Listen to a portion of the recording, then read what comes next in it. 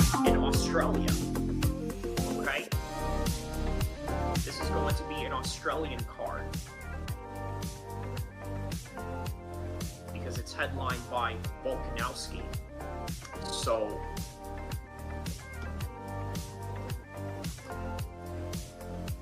let's take a look at the full card for UFC 325. Let's see here.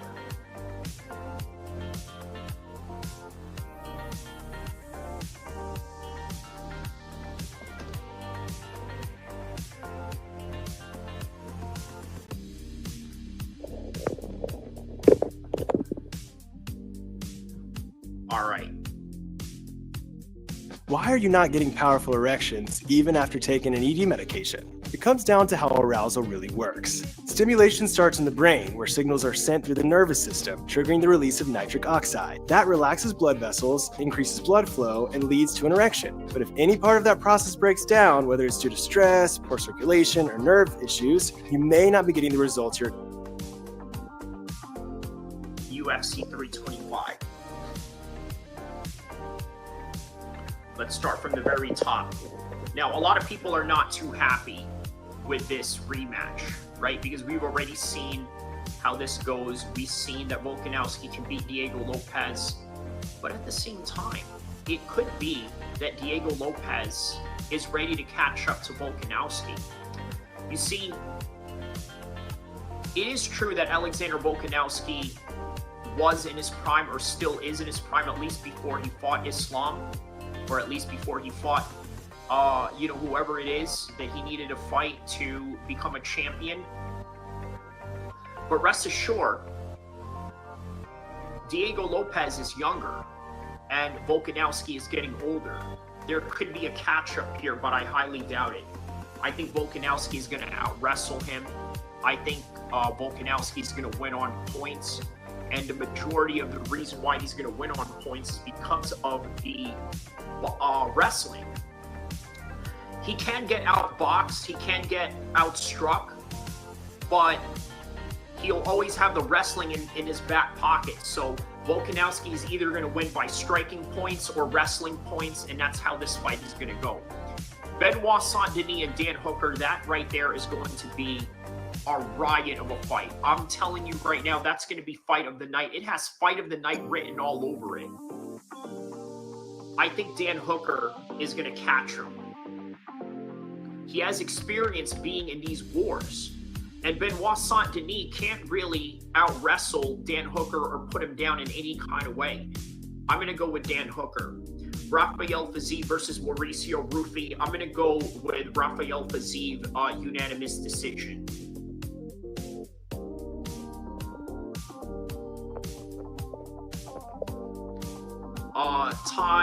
Tuivasa versus Tallison Teixeira.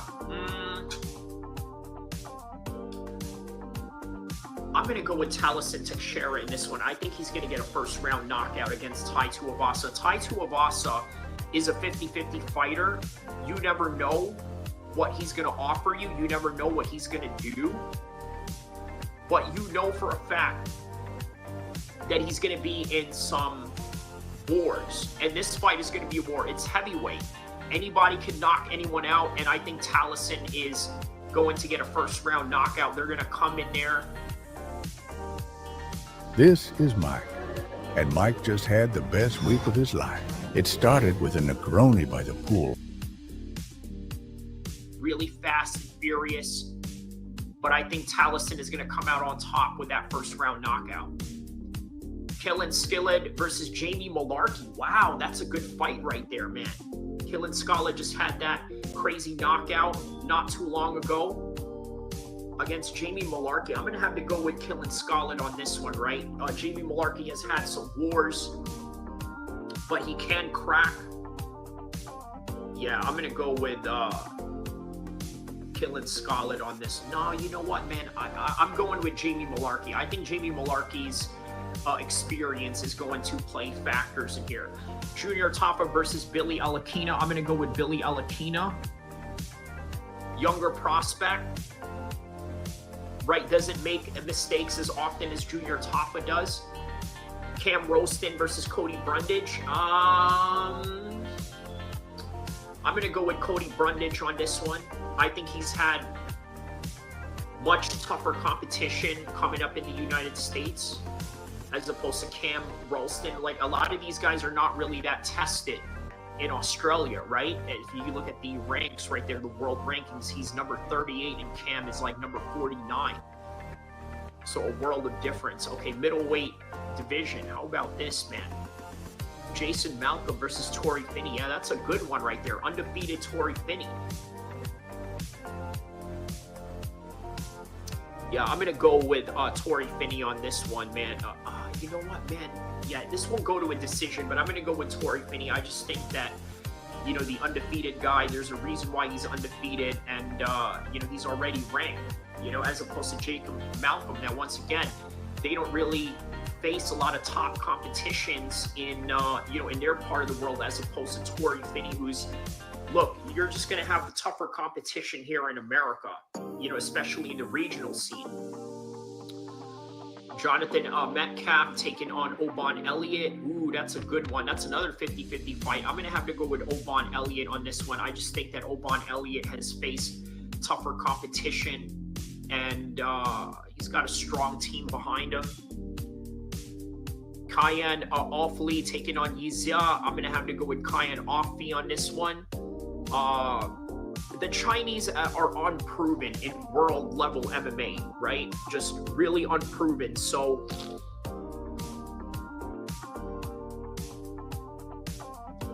yeah, I'm gonna have to go with Khan. Let's take a look at where Khan has been in his career. 7-4-1. He has a win in hex fighting. Okay, so this is his UFC debut. All right. Now, as opposed to the Chinese guy Yiza, 26-5, very decorated. Okay, but he's fought in the UFC. Okay, yeah, I might have to go with him instead, right? You know, he's got the longer UFC experience, and okay, road to UFC bout. How about this? We got a championship between these two guys right here. Okay. And then a road to UFC bout, tournament champion. Okay, so this is a tournament matchup that they got going on. Okay. All right, so I wonder if that is also going to be included in the whole entire card, or maybe that's separate from the whole card or part of the prelims. Let's find out. Let's find out what that is. So, okay, so they are added onto that as, okay. All right. So that is all in there.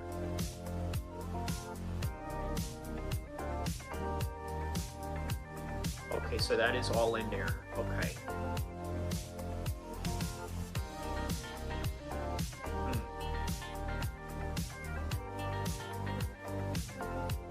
What is the start time for this card right here? The start time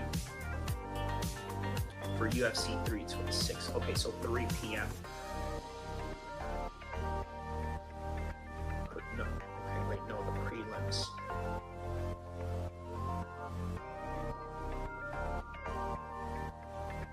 (2 p.m.) Okay, so it's going to take place at 2 p.m. To be exact. Okay, so 2 p.m. this Saturday. I will be there to cover the fight. I hope you guys will be there as well. This is all that I really have for this one right now. Guys, don't forget to like and subscribe. I will see you guys in the next one, inshallah.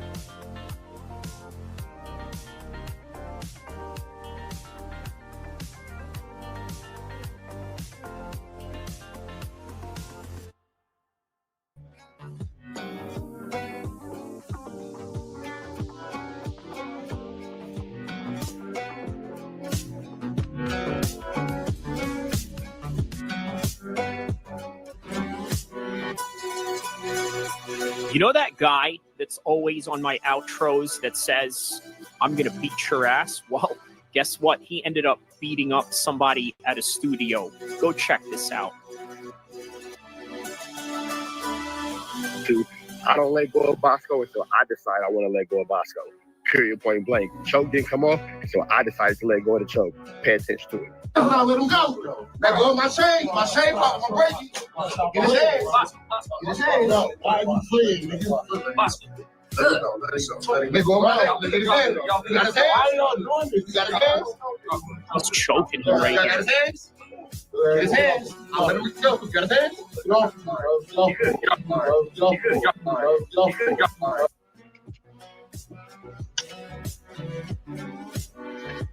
Approaching the 24-minute mark. Perfect.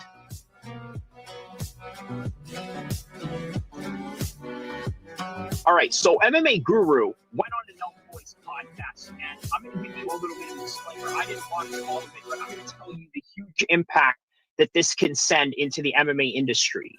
Number one, let's be honest about MMA Guru, right? I'm not here to tell you whether I like him or not, because that's completely irrelevant to the fact that he is very much an influential force in the world of MMA right now. Here's an example of what I mean that he's an influential force, okay? Number one, MMA Guru has a huge fan base that is disgruntled, that is distrustful of the UFC, quite frankly, also very distrustful of Dana White.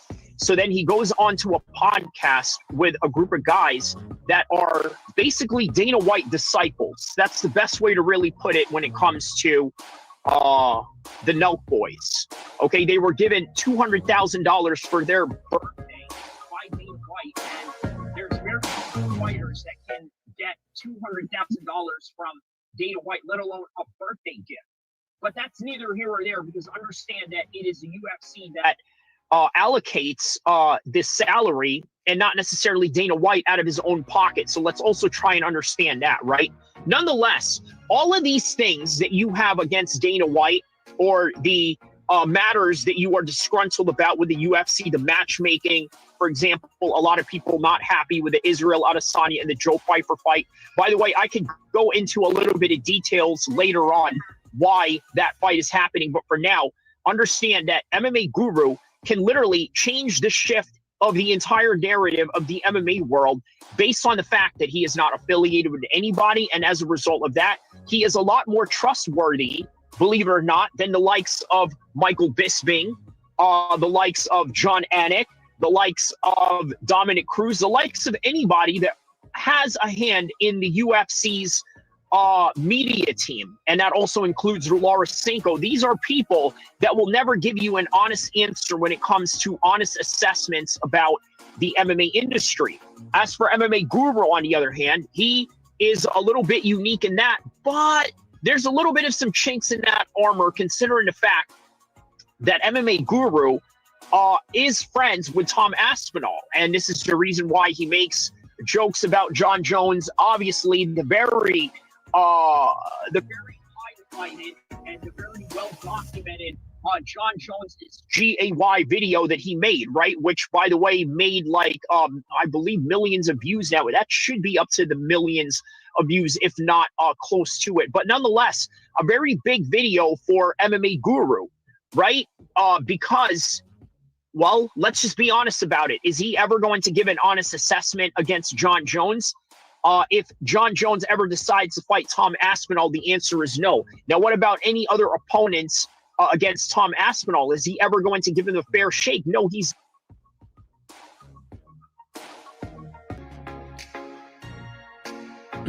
All right, so at this point, I would say that MMA Guru has the attention of Dana White. Now, think about this. The Nelk Boys are affiliated with Dana White. They're going to see this. Aiden Ross, who he's done a live stream with, he's affiliated with Dana White. He's going to see all of this.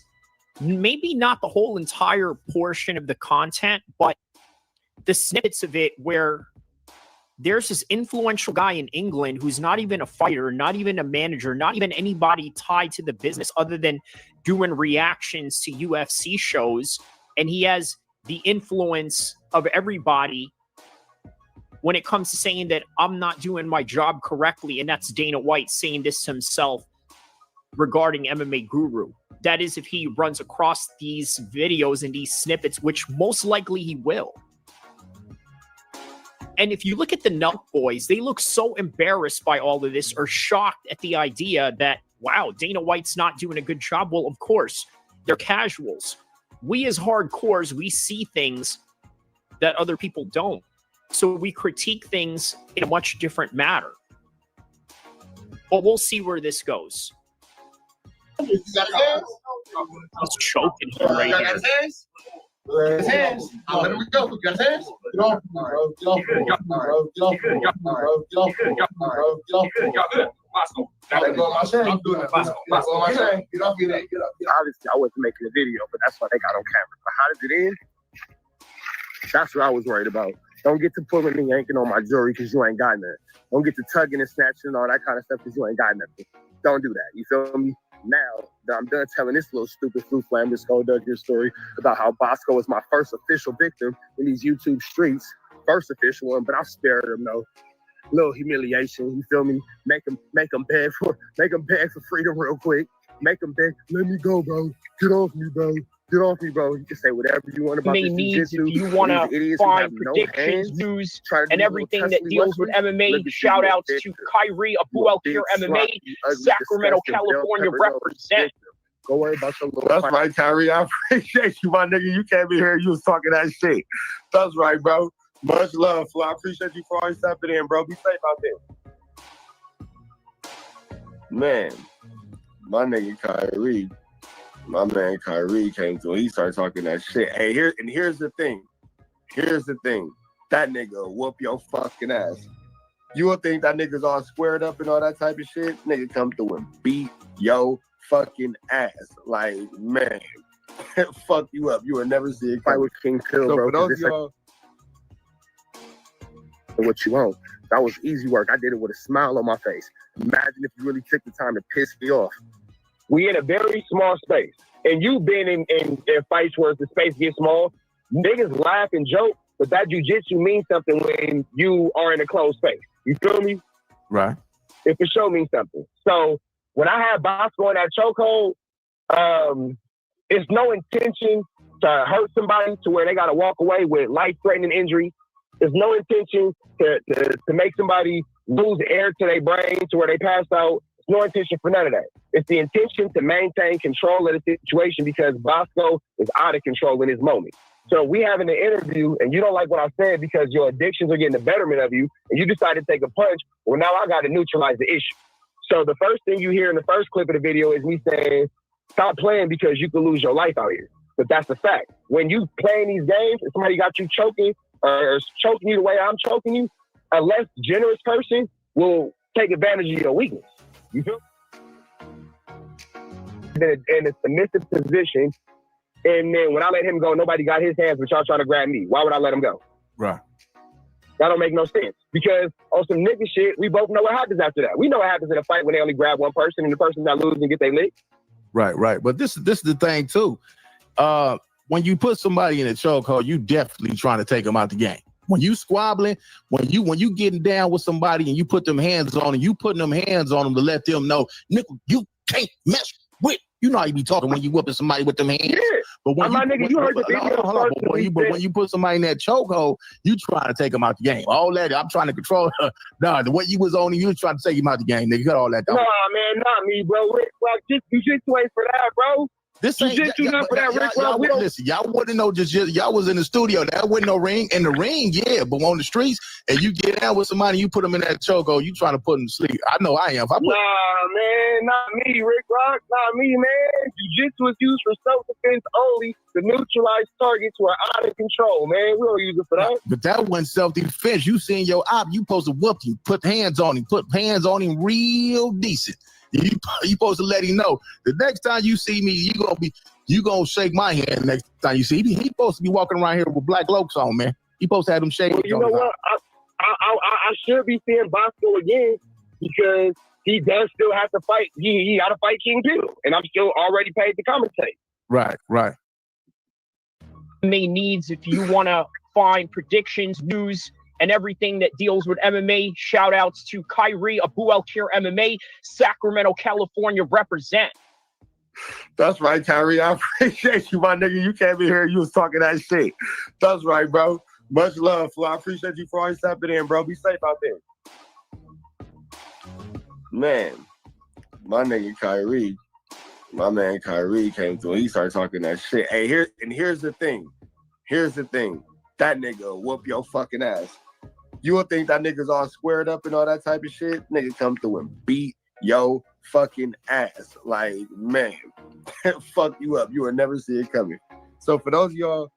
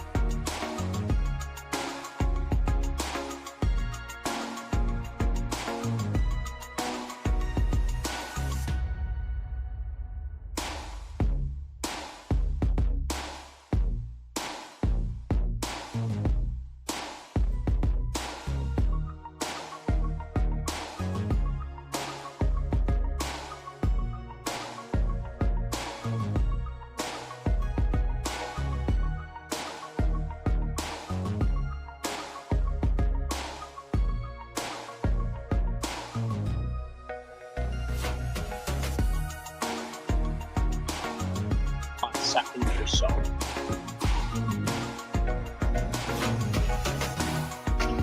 Gervonta Tank Davis is now in trouble with the law and is being pursued by U.S. Marshals. What are the charges? Kidnapping. And not only is it kidnapping, the other charges also deal with domestic violence. So that's a hard one to talk about. And I'm going to tell you why, right? Because there are variations of how these things go. There's the female on male dynamic. There's the male on female dynamic, which obviously is the most common, right? Where in cases of woman on man crime is a little bit rare. Though it's not an exception to the rule. These things are a reality in all different variations and nuances, which goes to say that maybe we shouldn't blame Gervonta Davis fully for all of this. But at the same time, you got to take responsibility for the things that you did. And the way that Gervonta Davis grew up, you need to understand that he comes from the hood. The way that they deal with emotions is a little bit different than, let's say, people who grew up with father figures. Not to say that there are people in the hood that don't have father figures, but there's a lot that don't, and Gervonta Tank Davis just happened to be one of them. Or maybe you run across a mother like Terrence Crawford, who, by the way, I'm sorry to say, abused him in a way where he allowed him to go and fight other kids in a very aggressive manner, in a way where, you know what? is this even called for? Is this even needed? Is this even necessary for him to do? And the reality of that situation is that it's not, man. It's not. Look, let me just be honest about this, right? Violence is never the answer, but at the same time, there are explanations to violence. Okay, for example, there are many people out there that are going to say, you know what, it's not right to go after the Israelis in the way that, let's say, Hamas and let's say bombers have done in the past, right? Throwing RPGs their way or just blowing up random coffee shops. Okay, that's understandable. And that right there, okay, it should not be glorified in any kind of way. In fact, it should be condemned. However, one cannot dismiss the reality that sometimes violence is caused by something else. So what I'm trying to say is that please have an open mind and understanding what is the reality with Gervonta Tank Davis, but at the same time understanding that is never the right way. It is never the right and correct way to express, you know, an extreme level of violence, especially towards the opposite gender. So unfortunately, with Gervonta Tank Davis, what we got right now is, well, probably the end of his career, at least for now, until he gets his stuff together. There's not going to be any Devin Haney fights, no Ryan Garcia rematches, and no Lomachenko fights, no championship fights, no Lamont Roach rematch, in which I believe he scored a draw against him. And then that's it. That's just the reality of Gervonta Tank Davis's boxing career right now, right? He was going to go in there and fight Jake Paul, and as a result of that, that fight never came to fruition. That fight never came about, right? It never materialized. But that's just the reality of combat sports in a nutshell. And you know what? Here's another unfortunate reality of combat sports. Some guys end up really just burning out before we can even see them shine. I'll give you an example. Lee Abraham Murray is a great example of this. A very great example of this. You want to know why Lee Abraham Murray is a great example of this? Imagine this. His last fight ever was against Anderson Silva. After he fought Anderson Silva, what happened? When he fought Anderson Silva, he went to go rob a bank, and it was the highest bank heist in British history. And then, well, the rest is history. Now, he went down to become one of the greatest bank robbers of all time while fighting one of the greatest fighters of all time. But after that, he had one UFC fight, which was against Jorge Rivera, in which he submitted him. And then he never had a fight ever since. The Anderson Silva fight was not even in England. I'm sorry, it was not even in the UFC. It was in England in Cage Rage. So as a result of that, we never got to see the true potential of Lee Abraham Murray. Oh, and how about this? The street fight stories where he ended up knocking out Tito Ortiz in a street fight. And at the time, Tito Ortiz was the light heavyweight champion of the world. Can you imagine? We would have had ourselves a double champion at that time. But that's the reality of Gervonta Tank Davis. And we will see what happens from here on out, because yes, he will get arrested. Yes, he will face prison time of some sort, but it doesn't mean that it's not going to mean the end of his career. It's not going to mean the end of his career. It won't mean the end of his career. But we shall see if it really is the end of his career, no matter what the outcome is on this one. MMA needs, if you want to find predictions, news, and everything that deals with MMA, shout outs to Kyrie Abu Al-Kir MMA, Sacramento, California, represent. That's right, Kyrie. I appreciate you, my nigga. You came in here, you was talking that shit. That's right, bro.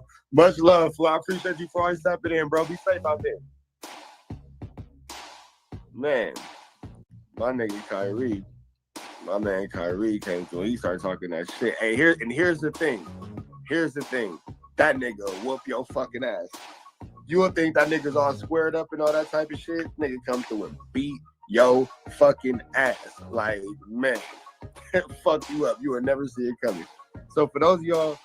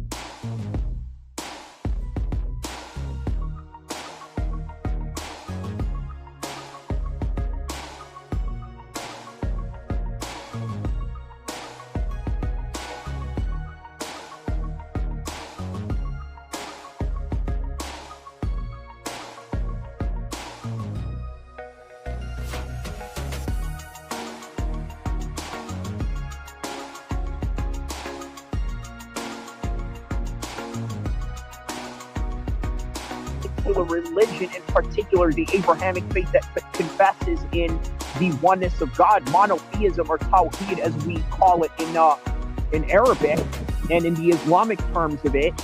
Monotheism, you understand that this life is a test. And so Anthony Joshua has understood that. For a long time, Anthony Joshua felt like he could box for a longer period of time. Now, the problem with that is it's unsustainable, right? Because at a certain point, he had enough money to quit, but then you also got to take into effect, now you're going back in there, and now you're getting knocked around with Daniel Dubois.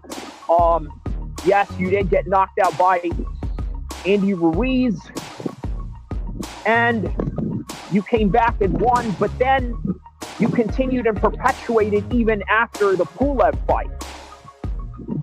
Then you met Usyk, but then you beat everybody else, not named Daniel Dubois. Okay? So it seems like a pretty successful career. Now, the cherry on top really is the Jake Paul fight. Because once he got that Jake Paul fight, once Anthony Joshua got that Jake Paul fight, he should have understood that he was going to quit right there, right? This is not a guy that's on his level, but this is a guy that can pay him a lot of money. So he took the fight. And then this tragedy happened, which just happened to coincide with the event of his fight with Jake Paul, and then leading on to the demise of his friends. But what Anthony Joshua learned out of this was understanding that life is short, and all the accomplishments in boxing can be very addictive, and it pulls you back in every time, right? Now, I'm going to give you a very bold prediction about this, okay? And it's all predicated on if, let's say, Anthony Joshua is healthy, okay? Because I'm going to give you a little bit of some positive light to this. The positive light is the fact that Anthony Joshua is a competitive person. given the fact that, let's say, he has no injuries of any kind, and disregarding any of those injuries, if he has any, or hopefully he doesn't, he can easily come back because he's a competitive person. He just has to try to get over this right now. But should he? The answer is no. You've already accomplished everything that you wanted, unless, of course, you still have that competitive drive, which I think there is a part of him that still has that. AJ has been disciplined all throughout his career, and as a result of that, he has a high potential of going back. He has taken care of his body a whole lot better than Tyson Fury, and for these two guys to be around in the same age group, you could argue that Anthony Joshua has taken care of himself way better going into his 40s than, let's say, Tyson Fury. So as a result of that, this is what happens, right? I think that Anthony Joshua is going to have a hard time dealing with what he's dealing with right now. But at the same time, I also think that Anthony Joshua doesn't have anything else to prove, even if he's healthy to do it or not.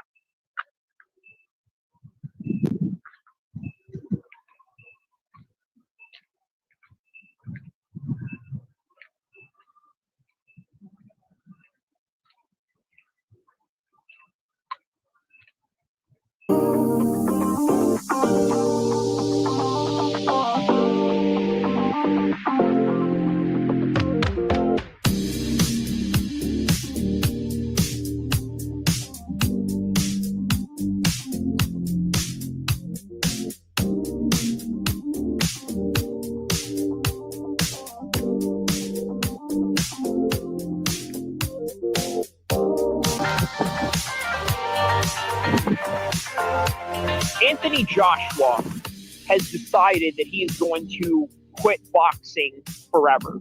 And I know that sounds insane to say, but it feels that Anthony Joshua has understood a certain spiritual awakening after the demise of two of his friends that were involved in a car accident that was taking place in Nigeria. Now, unfortunately, there have been a lot of ridiculous conspiracy theories behind what happened to Anthony Joshua, in the likes of Bryce Mitchell, always trying to play a character, trying to live up to the idea that, hey, guys, I am the conspiracy theory guy, therefore I have something different and groundbreaking to say. Well, you know what? In the light of Anthony Joshua's retirement, one thing we have to understand is that when it comes to life, sometimes actions and reactions are just really a simple transaction in life. And what do I mean by that, right? It's a simple transaction in life, meaning that it's not as complicated as, well, this happened because he lost to a boxing match or won a boxing match that he should have won against Jake Paul. It has nothing to do with any of those things, right? It just has to do with the fact that there was a freak accident, and here's something that a lot of people are going to have a hard time swallowing as well. It was already written in the will of Allah a long time ago that this was going to happen, right?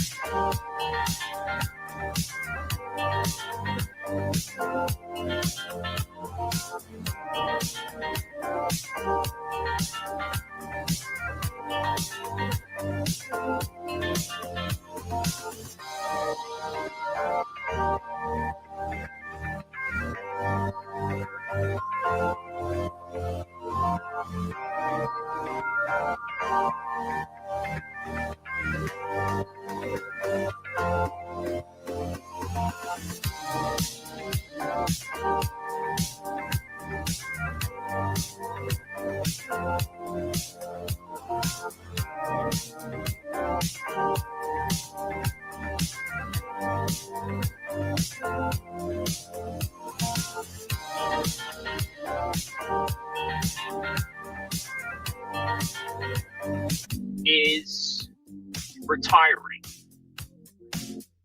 You want to know why? Because his friend died, two of his friends died in the trip of Nigeria, where Joshua was injured, left unscathed for whatever that means of his current health condition, but nonetheless alive. And then you had his buddies that got taken out.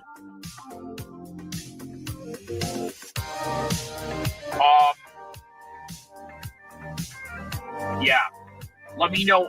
Can you hear me okay? Let me know.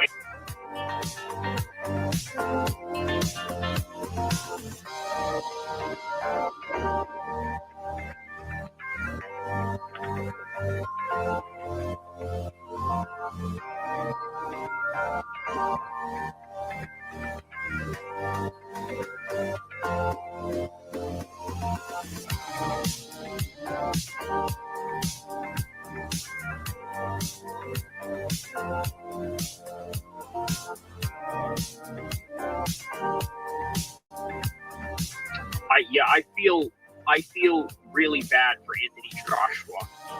I do. Because no matter how you cut it, he's absolutely going to feel a sense of survival's guilt in this, right? And he cannot continue on boxing at all. He's made enough money in his career, and as a result of making enough money, Anthony Joshua doesn't need to fight for financial survival anymore, right? So what was he doing it for? After Klitschko, after the other fights that he had, after he had beaten Andy Ruiz and got his unified title back, what else was left? What else was there to prove? Well, there were obviously all these other fights that he could have taken, to which he never did. And as a result of that,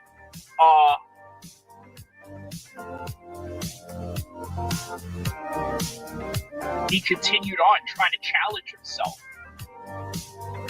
multiple times against Alexander Usyk, multiple times against Andy Ruiz.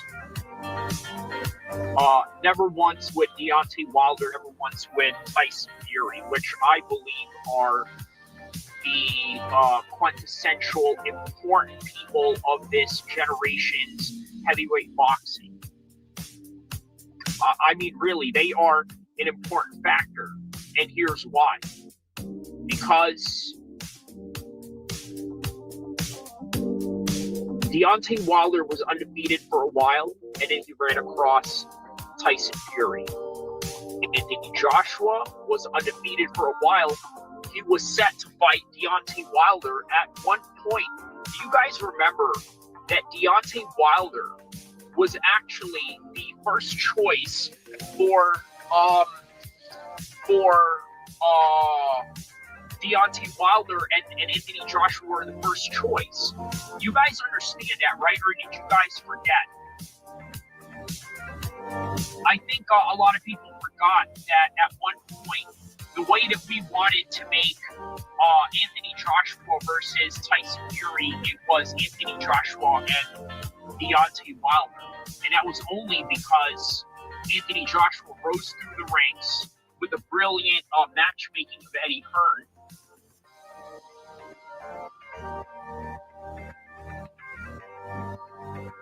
And then some matchups that, and even in Eddie Hearn's career, seems like the type of guy that is putting a lot of his fighters in danger. I mean, you've heard a lot of people say this about Eddie Hearn at particular times of his career. Whenever a certain fighter loses, oh, you took Campbell all the way to Japan to fight Inoue. Of course he was going to get knocked out, right? You took Kell Brooks to fight Triple G. Of course he was going to get knocked out.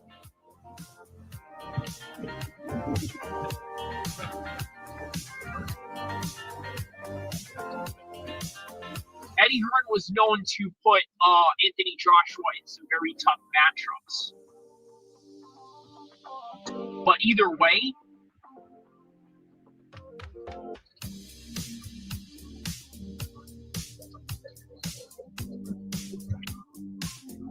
Anthony Joshua had one of the best careers in boxing, in my humble opinion.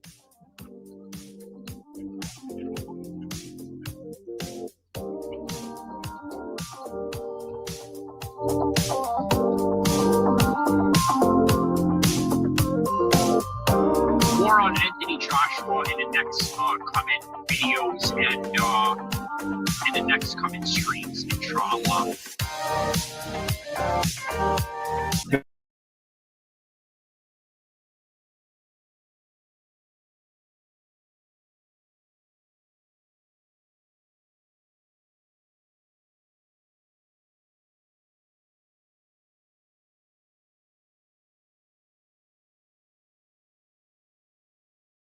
And in the next coming streams, inshallah.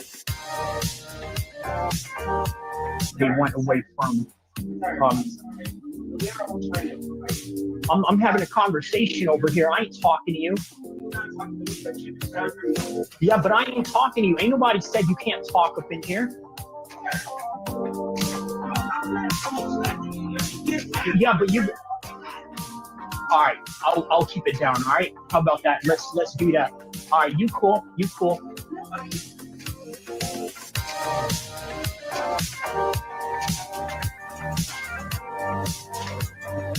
For publicly social media, well, not totally, but yeah. Man, real seriously, you know what I mean? Like. Send me some ones if you want me to crash out right now. Like, MMA needs, if you want to find predictions, news, and everything that deals with MMA, shout outs to Kyrie, Abu El-Kir MMA, Sacramento, California, represent. That's right, Kyrie. I appreciate you, my nigga. You can't be here. You was talking that shit. That's right, bro. Much love, Flo. I appreciate you for always stepping in, bro. Be safe out there. Man. My nigga Kyrie, my man Kyrie came to, he started talking that shit. Hey, here's the thing. That nigga whoop your fucking ass. You would think that nigga's all squared up and all that type of shit. This nigga come through and beat your fucking ass. Like, man, fuck you up. You would never see it coming. So for those of y'all.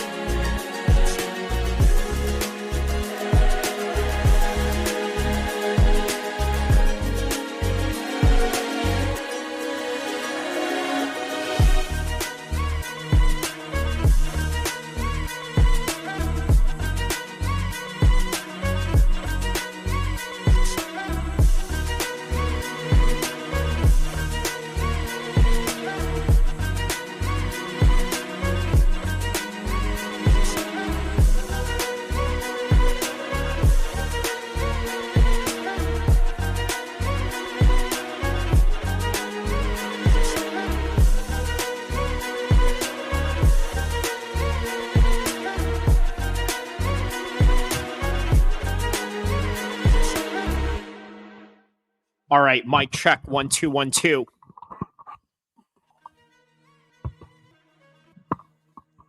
Mic check, 1 2 1 2.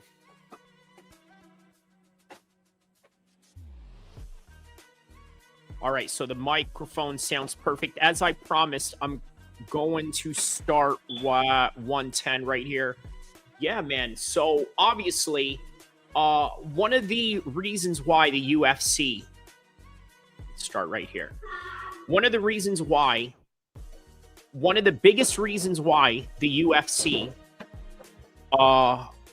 goes through different cities around the world is because they want to market that city's tourism.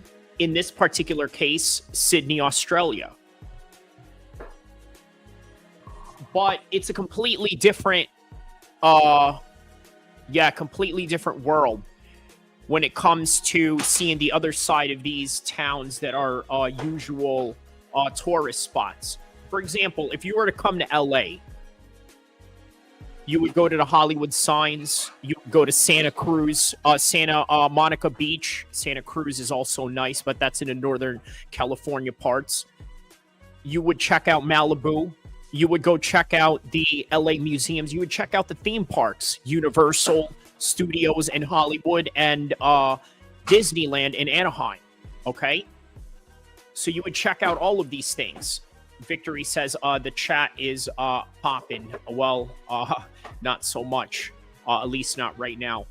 But okay, so let's get to it, right? Let's take a look at what the type of gang warfare that is going on in Sydney, Australia right now. But anyways, as I was saying, yeah, you go to all these spots in LA, you don't realize that there's an underbelly of an underworld, right? Not just with the Bloods and the Crips, nor with just, let's say, the SAs and the Northerners and then the biker gangs. But then there's also Armenians. There's also Italians that are also operating in that part of the world. And many people don't know. Obviously, the Mexican mafia falls into place in that. He says, let's go. Yes, that's right. I am live right now, my man. You know, so we are getting it cracking right now. So, okay, so this is what I wanted to highlight. As I told you guys, the reason why I love having a mixed martial arts channel is because I love being able to contemplate the world around us through the lessons in martial arts, in particular mixed martial arts. So now let's get to it. Gang warfare going on in Sydney, Australia, as we are covering a fight that is taking place in Sydney, Australia. Let's get to it.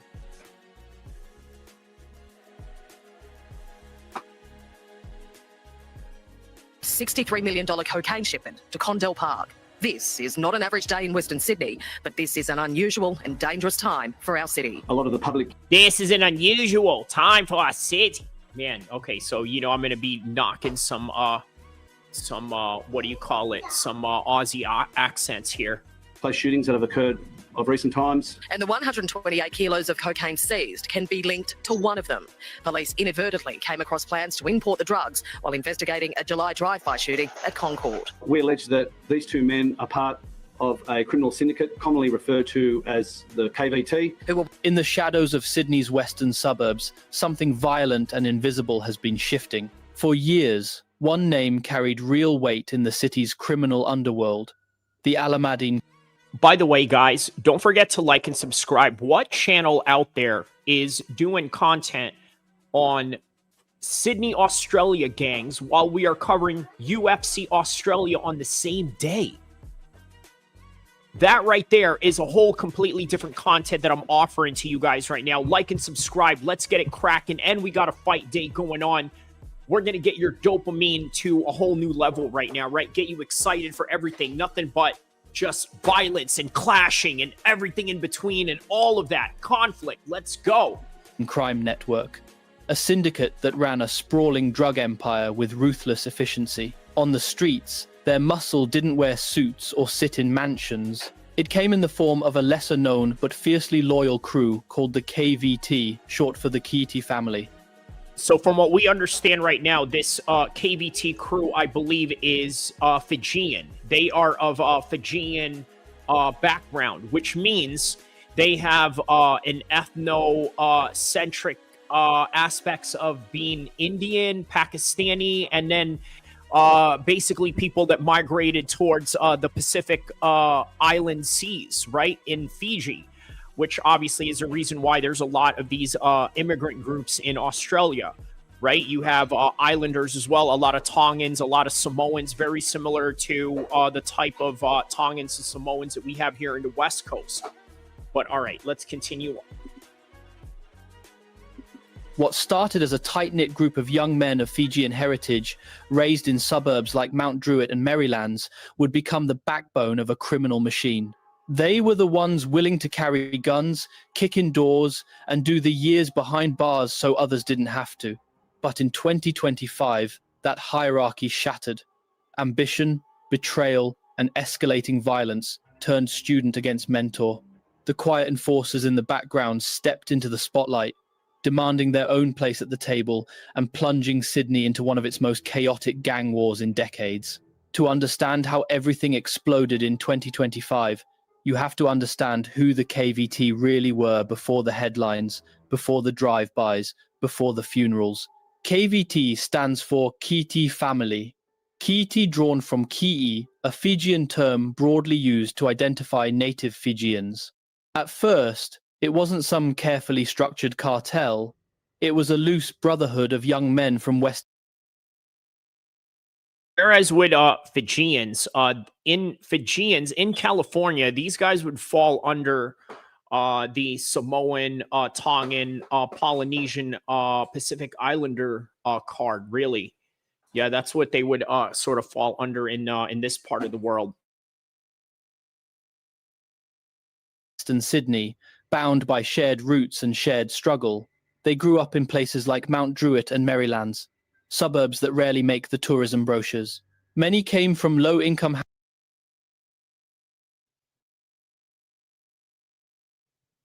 Okay, so did you hear that? You know, not necessarily something that would make the brochures in the tourism, you know, ads, right? So that is precisely the reason why I wanted to do this, is because this is where UFC 325 is taking place today. Okay, so just give you guys a little bit of context why we are watching this, to let you guys know this is where UFC 325 is today, and it's entertainment and fun at the same time, right? Learning about different criminal gangs around the world and what they got going on, what kind of program they're getting into, and what kind of activities they got. It's all very interesting stuff, and maybe even some stuff that people who are street and about that life in the United States could relate to as well. And you realize that we are all just one and the same in this hustle and grind that people are trying to get by with. Households, cramped housing, and neighborhoods where police sirens were just part of the background noise. In these streets, opportunity was scarce, but tension was everywhere. School felt pointless to some, work seemed out of reach, and the relationship with authority was already broken before. Now, when you hear something like that, anybody who's from Compton, Stockton, Fresno, Sacramento, you can go back to the East Coast into Bronx, Queens, Jamaica, Queens, Long Island, New Jersey, Brick City, Atlantic City. I mean, I could name it all. Philadelphia, Miami, the list goes on, right? You can even put Fayetteville into there, right? All of that I just mentioned, they can relate to everything that they just talked about right now, right? What is a common theme? School seems pointless. It doesn't seem like you'll get anywhere. Better to just go hang in a block and make money with the dope boys that are, really doing it up, right? Meaning you're here trying to, get to school or, not getting anywhere. You can't even get homework done because there's a lot of distractions going on. There's just all of these things going on in your home. So it's a common theme that a lot of people who, once again, are about that life or people who have lived a very tough life in an urban environment can relate to around the world. So something to just keep in mind. Before it even began. In that environment, the promise of gang life didn't sound like corruption. It sounded like survival. A crew like KVT offered brotherhood where society offered isolation, protection where the system offered suspicion, and most importantly, money, real, fast, tangible money, instead of distant lectures about working hard for a future that never seemed to arrive. At first, KVT operated more like a street clique than a criminal organization. Their identity was built around their Fijian heritage and the western suburbs they claimed as their own. They backed each other in fights, moved in tight packs.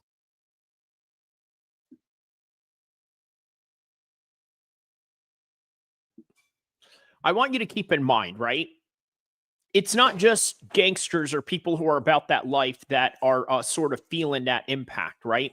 There are many people right now in this modern economy who feel like nothing they do or nothing they work for will gain them anything in this world. And that's just the harsh reality that a lot of people are feeling right now, and not just street people, but yeah. And developed reputations as young men you didn't want to cross. They might not have had a hierarchy on paper, but they had respect, pecking order, and a willingness to do what others wouldn't. That's exactly what drew the attention of a much bigger predator. The Alameddine crime network, already entrenched in Sydney's drug trade, recognized potential in this group. To them, KVT weren't just some rowdy kids. They were a resource, loyal, tough, and desperate to prove themselves. A senior Alameddine figure, Masood Zakaria, became the key link.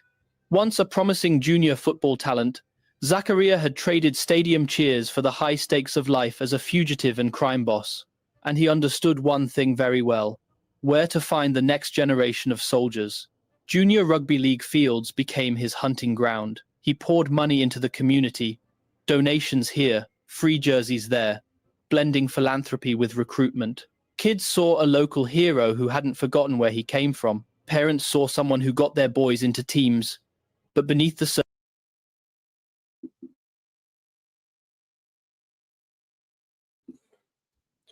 Yeah, it sounds a lot like Big U. If you guys know anything about Big U in Los Angeles, the alleged leader of the Rolling 60s Crip, who is now facing 100 years to life based on numerous and various charges.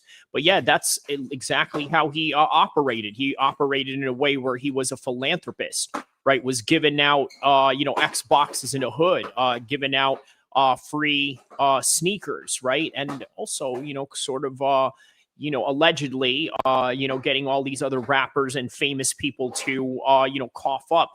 But another theme, right? This particular gang leader they're sort of highlighting here, the Fijian guy, he's also a former athlete, right?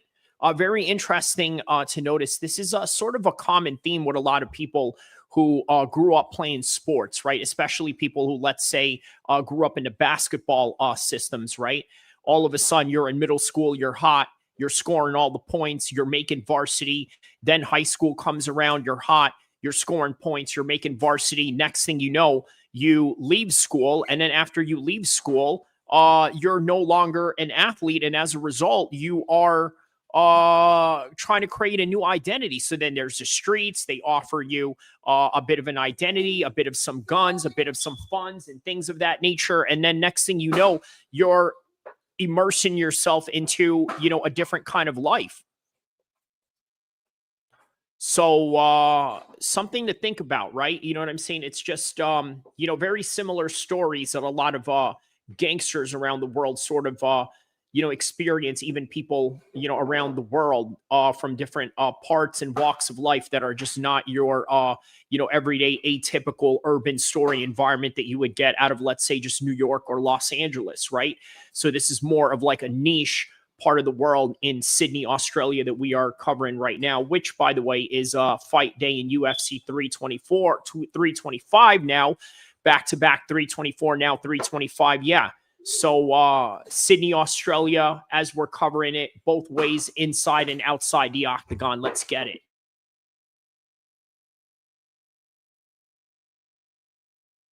Surface, Zakaria was quietly building a pipeline, promising young athletes, especially those already flirting with the edges of trouble, were slowly pulled into his orbit. Over time, many of those young men would become the backbone of KVT. The loose neighborhood crew hardened into an organized criminal unit. New phones, fresh clothes, luxury watches, and cars weren't just rewards. They were proof that loyalty paid. The deal was simple. The Alameddines handled the big business: drug importation, trafficking routes, international links, and KVT handled the dirty work on the streets. Assaults, storing weapons and drugs, collecting debts, intimidating rivals, even accepting jail time on behalf of their superiors. KVT did it all. They became a disposable but indispensable strike team, always ready when the family needed muscle. By the early 2020s, KVT were no longer just kids from Mount Druitt trying to get ahead. They were a tightly run enforcement wing of the Alameddine syndicate, woven into the fabric of Sydney's underworld, and soon the whole city would see exactly how far they were willing to go. By the time the early 2020s rolled around, the Alameddine KVT partnership was no longer just an arrangement in the shadows. It was a machine, and Sydney was about to feel the full force of it. The city's underworld was already tense, but when the Alameddines locked horns with the Hamzi crime family, the dominant faction of Brothers for Life, that tension erupted into open. So from what I understand, the Alameddines are the Fijians, okay? So what it sounds like is maybe they have some sort of Muslim background based on the fact that some Fijians also have a Pakistani background. But yes, so okay, so they're the Fijians, and then so who are the Hamzis? From what it sounds like is that the Hamzis are the Lebanese, and by the way, that is also a very common immigrant group in Australia, right? You have a lot of Lebanese people that have moved there based on the civil wars that have happened in the 1980s, and then what did that transfer into? That transferred into gang warfare.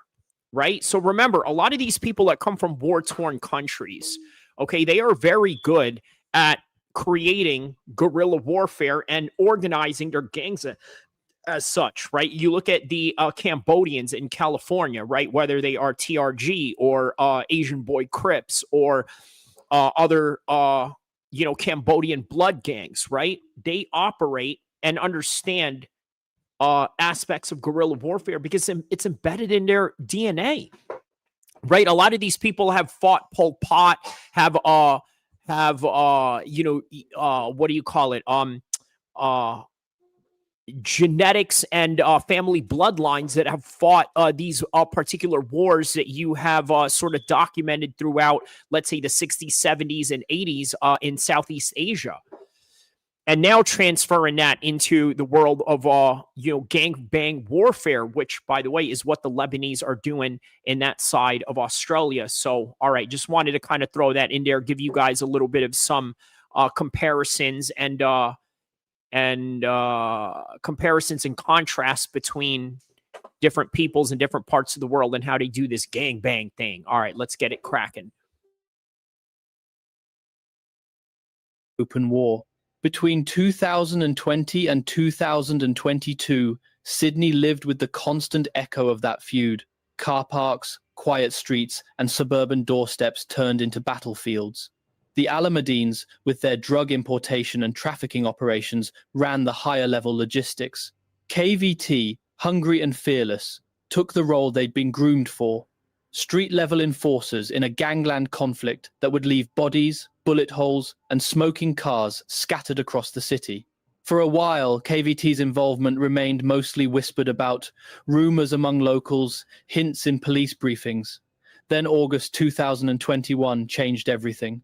In North Sydney, police intercepted a stolen Mercedes. Inside were 3 masked men carrying firearms, KVT leader Joseph Joe Fresh Vokai, Samuel Romakisa, and an unnamed 9-year-old.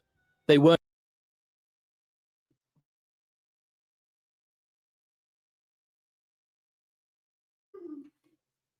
Now, it usually just starts out like that, right? It's just whispers. Everybody in the hood talking, everybody just keeping it on the low, keeping it between the neighborhood, keeping it between the people that are in the need to know basis, okay? And then out of nowhere, somehow there's pillow talking that happens.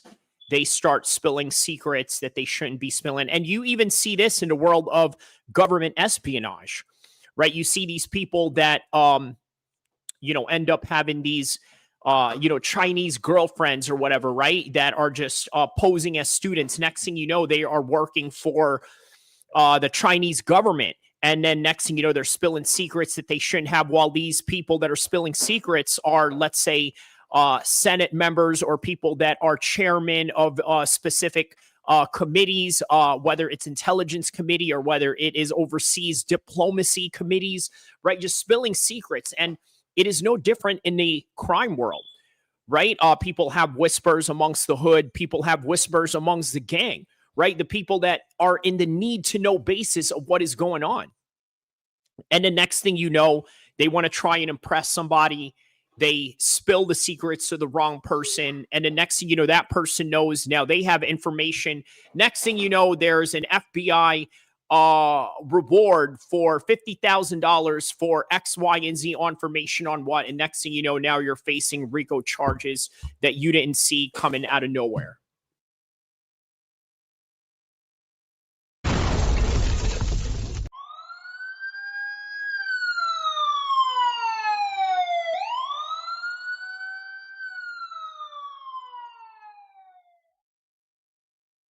Weren't out joyriding. Authorities alleged they were on their way to carry out a hit on one of the most high-profile figures in the Hamzy camp, Ibrahim Hamzy, then head of the Hamzy crime family. The plot didn't just fail. It exposed the inner workings of a much darker reality. When news broke that the men arrested were linked to KVT and that the supposed target was Hamzy himself, the public saw what law enforcement had suspected. KVT wasn't just a bunch of Fijian boys from the West getting into trouble. They were willing and lethal tools in a major organized crime network. Vokai was charged with conspiracy to commit murder and directing a criminal group. For police, it was a breakthrough. Formal recognition that KVT sat firmly inside the hierarchy of Sydney's top-tier criminal landscape. For KVT, it was a turning point. Their leader behind bars became both a badge of honor among some and evidence of how deeply they'd sunk into the underworld. Behind the scenes, however, the alliance continued. Even as charges piled up and headlines flared, the Alameddines and KVT still needed each other. The Alameddines required on-the-ground operators who could move quietly but strike hard. KVT, despite arrests and rising heat from detectives, still craved the money, status, and protection that came from being attached to a powerful syndicate. As the Hamzy feud simmered and shifted, both groups began turning their attention to another lucrative market, illicit tobacco. If drugs were the old money, tobacco became the new frontier. Smuggled cigarette cartons, hijacked shipments, underground warehouses. It was a different commodity, but the same violent ecosystem. Far from weakening their bond, this shared interest pulled the Alameddines and KVT even closer together, at least on the surface. They collaborated on new operations, planned more daring thefts, and moved deeper into logistics that blended traditional organized crime with evolving black market opportunities. But while the public saw a unified front, two criminal forces working hand in glove, cracks were already beginning to form beneath the surface. Power, greed, and shifting loyalties don't stay buried forever. And the next major operation they set in motion would prove just how brutal and unbalanced this partnership had become. The promise of easy money in illicit tobacco was too tempting for the Alameddines and KVT to ignore. Cigarettes might not sound as dramatic as kilos of cocaine, but in Sydney's underworld, they meant millions. Oh man, you know what? A lot of these dudes were into a whole lot of different stuff, man. A whole lot of different stuff. But you know what? Listen, that's what it is. Look, in today's economy, right? You got to get it how you live it. Because let me tell you something, man. Nothing is guaranteed anymore, right? Your job isn't guaranteed. Your money isn't guaranteed. Your financial security isn't guaranteed, no matter what it is that you do. This is why you got to go out there. You got to get a hustle. You got to go out and make YouTube videos. You got to go out there and do what it takes to do something different. Do something that is, well, you know what? Something that is a little bit different and unique than what I'm not saying that you should go out there and do this, but I can understand and see why these people are doing that. I mean, really, can you blame them in today's economy?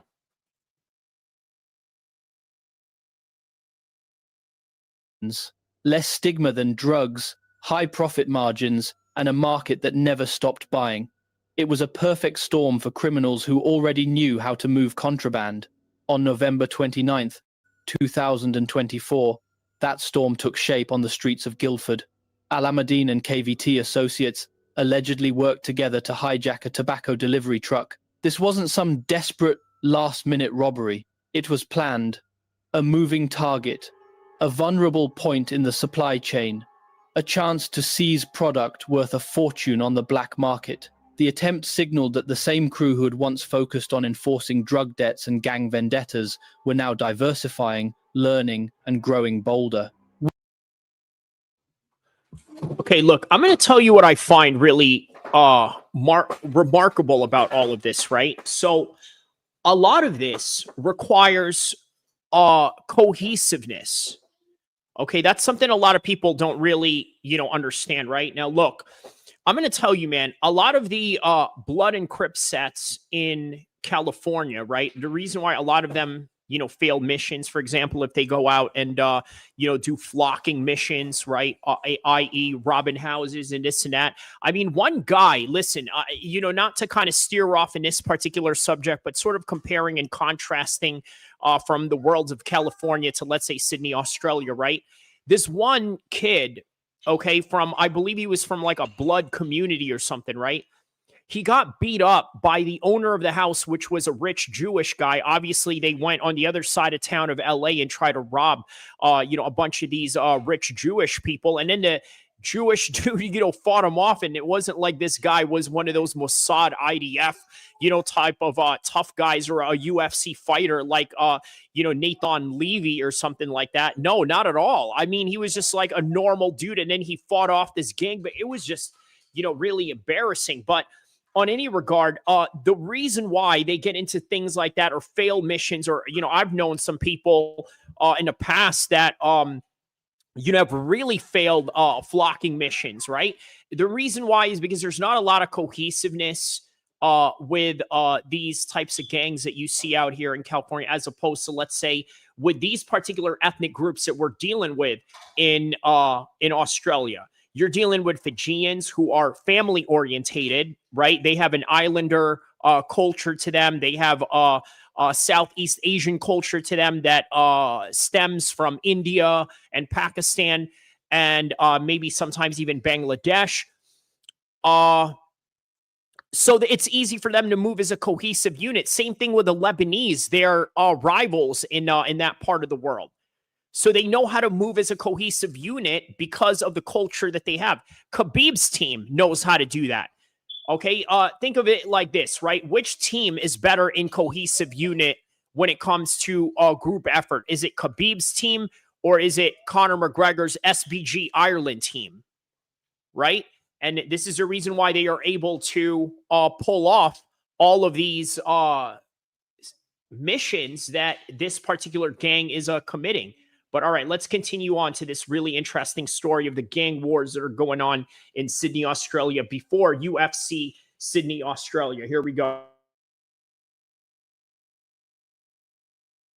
Weeks later, on January 4th, 2025, they tried something even more audacious. This time, the target was not a truck but a warehouse in Condell Park, believed to be storing over a ton of illicit tobacco. That kind of haul could reshape power dynamics overnight. The plan was simple in theory: get in, dominate the scene, strip the place of its goods, and disappear into the night. But crime is rarely clean. As the crew moved in, they accidentally triggered the site's security alarm.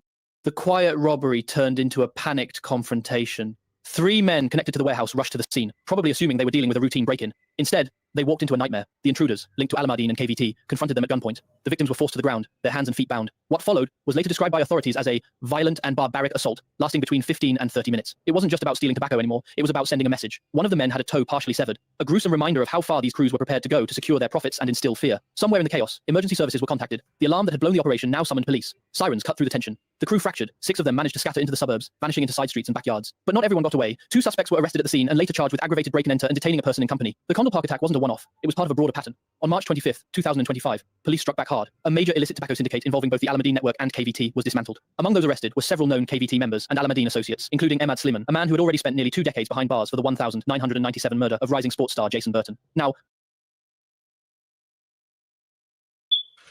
all right, so you hear that among one of the people that were victims to this gang warfare was a sports star by the name of Jason Burton. I'm not exactly sure who that Jason Burton guy is, but okay. But anyways, yeah, he's obviously one of the victims to this. So once again, no one is exempt from gang violence, right? Not even stars themselves. Obviously, PNB Rock, the rapper, is an example of that. Pop Smoke is an example of that. They found him in his Airbnb in the Hollywood Hills because somebody in his camp, in particular, some women that he was with, gave out his location through an Instagram story, right? Not knowing that there were people that were scoping them. Zoop says, miss you, shout out to you. He says, sometimes you got to rob a mother effer. Khabib's team is getting good at taking PEDs. King says, I miss you too, my man. Shout out to you, my man. All right, let's continue on. police alleged he was directing this tobacco operation from the shadows. The syndicate was accused of the Condell Park assault, the Guildford truck hijacking attempt, the theft of roughly $1.5 million worth of cigarettes from a Casa Rare storage facility, and another failed heist at a unit in Girraween. These weren't clumsy robberies. They were coordinated campaigns aimed at dominating the illicit tobacco trade. On paper, the Alameddine KVT alliance still looked strong. They were planning serious jobs, pooling manpower, and sharing risk. But the imbalance was growing. KVT were doing the terrifying hands-on work, and they knew it. Law enforcement pressure was tightening. Egos were inflating, and the feeling that they were no longer just underlings began to simmer. The partnership hadn't collapsed yet, but it was straining, and Sydney's underworld was about to feel the break. By mid-2025, the alliance that once seemed unshakable began to creak under its own weight. On the surface, the Alameddines and KVT were still pulling off major operations together, still feared, still profitable. But underneath, the dynamics had changed. The absence of key Alameddine figures, many of whom had quietly slipped to Lebanon under relentless pressure from New South Wales police, left a hole at the top. The generals were gone, and the soldiers were left staring at each other, wondering who was really in charge. Without that strong centralized leadership, subgroups that had long taken orders began to test their own power. KVT, hardened by years of doing the dirtiest jobs, were no longer content to be treated as disposable muscle. They'd bled, they'd gone to jail, they'd carried the guns and taken the risks. Now they wanted recognition, and more importantly, control. Out of that simmering frustration, a new faction began to crystallize from within KVT's own ranks, the Afghani crew. They weren't necessarily from Afghanistan, but the label stuck, a nickname turned up.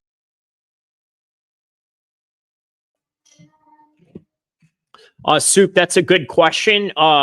What do I think of the Libyan flag? Here's what I think, right? The majority of flags in the Muslim world are haram. Okay, I'm just going to be honest with you about that, right? They are not coinciding with what the Prophet Muhammad would have wanted for an Islamic nation. So therefore, the only flags that I really think are worth, for a Muslim country are the ones with the Arabic writings of La ilaha illallah, there is no God but God, and Muhammad is his messenger, right? Which is the Saudi flag, right? So any flag that has the Shahada on it is a legit flag to me, right? And yeah, I'm not a Libyan nationalist by any degree, right? I'm not an Arab nationalist by any degree. I'm not even an American nationalist, really. I mean, I'm proud to live from America, and I always say it like this, right? Muslim first, American second, and if you ask anybody else and they tell you otherwise, they need to question their religion. He says, no, I meant like the 2011 Libyan flag. Okay, I understand, but still, yeah, I the only flag that I really like is the Saudi Arabian flag, to be quite honest with you. It's green and white, and it has La ilaha illallah on it, so yeah. Identity. This splinter wasn't interested in playing by old rules. Younger, more aggressive, more impulsive, they saw the Alameddine hierarchy as out of date and slow. Where older figures preferred negotiation, alliances, and quiet deals, the Afghani crew favored something simpler and far more dangerous. Violence first, questions later. What began as whispers and quiet resentment quickly morphed into open hostility. Street talk turned into confrontations, confrontations into ambushes. Drive-by shootings, arson attacks, and public brawls began to spike across Sydney's western suburbs. What had once been a united criminal front was now splitting into factions ready to turn their guns on each other. The scale of the chaos forced New South Wales police to do something drastic. They didn't just create another strike force, they built a monster. Task Force Falcon was launched, combining 13 separate strike forces under one umbrella. More than 150 officers were assigned to track shootings, execute raids, and monitor what was rapidly devolving into a full-scale gang war. The feud between KVT and the Alameddine group didn't ignite in one dramatic moment. It unfolded as a series of calculated slaps, each answered with a punch, each punch answered with bullets. One of the early flashpoints was a confrontation that allegedly took place between Joseph Joe Vokai, still a towering presence despite his legal troubles, and Alameddine associate and rapper Ali Huncho Yunan at a gym in Western Reason, Sydney. Police were tipped off, but when questioned, both men denied anything had happened. Still, the rumors refused to die. In the underworld, perception is everything. The idea that an emerging KVT leader could square off against a prominent Alameddine-affiliated figure only fueled speculation that a power struggle was underway.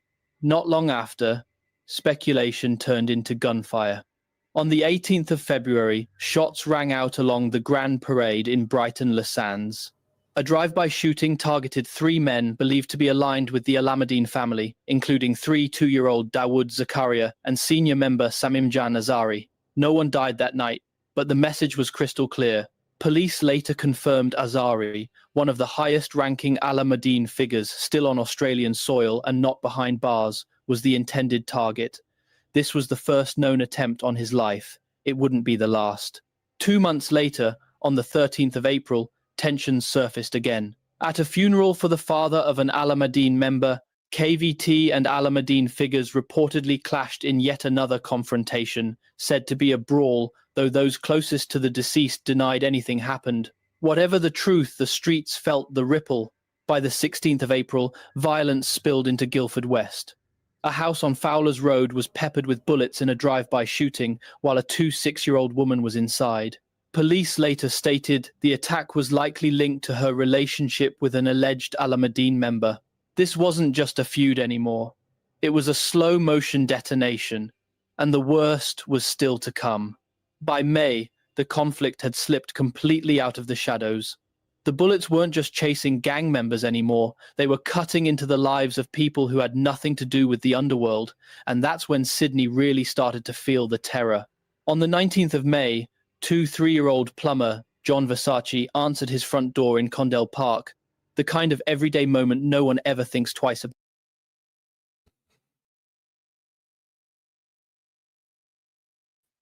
So notice how the other crew had a rapper with them, right? And then obviously the stereotypical reason of why gangs fight is primarily because of a chick having to have a say in a situation, or somehow creating a fuse in a situation. But on any regard, yeah. About as he stepped into the doorway, a hail of bullets tore through the quiet suburban facade. Versace was gunned down on his own doorstep.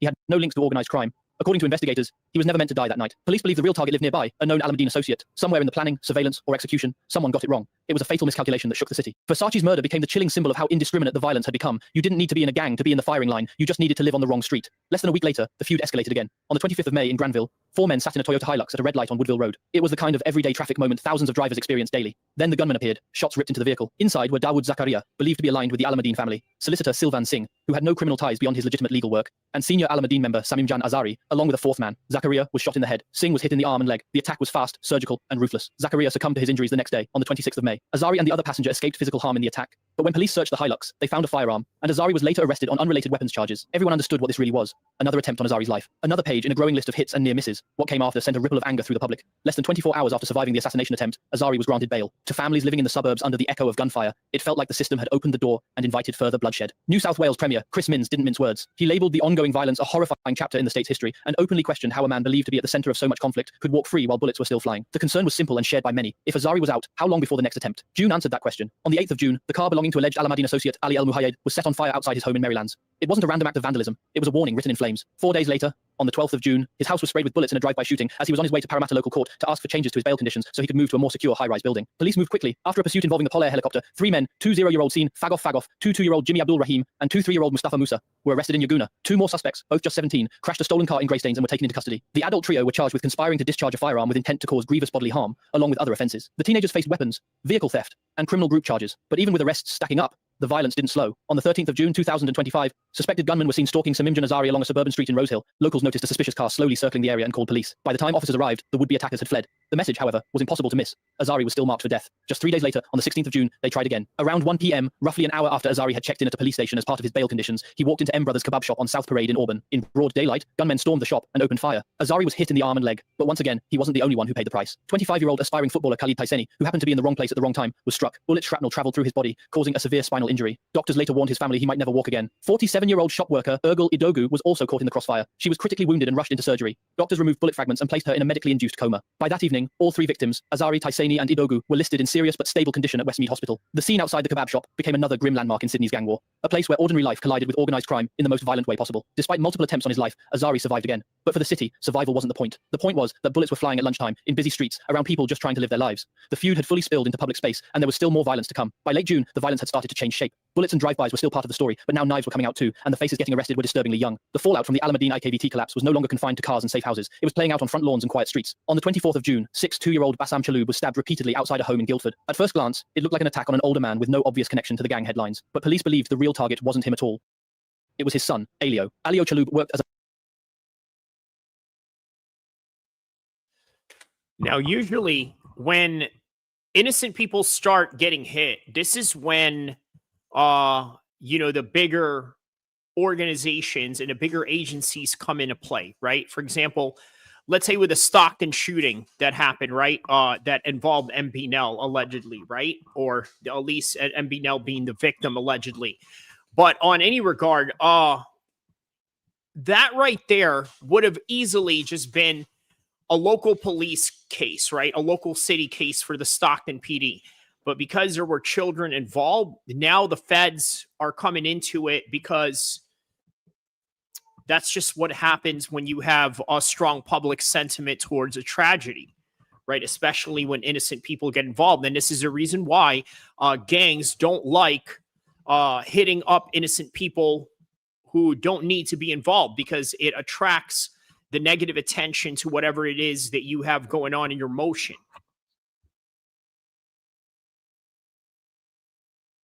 As a bodyguard for rapper and Alameddine affiliate Ali I Huncho Yunan. In the logic of gang warfare, hitting the family of a protector sends a brutal, calculated message. No one around you is safe. Within hours, police moved in. A 5-year-old boy and a 2-year-old man were arrested at a property in Wentworthville and charged over the attack. Once again, a teenager was at the center of organized violence, not watching from the sidelines, but allegedly carrying it out. 2 days later, on the 26th of June, the bloodshed escalated. In Pemulwuy, near the home of Alameddine associate Anthony Khalil, 1-year-old Luke Manasseh was stabbed to death. Khalil wasn't home at the time, but the property was reportedly being watched by people close to Manasseh.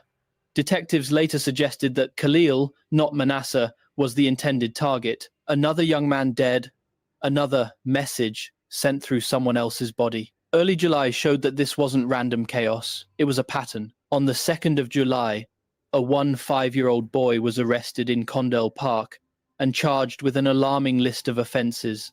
2 counts of firing a weapon at a residence, 4 counts of damaging property by fire or explosion, and participating in a criminal group.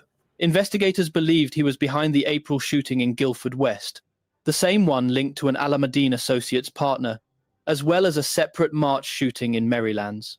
The very next day, on the 3rd of July, police arrested a 7-year-old from South Penrith and a 6-year-old from Mount Druitt. Both were charged with the murder of Luke Manasseh. In less than 2 weeks, 3 teenagers had been tied to shootings, arson, and a fatal stabbing, all connected to the gang war ripping through Sydney's western suburbs. Whether these arrests mark the end of the violence, or just a pause in a cycle that keeps reinventing itself, remains uncertain.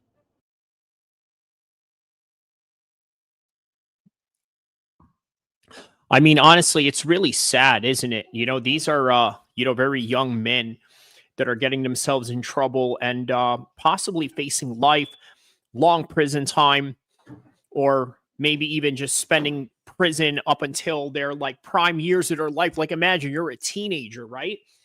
And you commit a crime and now you're facing time losing the prime of your life. There's a lot of people out there like that in the system. That's the crazy part about it. There's really a lot of people out there like that in the system. So, yeah, man. Crazy work. All right, here we go. But one thing is clear. The collapse of the Alameddine KVT alliance and the rise of the Afghani crew mark a turning point in Sydney's criminal history. What was once a world dominated by older, structured crime families is being replaced by younger, faster, more volatile crews who aren't interested in tradition, only dominance. Task Force. Now, everything that I just heard from that, it sounds like a lot of the YNs that you have over here, right? You look at the gangs in Chicago, right? They're a little bit different than the ones that you have in California. For example, what you have in Chicago is a situation where people aren't really structured in a way where they listen to their OGs or their big homies or this and that. Their whole entire structure over there is, you know what, the guy who collects the most heads is the guy that we're going to listen to at most. And it seems that gangs around the world are sort of operating in that same idea now, especially the younger generation. Falcon can raid homes, seize guns, and lock up shooters. But their toughest battle isn't just on the streets. It's in the minds of kids who see gang life as the only path to money, respect, and belonging. Teenagers aren't merely being recruited anymore. They're leading attacks, pulling triggers, and shaping the future of organized crime. From high school football fields to police cells, courtrooms, and morgues, the new face of Sydney's gang war is alarmingly young, fearless, and increasingly desperate. As KVT's war with the Alameddines and splinter factions like the Afghani crew continues to burn, one thing is certain: the old era of tightly controlled crime families ruling. So what did I tell you, right? That does remind me a lot of Chicago, right? The youngest guys are the ones that are sort of running everything because they are the most ruthless ones out of everybody. So, I guess that's kind of how it always has been, right? The most ruthless are the ones that get to run things. And, right now, it just seems to be the younger guys that are really putting in the most work to prove that, at least in that side of the world. Sydney's streets is fading. In its place, a new generation of brutal, unpredictable gangs is fighting for control of a city teetering on the edge. If you've made it this far, thank you for watching.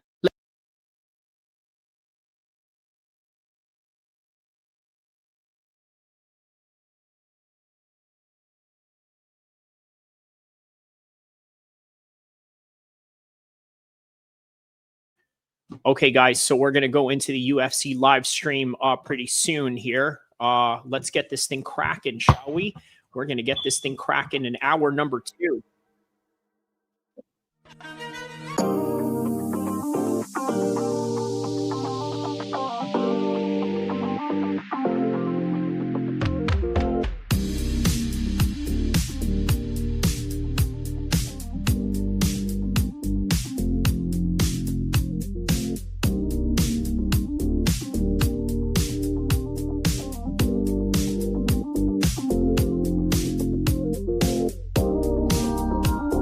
All right, welcome everybody around the world that is tapping into this live stream right now. We're going to get it on and cracking for tonight, man. All the fights tonight. We're going to cover all of it. All the fights are going to be covered.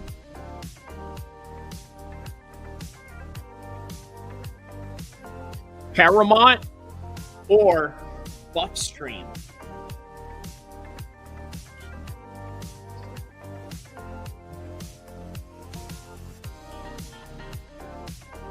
Stay tuned.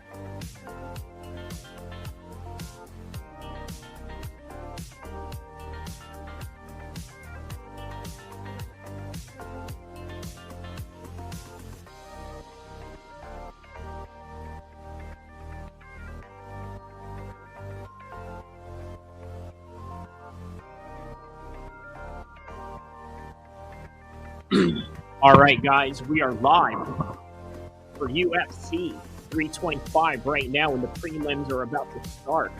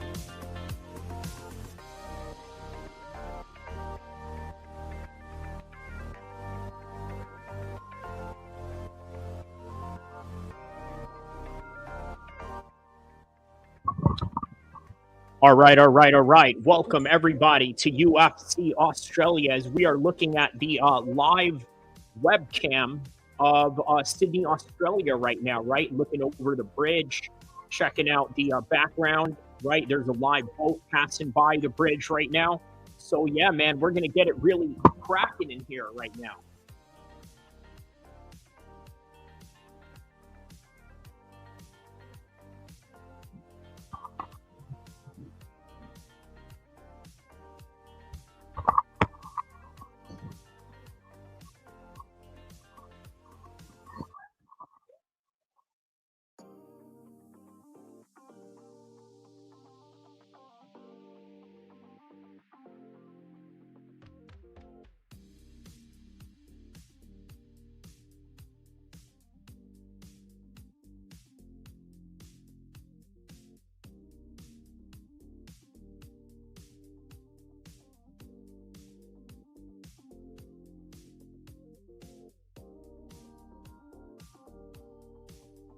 All right, guys, so we're just awaiting the prelims right now. Everybody that's tapped in right now, let me know what part of the world you are from. We are covering UFC Australia.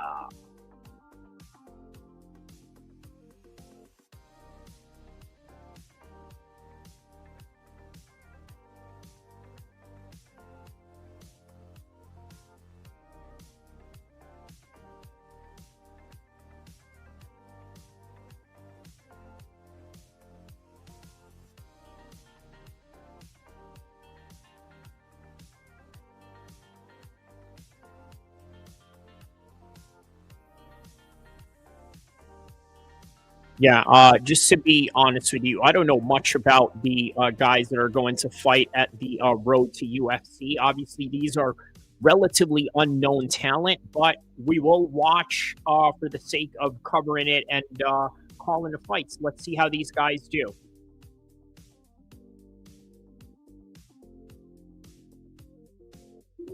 So tonight, what do we have? DC, we have Michael Bisping, and we have John Gooden as the trio for our commentary team tonight. And of course, I will be the one commentating for you guys, is giving you an alternative commentary here in YouTube. So be sure to like and subscribe, hit the like button, and also drop some super chats.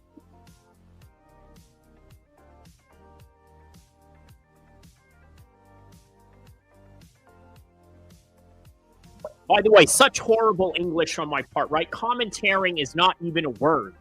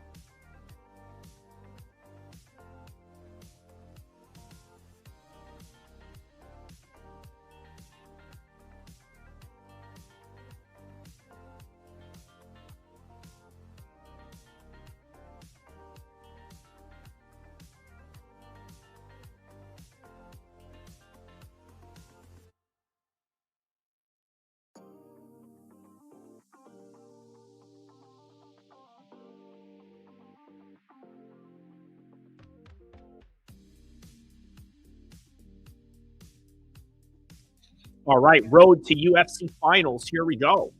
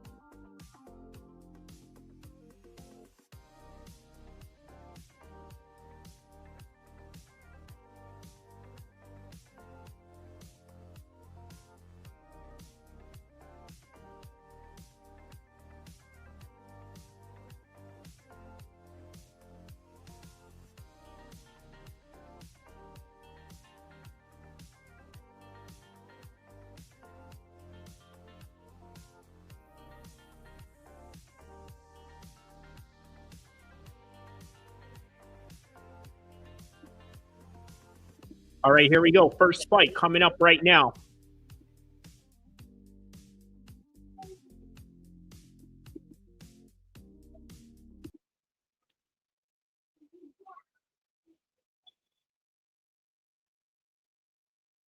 Sulang Rambo versus Lawrence Liu. I like that name. Surang Rambo. That's what a name. Like he's a Surang who's a Rambo, and then he's going to be taking on Lawrence Lee.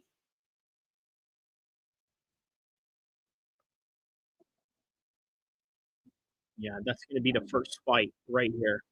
It's going to be awesome, man. All right, let's see what these young talents can do, man.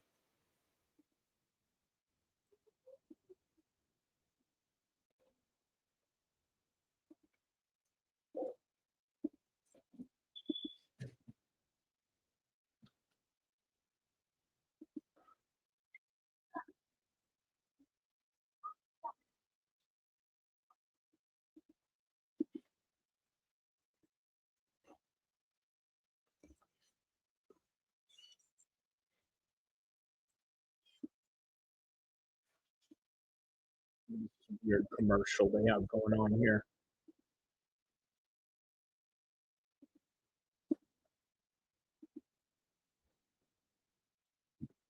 Who is this? What is this? National movers by the police.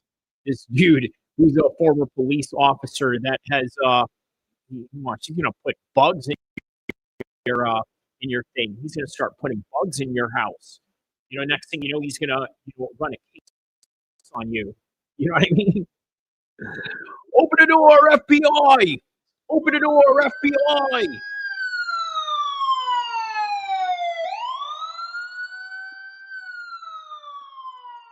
I'm commentating on the commercial. I'm commentating on the commercial that well, I don't know if you guys are watching the same commercial, but I guess if you're watching the Paramount, yeah.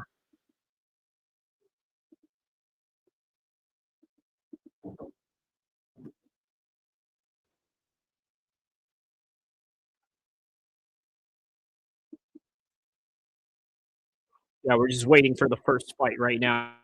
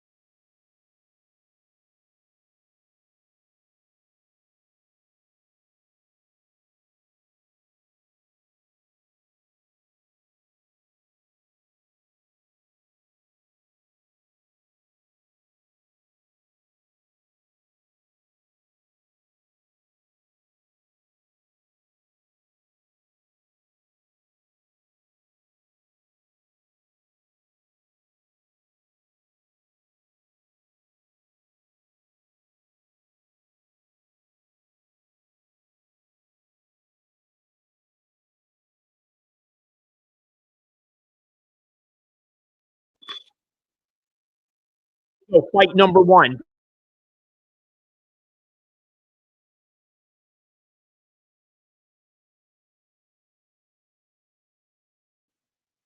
We are live.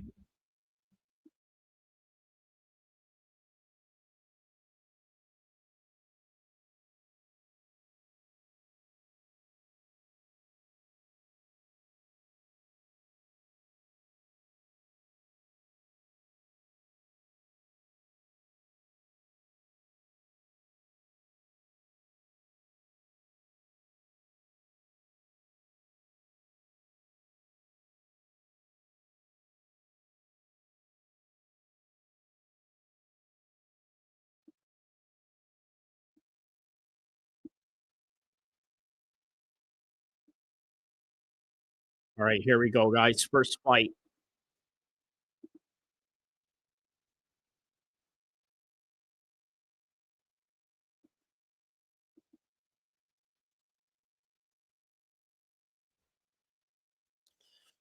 Sulangrongbo. And notice how they don't have the UFC gloves on now, right? Because they're not official UFC fighters yet.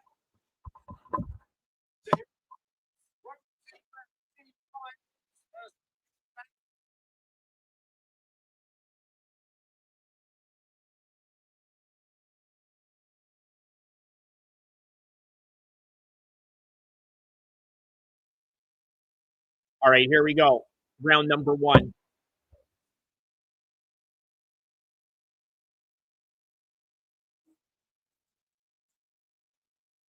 Wow, yeah. So he's been training in the PI Center in China since 18. Now, you never know how these matchups are going to go. Obviously, these are unscouted prospects. They have been, having fights, right? They've been having fights. So we just haven't seen them in the United States. Here's a shot right here by Lawrence Liu. Oh, gets a single leg. Gets it easy. Now he's taking his back. After that body lock position, he maintains holding on to him.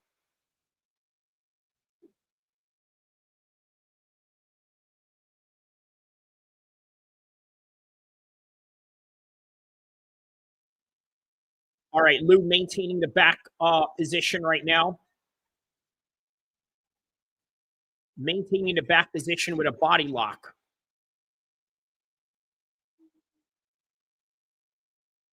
And Sulangrongbo is not doing much as he is being clenched up right here in the body lock position, throwing knees at the same time.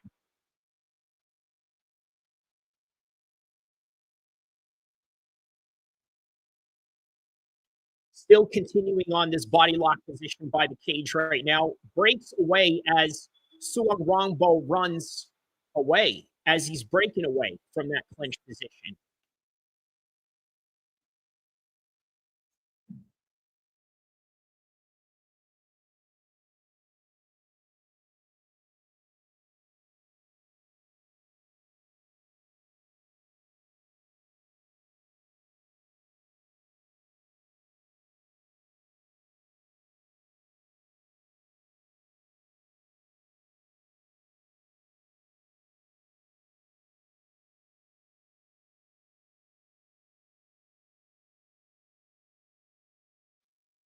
All right, there's that uppercut right there by Sulangrongbo.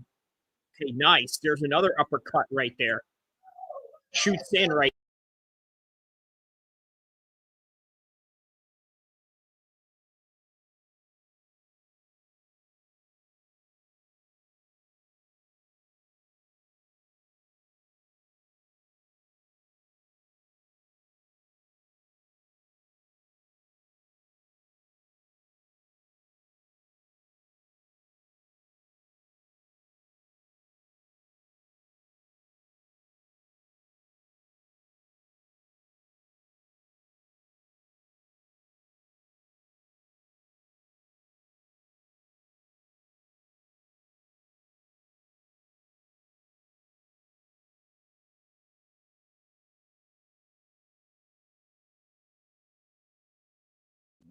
All right, so it looks like Liu just rocked Sulangrongbo right now.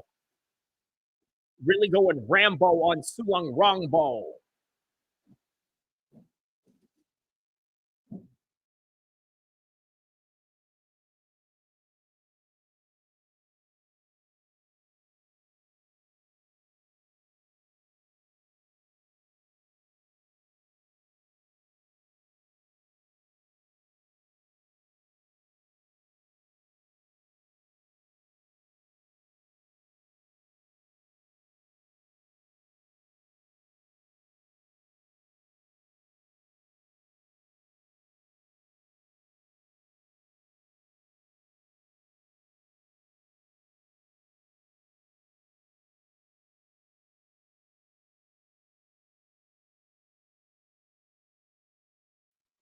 All right, so here's Lou right now, still maintaining this body lock position on Sulong Rongbo right here.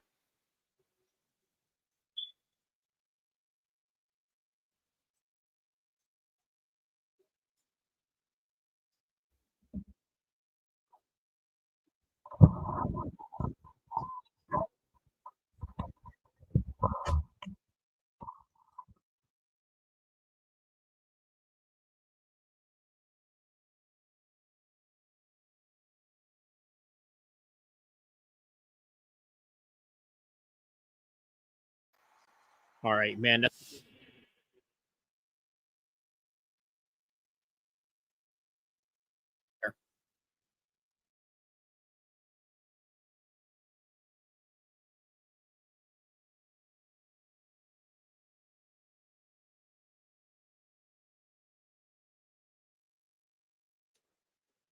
Yeah, I don't see Lou losing that round. All right, here's some good exchanges right here. Some uppercuts, hooks.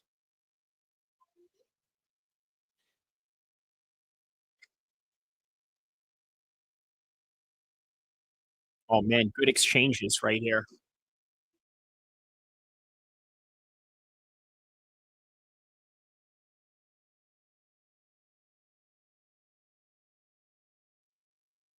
Okay, round number 2.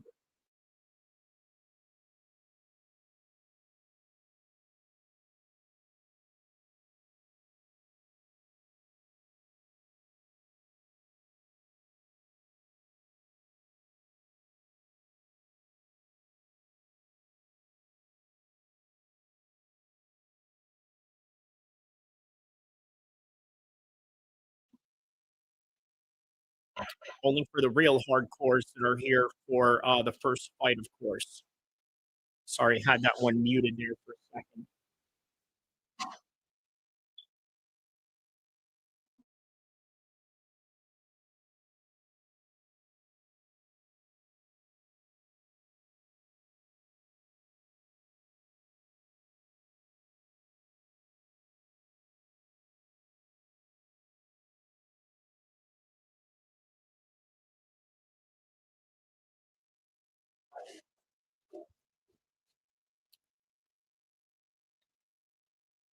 All right, so yeah, Rainbow has a really reckless way of throwing punches here. Oh, here's Lou right here with a single leg attempt.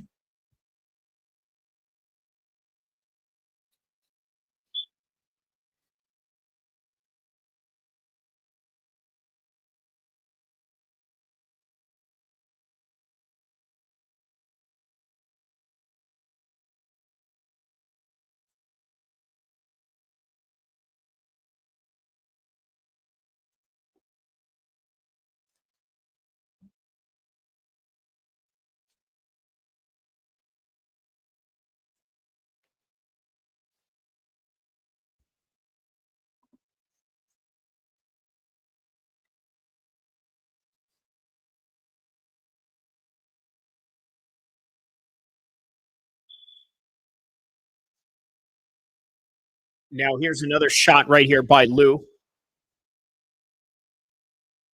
But a good takedown defense by Lou that time.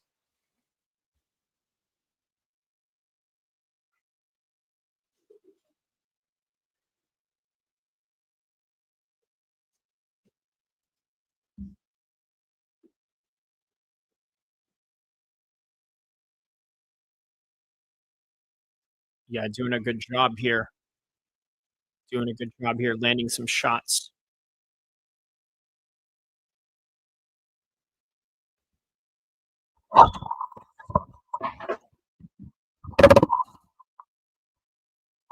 Oh, some good exchanges there.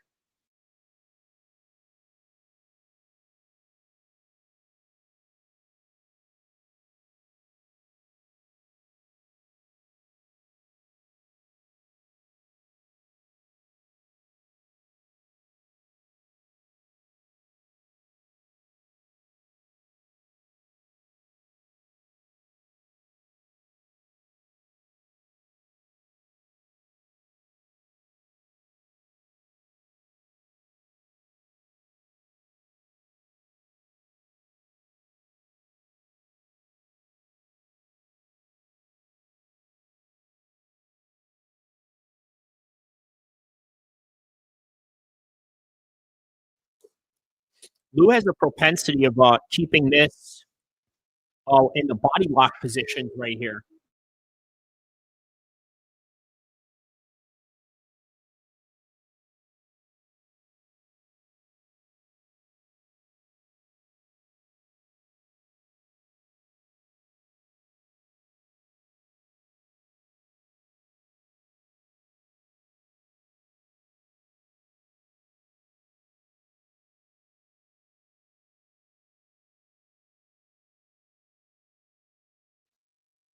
All right, yeah, still maintaining this body lock position.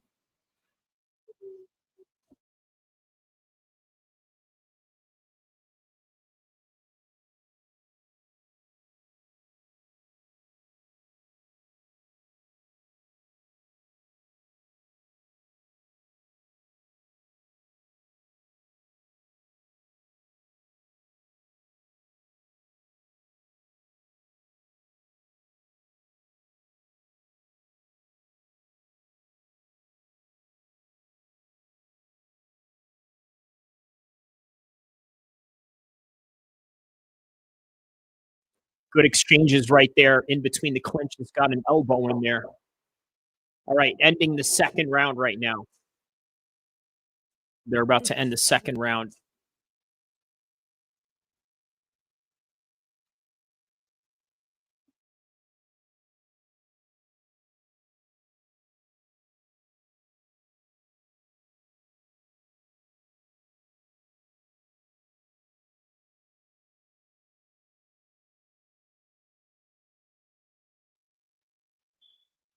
Oh, what is this, man? They're pushing it more AI here, more AI commercials.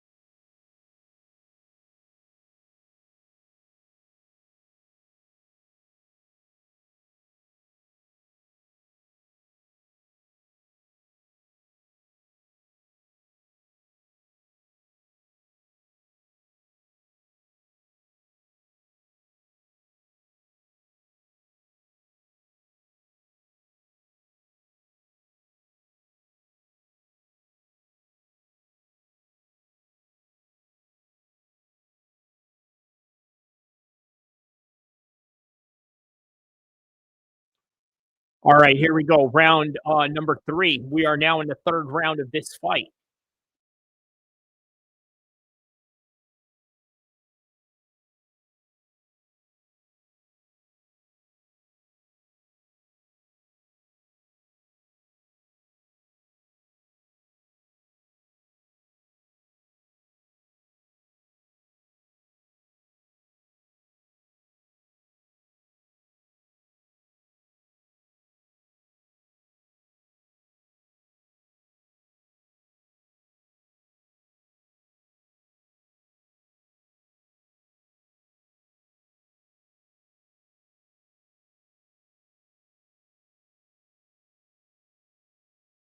All right, so some good exchanges right here in the third round.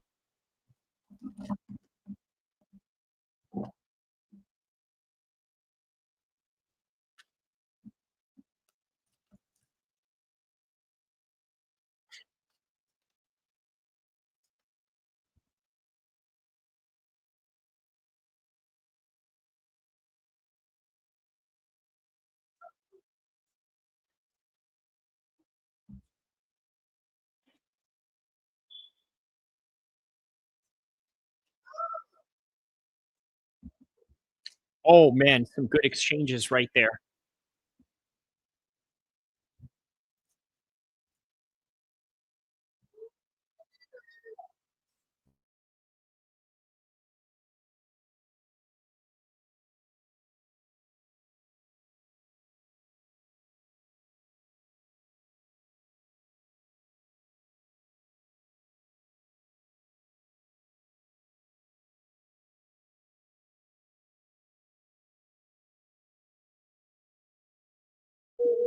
Shoots in for a, once again, back position, body lock, the area that Lou here loves. Speaking of King Louie is here. What's good, bro? Shout out to you, man.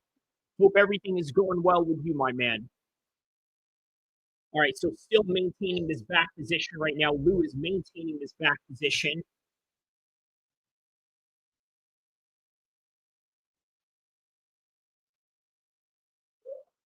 I could see Lou just winning this one based off of the grappling alone.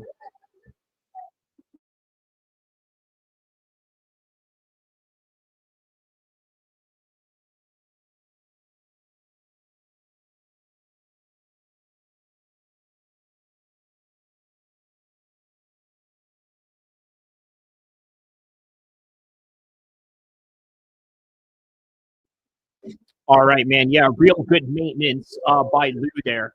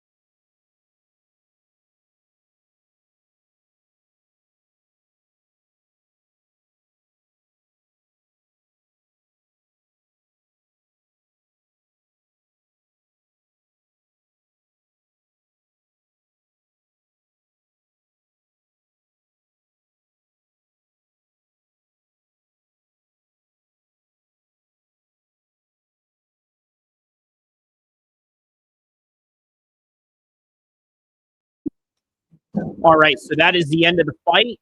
Let's find out who the UFC road to UFC champion is.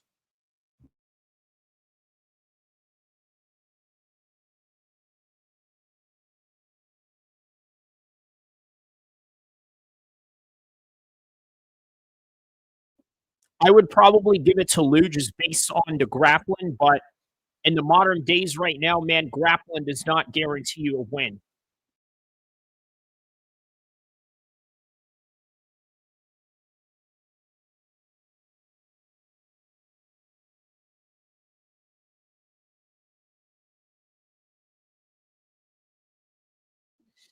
Really good drag downs on the part of Blue right here. Man, that grappling alone could win him this fight, but we'll see.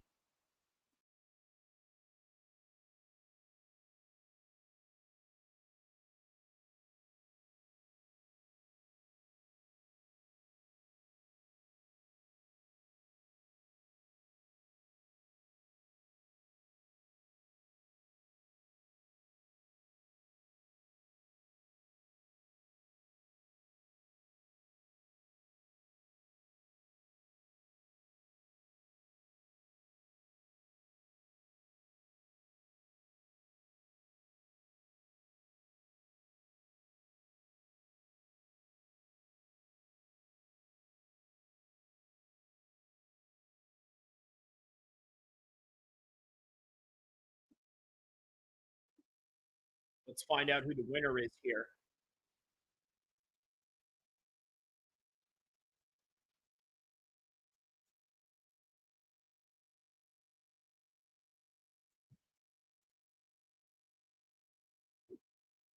Again, the control time of Lawrence should win him this fight. A lot of control in this fight. Should be considered, but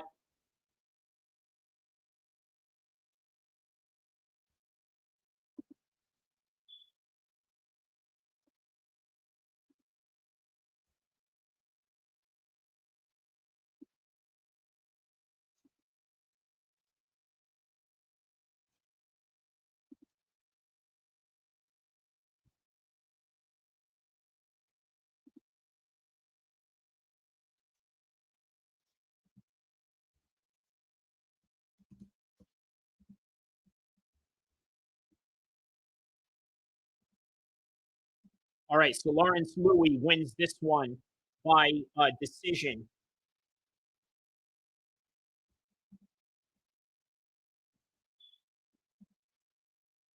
All right, Lawrence Louis has now won Road to UFC. Let's hear what he has to say getting this interview with DC right here.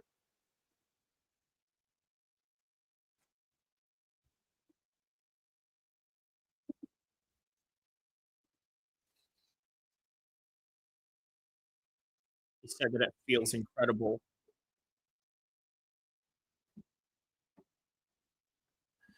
DC is asking him, did you know that you had to back him up to deal with him?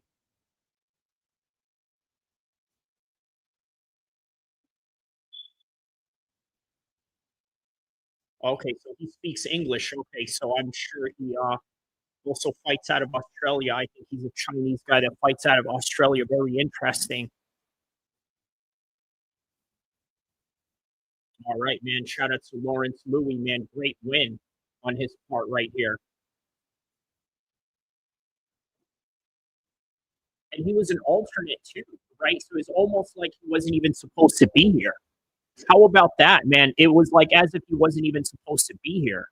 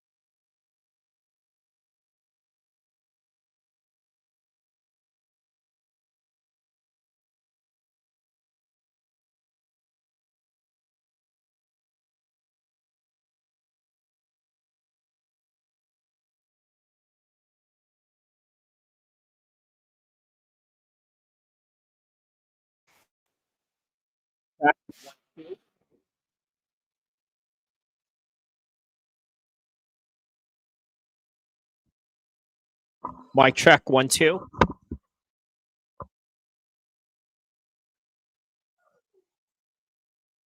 Okay, we're back. We're back at it. All right, man. So okay, I think we got more road to UFC fights coming up right now.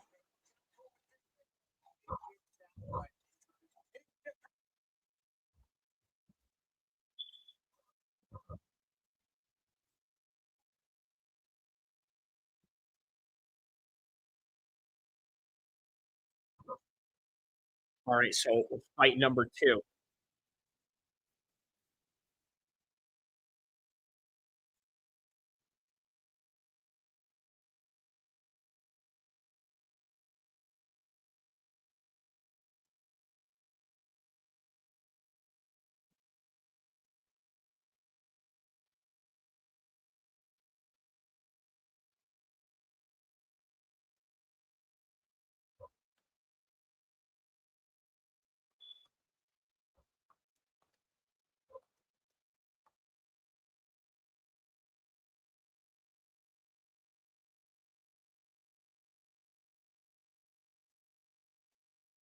All right, Sebastian versus Nakamura.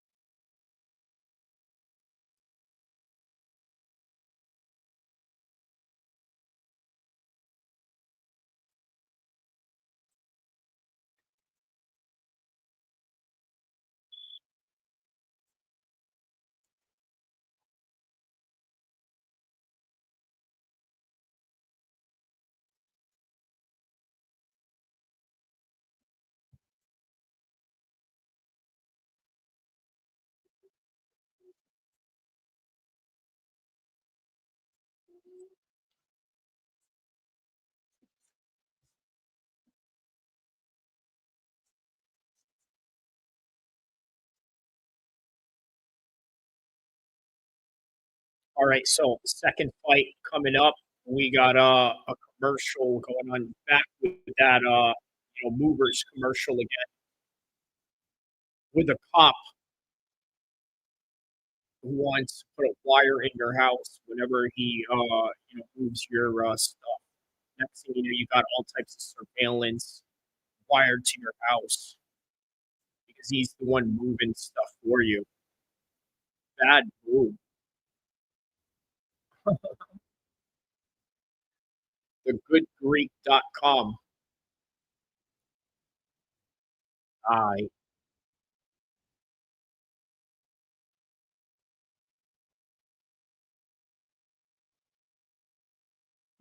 can't wait for the second fight.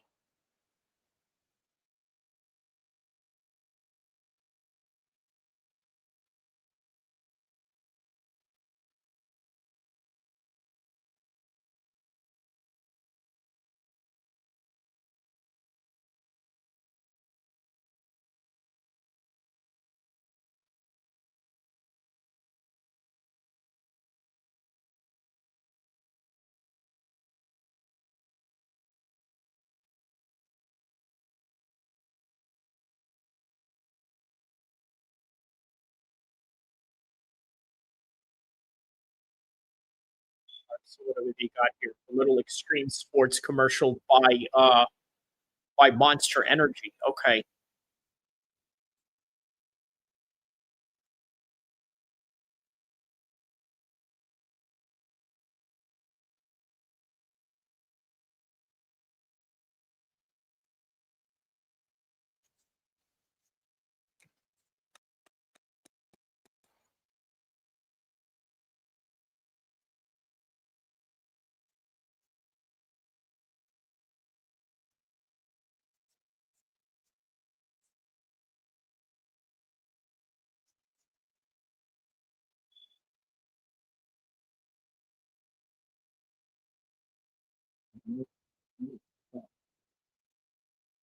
All right, little ludicrous commercial going on here. All right.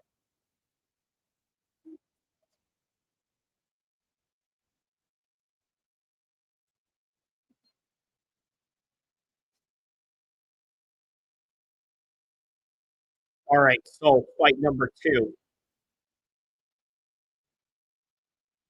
Sebastian versus Nakamura at 145 division.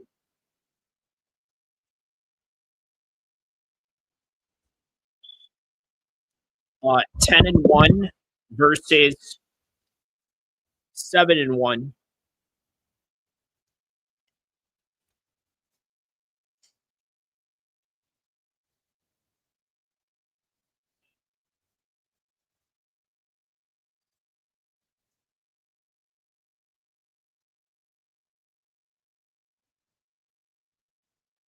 Gong, Australia is where Sebastian Salze is fighting out of.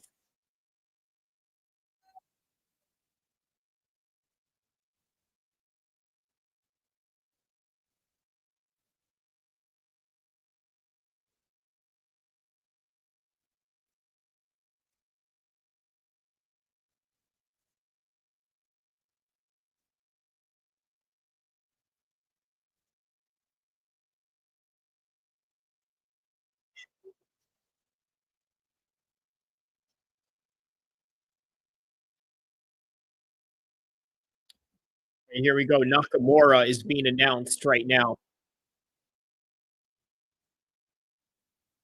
And Herb Dean as the referee.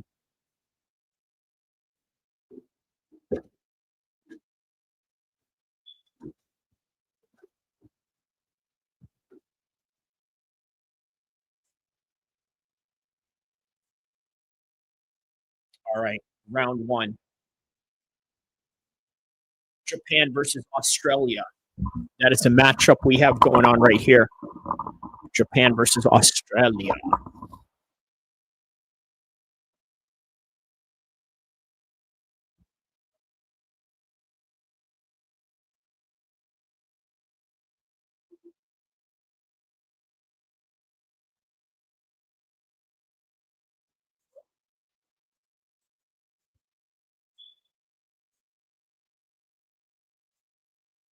Yeah, man, some real good karate we're going to see out of this fight right here. There's a front kick right there by Nakamura.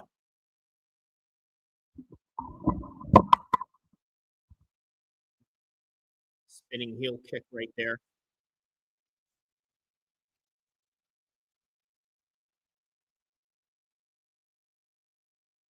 Yeah, Nakamura has very Conor McGregor-like movements and patterns about him, huh?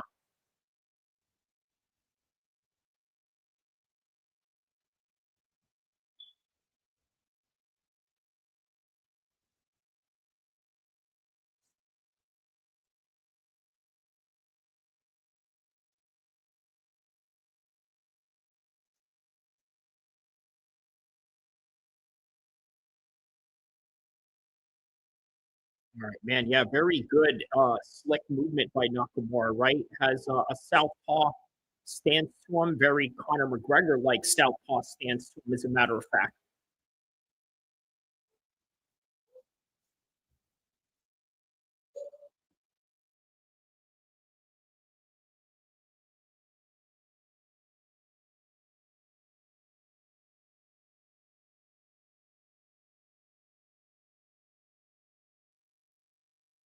Now, a bit of a chess matchup going on between them right now. There's a spinning heel kick by Sebastian. Low kick by Nakamura.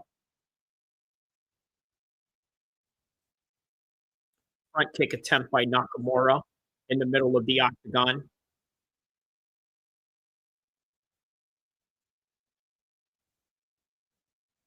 Low kick right there by Nakamura. Pushes Nakamura to the side. Still walking him down.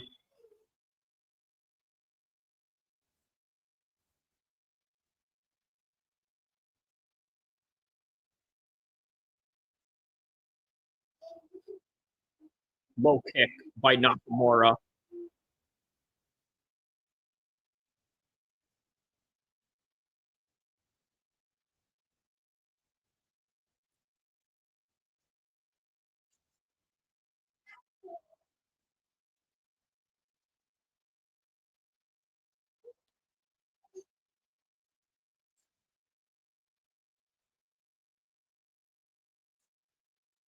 Yeah, it is quite confusing when you are taking on a southpaw fighter, isn't it?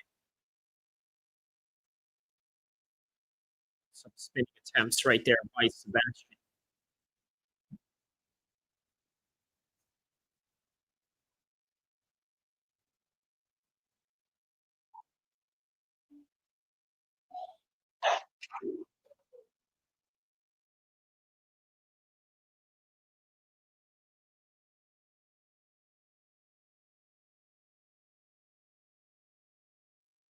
Low kick by Nakamura.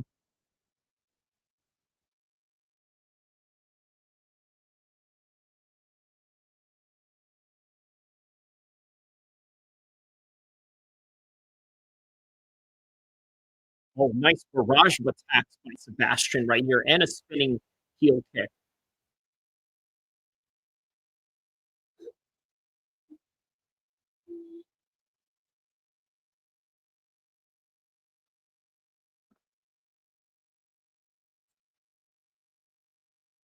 There's some body attempts right there, body shots by Salze.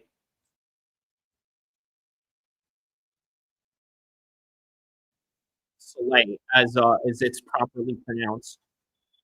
It's pronounced Soleil.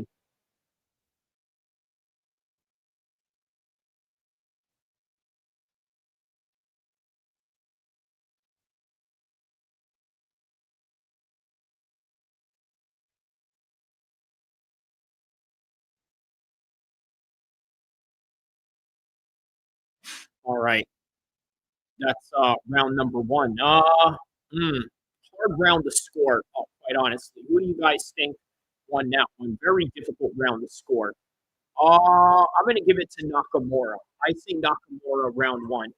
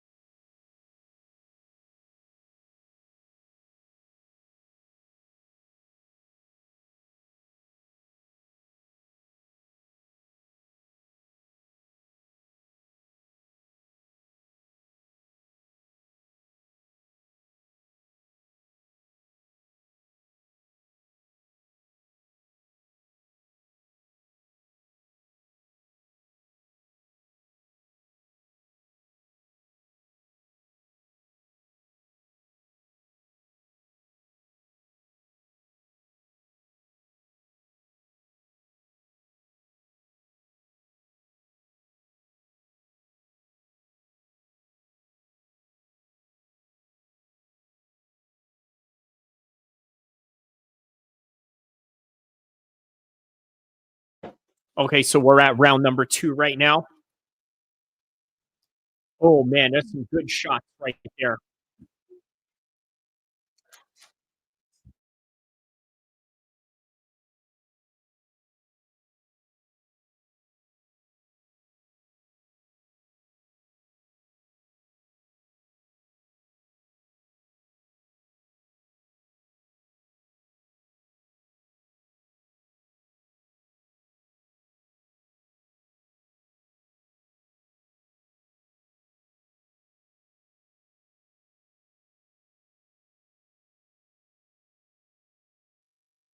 Soleil rocked him right there. Now he's trying to follow up. Let's see how Nakamura responds to that. The Japanese Conor McGregor.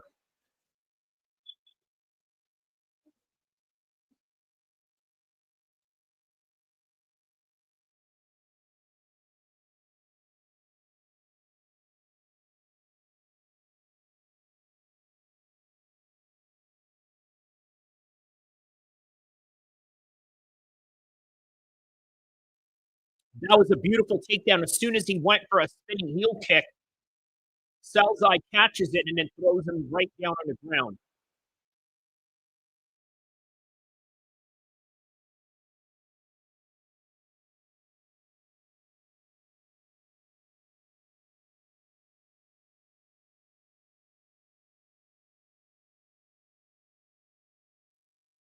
A timeout here, a bit of an eye poke situation.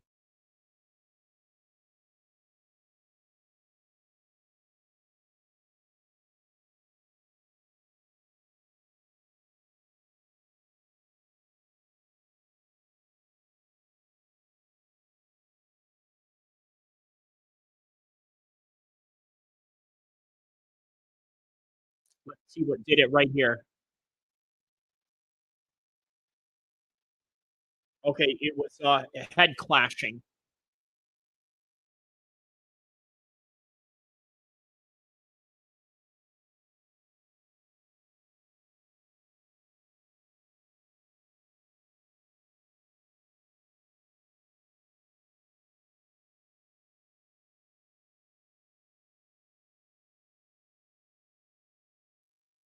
All right, fight continues.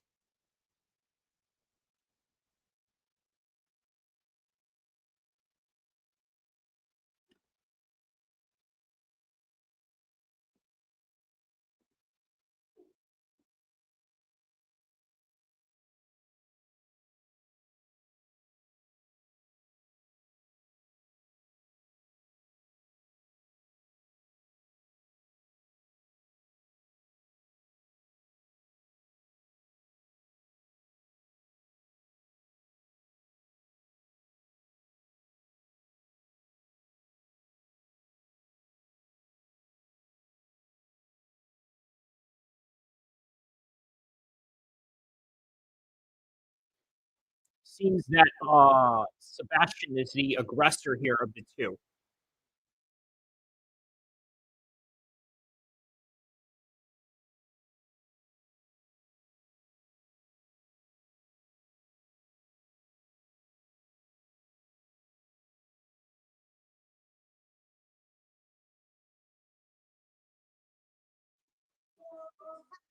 Oh man, there's a good spinning heel kick right there by Sebastian. As promised, as they really marketed as a karate fight, that's exactly where you're seeing out of these two.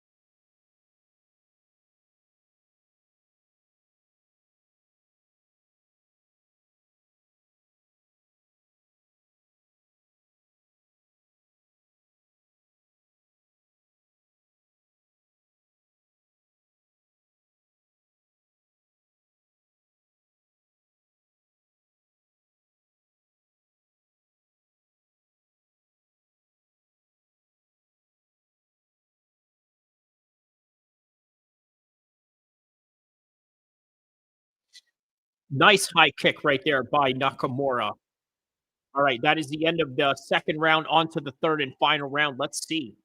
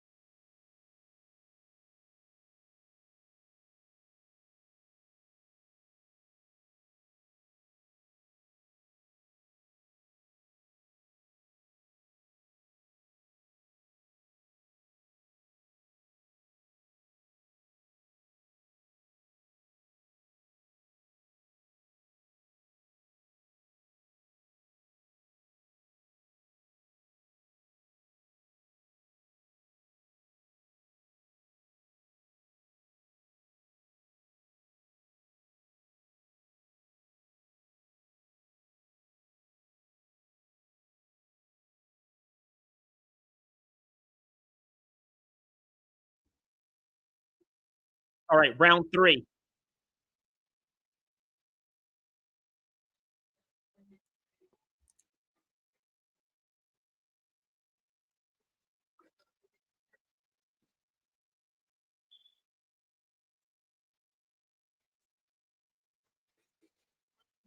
All right, so the same exact exchanges they have going on from round 2, just with Salzai as more of the aggressor. Nakamura is sort of playing in the, what do I call it, the defensive game.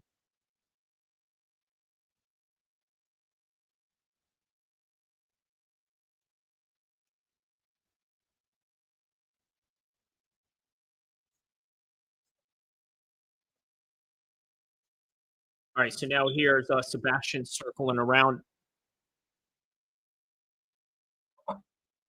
Good jabs by Sebastian here, and then there's Nakamura with a counter. Oh man, now he's throwing that hard left right there from the unorthodox position.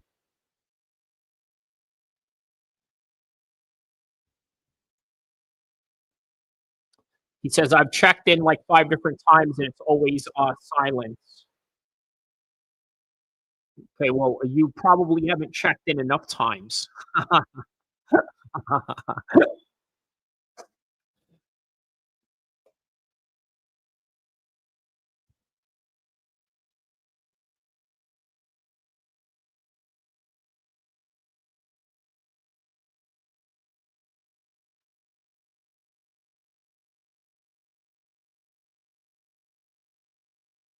Right, so Soleil is trying to find a different path right here. Looks like he was trying to engage in some clinch exchanges there, but Nakamura sort of pushed him off. Now they're continuing on in kickboxing range right now, as they both bounce around in the octagon. Obviously, something that you would have expected from two karate-based fighters, right? A lot of good karate techniques being displayed here between them in terms of mixed martial arts wise. Oh, nice knee as Salzai was walking in on that one.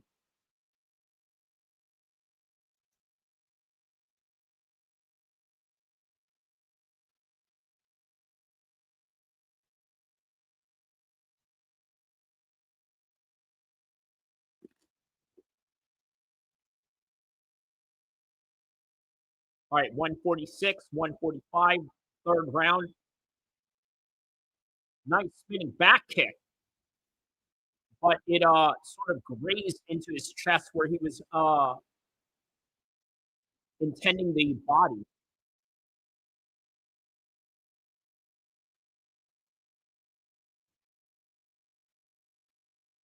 All right, 120 left.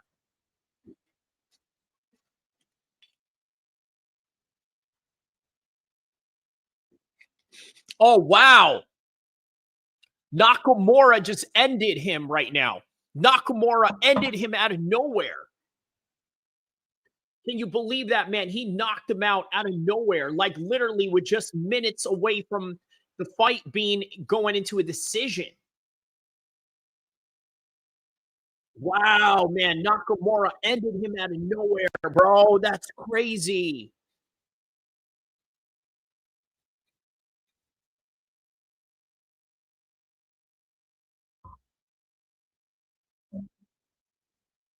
Wow.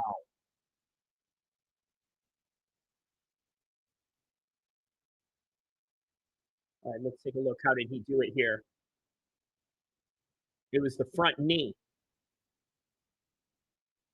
It was the front knee. There it is. There's another knee right there. And you know who had a knee like that? Dan Hooker. He had a very similar knee knockout with that.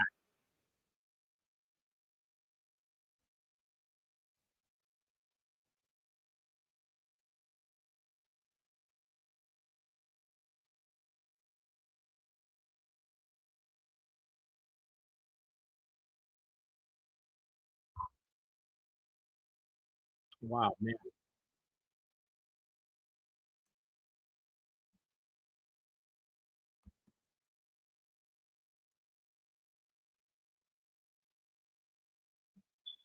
Yeah, he turned it on in that third round. He knew that he needed to get that done, and there it was, man.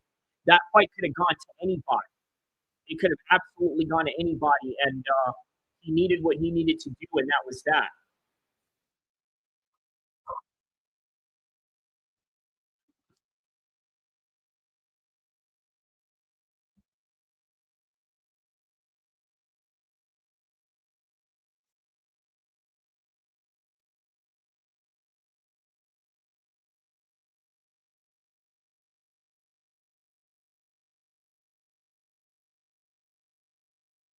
All right, man. Nakamura with the win.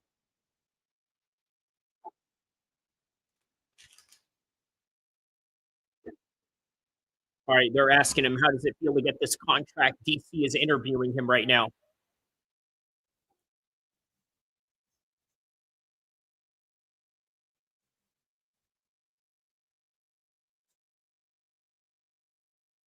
He's saying, thank you, Australia. Thank you to the UFC.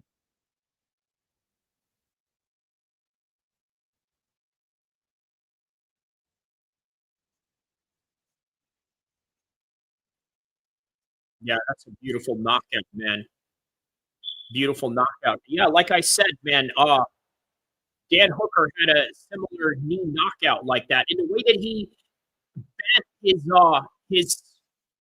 chin, right? If you notice, it wasn't a straight chin, it was a chin that was thrown to the side.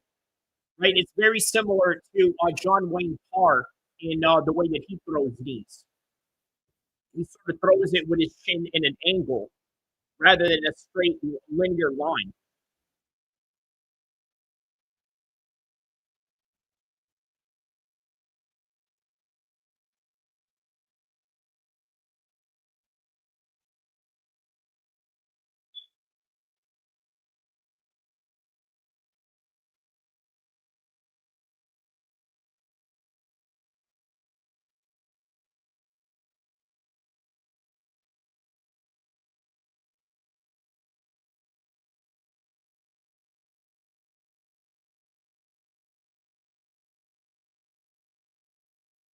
All right, Mar Pham versus Kim coming up next. Man, more road to the UFC fights coming up.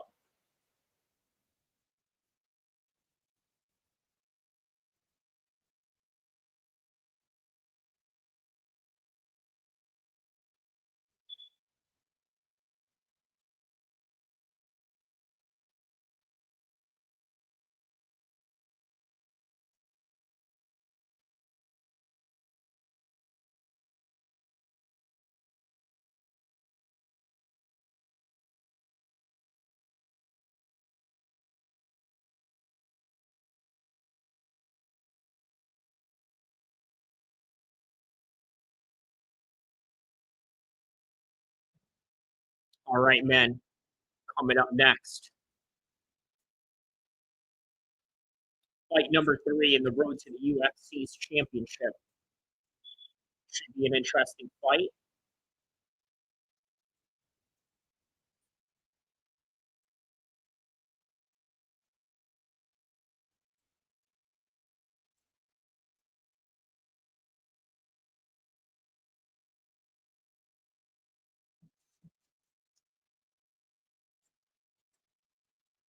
You know, a lot of people are complaining about this card, saying that the card is dead or this and that. I don't know, man. I mean, I guess the early fights are not as exciting as you would want it to be, but relatively, it's a pretty decent card with about, I would say it's a 3-fight card at best, right? I would say it's a 3-fight card at best. What do you guys think?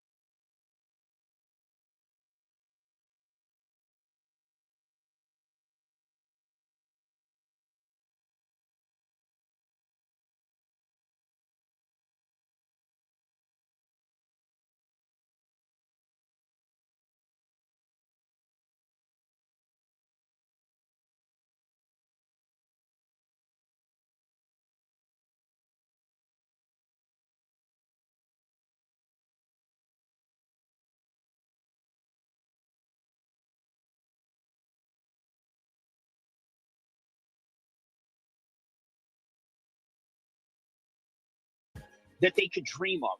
Okay, now imagine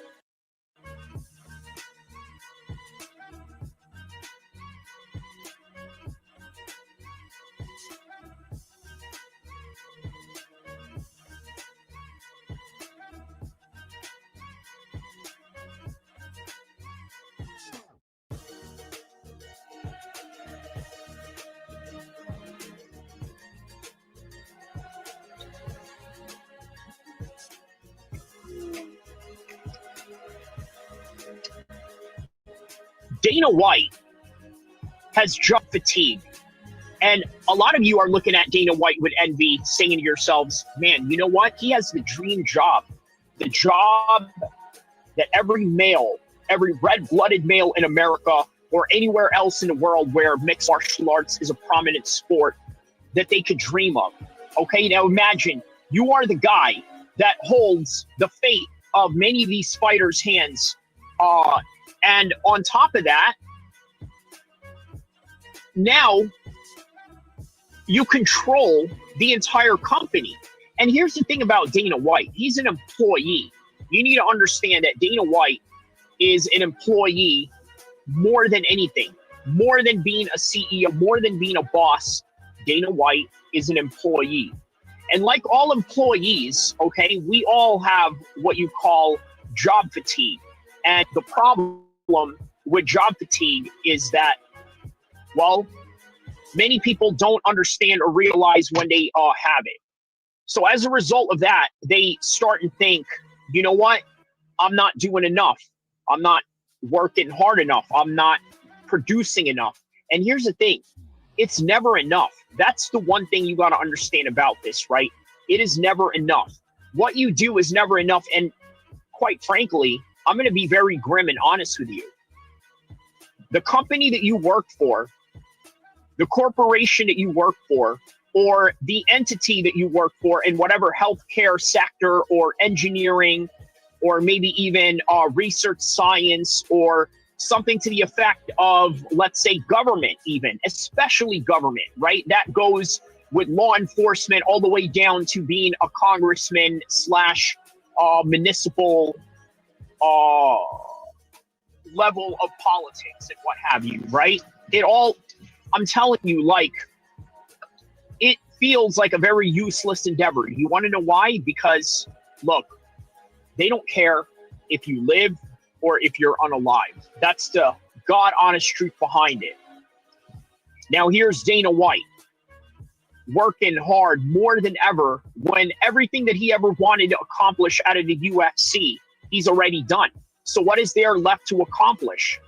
I mean, virtually nothing. There's nothing else really to accomplish. And as a result of that, Dana White is at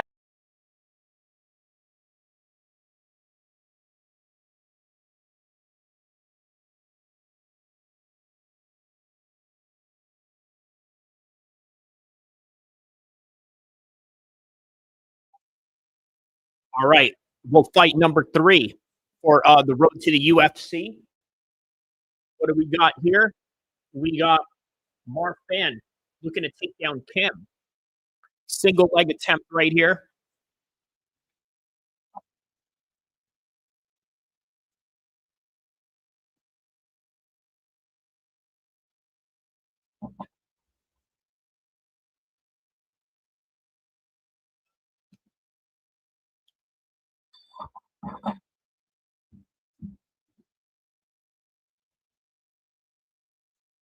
All right, so Mark Fan looking for a single leg right here, pushing Kim right up against the fence.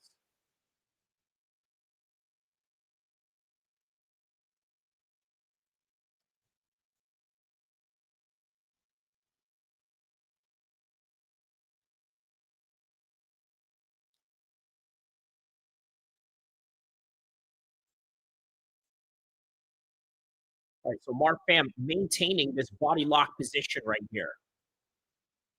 Looking to drag him down to the ground. He gets it.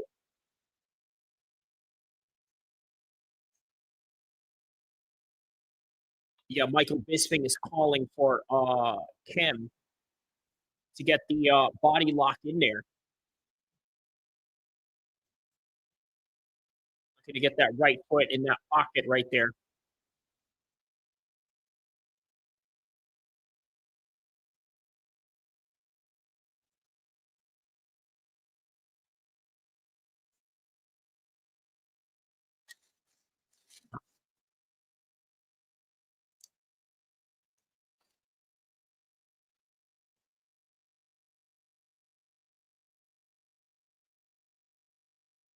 All right, so he loses position right there as he was not being able to maintain that body lock. Now it is Marfan that is right on top of him right now.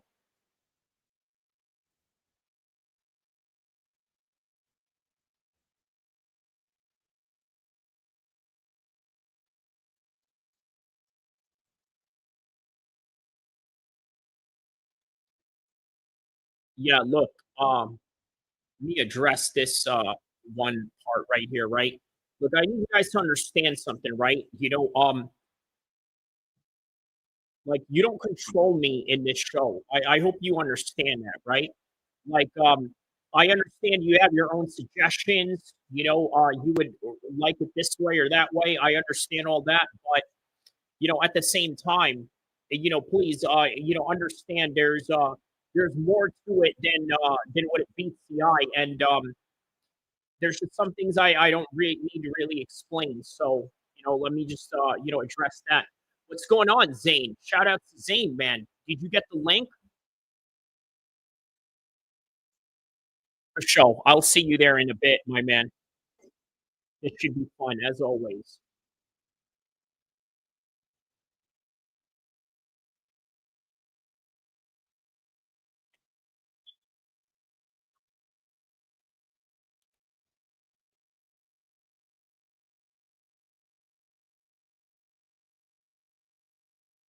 For sure. All right. Now, Marfan looking to take down Kim. Instead, now Kim has that body lock on Marfam. Oh, nice spinning back fist with the exit from the breakaway clinch.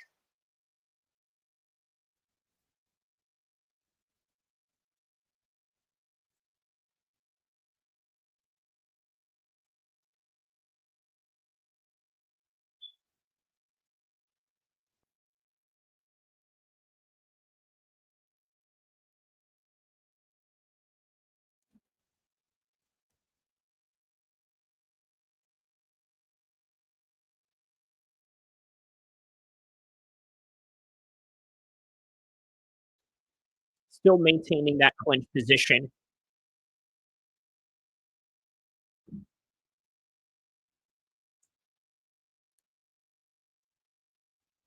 Oh, good elbows.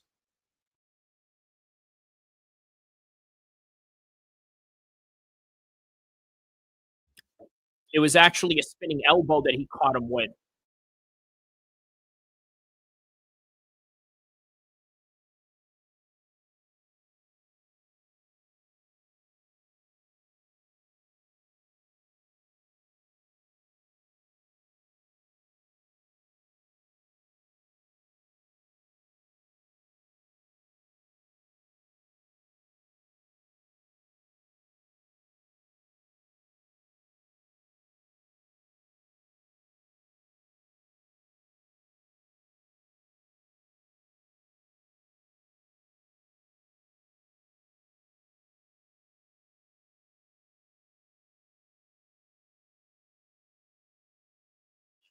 All right, more of these Marshawn Lynch commercials right here.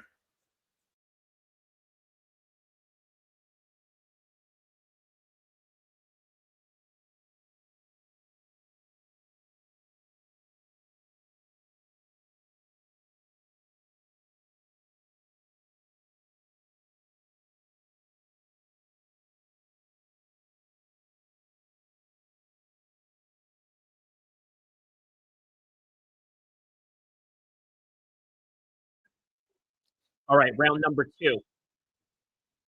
Jab by Marfan, backing up Kim. Oh, man, some good shots right there by Marfan. Oh, good shots.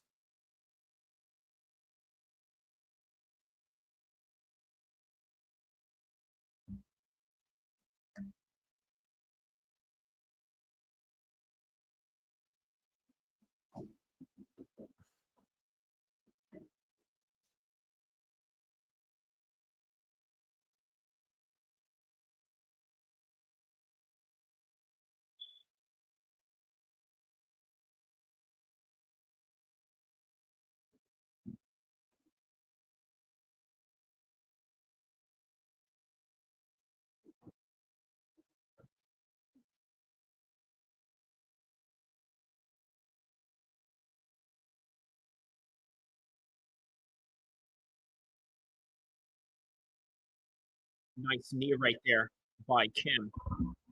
Kim throws up a knee in the exchange.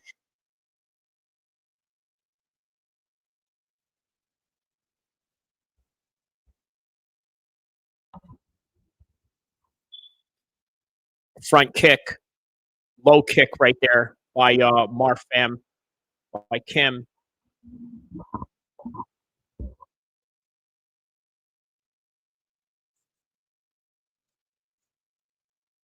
Nice single by Kim. Trying to maintain his positioning there, but loses it. He actually ends up getting reversed in this scramble position right here. Now it is Marfam in the half guard position, looking for side control.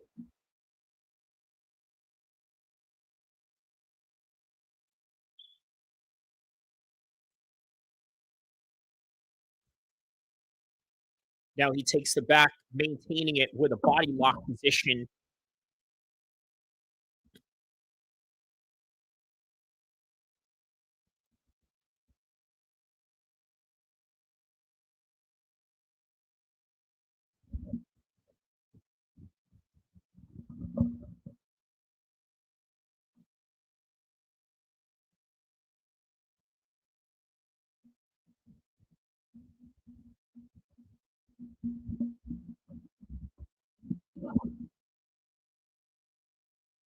All right, so now he has him locked in this position right by the cage, where it looks like he's making him carry him through his shoulders while also trying to maintain his back position.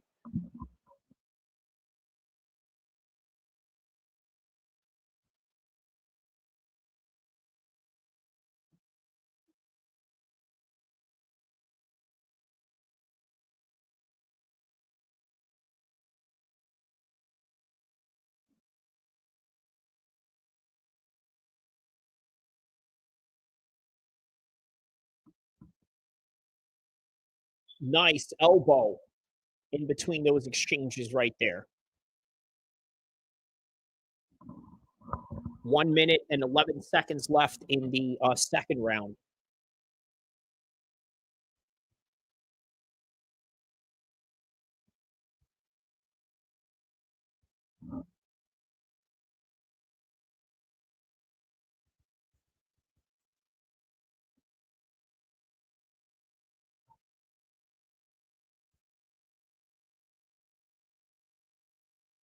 Wow, man. Kim is a former Navy SEAL in the Korean Navy.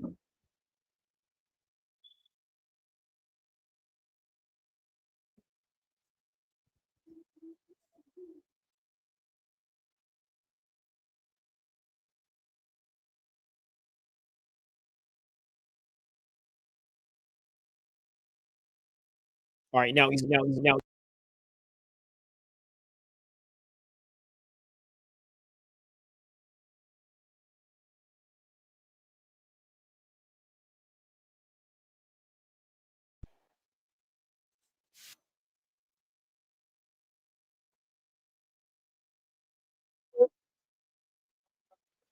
Yeah, I believe a lot of these fights, except for the last fight, has gone to the third round or went to a decision, either the third round or a decision.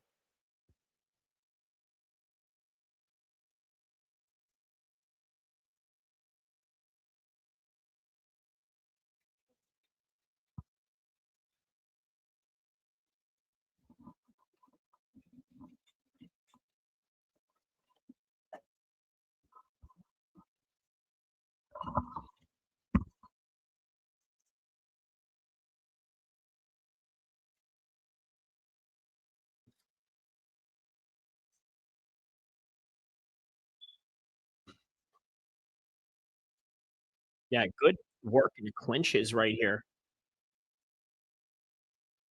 All right, so third round coming up.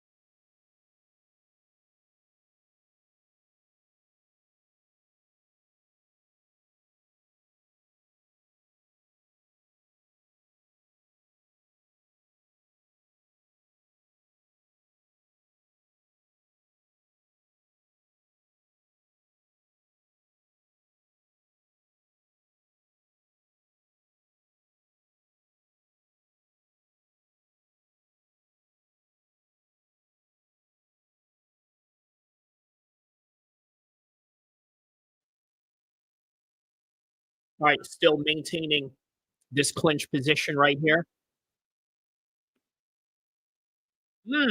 Good elbow.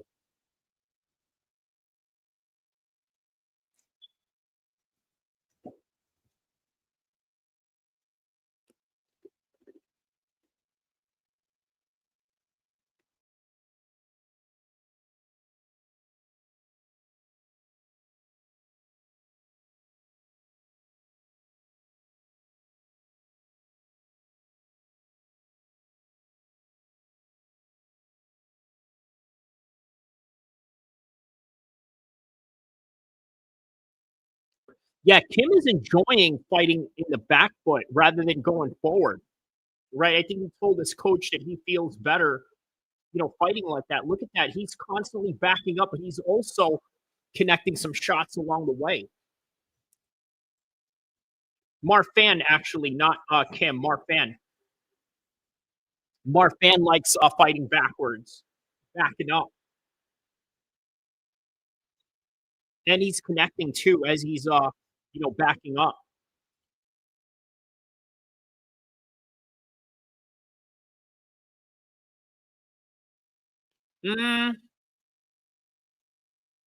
I think Kim is winning this fight. Man, I don't know, bro. You know what? Victory, a lot of these fights, these road to UFC fights have been close tonight, man. Very highly competitive. Like highly competitive in the regional part of the Australia, Asia, Pacific region. Like high-level regional MMA for Western Australia, Eastern Australia, and all of Asia, rather. Fights all been very close fights. These are the best guys in that part of the region. Oh yeah, there's a nice one to the stinker right there. And there we go. There we go. The part of your body that gives you the thoughts of munkar. Got kicked right there.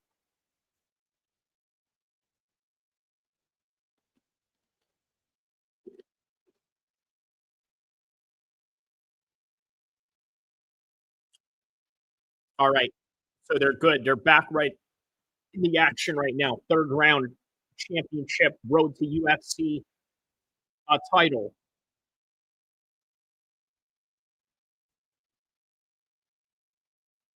Oh, good one. Double jab by Marfan. Oh, good shots right there. And he's taunting him. Now there's Kim right there doing, he gives him the middle finger. And what is this? But then he gives him the middle finger and then says, oh, hold on. Shakes each other's hands. And then he does a little Max Holloway, looking down and let's bang and scrap type of thing from Kim. But look at this, man. He's banging at Marfan away. Good exchanges right here with just 2 minutes left. They know that they really got to put it on for this one.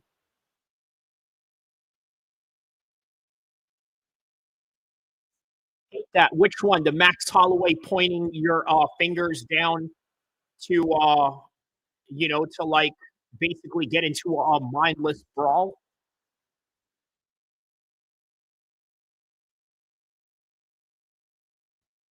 You know what that look metaphoric wise, right? Street wise. You know what that reminds me of when the no handshake in the middle of the fight. Oh yeah. I think because he thought there was a foul play going on. So he's like, wait, no, I didn't mean to poke your eye or kick you in the nuts. Probably just one of them things.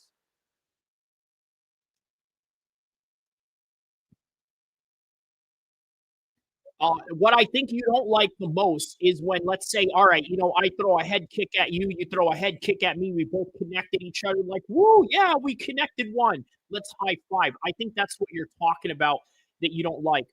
He says, word on the street is that UFC wants knockouts and action. That's been a thing, but they're really getting serious about it. Yeah, especially with Paramount, right? They want to, man, they look at that Paramount symbol right there on the top right of your screen. You see that? That's what they want. They want highlights in that symbol right there. He says they have such a deeper roster with so many guys coming in. They're getting rid of guys. Yeah, they are. Yeah. Yeah. And look at the international pool that they got going on. Look at this, man.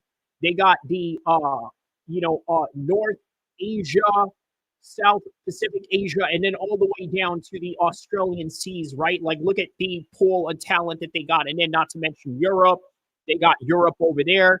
They got KSW that they can pull off from. They got Cage Warriors. They got all of Russia. Asia as well, obviously the ONE FC. Europe, they got, the Octagon. So there's so many guys that they can really pull from, right? Man, the UFC really doesn't need you, man. You know what I mean? The UFC really isn't, last I heard, they had over 1,000 guys signed. Dang. So the current roster, I believe, is up to like 400 to 500, right? So you're saying now they got up to 1,000. So how do they do that when they have less fights than they did before? Or maybe are they just going to put on more fights, maybe more fight nights, perhaps? Oh, there you go. Returns to Macau on May 28th and to the 30th. All right. All right, a Macau card, okay, which obviously is a Las Vegas of China. That's what I've heard, but could have been wrong information. I'm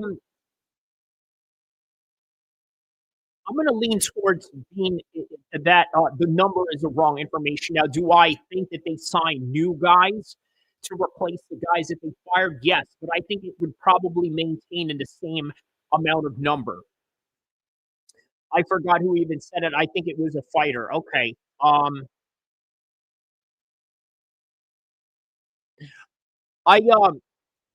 wouldn't take too much consideration to that information because it came from a fighter, right? Especially it came from a current active UFC fighter or somebody that's trying to keep their job, right? Because there's a chance that maybe perhaps they're feeling a sense of scarcity from it. But on any regard, there's Mark Fan right there with the decision right now.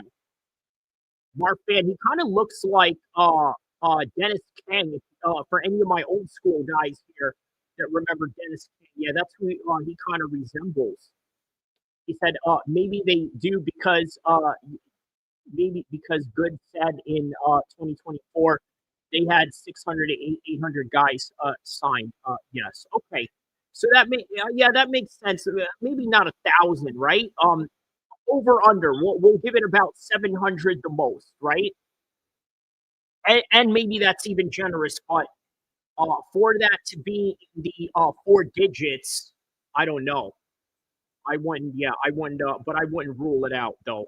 I will rule out 1,000. How about that? I'll rule out 1,000, but yeah.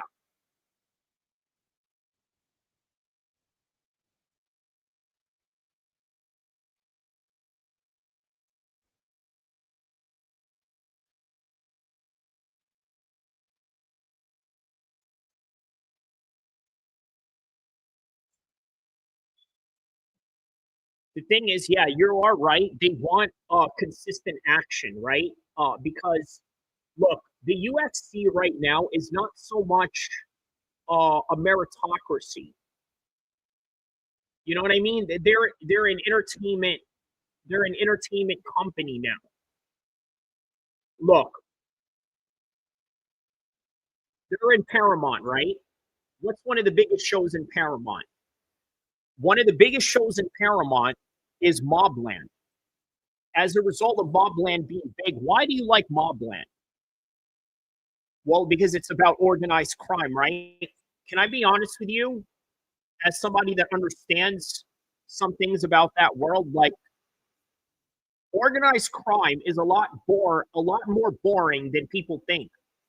Like, in other words, all these constant action, constant shootouts that you see in the movies or this and that. I'm not saying that doesn't happen, but it doesn't happen on a consistent basis. It doesn't happen like that. It happens once in a while. It happens when it needs to. It does happen a lot, but it doesn't happen all the time.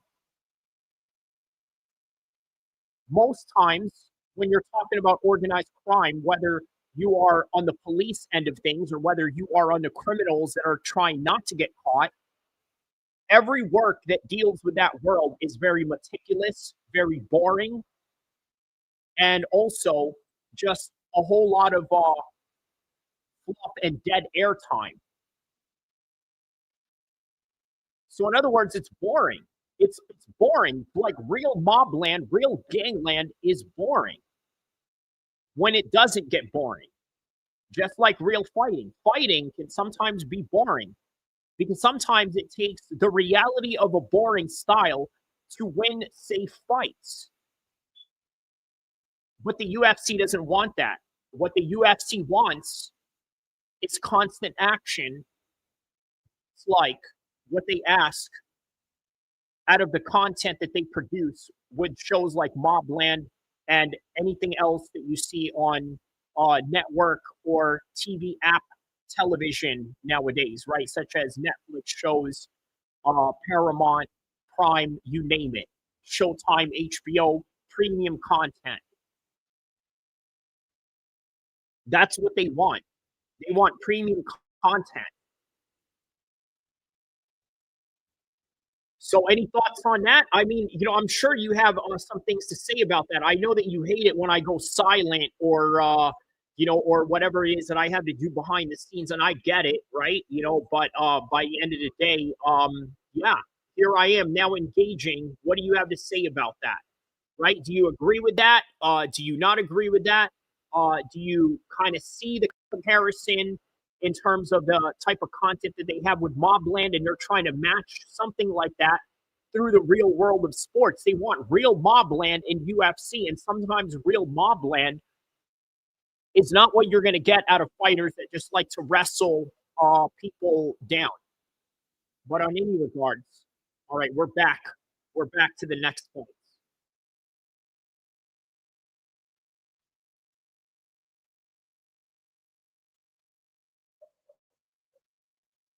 All right. Oh no problem, man. I totally get it. It's no problem. He says, "Yeah, you're spot on." Okay, yeah, that's what they want, right?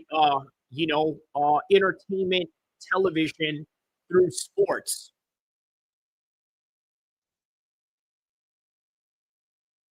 All right.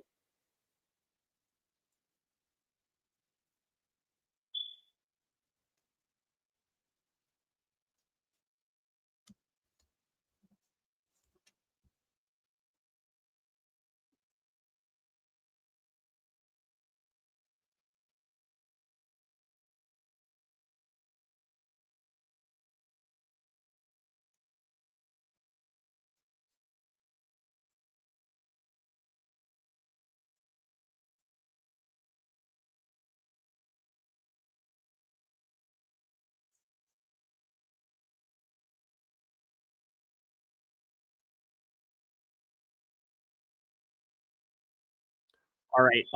Victory says sometimes the skill sets cancel each other out and it's boring. It's going to happen. Correct. And that's the problem, isn't it? Guys they don't want to hear that happens in real fights, but it does. And you guys are going to have to get over it. Some fights get boring. Sometimes, you're either going to love real fighting or you're going to love WWE. It's just as simple as that. But they are owned by the WWE, so it is the reason why they are where they're at when it comes to the decisions that they make on certain guys. But speaking of which, here we are, Yiza versus Ofli.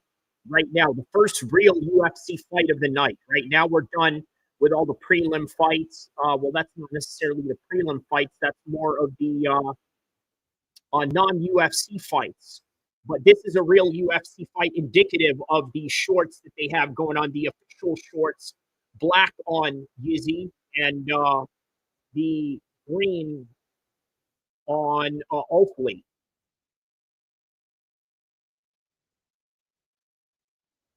So now it is Ofli right on top of Yiza, the Chinese man, right on top. There's Ofli right there, the Arab Australian.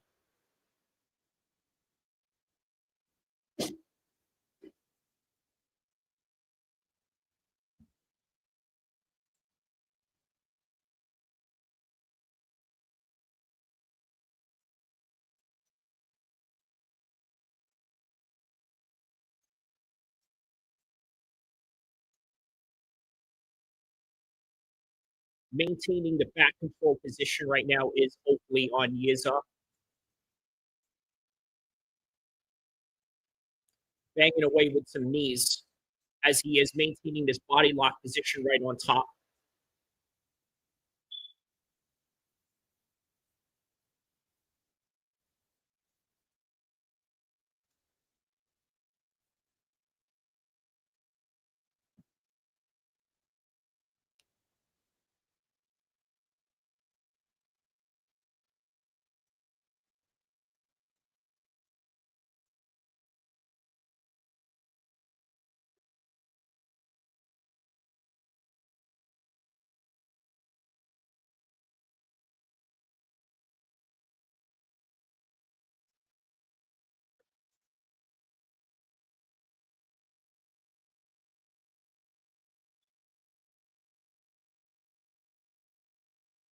All right, there's Ofli right now banging away with some shots right there.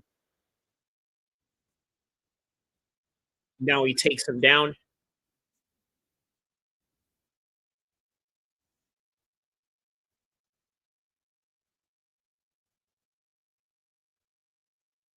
Good knees right there by Ofli. Right by the clinch position with the Wizard. Body shots right on the breakaway.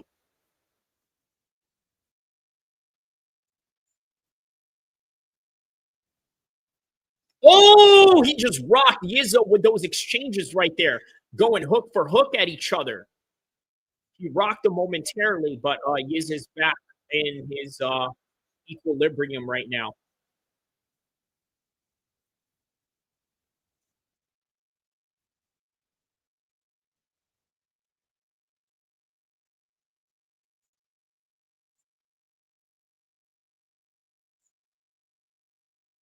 Oh. Yeah, each countered that body kick right there.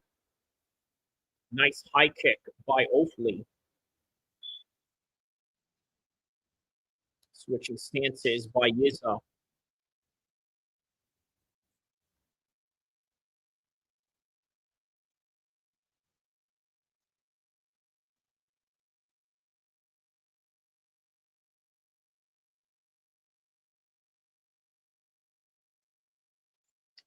Have you heard anything about Raja? That is a good question, man.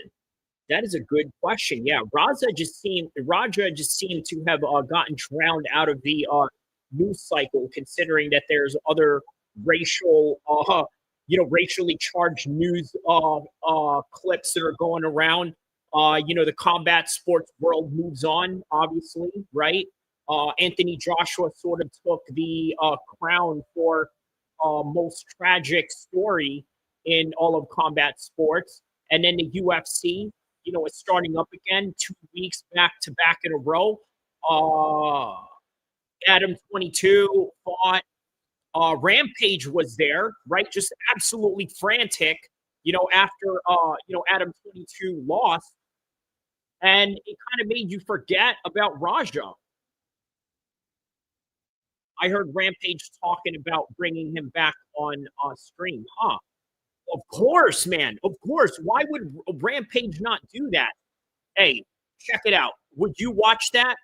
Be real. Would you watch that? I would totally watch it. Okay, why not? Like, don't you want to hear the banter? Look, and I've told you publicly, right, that I think Rampage is a horrible father to Raja, right?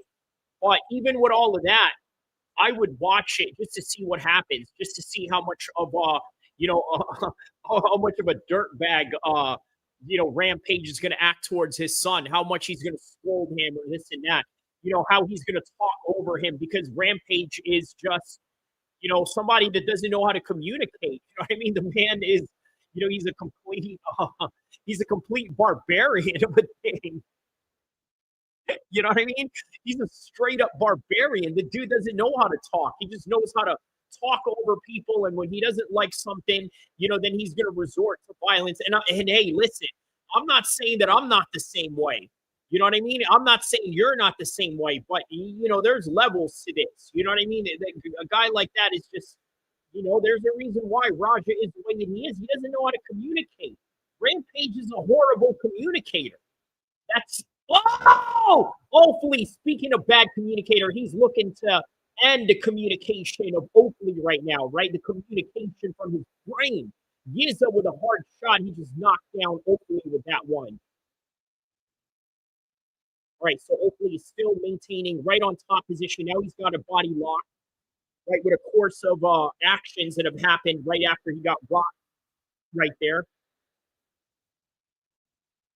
He says, yeah, it's totally faded out. It was really big there a couple of weeks, of course. Yeah, of course, you would watch it, right? Yeah. You know, but that's the reason why Rampage is doing it, because he, you know, I mean, yeah, I think it's safe to say Rampage is, you know, is a whore for views, right? You know what I mean? I think he should have used that time as a moment of rehabilitation, but rather he's using it as a way of exploiting his, you know, his views. Oh, good knee in that exchange right there.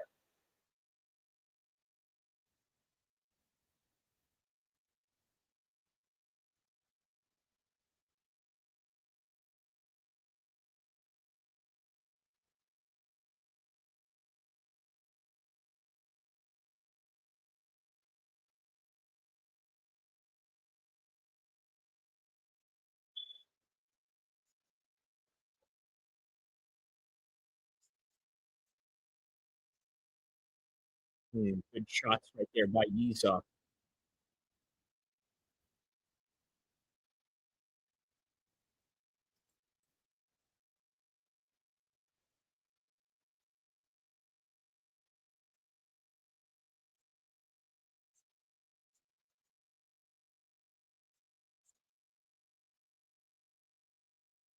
Oh, good exchanges.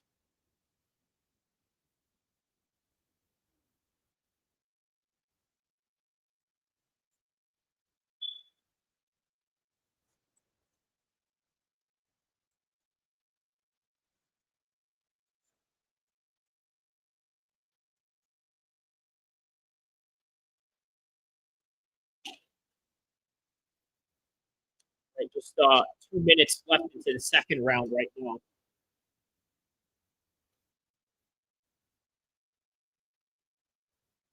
Good straight hand by Yiza there.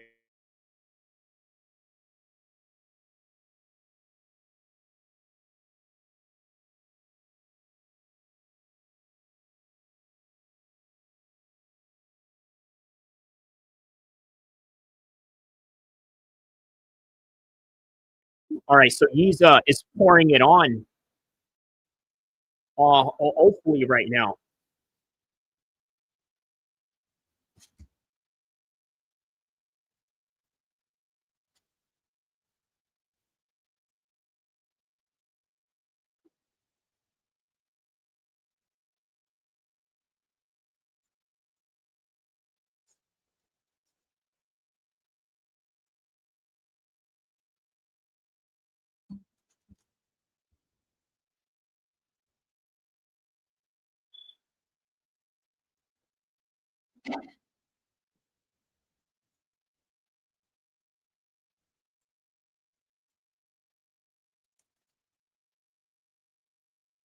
Oh, good shots. 1-2 shot right there by Yiza.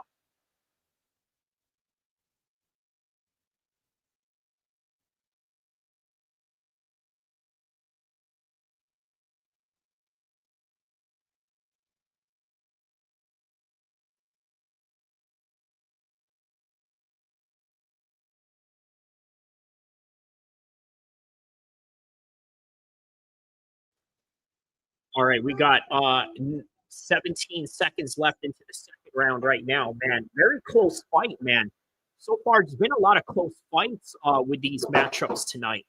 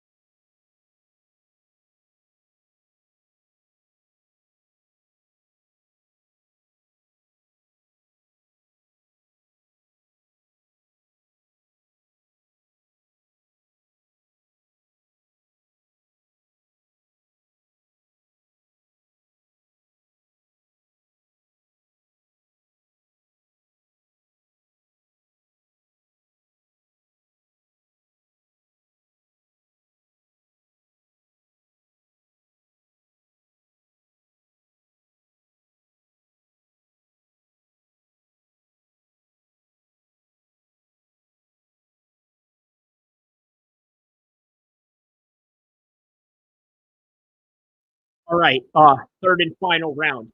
Let's see how this goes.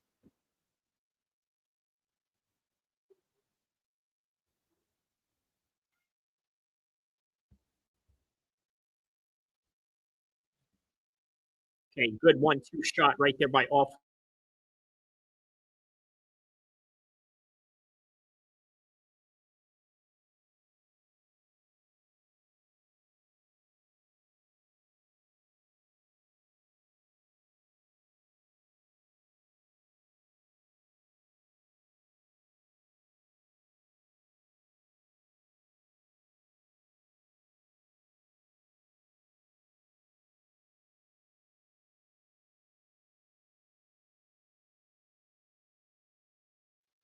All right, so it looks like Ofli's walking down Yiza here.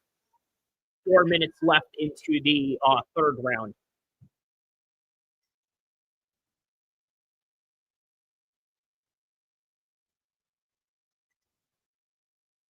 Nice body kick right there.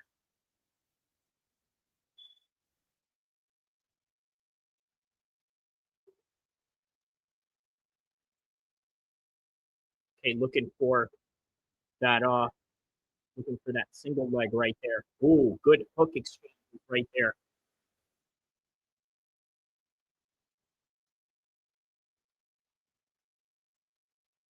Okay, shooting in for a single leg here. Okay, now he's maintaining this clinch position.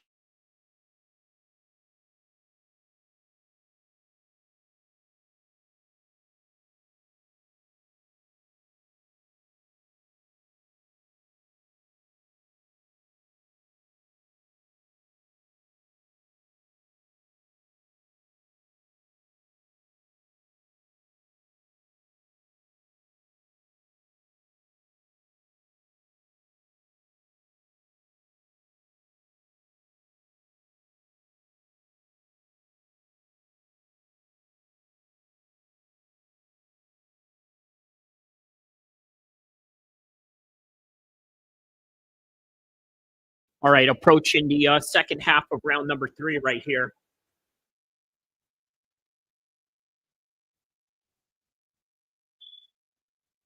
Yeah, very hard round to score, man. You know, but I might have to give this to Ofli right now.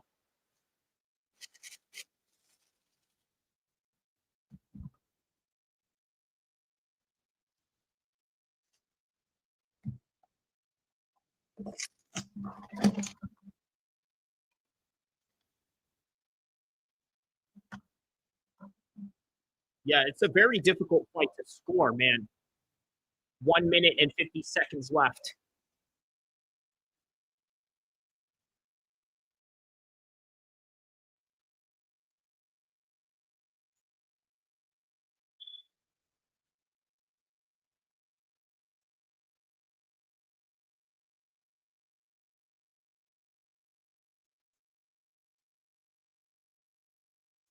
Oh, nice high overhand right there by Yiza.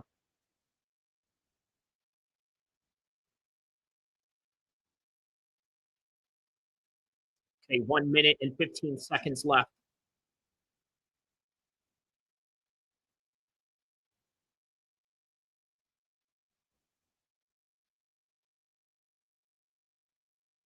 Okay, good takedown right there, but then there's Ofli with a guillotine attempt, scrambling out of here. Yiza now gets his back control position, has a body lock right around Ofli. Takes him down right there with that body lock position.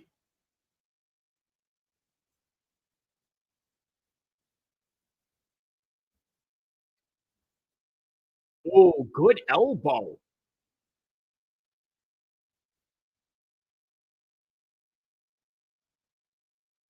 $20 seconds left.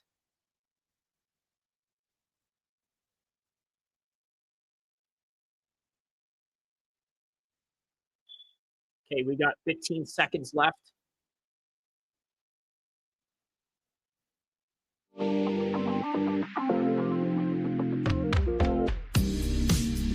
Ooh, spinning back kick right there, and that is the end of the third round. That is the end of the fight.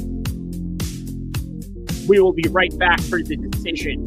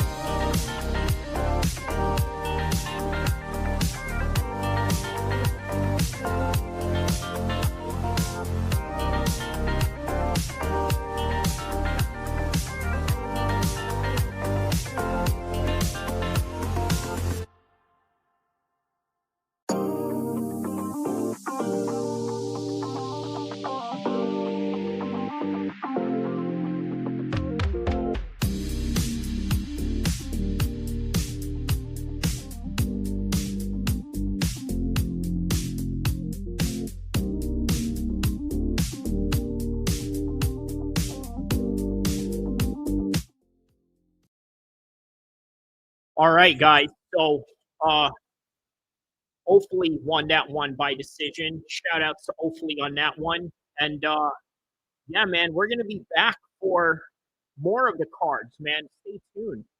But so far, man, go back to Dana White's job fatigue. Okay, why I think he's gonna quit. Let's check that out in the meantime.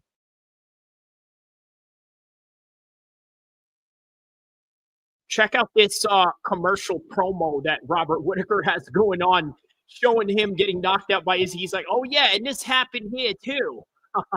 Real sportsman-like about it.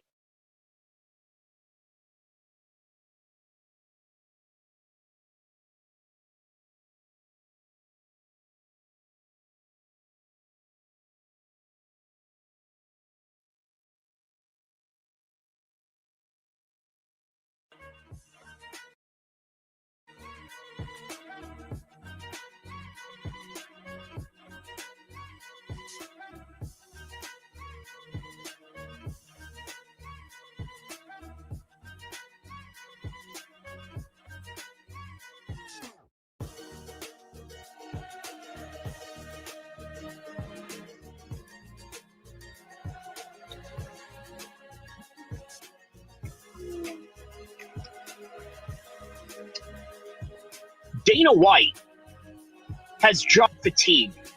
And a lot of you are looking at Dana White with envy, saying to yourselves, man, you know what? He has the dream job. The job that every male, every red-blooded male in America or anywhere else in the world where mixed martial arts is a prominent sport, that they could dream of.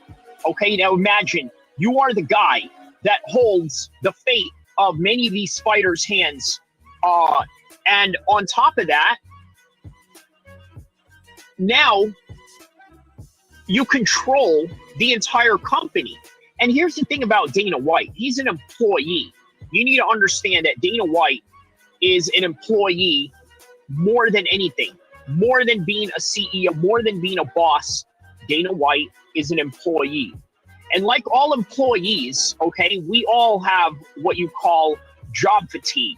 And the problem with job fatigue is that, well, many people don't understand or realize when they have it. So as a result of that, they start and think, you know what? I'm not doing enough. I'm not working hard enough. I'm not producing enough. And here's the thing. It's never enough. That's the one thing you got to understand about this, right? It is never enough. What you do is never enough. And quite frankly, I'm going to be very grim and honest with you. The company that you work for, the corporation that you work for, or the entity that you work for in whatever healthcare sector or engineering, or maybe even research science, or something to the effect of, let's say, government even, especially government, right? That goes with law enforcement all the way down to being a congressman slash municipal level of politics and what have you, right? It all, I'm telling you, like, it feels like a very useless endeavor. You want to know why? Because, look, they don't care if you live or if you're unalive. That's the God-honest truth behind it. Now, here's Dana White working hard more than ever when everything that he ever wanted to accomplish out of the UFC, he's already done. So what is there left to accomplish? I mean, virtually nothing. There's nothing else really to accomplish. And as a result of that, Dana White is at a stalemate. That is why you got a very non-enthusiastic response out of Dana White. You understand? That is why what people are complaining about is real. And it's an astute observation, but the reality of that observation is that, well, it's true. It's unfortunately true. And the fact that it's true shows you that Dana White has job fatigue. A lot of you have job fatigue. So you got to understand that your work doesn't care about you. You can be replaced the minute that you are injured, the minute that you are hurt. And pathetically enough, there have been people out there, and I'm not knocking anybody that's doing this, right? I get it and I understand it, but there's this one dude or a couple of videos that's very similar to this, where a McDonald's employee or a Burger King employee worked with them for 20 months or so, right? And then what happens as a result of that? The 20 months. You want to know what happened? They gave them free burgers. They gave them a jacket after 20 years of service, right? Contributing to the company. Bro, they don't care about you. That's the reality of it. And Dana White, unfortunately, learned that the hard way when he got humiliated in front of the world with his lackluster performance in trying to promote a fight that should be as exciting as anything that you've ever seen in your life. But the lack of enthusiasm showed, and as a reality of that, well, that's Dana White in a nutshell. And don't be like Dana White. Enjoy your life, live it to the fullest, and understand that it's never going to be good enough. So you got to understand when you're good enough. Because if you don't, you're going to burn yourself out. Simpletons that see your sense of reasonability as a sign of wokeness. This is an intellectual sloth way of living. Blessing to you, my British man, Sacramento, CA. Can I say, Kyrie is a fantastic MMA creator, and I'm not just glazing him, because he has obviously illuminated the fact that I'm an intellectual giant. Shout out to you, sir. But Kyrie does have a phenomenal YouTube channel, really good creator. He has a beard that anyone would be jealous over, especially me, as somebody who cannot grow one. Shout out to Kyrie, really good creator. Give the guy a sub. He definitely deserves it. Another person who has reasonable, well thought out takes. Frankie, I still have some friends in London.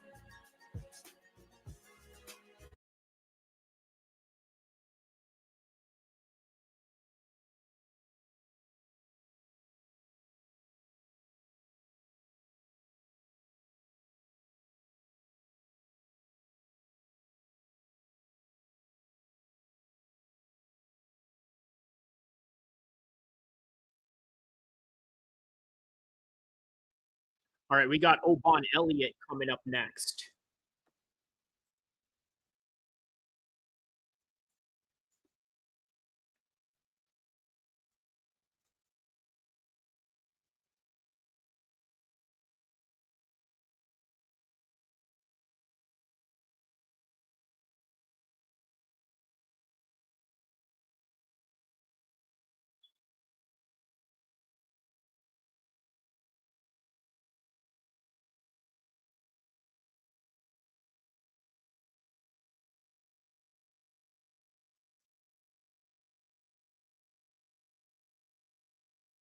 Or you're discriminating Muslim fighters or this, that, and the other. I don't think that's necessarily the case. 6 wins, 0 losses in the UFC. New contract. His English is great. Yes, that's correct. Let's go.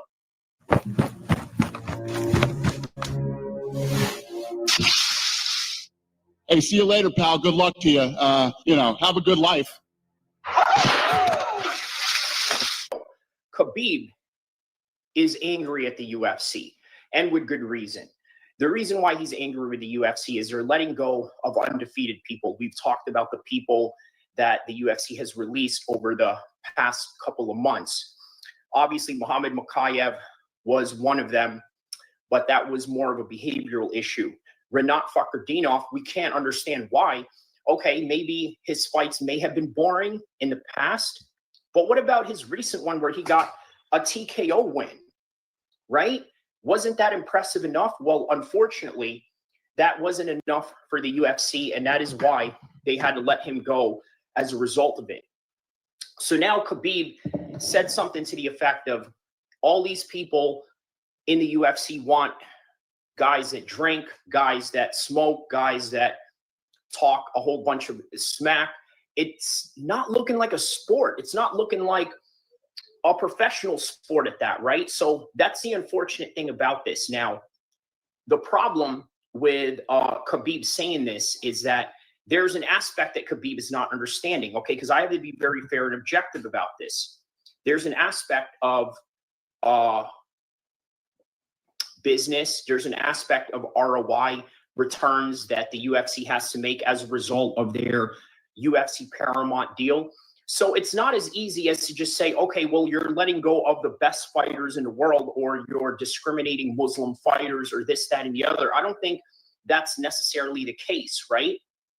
Well, here's the thing. Obviously, Michael Venom Page is Muslim, right? He's a very exciting fighter, but he's not a Dagestani. He's not a wrestler. So it's not so much of a Muslim problem or anything like that. It's more of a wrestler's problem, or a lack of exciting fights or exciting fighters type of problem. That's really what is happening here. Now, I got to tell you, I can understand why Khabib is upset, but I can also understand how this is going to discourage him later down the road in not wanting to coach anymore. At least, well, you know what? He did make a promise and said that he was going to stop fighting, so he did. He said that as soon as Omar, Islam, Usman Nurmagomedov, and all these other guys that are in his camp, right? The specific guys that he's trained with and has grown up with in the camp of Abdul Manap. He said that he's going to retire from coaching altogether the minute that they all retire from fighting. And I think this is going to expedite the process. What I will say is that, yes, it's not fair in the sense of competitive architecture, but at the same time, you got to understand the UFC is not the NFL, even though it tries to become one. It's not the NBA, even though it tries to become one. It is more like the WWE because they are owned by the WWE. And as a result of that, this is what you get. A sport that is not necessarily a sport, but a sport that is entertainment, a sport that needs to put asses in seats. And quite frankly, you can't do an NFL, NBA, Premier League style of sport with fighting and expect it to be popular if you don't sensationalize it. And this is where the WWE comes in. This is why they have to make the decisions that they have to make. And unfortunately, I could understand Khabib's point of view. If you're a hardcore fan, you could understand and appreciate Khabib's point of view. But other than that, that is the reality of the situation. And I'm sure that Rinat Fakhretdinov will be signed at some point. So that's nothing to worry about. That's indicative of what you saw out of Muhammad Micallef. Obviously, Muhammad Micallef has been signed back to the UFC, or at least in the process of doing so, just right after he got released because of some behavioral issues. And this was right after he beat Manel Kape. And then here's Manel Kape now potentially fighting for a world title. But on any regard, listen, that is all that I really have for this one. I had to explain to you the business side of MMA, but I also had to explain to you Khabib's point of view. Now, is this anything to do with Muslim discrimination? No, but it just so happens that a lot of Muslim fighters, especially from the Dagestani Caucasus Mountains, love to use wrestling, and as a result, they are deemed boring. Unlike Sharaputin, unlike MVP, who's also a Muslim fighter, but wrestling, for whatever reason, is not popular to the casual audience. But there is a platform for wrestlers to go to. I don't know how big or how sustainable that is. I've seen a couple of wrestlers compete in RAF, right? Real American Wrestling Freestyle, right? Colby Covington is going to compete against Luke Rockhold. You had Bilal Muhammad compete there. But that's another platform for another type of fighting skill set. But on any regard, this is the reason why the UFC has to make the decisions that they make. Paramount deal, $7.7 billion in the next 7 years. This is the reason why. It has nothing to do with discrimination, but at the same time, it just so happens that these fighters come from a place that adore wrestling or use wrestling to win fights. And unfortunately, that doesn't put asses in seats. All right. That is all that I have for this one. Don't forget to like and subscribe. I'll see you in the next one, inshallah. MMA needs, if you want to find predictions, news, and everything that deals with MMA, shout outs to Kyrie, Abu Al-Kir MMA, Sacramento, California, represent. That's right, Kyrie. I appreciate you, my nigga. You came in here, you was talking that shit. That's right, bro. Much love, Flo. I appreciate you for always stepping in, bro. Be safe out there. Man. My nigga Kyrie, my man Kyrie came through. He started talking that shit. Hey, here's the thing. Here's the thing. That nigga will whoop your fucking ass. You up there? Yeah, hey, that's all great, but you know, it was Rich Trapper that was doing all the ass whooping last week, man. He ran up on an op at at a studio, at a recording studio, and guess what he did? He made him beg for mercy. He choked him out. And he choked him out so bad. That dude was supposed to box at the Adam 22 card, but he obviously couldn't make it thanks to the homie Rich over here. But, man, yeah, shout out to Rich Trapper on that one, guys. But, all right, man, we're back at it right now. Oban Elliot, 3 minutes down into that dude. That dude in the video, yeah, the dude in the video, bro, he choked out this dude named Boskoe. We're going to do a reaction to it if this fight ends early with Oban Elliot and Metcalf. But yeah, man, you know, it's all over the internet. Rich Trapper choked out Boskoe. So, you know what I mean? That's that's kudo points for the homie. You know what I mean? So hell yeah. Hell yeah. Yup. And he stopped him from going to his boxing match in the Adam 22 card because Boskoe was supposed to box this dude named King Pill. This dude named King Pill was supposed to be in that fight. So I don't know, man. I guess I guess he hurt his throat too much. I don't know how you get choked out, right? And that prevents you from a boxing match. I guess, yeah, I guess Rich really put him on in really, really tight. You know what I mean?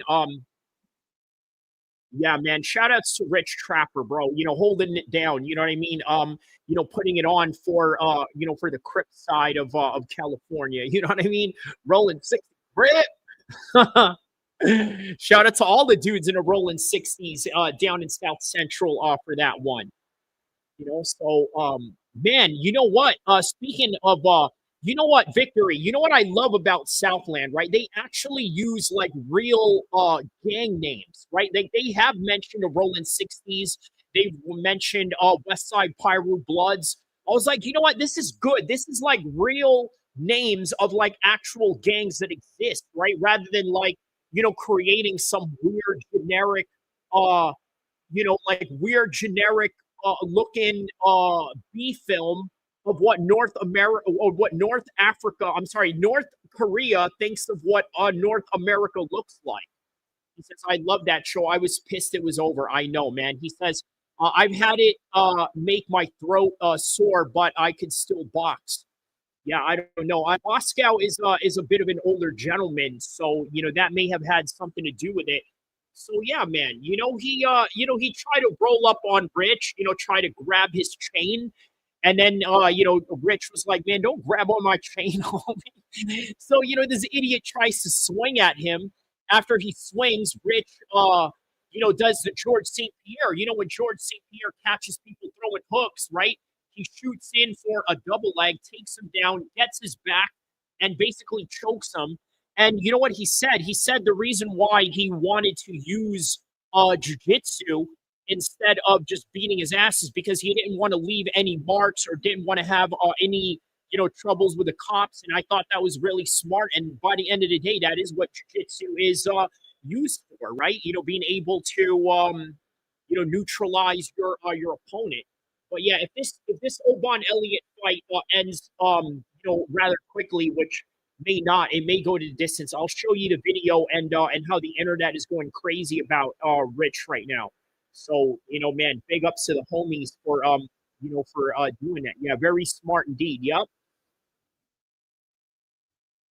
Yeah, man. Rich, he's a smart dude. So, I would expect him to do the smart thing. Plus, listen, this was at a studio. Okay, this was at a recording studio. Okay, it's not like back in the days with Death Row and Suge Knight and Tupac, where they did all types of crazy things there. Right? They had fight clubs going on in Death Row studios. Right? They made dudes put on gloves and just throw down in there. You know what I mean? And even Tupac was getting in some rounds with some dudes in there, right? But yeah, that's the kind of stuff they had going on in rap studios back in days. Not today. Now obviously, with P. Diddy and the East Coast side of things, we don't even want to talk about what he was doing over there. Puff. But anyways, yeah, we got a real good fight right here going on right now that we've got to show real respect to because I got a lot of respect for the Welsh gangster, Oban Elliot, right here, taking on Metcalf, which I believe I had spelled his name wrong on the description below, but nonetheless, it is all right. All right, so there's a 1-2 shot right there by Oban Elliot, standing really tall, really jab savvy right there, already caught up the eye of Metcalf right there.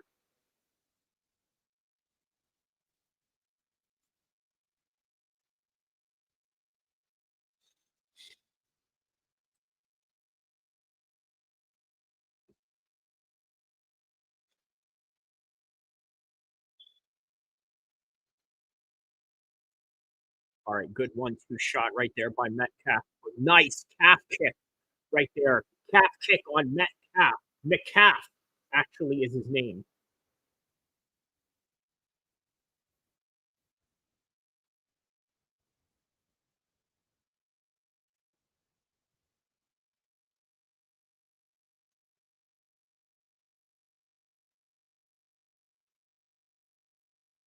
Oh, man, good sequence of shots right here.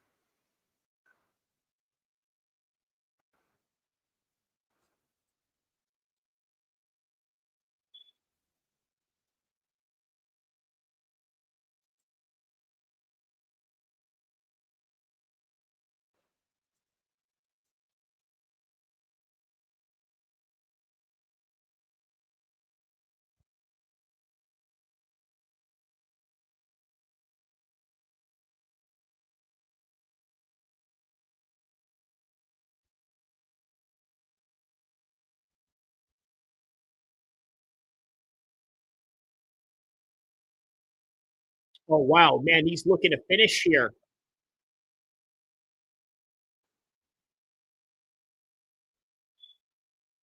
He's looking to finish here. You know what? Yo, that is so crazy. This is exactly how Rich choked out Boskoe. Now, how crazy is this? Wow. Okay, we definitely got to show. Oh, that's it. That's it. That's it. Oh, that is it. That is it. He choked him. He choked him. I can't believe it. He choked him, bro. Okay, that is the perfect segue right here. That is a perfect segue right here.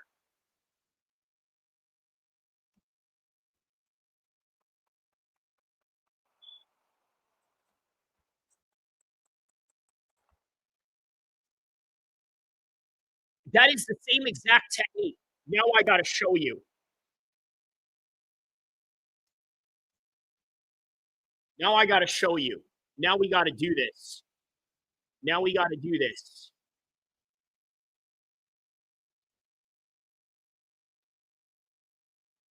Now we got to show this.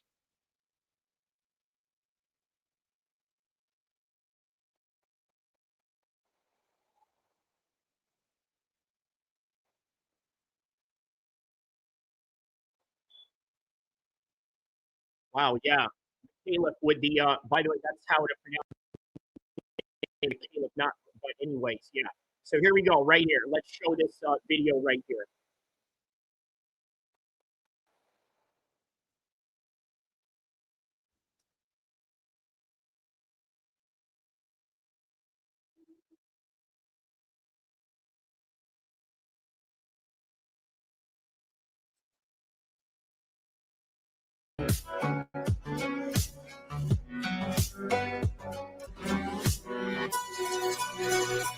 You know that guy that's always on my outros that says, I'm going to beat your ass? Well, guess what? He ended up beating up somebody at a studio. Go check this out.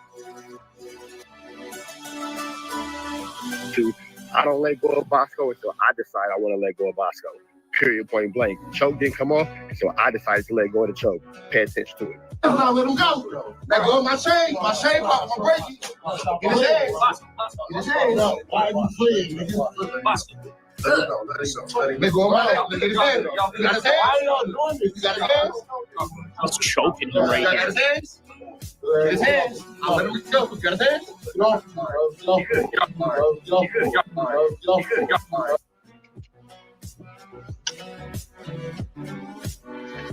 Approaching the 24-minute mark. Perfect.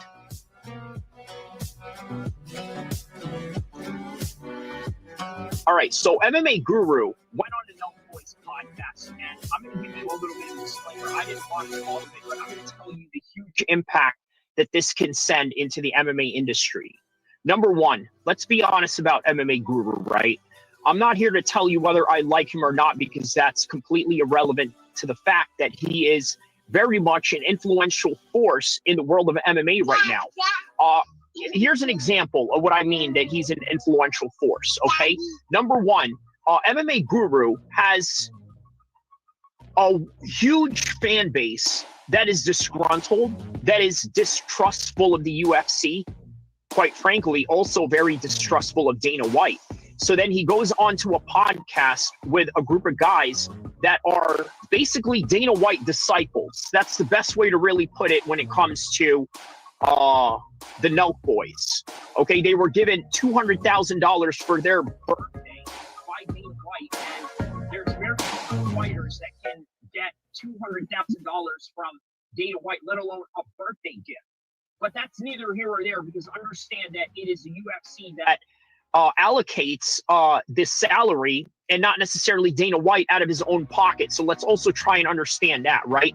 Nonetheless, all of these things that you have against Dana White, or the matters that you are disgruntled about with the UFC, the matchmaking, for example, a lot of people not happy with the Israel Adesanya and the Joe Pfeiffer fight. By the way, I could go into a little bit of details later on why that fight is happening. But for now, understand that MMA Guru can literally change the shift of the entire narrative of the MMA world based on the fact that he is not affiliated with anybody. And as a result of that, he is a lot more trustworthy, believe it or not, than the likes of Michael Bisping, the likes of John Anik, the likes of Dominic Cruz, the likes of anybody that has a hand in the UFC's media team. And that also includes Rularosenko. These are people that will never give you an honest answer when it comes to honest assessments about the MMA industry. As for MMA Guru, on the other hand, he is a little bit unique in that, but there's a little bit of some chinks in that armor, considering the fact that MMA Guru is friends with Tom Aspinall. And this is the reason why he makes jokes about John Jones. Obviously, the very highlighted and the very well documented John Jones's GAY video that he made, right? Which, by the way, made like I believe millions of views now. That should be up to the millions of views, if not close to it. But nonetheless, a very big video for MMA Guru, right? Because, well, let's just be honest about it. Is he ever going to give an honest assessment against John Jones? If John Jones ever decides to fight Tom Aspinall, the answer is no. Now, what about any other opponents against Tom Aspinall? Is he ever going to give him a fair shake? No, he's...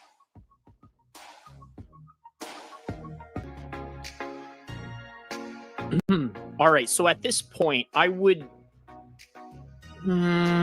say that MMA Guru has the attention of Dana White. Now, think about this. The Nelk boys are affiliated with Dana White. They're going to see this. Aiden Ross, who he's done a live stream with, he's affiliated with Dana White. He's going to see all of this. Maybe not the whole entire portion of the content, but the snippets of it where there's this influential guy in England who's not even a fighter, not even a manager, not even anybody tied to the business other than doing reactions to UFC shows. And he has the influence of everybody when it comes to saying that I'm not doing my job correctly. And that's Dana White saying this to himself regarding MMA Guru. That is, if he runs across these videos and these snippets, which most likely he will. And if you look at the Nelk boys, they look so embarrassed by all of this, or shocked at the idea that, wow, Dana White's not doing a good job. Well, of course, they're casuals. We as hardcores, we see things that other people don't. So we critique things in a much different manner. But we'll see where this goes. He's choking him right here. His hands. Let him go. You got his hands? Get off me, bro. Get off me, bro. Get off me, bro. Get off me, bro. Get off me. I'm doing it. Get off me. Obviously, I wasn't making a video, but that's why they got on camera. But how does it end? That's what I was worried about. Don't get to pulling me yanking on my jewelry because you ain't got nothing. Don't get to tugging and snatching and all that kind of stuff because you ain't got nothing. Don't do that. You feel me? Now that I'm done telling this little stupid Flu Flamber Skulldugger story about how Boskoe was my first official victim in these YouTube streets, first official one, but I spared him though.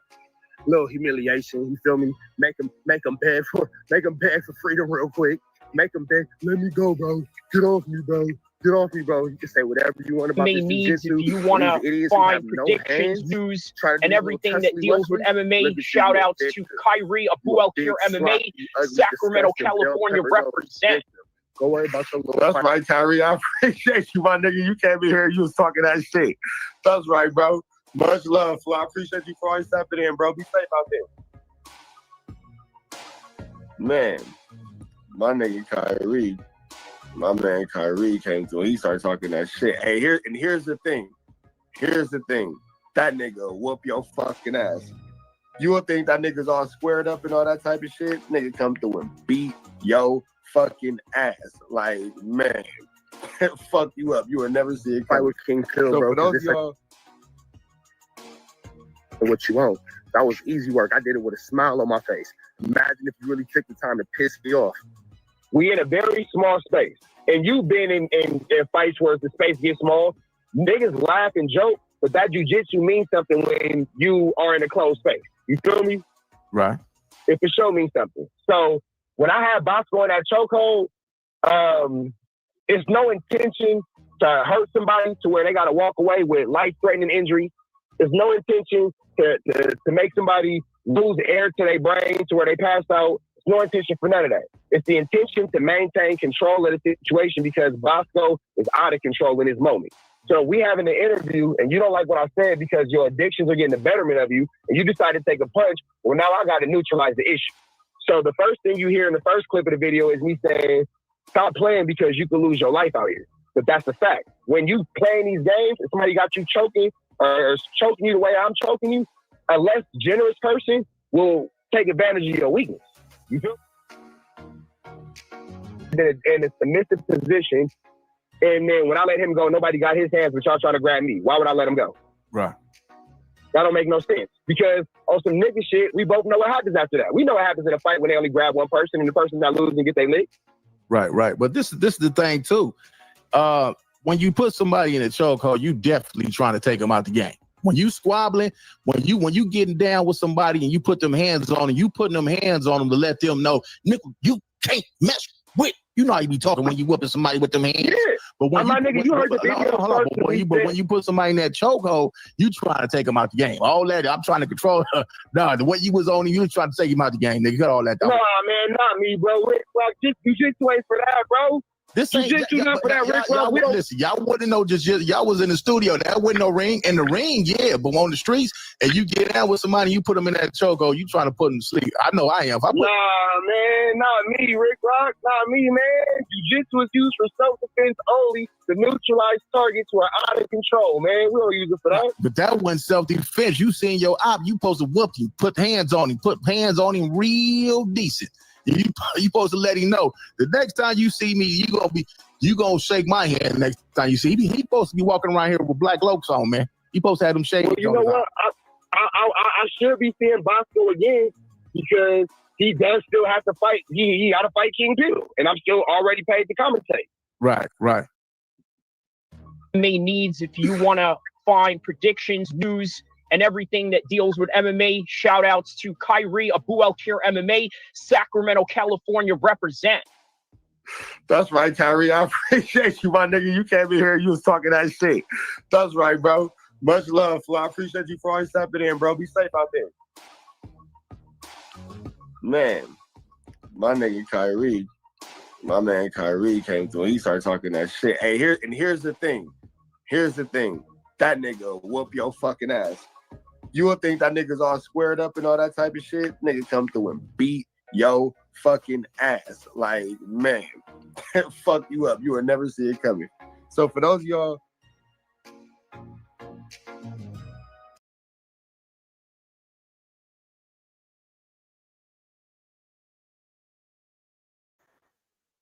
all right.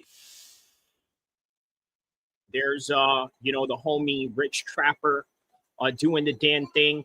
And we're gonna keep doing the dang thing because you know what? We got more fights coming up right now. Man, listen. We got a light heavyweight matchup coming up right now.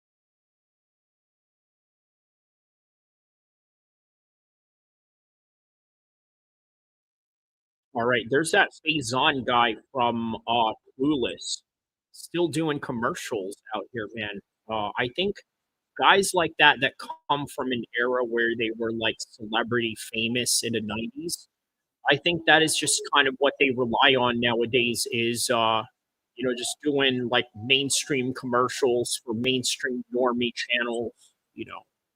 Yeah.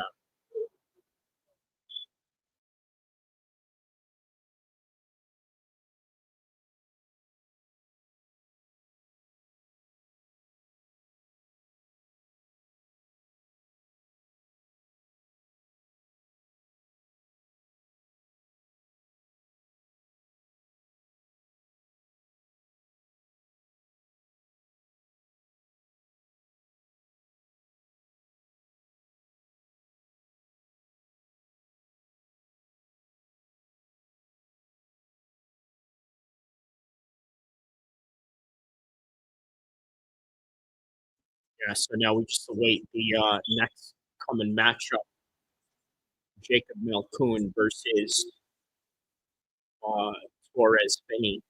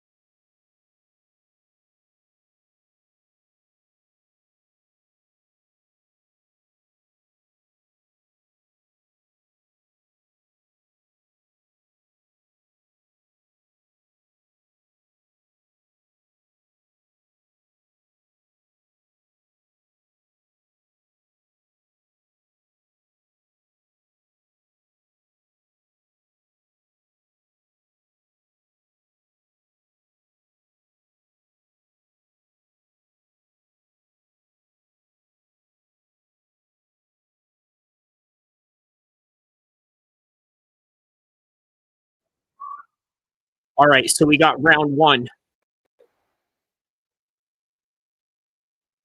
Finney versus Malkoun.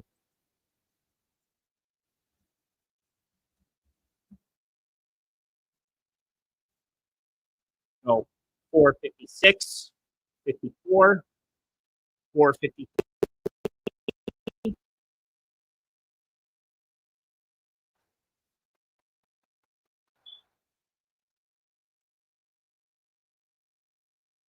Yeah, we got ourselves a middleweight bout. I said light heavyweight. I said light heavyweight earlier, but really these guys are huge middleweights.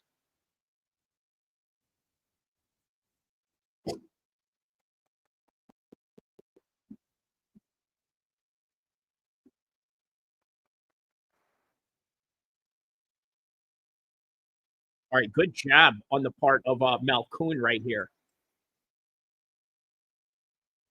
Malkoun shoots in. Finney sort of moves away in a way to stuff it.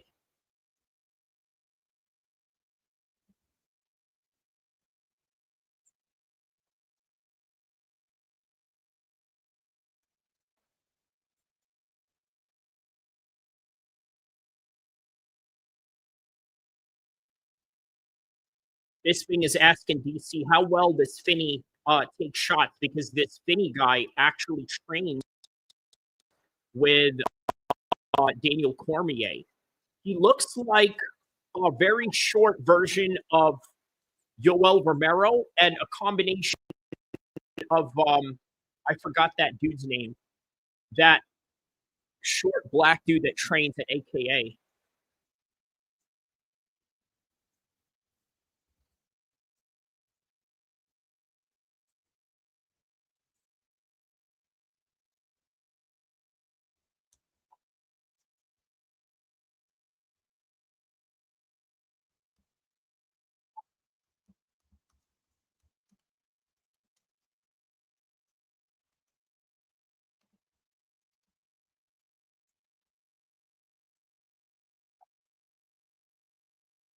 What is that guy's name?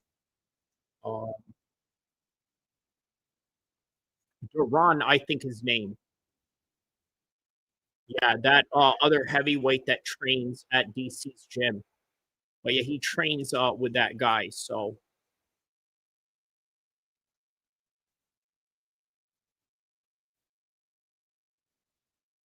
oh wow. Okay, there's some shots right there by Malkoun.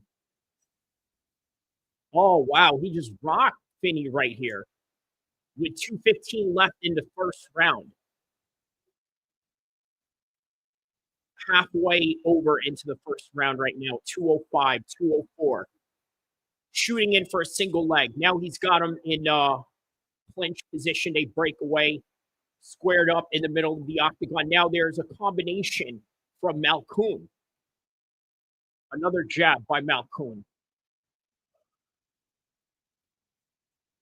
Wow, another 1-2 shot by Malkoun as he is walking forward towards Finney.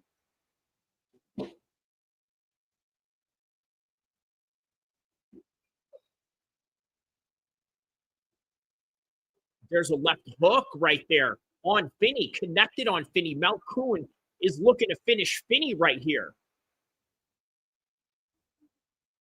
Shooting in, attempting a shot. There's Malkoun backing away, slick backing away. 103, 102, 101. First round.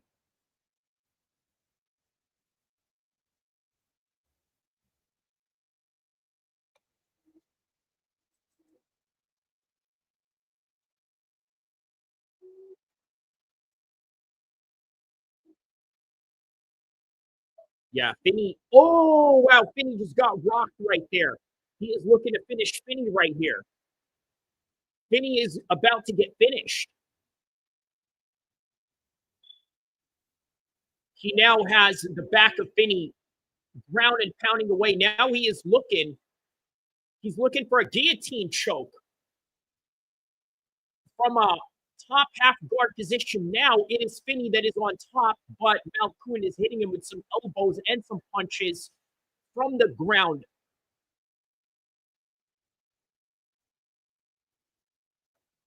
At the end of the first round. Wow, man, a very exciting first round indeed.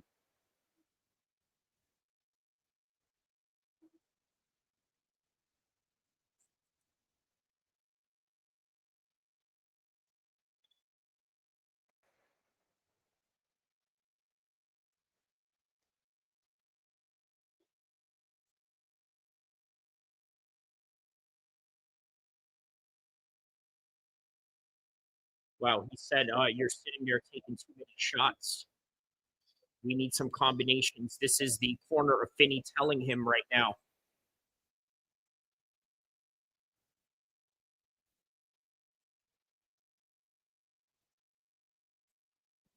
Well, after he was throwing some combinations right there, he knocked him down straight away.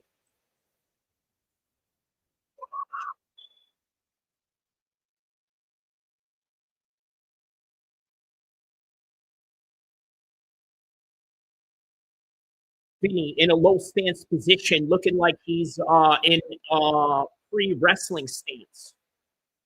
Malkoun looking across the octagon, looking to put his hands up just right before the referee puts him back in there. There it is, in the beginning of round number 2.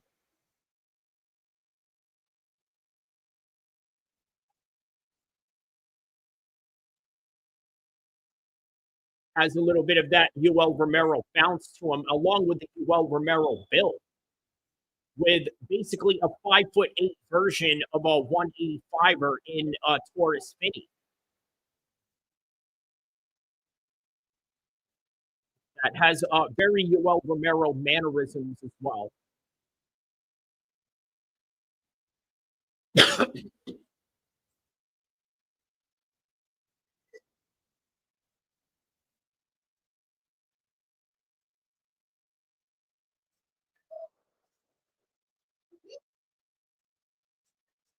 Oh, 1-2 shot by Malkoun.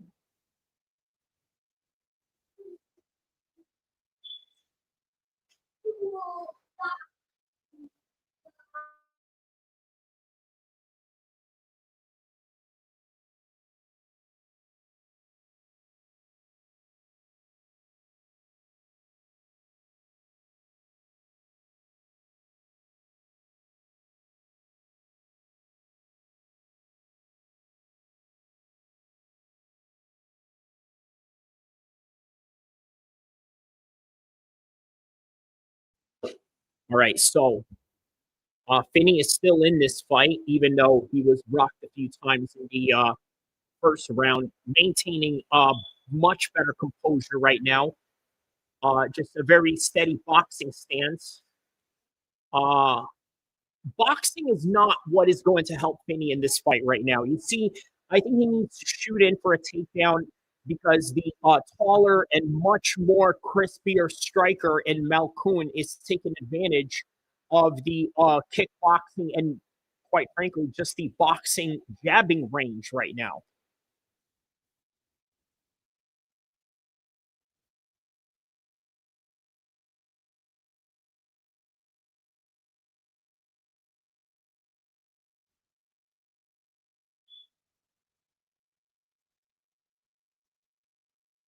Oh, wow. He just rocked him right there, man. He rocked Malkoun in that one.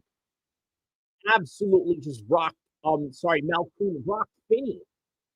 Malkoun rocked Finney in that one.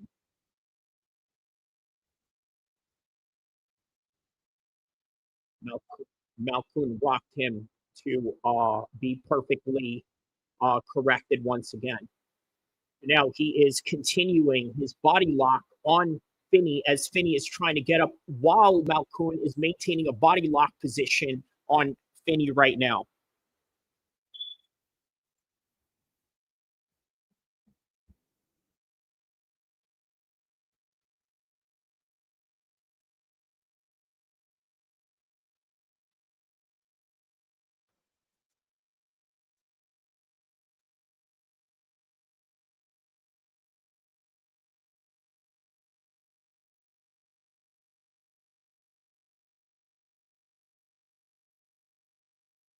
Malkoun maintaining top position right now. Using all forms of mixed martial arts, obviously, doing very well on the feet. Not just that, now he's doing even better with the body lock position as he is just banging away at Finney right now.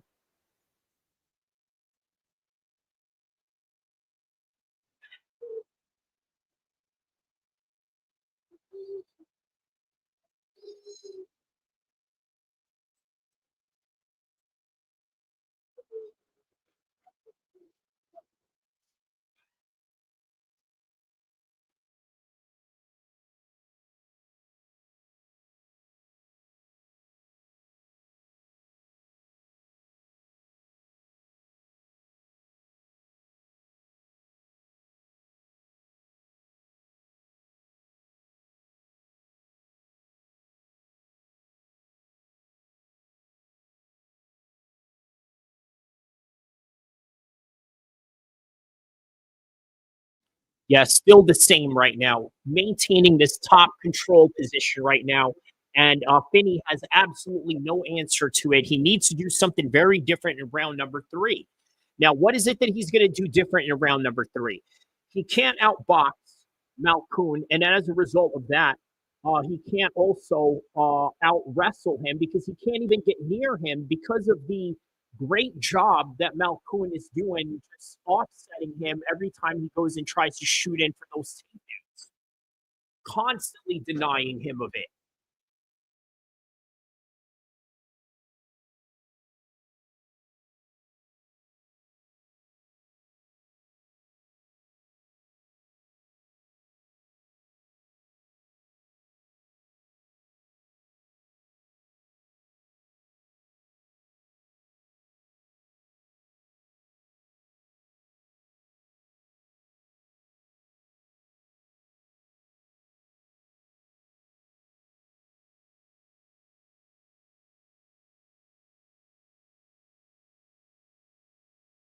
All right, so here we go.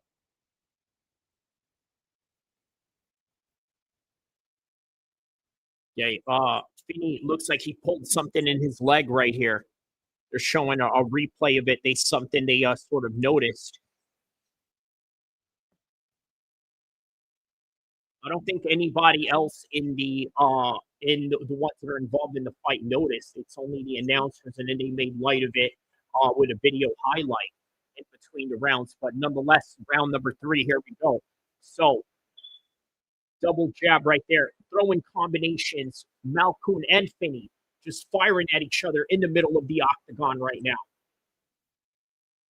Still one and the same, just throwing it out right there. Wow, there's a huge hook by Malkoun and Finney. Finney mostly. Now it is Malkoun that tries to shoot in for a takedown. Now they're back in the clinch position. While they're in the clinch position, Malkoun is pushing Finney towards the fence.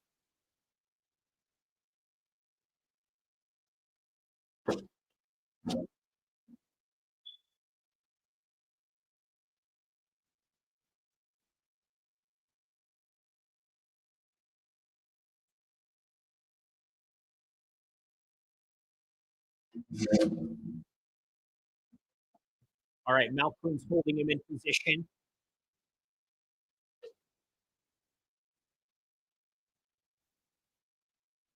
Jab. Good jab right there by Malkoun. Wow. Good straight right hand right there by Malkoun.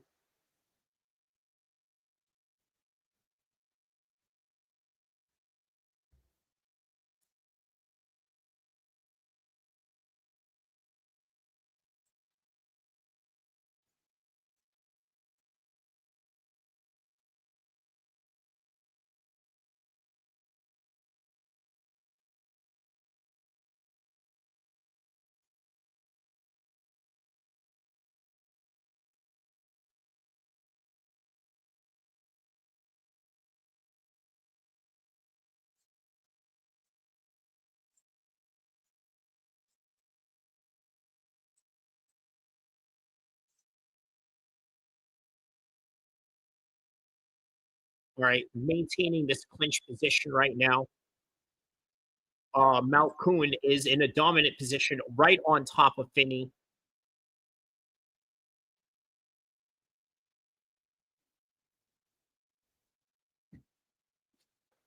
Right by the clinch caging position right here. Attempted trip by Malkoun. Maintaining arm control right here by Finney. Just a single arm control. A lot of stalemate going on here. Surprised that the referee is not warning them of such stalemate positions by the clinch cage positions that they're having right now. All right, so now they break away, back squared up, 145 left. In the middle of the octagon, squared up.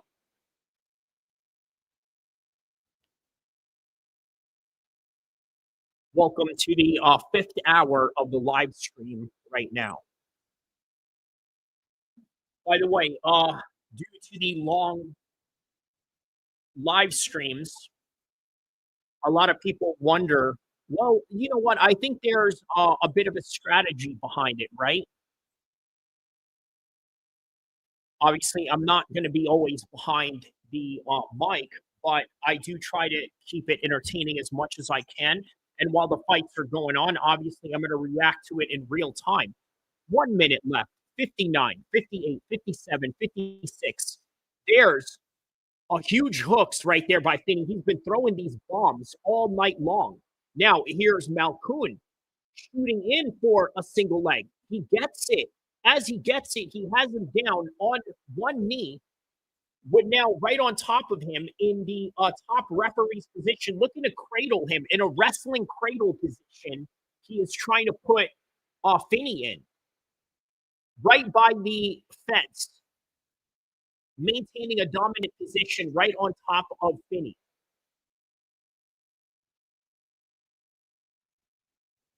Now they stand right back up as they are cage clinching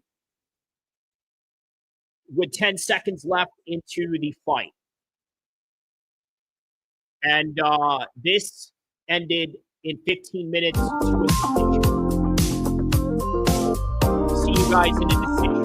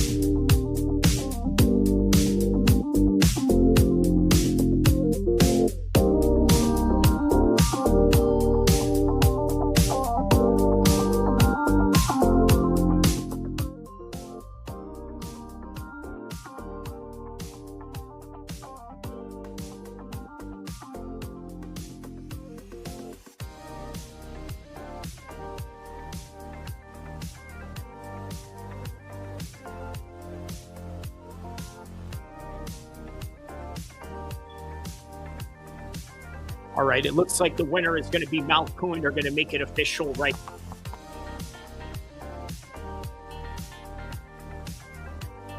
$30-27, $30-26. Very clear winner, Malkoun.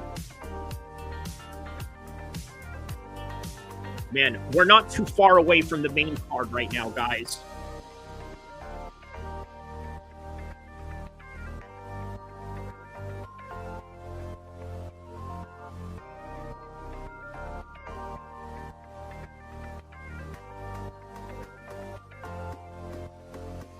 Oh, he's talking about the ring rust that he had 2 years off.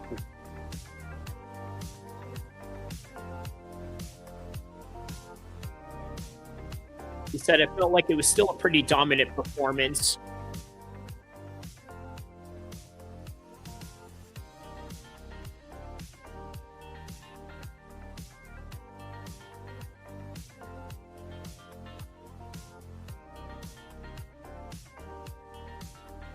Wow, man, he has some good jabs right here. Never really overcommitted.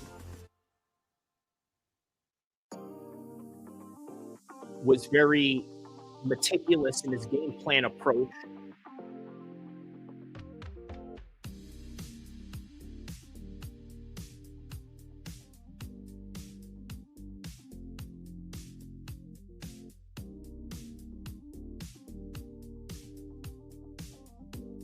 Says that he's a well-rounded fighter, and when you're a well-rounded fighter, you know, you can make it easy in the top 10. I'm obviously paraphrasing, but he said something to that extent.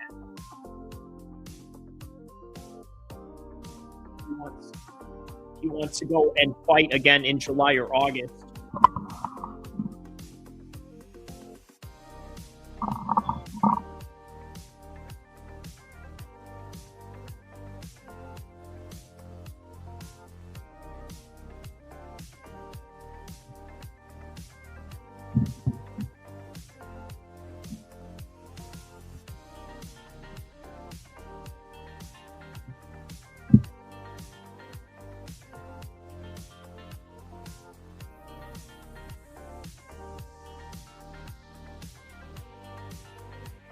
All right, looks like they're promoting some BJJ events here.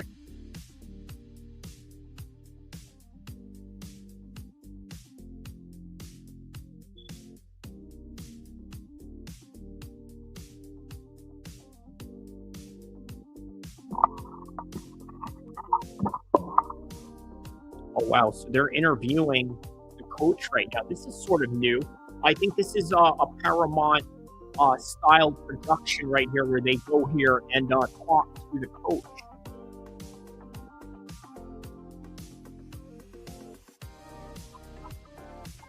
They normally don't interview the coach in MMA. It's usually done in boxing.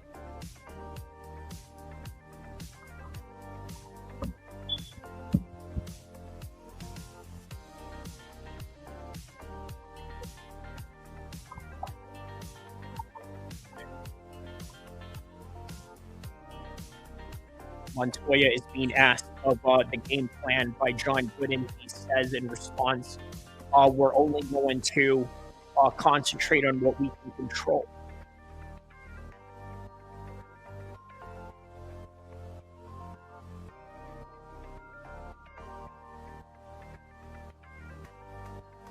All right, so Cam Rowston coming up next.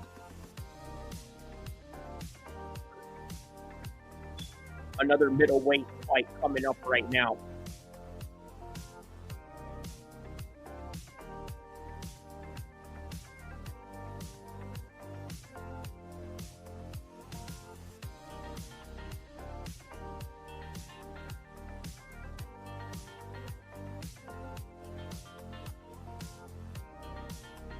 Oh yeah, he's a City Kickboxing member, this Cam Rowston guy.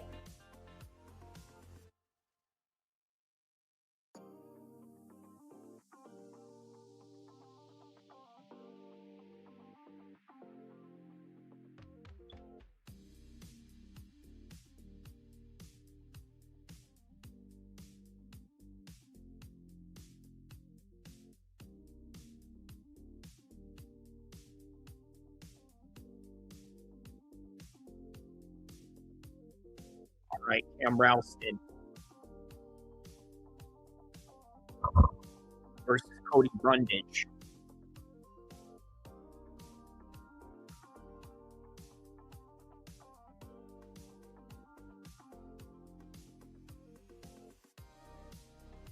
Obviously didn't do very well against Bo Nickel, but this isn't Bo Nickel, is it? Yeah, we're in for a different fight on this one. Rowston versus Brundage.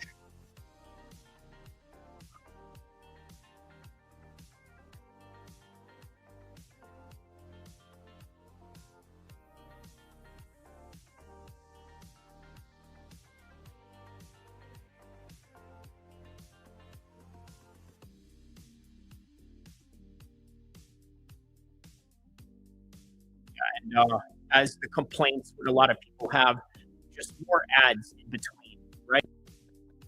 I mean, it's not the worst thing in the world having all these ads, right? I mean, would you rather pay more or I don't know, man. You know, but what would they be doing right now in the pay-per-view portion? Are they just, you know, talking or, you know, not saying anything in between or, you know, a whole lot of dead air? I don't know.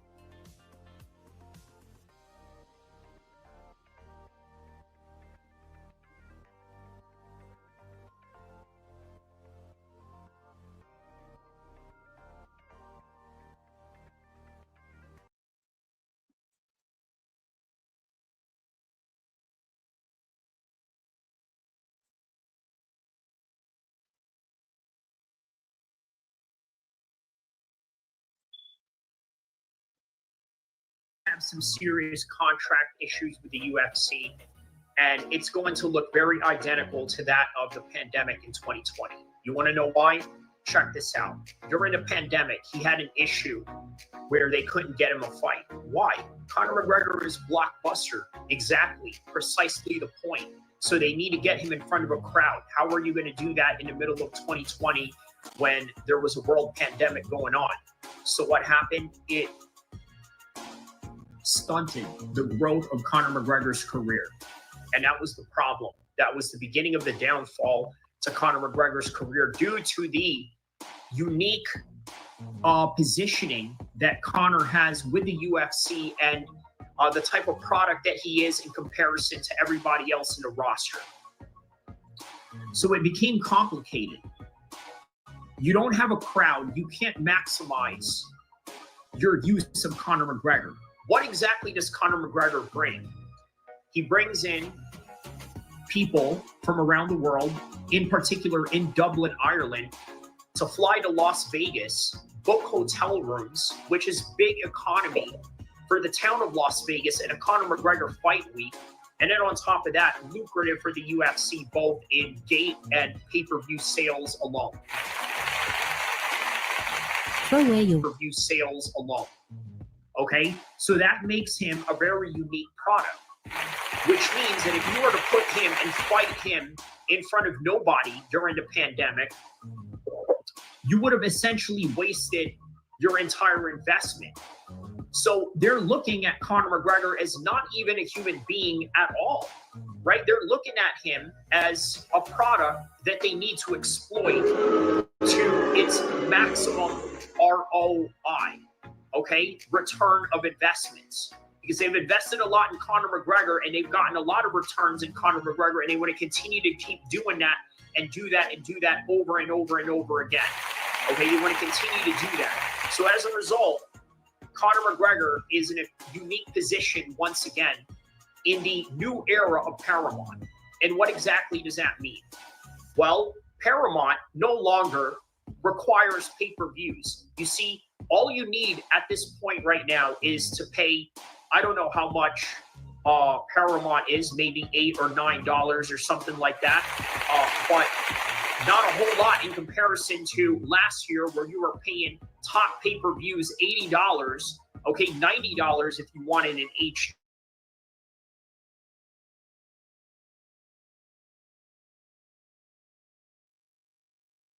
All right, we're going to get back to that in a second, but we got a fight going on right now. Cam Rowston is being announced, and Cody Brundage was just announced.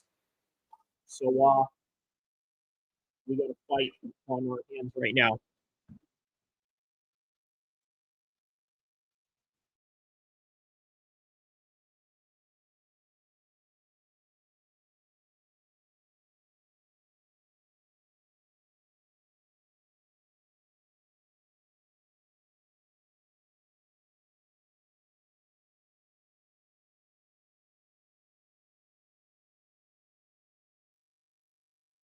Round number one, we're about to get started right now.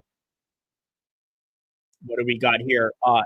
Tad Padilla says, hi. Hello, Tad Padilla. Let me know what part of the world you are from, my man. Shout outs to you. All right, so here's Cam opening up with a kick. Look at the size of this dude at middleweight. Very huge middleweight.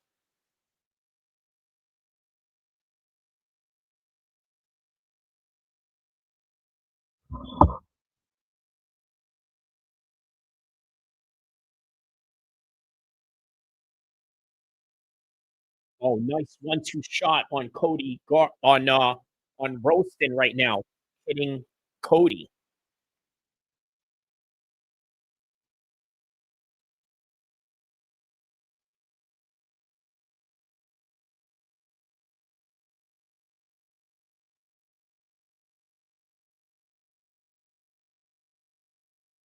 Yeah, his coach is telling him to get back to the center.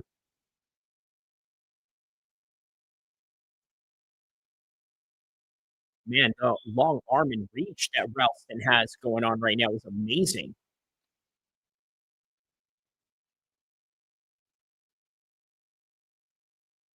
Brundage fighting back as he is being pushed into the back of the cage. He starts throwing back at Cam Rowston right there. They exchange head kicks right there. Not really anything hard or significant.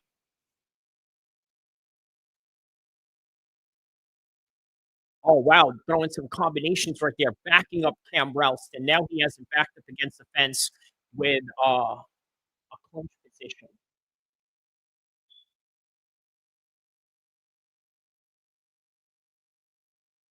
Oh, good knees right there.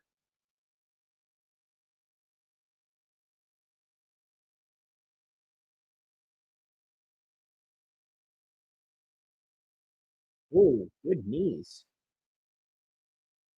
Good knees. Oh, wow.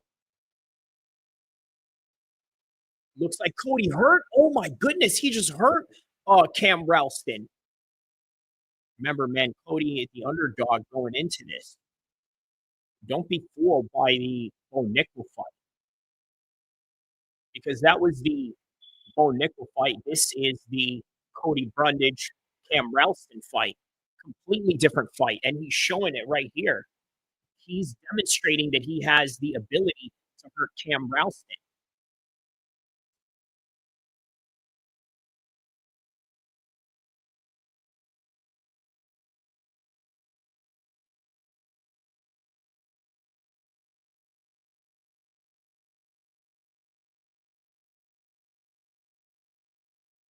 Ducking over and under.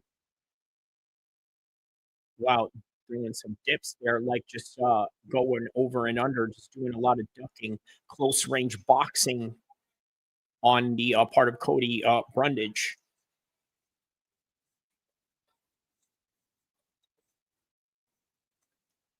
Nice, man. Nice attacks by Cody Brundage. Oh, 1-2 shot right there by Cam Rowston.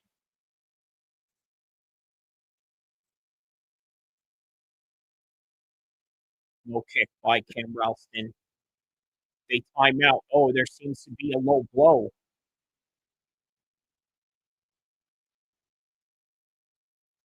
They go into a timeout, and now they have the official stepping in.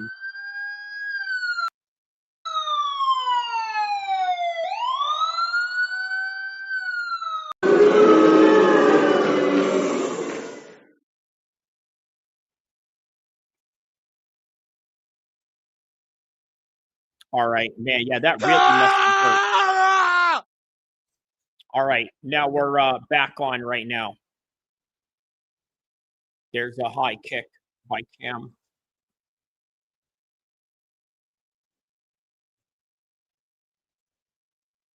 A 1-2 shot by Cam. Standing tall, too. Fighting very tall.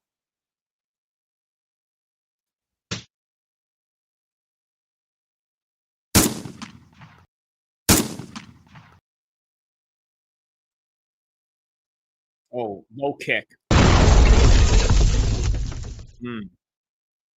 Oh, he hurt him with that one.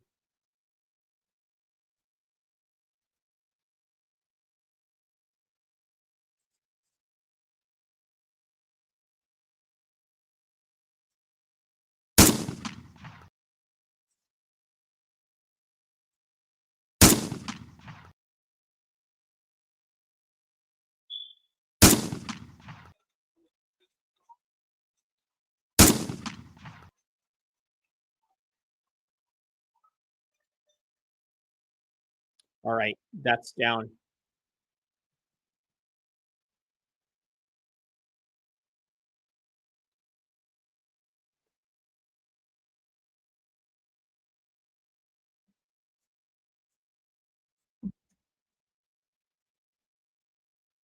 So Montoya giving it straight to Cody Brundage. He says, let me tell you what the issue is right now. Your feet are flat as fuck right now. And, you know, I met Montoya when he was cornering Jorgensen at a Sacramento card, UFC Sacramento card, right? I met him at the 24-hour sauna, weirdly enough, right? You know, since I get into it with people in the sauna. But anyways, as I was in there, I asked him, I was like, hey, how do you get over not being afraid of a fight? He says, well, you wrestled before, right? He's like, yeah. Well, were you afraid to wrestle? I said, no. All right, well, then don't be afraid to fight. It's like, okay, touche. That's Mark Montoya right there, giving it to you straight and raw. Yeah, true story.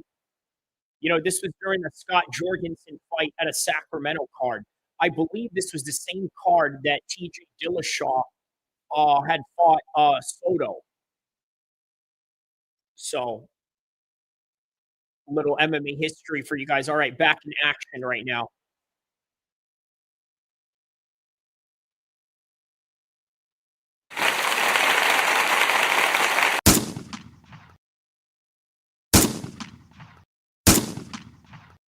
Okay, good shots right here.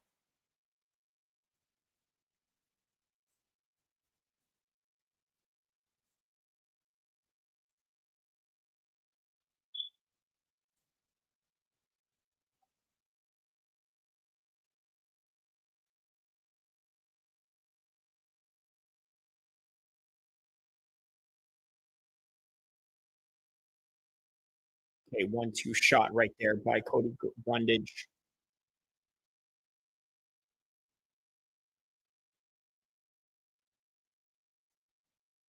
Another 1-2 shot by Brundage.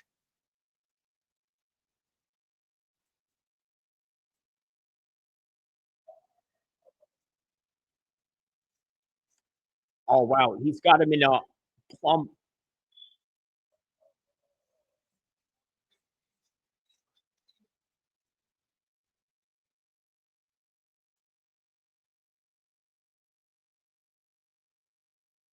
Muay Thai plum. Body kick by Cam Rowston.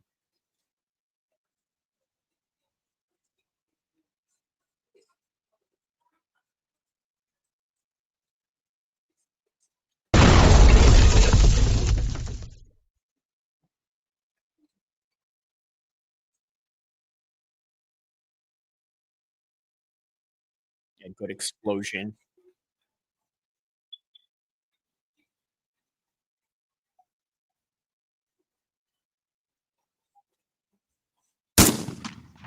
Oh, single shots right there. In with single shots. Now Cam is right on top.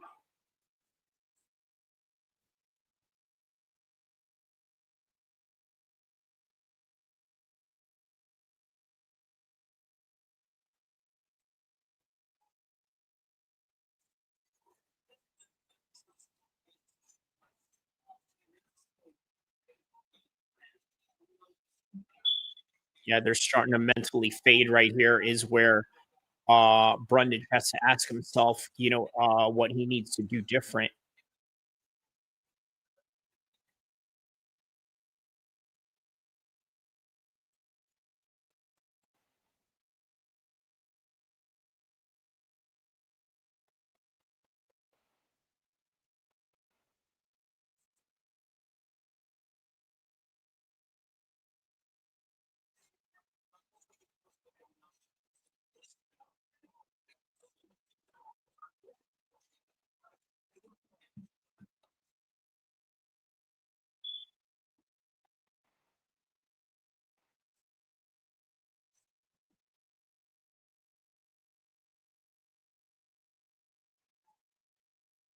All right, Cody Brundage getting beat up here in the last minutes of the second round.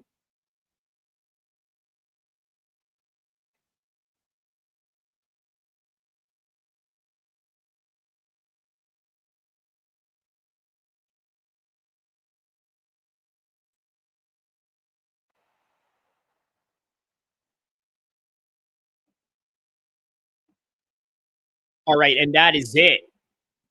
Is it.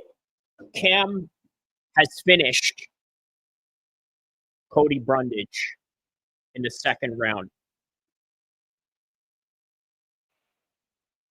TKO finish.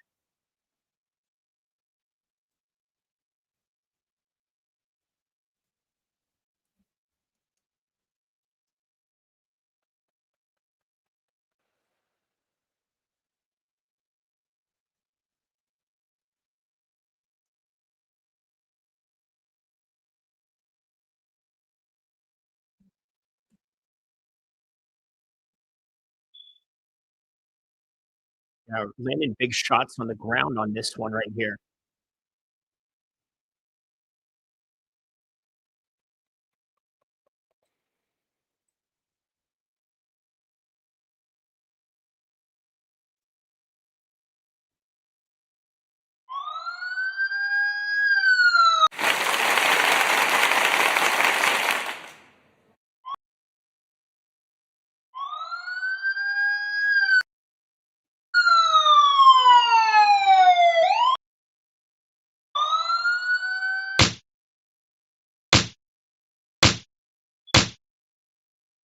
All right, man. All the punching, all the kicking, all the action that's going to continue here.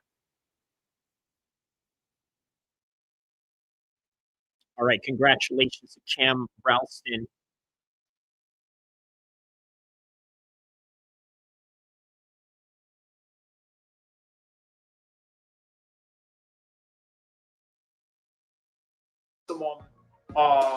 High quality, but now you're paying a whole lot less, $1,000 less that you are saving throughout the whole entire year just to sign with Paramount. What is in it for the UFC? Paramount wants to have a piece of the UFC's ass, okay? And the reason why they want that is because they know that having a juicy product like that will attract a diverse group of audience, right? What do you have in Paramount? To be quite honest with you, the only thing that I really watch in there is Mobland, okay? And that is with Tom Hardy and Pierce Bronson playing an Irish mob guy, which, by the way, is great, right?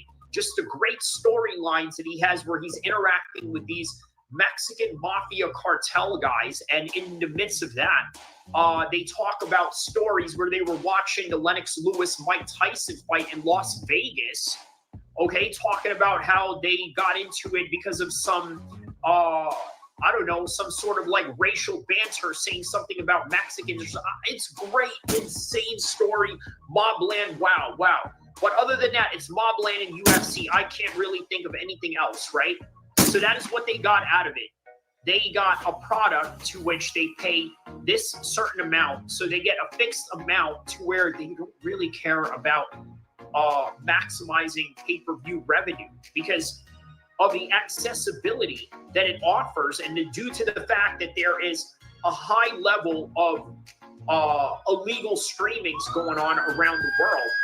This was something that they really needed to look at as an option because of the pay-per-view numbers going down and dwindling due to the fact that people were illegally streaming it and it was heavily available. So what is the next strategy at hand? The next strategy at hand is to make it available, but make it lucrative. So how do you do that? Well, just charge a little bit or this, that, and then now you have subscription. Okay, but here's the thing. There are people around the world that don't have Paramount. You know they're still paying $80. The Canadians, out of all people, the Canadians are still paying them. He says, you have to watch the Terminal List with Chris Pratt. Okay, I will check that out. 12.9, he says, I believe $12.99 a month. Okay, so that's not that much. Soup says, hi, hello, King. Okay, miss. Okay, sorry. Afternoon says, there's plenty of non-pure grapplers that would wrestle Conor. Okay, so there you go. So earlier, you guys were talking about potentially Conor in RAF before they were going to get him into the White House, right? So why is Conor McGregor acting frantic again, saying that he is going to fight at the White House, right? In fact, this is literally what he said in Micallef right now, okay? There's, I believe, a footage of Conor right here saying that 100% he was going to fight at the White House.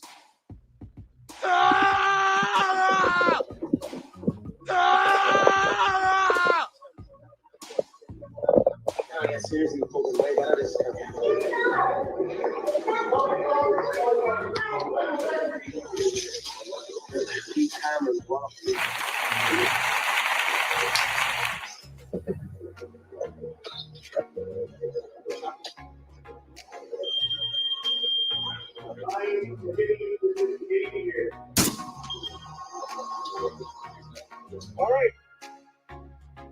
You probably know Vistaprint for business cards because we've... All right, not bad.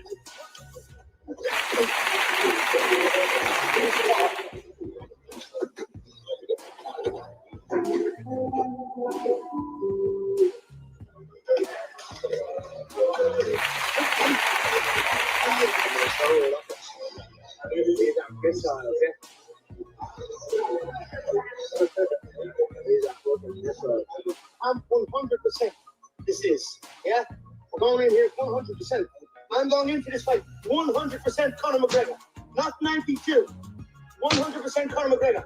So it has to be really meticulous. We were right there with the last one. As a unit, we do it. Right? Let's go. Let's go. All right, so from what it looks like, we do have a focused and very disciplined Conor McGregor. This is good. But here's the thing, right? These contract issues are going to be a problem.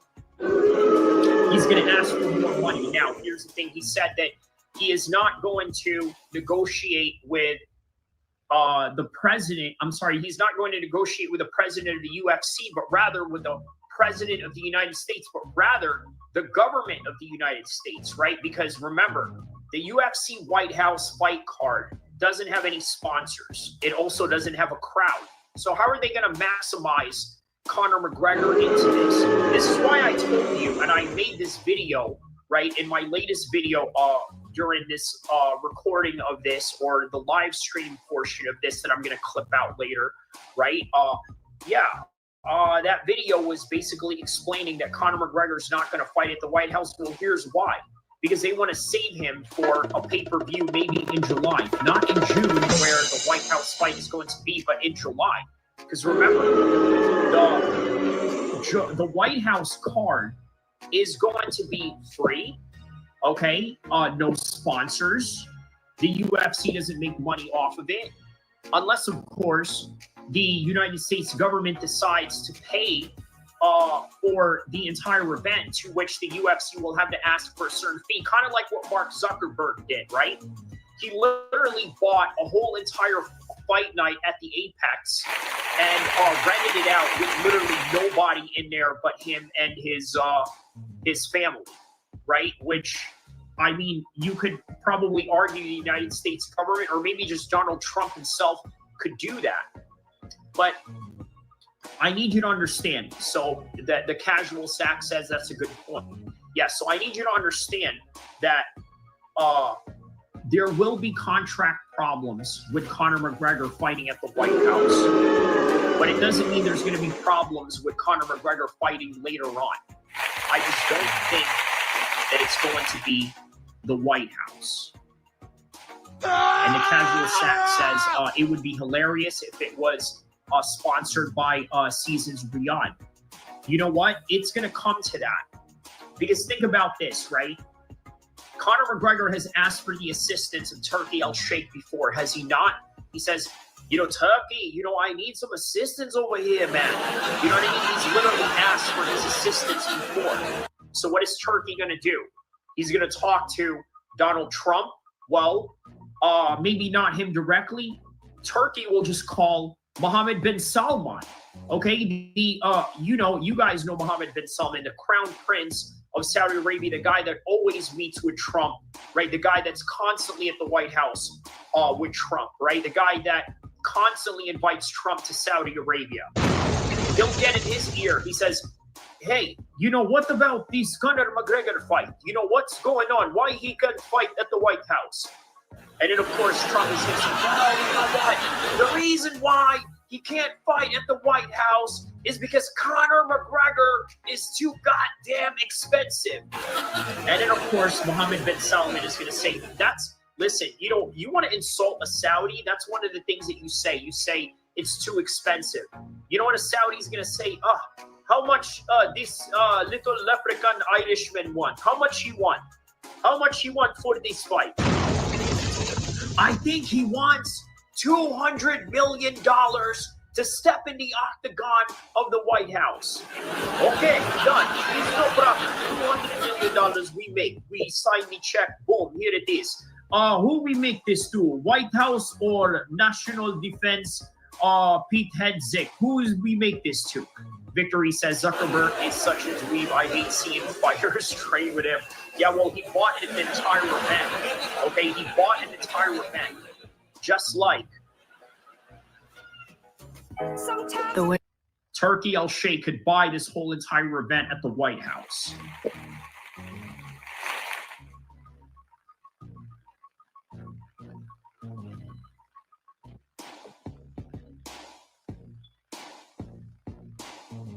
MMA needs if you want to find predictions, news, and everything that deals with MMA. Shout outs to Kyrie, Abu El Kir MMA, Sacramento, California represent. That's right, Kyrie. I appreciate you, my nigga. You came in here, you was talking that shit.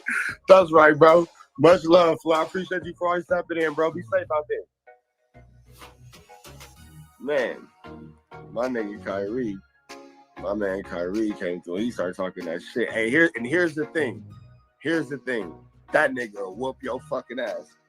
You would think that nigga's all squared up and all that type of shit. Nigga come through and beat your fucking ass. Like, man, fuck you up. You would never see it coming. So for those of y'all,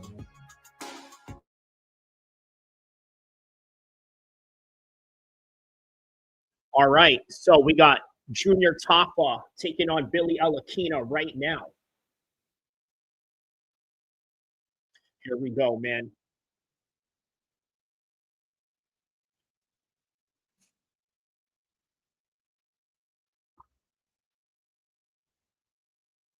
All right, 9 wins, 2 losses for Billy Alakina.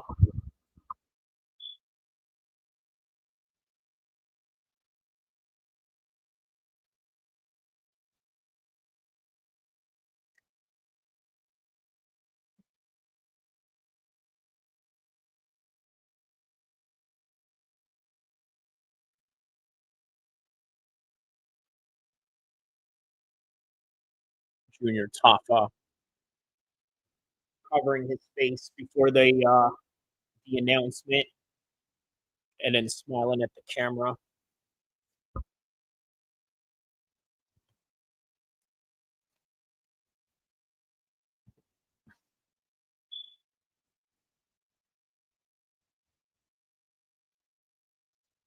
All right, who you got? I got Alakina in this one. I'm not a very big believer of the Tafa brothers. What do you think?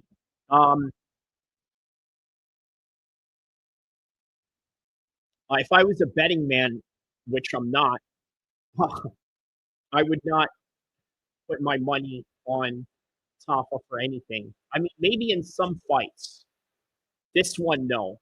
This is Alakina's fight to win, in my humble opinion.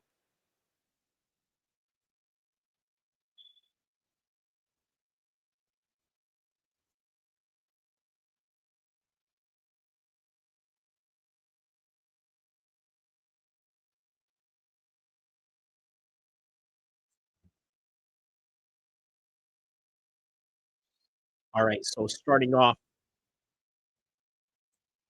420, 419, 418. Oh, wow! Justin Tafa just rocked Billy Alakina right now, making me eat my words through my prediction. However, Alakina is maintaining the body lock position right now after getting rocked like that.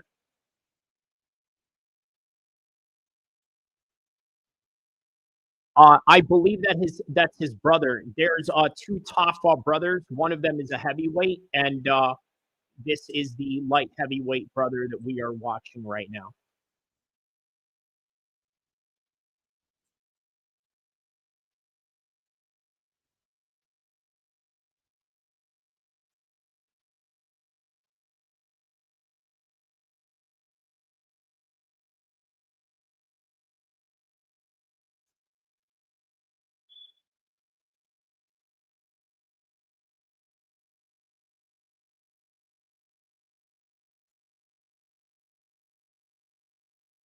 Shoots in, Tafa stuffs that, maintaining, being squared up right now.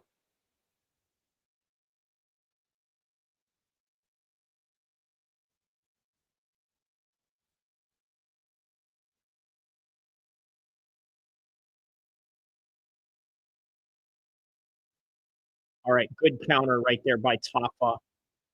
Looking for a body jab right there. Body cross, rather. Ooh, swing and a miss on that one.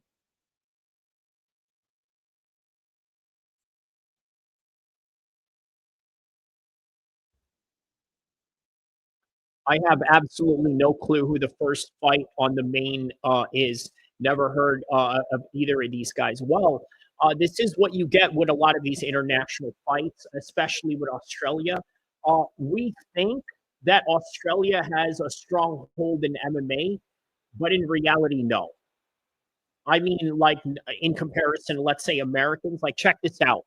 If you had an all Brazilian card, not an all Brazilian card, but a Brazilian majority card, let's say a Rio de Janeiro card, right? And then an American card, right? Let's say an LA card or a Miami card, right? Rest assured, you're going to have a lot of very well known American Brazilian fighters, at least within the hardcore space. Okay, but when you have guys that are not even known in the hardcore space, then you really have to reconsider how dominant of that country is in overall MMA. Now, do they have a lot of champions? Yeah, Robert Whitaker. You have Kai Kara France as a contender, title contender. You have Volkanovski. The list goes on, right? And then you have Jai Apataya in the boxing side, but still their presence in the overall prelims when it comes to those levels. Like for example, how many how many how many Australian Jim Millers do you know? How many Donald Cerrone do you know? Right, American, by the way. Holland. How many Hollands do you know? American, by the way. Right. So that's sort of what I'm getting at is they have a strong presence in the world stage, in the championship stage, right? But when it comes to overall, let's say, um, uh, what's the word I'm looking for here? Um, Reliability. When it comes to reliability, filling in the undercards, the prelims, it's Americans and Brazilians all the way. So once again, right? Like, if it was a Jim Miller fight, would you be excited if Jim Miller was on this card? Oh yeah. Would you be excited if Moicano was on the main card, fighting some like Australian, some local Australian bogan? I think you would, right? But they're not. Is it Joe Lozon? No. Um, yeah. So you understand what I mean. All the hardcore fight fans know what I'm talking about. I'm speaking your language here, guys. You know exactly what I'm talking about.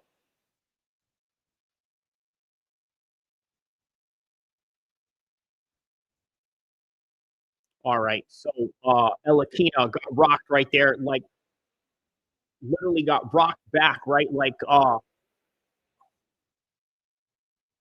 Like he bent back like what I do for my stretches. You know what I mean? Like where I'm like on my knees and I bend backwards. Like I do that for a stretch. He got stretched right there with that. But yeah. All right. So we are now heading into round number 2.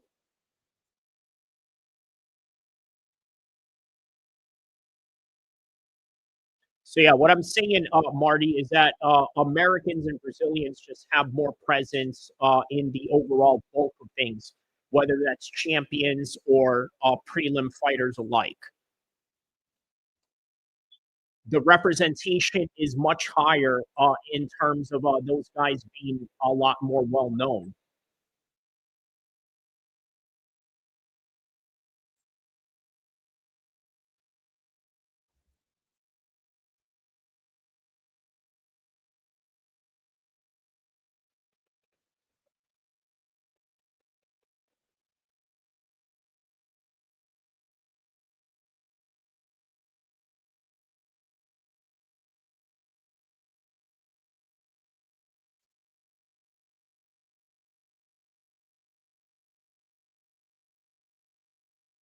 Oh, okay. So yeah, I suppose Tafa, he says longest lineage two. Longest lineage two in terms of what context did you mean? Yeah. So okay, that is right. Tafa was a former heavyweight, as they mentioned right here, with him having to cut down some weight here. Yeah, that is true, right? I think 205 DC was the best. Oh, Americans and Brazilians. Got it. Okay. Yeah, DC is on point with this. You know, absolutely on point with what he said here. Yeah. Yeah, all these dudes, bro, all these fringe nations in MMA, right? They are the new kids on the block. They are the new kids on the block. Look, what they are, this is the best way to describe them, right? All these Aussies and English in the MMA world. How do I describe them? They're like the black hockey players. Okay, so yes, the English and the Aussies, they're black hockey players. Why do I say that? Because hockey is a sport full of white guys, right?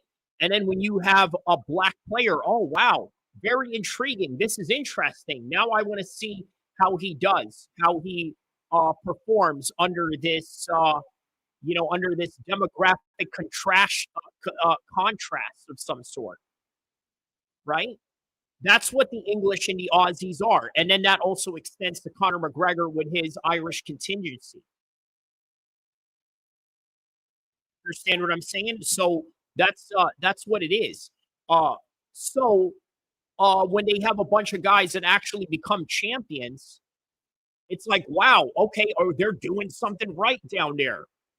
Well, not so fast. They still don't have the level of wrestling that Americans or Russians have. Oh, wow. So there it is, man. Elakina just now choked out Junior Tafa.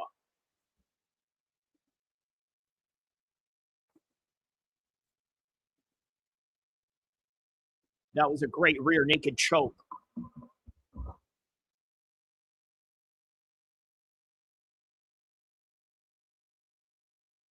Once again, American, right? Is Billy Elakina American?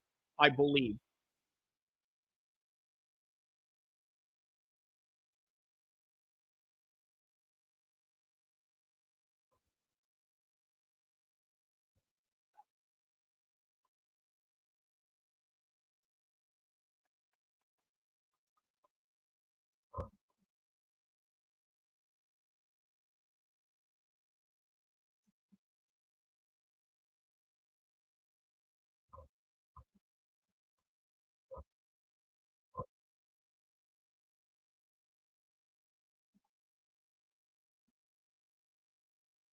Yep, there it is, man. Rear naked choke.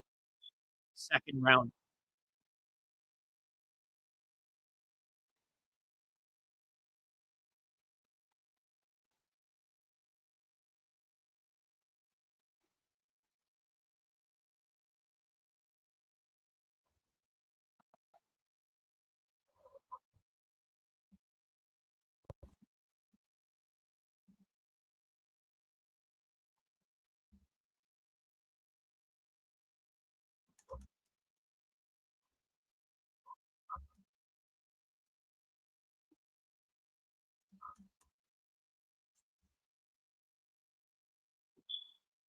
All right, there it is, man. Great win for Billy Elakana right there.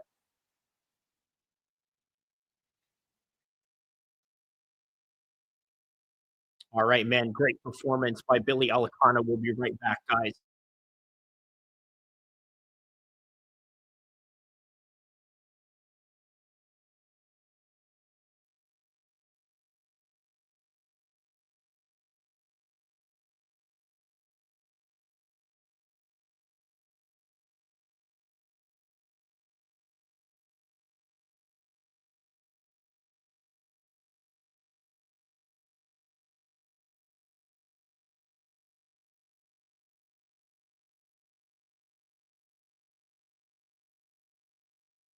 Switch to TurboTax. File free in the app by 2/28. All 100% free. Now this is taxes. When stink lingers, use Lysol Air Sanitizer. On Juice due to the fact that he had some serious injuries to which he really had to take anabolic steroids in order for him to get his leg back in order. If you guys remember from the Dustin Poirier fight, which, by the way, I mean, it looked so horrible the way that his leg bent back, right? It just looked really bad.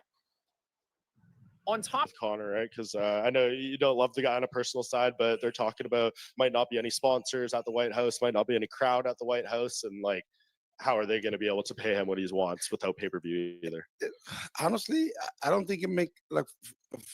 I don't think the UFC need Conor at the White House. Honestly, no, I don't think they do, because how are they going to monetize their money? You know what I'm saying? Out of like Dana does whatever. I'm not the matchmaker. Dana's gonna do whatever he wants. He want to have the biggest card that I'm sure will be the biggest card. But I'm just telling you, he can put Islam Makhachev in there in the White House. He can put Justin Gaethje in there.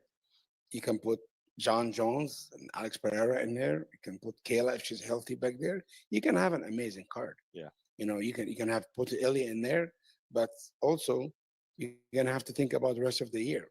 What about all the other pay-per-view lists of the year, right? Conor McGregor is not going to fight at the White House. In fact, I'm willing to say that he's not going to for multiple. We have got to the point where literally anybody, due to the fact that he had some serious injuries to which he really had to take anabolic steroids in order for him to get his leg back in order. If you guys remember from the Dustin Poirier fight, which, by the way, I mean, it looked so horrible the way that his leg bent back, right? It just looked really bad. On top of that, you got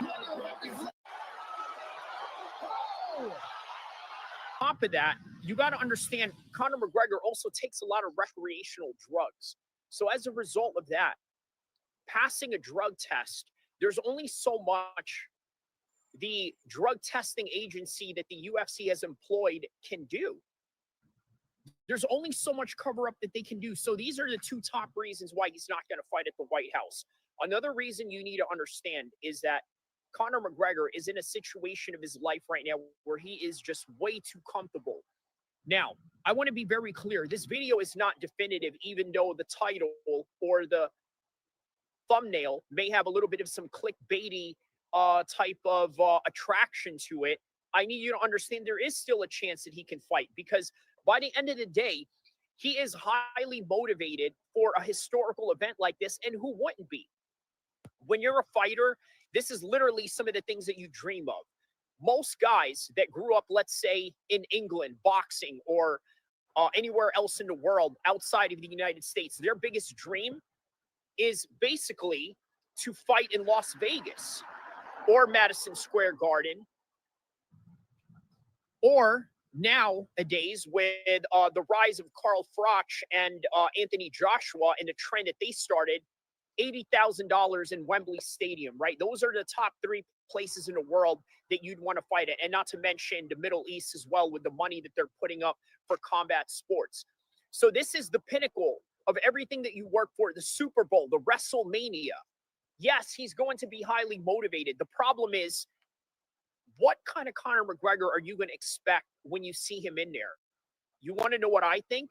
This is the type of Conor McGregor I think you're going to expect. A guy who is a shell of himself, and not only that, was literally forcing himself to be there in a situation that he, quite frankly, doesn't deserve or is not capable of doing so.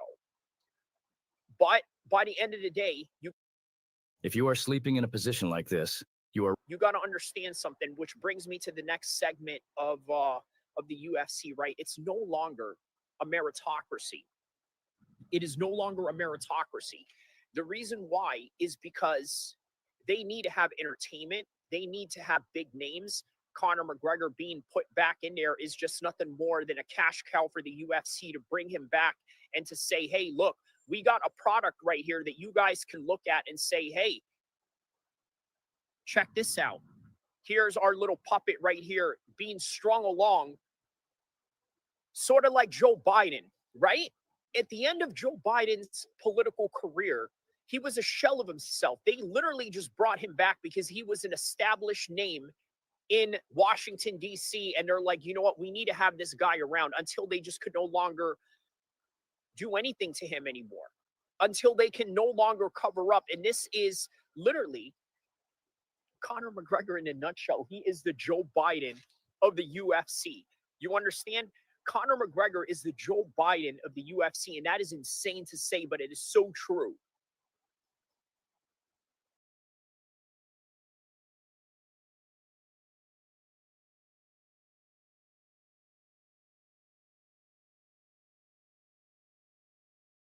In November. I sure don't act my age, and I definitely don't want to look my age. Hey, wait, can I say something really fast? Sorry. Sure. I will say I feel like you are aging backwards 100%.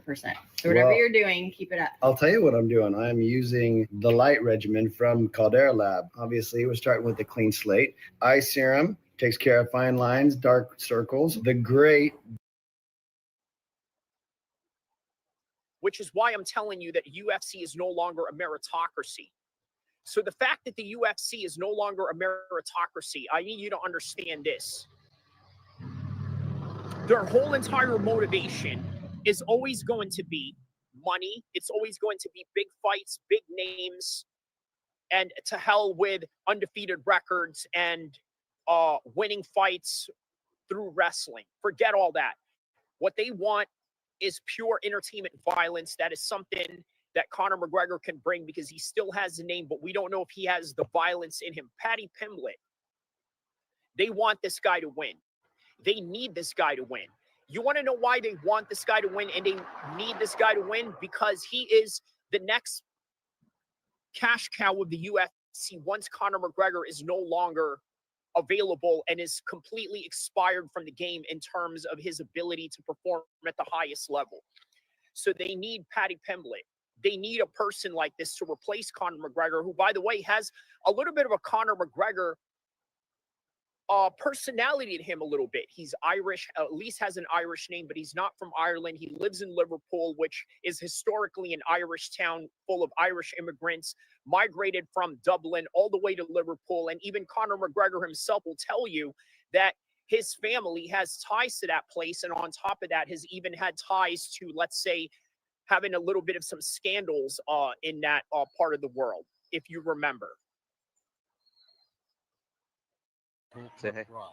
We were just standing outside and you heard a big fucking smash of like glasses and that. And then he ran out with his bodyguards and was like, hey, get me out of here now. And he's like pulling at the car handle, trying to get the car open. And he just fucking span off me. But I spoke to a lad who was in there. Been in the toilet for like 35 minutes in the women's one. So I reckon he's been fucking smashing someone in the women's.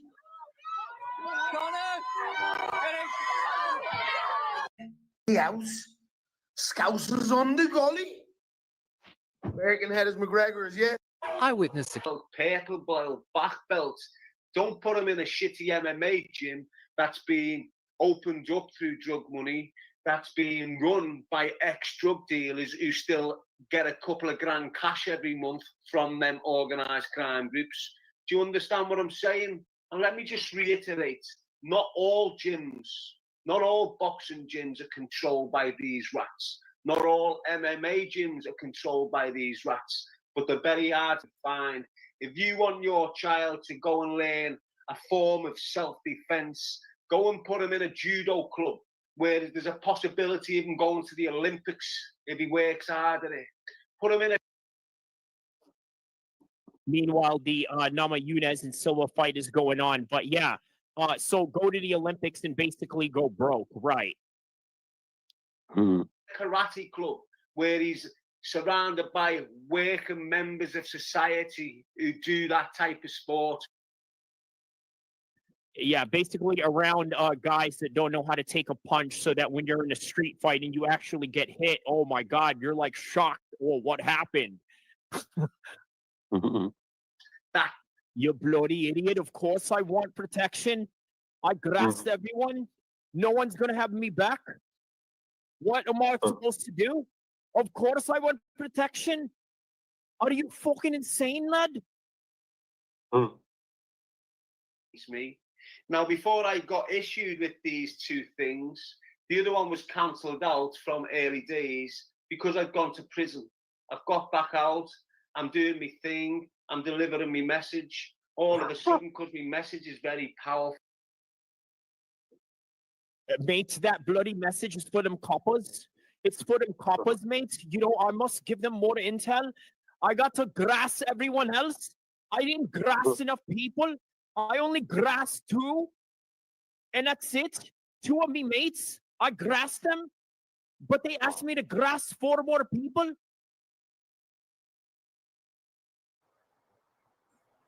Is panic mode for the UFC. And what exactly is that panic mode consisted of? Firing people that are undefeated, that are not exciting, promoting people that need to be promoted because, well, okay, let's take, for example, Joe Pfeiffer, right?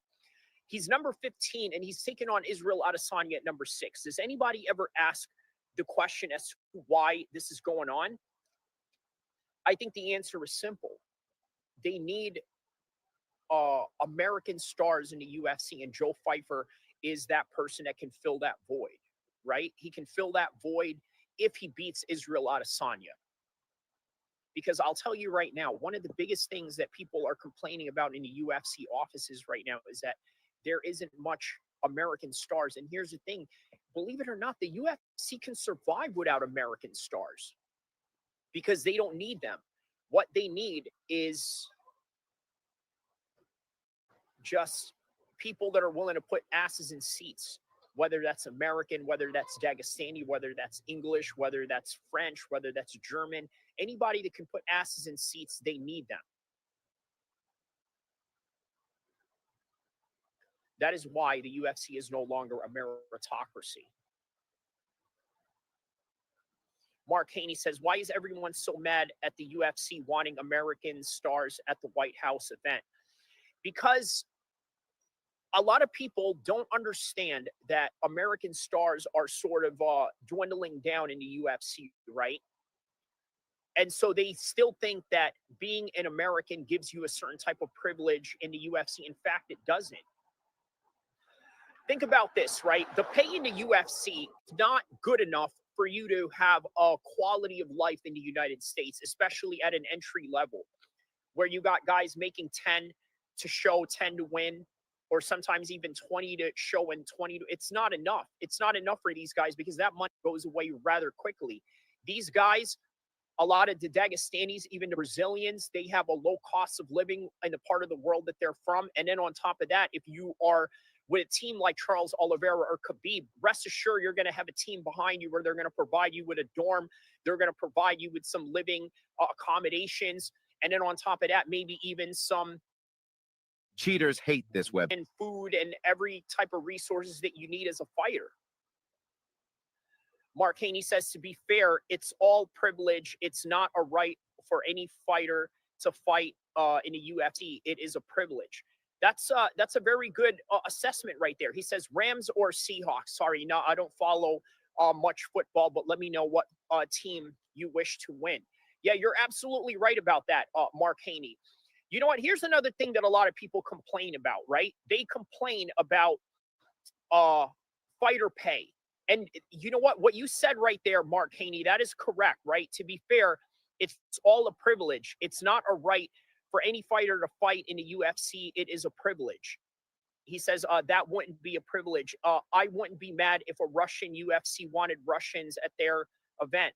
That wouldn't be privilege then. Yeah. Well, the reason why they're trying to have stars, or why they're trying to bring in Americans to have a White House fight card is because they want to use that to catapult the next generation of American stars. Let's think about this, right? John Jones is gone. Dominic Cruz is gone. TJ Dillashaw. Who else? John Jones, that's the main American star, right? Brock Lesnar, Ronda Rousey. These are all American stars in the UFC. They are all gone. They need new ones. Gable Stevenson could come to mind. Who else? Peyton Talbot, you could argue, is in there. Sean O'Malley, you could say, has been a star for a long time, but at what extent is a superstar? Is he more of an internet celebrity rather than, let's say, a mainstream celebrity that you could, I don't know, parade around in a Golden Globe Awards the way that you did with Brian Ortega and Mackenzie Dern? But here's what I will say, right? The White House matchmaking that they got going on is sort of weird. It's sort of in this weird dilemma where, you know what? Factor meals deliver pro-level nutrition with chef-crafted flavors that make it easy to feed. We want to have Americans versus the world. But then Daniel Cormier argued, what if the Americans get their asses kicked at the White House event? That would look really bad on our country, right? But at the same time, this is what I think, right? If you had a White House card where it was Islam Makhachev versus Ilya Topora, or maybe even Patty Pimblett versus Ilya Topora, which, by the way, are all non-Americans, I would argue and say, well, this is the UFC's gift to the world, because by the end of the day, no matter how much international superstars the UFC has, the UFC is still an American sport, or at least an American heavily promoted sport. And as such, it is our gift to the world. That is how they should really approach the White House fight card. Mark Haney says, I just don't see a big deal wanting Americans for an American event at an American White House. I agree, which is why I say the UFC should be America's gift to the world. That's the theme. Who's saying it's a big deal? Victory says. Well, there are people out there. There's a vast number of people out there that are saying they would want to see an America versus the world type of card, or have feature more Americans. But I argue that if you had a Patty Pimblett or an Ilya Topora card, by the way, two non-Americans, all we're really saying is that, which is true, the UFC is America's gift to the world, no matter who's fighting in it. Yes, and then Mark Haney says everybody's trying to make it a political issue. Facts. Facts on facts on facts with that. Yes, people are making it a political issue. You are absolutely right about that. But by the end of the day, I need you to understand this also. The reason why people are making it into a political issue is because of the fact that it is a political issue, because Donald Trump created an event that said, this is my gift to you guys for rehabilitating my image. If you remember, Donald Trump was facing court cases and litigations put against him.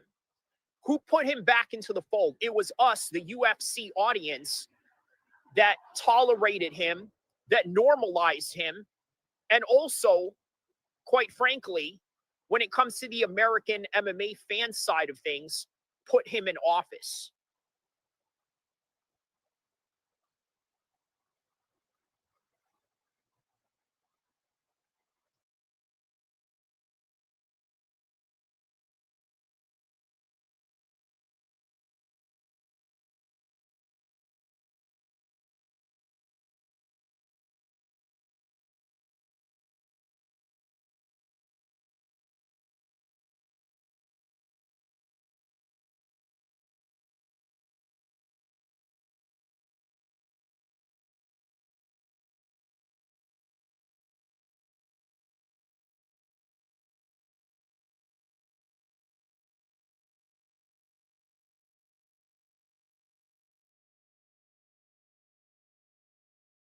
All right.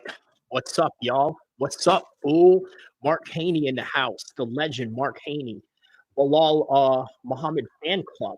Okay, I didn't know there was such a thing, but that's good to know that there's a strong enthusiasm for my fellow Muslim brother, Bilal Muhammad out there. But he says, I can sense your presence. Why show a recording of yourself? Reason being is because the fact that this live stream, in particular, live streams that deal with live fights, they get a pretty good amount of traffic during and after the fact. I want to be able to use it to showcase some of my older stuff that's sort of relevant to the topics that we are covering today. In particular, this fight, in particular, Paramount as a company and their effect on the MMA world, effect on the sports world, and effect on the UFC schedule overall. So, Victory says, "Told you, Kyrie," but I understand, but it's not like there aren't content that I do where it's just straight me in there from 0 to the end of the 3 hour point where I'm engaged in talking to everyone. But I understand, I get it. I get it. Also, once again, look, there's also a strategy behind it it that would be very difficult to understand if you're not behind that particular studio. You know what I mean? It's very difficult to understand. Oh, Ross Pearson is being interviewed right now. How about this? This is very interesting. Ross Pearson. Yeah, so this is the Paramount style of things, right? They do things a little bit different in Paramount. They're going to interview the coaches. It's very boxing like.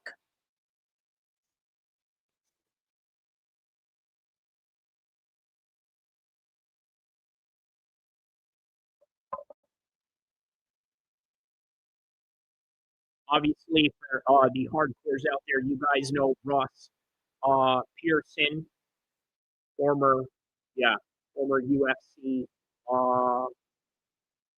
contender at one point. Not contender. Well, I don't know how. I'm sure he made top 15 at some point. That's for sure.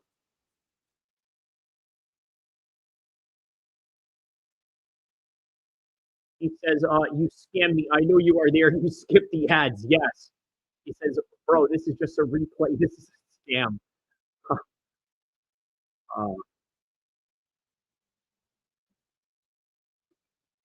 There's a temperature there. Says, dude, he is the Biden of the UFC, not quite Biden, but is not far off. Okay, that is in reference to Conor McGregor in the video earlier, where I talk about how they are basically using Joe Biden all the way till the end because he was just a guy that was very established in Washington. So they just need him around, right? So they sort of need Conor McGregor around as a leverage negotiation point for Paramount, if you really think about it. As you guys get the flu, Cali, and this time I did say sometimes Americans and Brazilians, they are the staple of the majority in the UFC's roster in terms of the guys that have, the collective name power. Now, of course, Conor McGregor is the best in terms of promotional value, right? But other than him and Ian Gary, and they're not even in the same team, but yeah, other than him and Ian Gary, who else is really an Irish standout to you? Not a lot, right? So there's not a huge Irish representation there. But when it comes to Americans and Brazilians, for sure. And the longest lineage as well, obviously, yes. The UFC, how it started in 1993, but before that, they had Valley Judo freestyle fights in Brazil.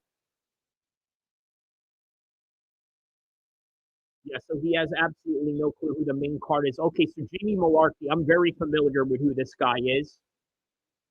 When you mean main cards, you mean prelims or main cards exactly? Yes, we talked about this. I believe he also has another Tafa brother, but it is him that moved down to light heavyweight. He says that he would pick Tafa. Yeah, not a wise choice in hindsight, obviously. But okay, Jamie Mularkey is being, yeah, he had to be top 15. Okay, he says, how do you think Paramount is handling the production so far? Very good, very good. I think it's very well presented. I have no complaints about it. I think they obviously follow the same model of ESPN, they didn't really do much, right? They just had to really bring their camera into it because if you look, the production of the UFC is still the same. It's still the same. Guys, there's a DJ in the back playing the fighters' entrance music as the fighters walk out. It's really just simple, right? It's nothing extravagant. It's not like having Floyd walk out there with Little Wayne or nothing like that, or Anthony Joshua coming out with flames from Tottenham Stadium in London. Nothing like that. It's just plain. We have some lights. We're gonna darken this part of the arena, and then we're gonna have all the spotlights inside the octagon. Right, they didn't change it, and you know why? Look, it's because of Dana White's. It is because of Dana White's Sigma personality. Yes, that's the best way to put it. Okay, so I think we're gonna have to bookmark a segment to this right now.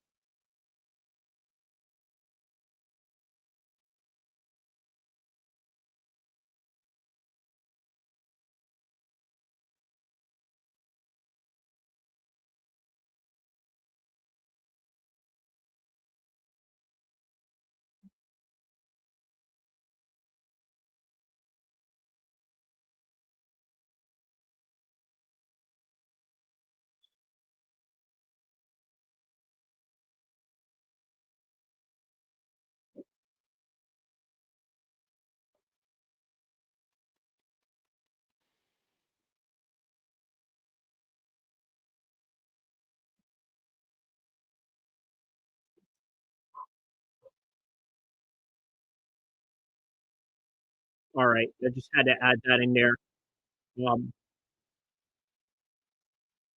Anyways, it's not like you're not used to the dead air, but all right, let's get to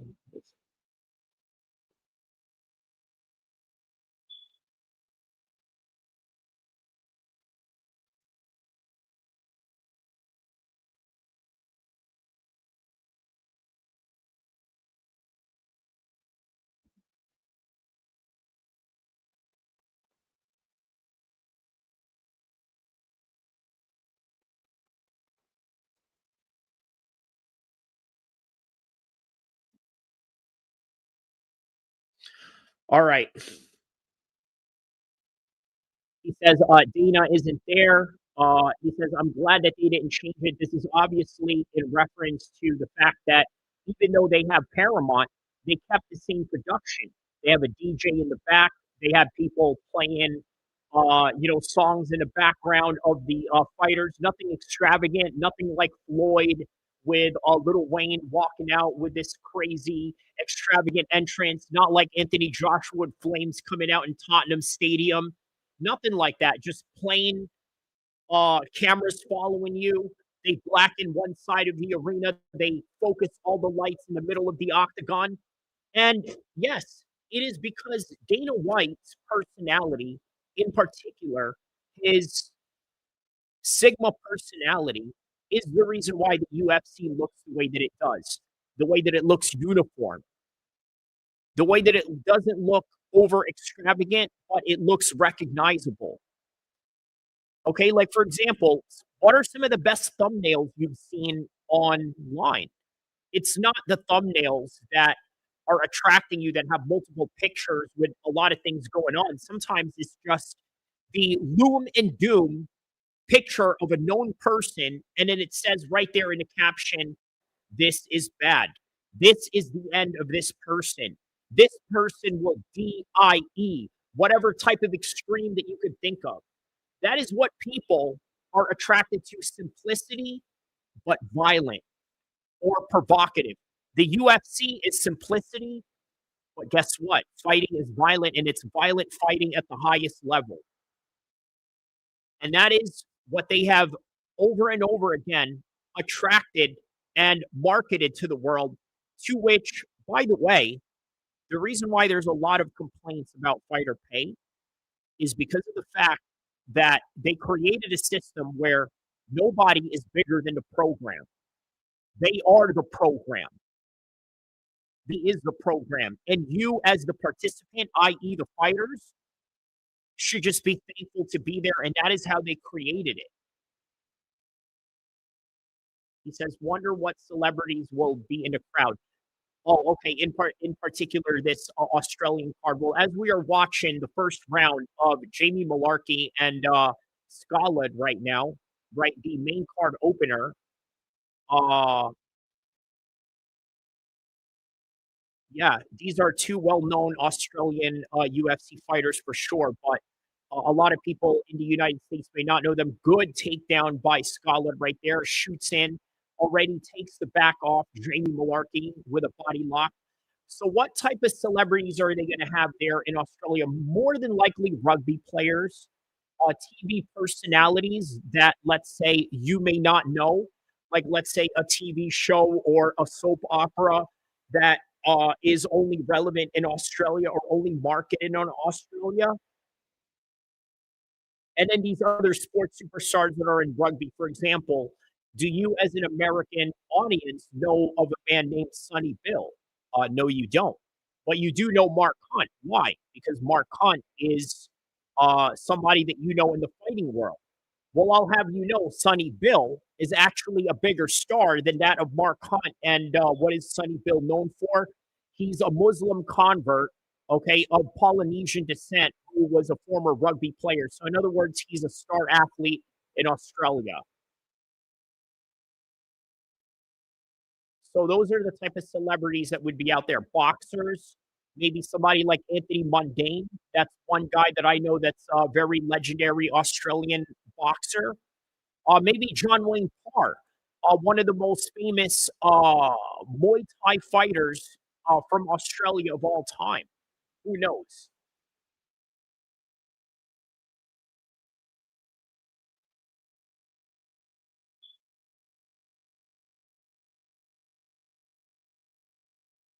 So here's Jamie Mularkey maintaining this body lock position on Salkilld right now.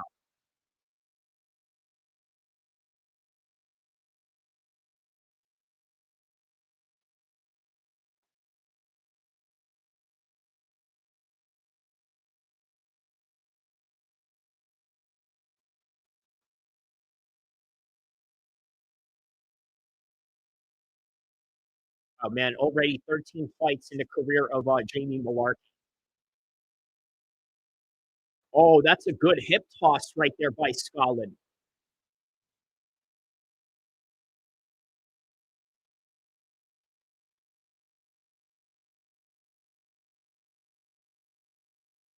Who is that? Who is the favorite, and who is the odds on? Oh wow, Salkilld. Just as I was talking about that, Salkilld gets a submission right there, rear naked submission.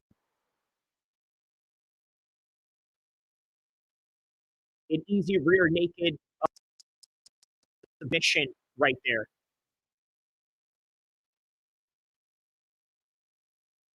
Salkilld gets a rear naked submission. Wow. He literally gets it on 6 hours, 24 minutes, and 24 seconds of this live stream. He was able to score that submission within that time frame.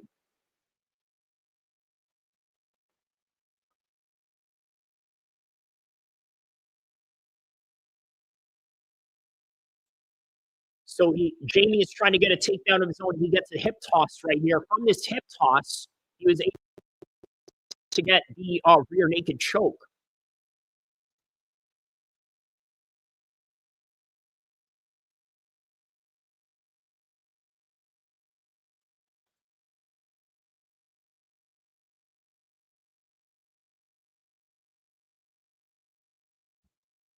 Wow, very impressive win for Salkilld there.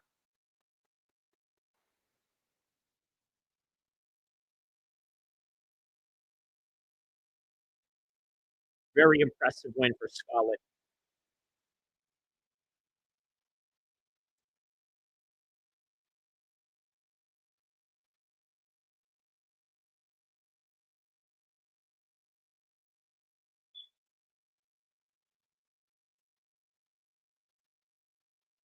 said Scotland was the favorite. Good.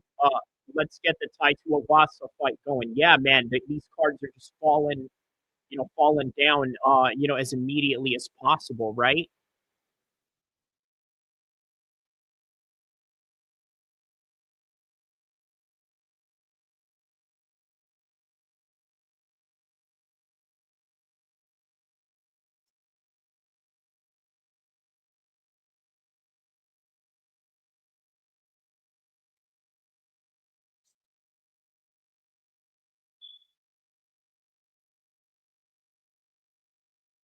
All right, let's hear what Scotland has to say here.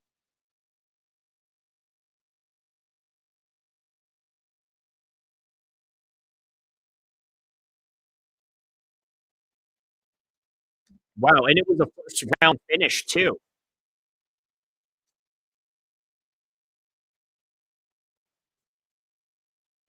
Yeah, the step around throw right here. Maybe Mularkey was trying to look for that as well. Wow, man, he really got it right here.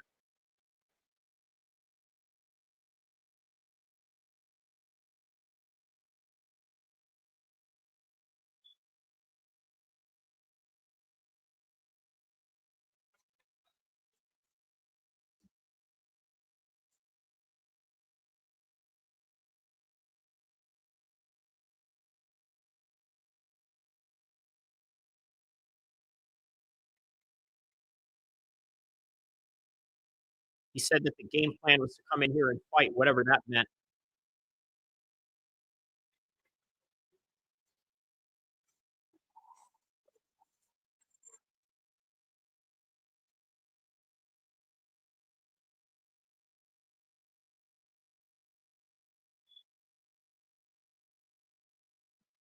He says, Dirtback Dustin says, Tai Tuivasa is probably the worst heavyweight. Yeah, I mean, statistically speaking, you're not wrong, are you? Right? 5 losses in a row. The only reason why they keep him around is because he drinks shoeies. Hope Ty has a good showing. Has a good showing is what you mean. Yeah, I know you meant showing, but obviously the showy, the most disgusting, barbaric act you could do. Right now, that's the type of stuff that attracts diseases right there. So let's hope he doesn't win just on that alone. That's probably the reason why he didn't win, is because Allah wants to protect him from the stupidity of what he could create for himself. Stuff like that.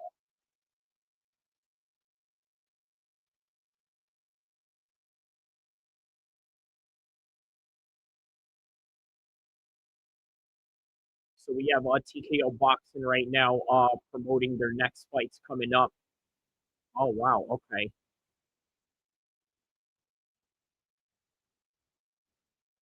All right, guys. All right. On to the next fight. Yeah, with Tai Tuivasa coming up right now. We'll be right back.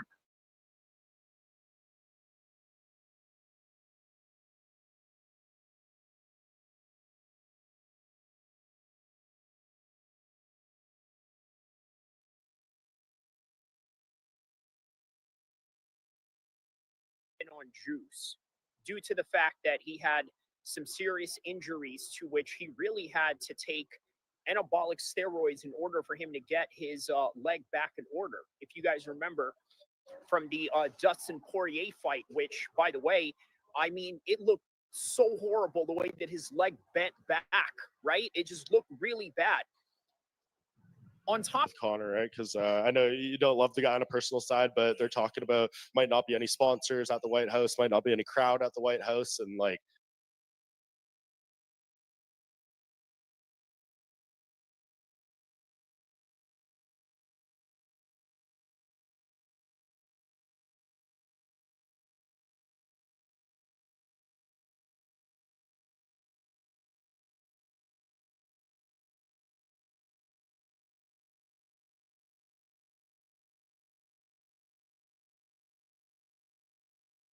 Honey, your mouth and eyes are moving again.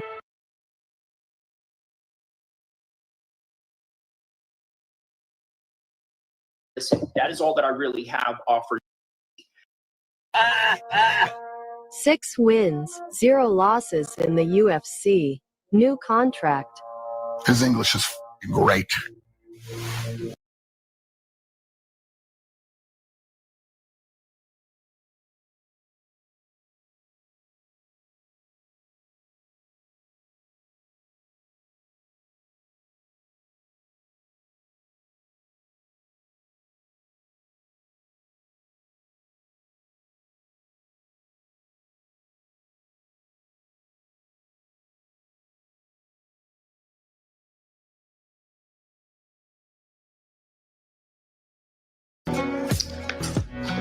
Ten, 9, 8, 7, 6, 5, 4, 3, 2, 1.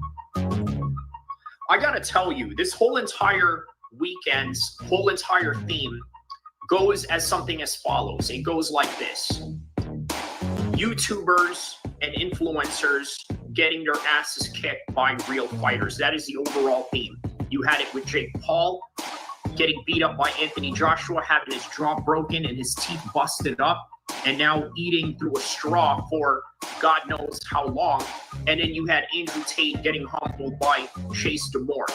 But wait, there's more. Then you got Jack Dorothy, okay? Social media sensation, by the way, a total pest of a human being, okay? In fact, him and his crew got jumped by Andre Arlovski. We're going to react to it. But first, let me give you a little bit of some introduction onto who Jack Dorothy is, right? Let's take a look at some of Jack Dorothy's best moments. Who is this guy? Hey, let me hear one too. Okay. Oh, shit. Huh? Excuse me, sir. Who, chat, who is he? He has 2 watches on it. They're saying Will Nunez. No way. Bro's a famous soccer player. Okay, that one was a little bit tame, right? But yeah, let's see some of his untouchable moments that he tries to walk around and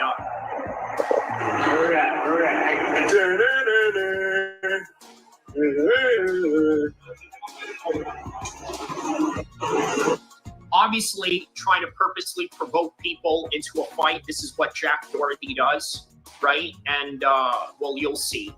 He got what he wanted out of Andre Arlovski. I mean, did he not know who Andre Arlovski was? I mean, very similar to how he did not know that Nunez soccer player guy. Maybe he didn't know that Andre Arlovski was a former heavyweight champion. By the way, the only guy to have ever...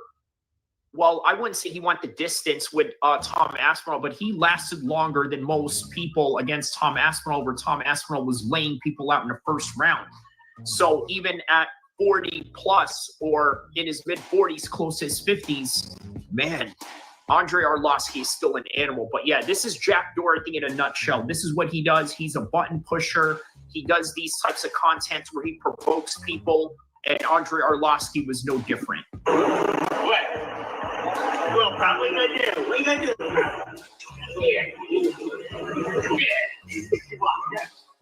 And then, of course, he's got his bodyguards behind him, basically doing the same thing, right? And then we fast forward to this weekend. This is what happened right here.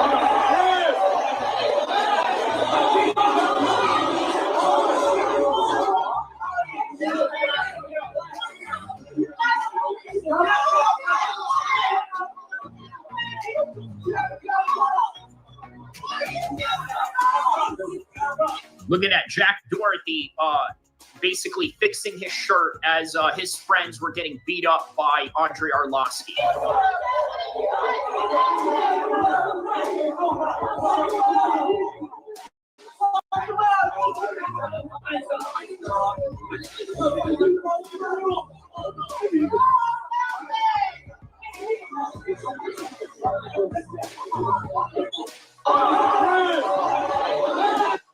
All right, so I guess you guys get the picture, right? I mean, yes, this is the literal theme of the weekend. Okay, you chat shit, you get banged. On top of that, if you are looking for a problem, there are guys out there that are willing to give you that problem, both inside the ring and outside the ring. This was the portion that happened outside of the ring, and as a result of that, listen, Jack Dorothy got what he wanted, but at the same time, Andre Arlovski got what he wanted. Let me tell you what he got out of this. What he got out of this was promotion. You understand that Andre Arlovski is fighting for a BKFC title coming up, right? This is great promotion for him. As for Jack Dorothy, well, now he may open himself into the realm of combat sports, right? Who knows, right? He could fight smaller guys that are also influencers, or he can continue doing this, basically haggling MMA fighters, boxers, and trained killers just to make content out of it. So on that regard, the jackass of the entire weekend was not Andrew Tate. It was not Jake Paul, because at least they tried. It is Jack Dorothy, who didn't even try while all of his friends were getting beat up. This is what he does. He's fixing his shirt. Oh, I got to look good. I got to look good while my boys are getting beat up and my bodyguard is over there getting beat up. But that's all there really is to it. It's just, you know, pure ignorance of it all. I mean, listen, am I the type of guy that enjoys ignorance to a certain extent? Yes. This one, I think this was a little bit forced. I don't think there's really any real beef in here other than the actual punches that were being thrown. Now, I do agree that these are real punches that are being thrown, but at the same time, I also think that it was a case of opportunity that they needed to take in this moment of time, and that is exactly what they did. Jack Dorothy does what Jack Dorothy does, but at the same time, Andre Arlovski, who's a very quiet guy, doesn't mess with anybody, doesn't try to haggle anybody, doesn't try to pick fights with anybody outside of the cage or outside of the ring. Now he gets promotion for his next upcoming fight and continuing on his legacy to that extent. So with that in mind, guys, that is all that I have for this one. Don't forget to like and subscribe. I will see you in the next one. Inshallah. MMA needs, if you want to find predictions, news, and everything that deals with MMA, shout outs to Kyrie Abu Al-Kir MMA, Sacramento, California, represent. That's right, Kyrie. I appreciate you, my nigga. You came in here, you was talking that shit. That's right, bro. Much love, Flo. I appreciate you for always stepping in, bro. Be safe out there. Man, my nigga Kyrie, my man Kyrie came through. He started talking that shit. Hey, here's the thing. Here's the thing. That nigga will whoop your fucking ass. You will think that nigga's all squared up and all that type of shit. Nigga come through and beat your fucking ass. Like, man, fuck you up. You will never see it coming. So for those of y'all, watch what exercise does.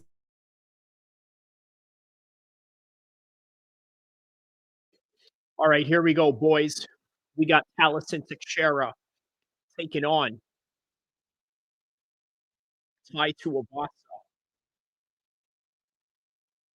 Man, it would be a great story, book ending, if I was to win this. But to be honest with you, I don't have a strong enough confidence in him. What about you guys? You guys have confidence in Ty in this one. I don't.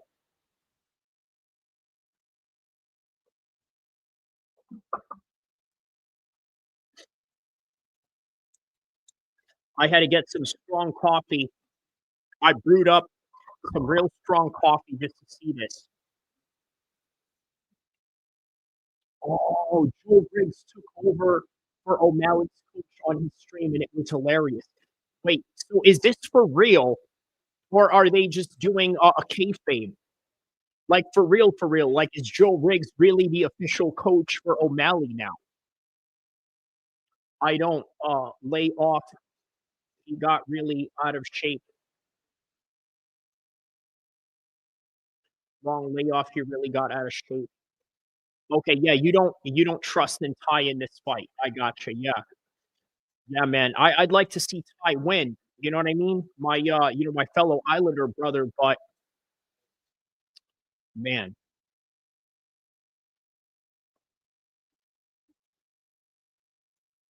I gotta go hurry up and blow up so I could, give Ty, a job as one of my, security guards.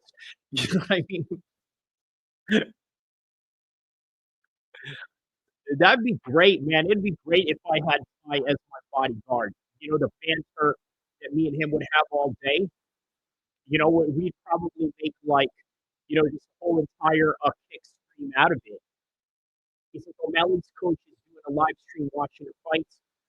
He had to go to the bathroom, so Joe Riggs ran. Oh, okay. That's what you meant when he took over O'Malley's coach. Got it. Okay. I thought you meant overall. Okay. I was about to say, like, Joe Riggs is a coach? I'm like, stop it. Joe Riggs ain't no coach, man. With his incoherent ass. Hey, this is what I want you to do, huh? What are you to do? Huh?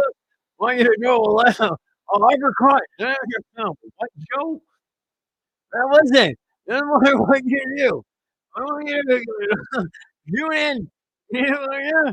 This is not. Wait. Hold on. Slow down, Joe. Hold on. Let me get this straight. You want me to stuff the takedowns and keep the fight standing? Is that what you're saying? Yeah. That's what the fuck I'm saying. You understand? I didn't realize how funny Joe Riggs was. Oh, I'm sure he's funny, bro. Him and Nick Diaz got into a street fight in the middle of the hospital. He says not a bad impression. Joe Riggs. You ain't coaching no O'Malley.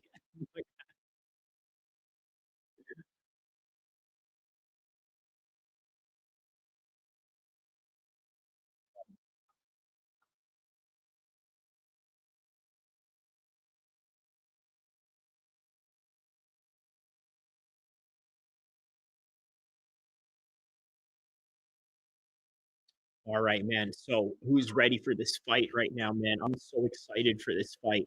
Like, this is actually one of the fights that I'm really most excited about.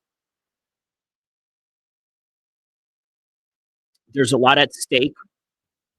Tallison can join himself as one of the upcoming ranks in the heavyweight division, or Tai Tuivasa can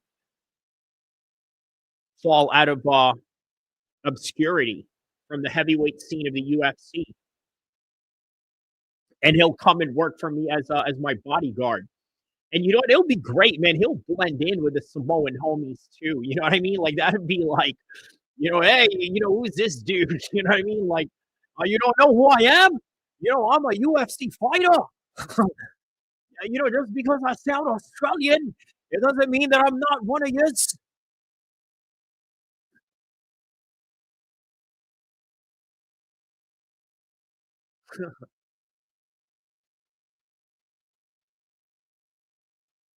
All right, speaking of which, all right, straight away, look at this, man. There's a takedown right there from Tallison, and they were just swinging at it from the first minute. Now we are at 4:45, 4:44.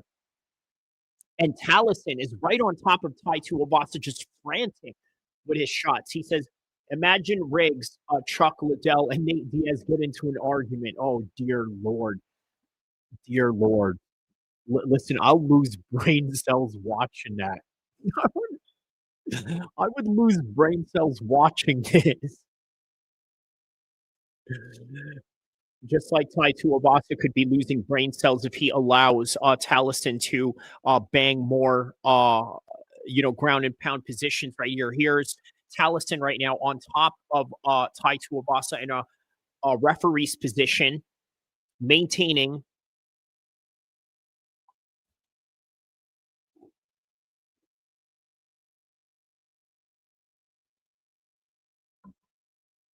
Tai Tuivasa is getting right up.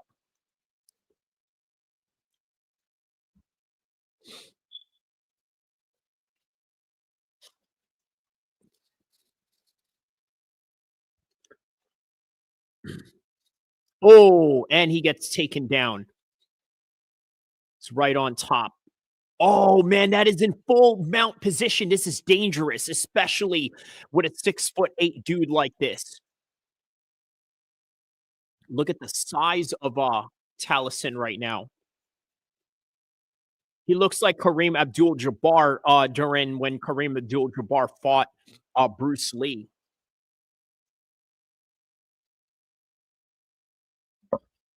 Like, he looks like a complete giant of a thing.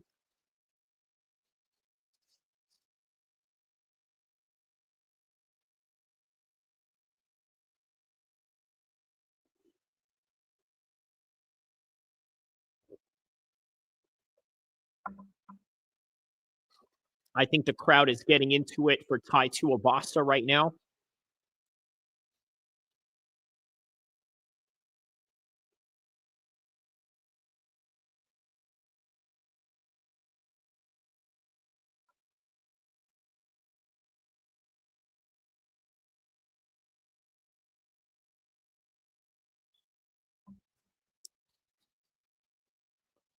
Yeah, Tai is giving up the back so easily in this position right now.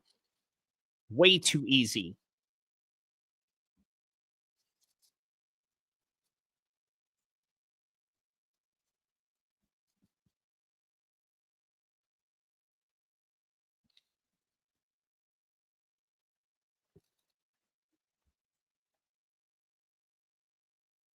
Wow, man. So just continuously right on top of Tai Tuivasa right now. He has his back. Right. The theme of the night so far has been a lot of rear naked chokes here. Will Tallison Teixeira follow this trend? Find out in this live stream with Kyrie Abu Al-Kir MMA. Please hit the like button, hit the subscribe button as we get it cracking.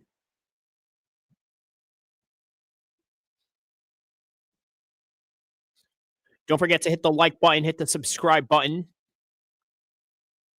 Are covering UFC 325. Let's get it cracking.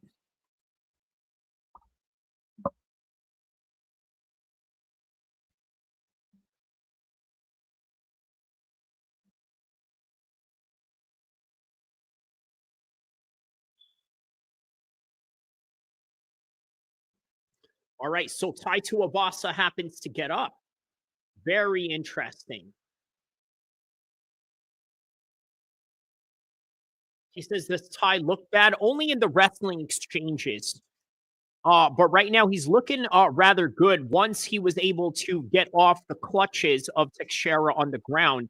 Now he is, moving at a very, animalistic pace right now. With the hooligans, the Australian hooligans in the background literally like egging him on. Aussie, Aussie, Aussie! Oi, oi, oi! Aussie, Aussie, Aussie! Oi, oi, oi! I want a shoey! Yeah, yeah, yeah! That's what he's really trying to say.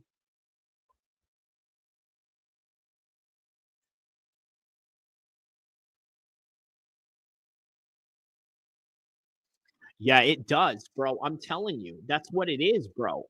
That's what it is. Look, bro, that's why I tell you the British, Australian, and Irish fighters are the black hockey players of MMA.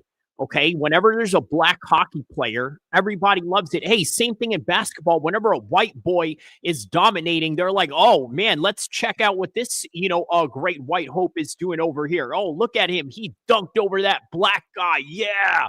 You know what I mean? Like that's that's what it is. People love those outliers. They love it. Just like that Caitlin Clark basketball player. That's why they were really into her. Because she's over here, like, shooting and dunking on these, on these ghetto hood black girls. So they like love it. They're like, yeah, you stick it to them, Clark. They love that. They love that. So that's what the British are, and the Irish and the Australians in MMA, right? They stick out like a sore thumb because remember, for as many champions or at least prominent champions that they have, always remember there's only Conor McGregor and Ian Gary in the Irish side of things. Okay. In the British side of things, you got a couple of people, you got them in there, right? There's a good representation in there, but the majority of the representation, okay, is American and Brazilian. And we mentioned that earlier. So, all right. So here we go. He says, don't say Aspinall. Yes, well, he's part of that too, man. Whether you like it or not, I mean, Aspinall is considered the baddest man in the world right now. Now, that probably looks disputed because of the performance that he had against Cyril Gane and the fact that we know how Cyril Gane did against both Francis Ngannou and John Jones, right? And in the ambiguous lines that you have there, what does that really tell you? That's God literally telling you there is no such thing as the baddest man in the world because everyone is non-invincible at some point, right?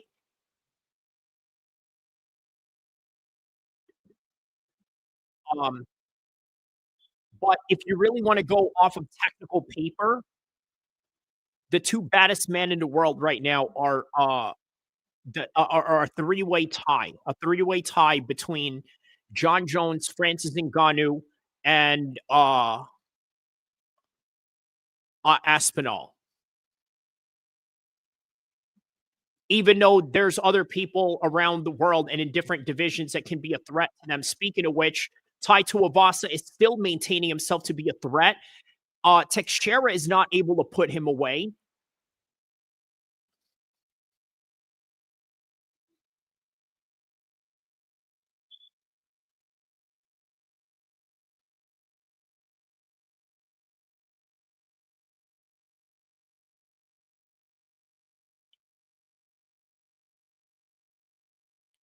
Now Tai Tuivasa is right on top of Teixeira right now, as Teixeira is looking for a single leg, is right on top of Bam Bam, half guard position, banging away some mini ground and pound shots while Bam Bam's doing a very good job of holding his head down, not allowing him to posture. But then here's Teixeira right now transitioning into a full mount position.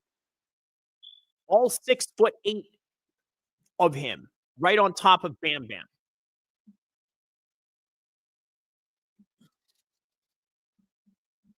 Everybody around the world that's tapped in right now, don't forget to like and subscribe as we are in the second round of Tai Tuivasa versus Teixeira. Teixeira now taking the back off of Bam Bam. Bam Bam putting up a very good fight and a very good effort. I would imagine even if Bam Bam was to walk away with, let's say, a decision loss in here, how much do you want to bet? How much do you want to bet that? How much do you want to bet that the UFC will still bring him back?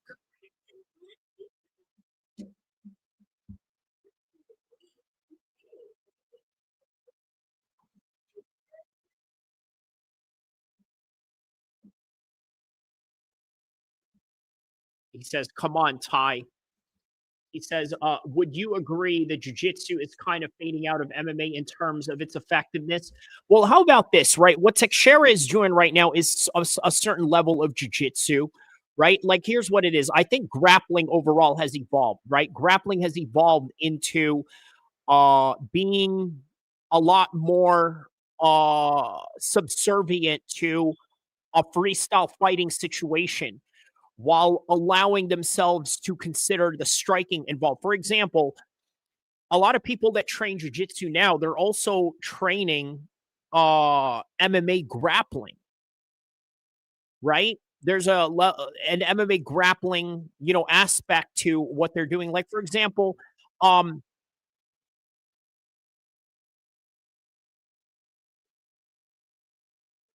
okay, take, for example, the half guard position, right? I think now that we understand MMA, we understand that we can't just let somebody sit in a half guard position in a real fight. You see what I'm saying? So I think jiu-jitsu has just became MMA grappling, right? I think that's what it is. Like, even all these top jiu-jitsu guys like Gordon Ryan, Mesumechi, who else is the top of that list?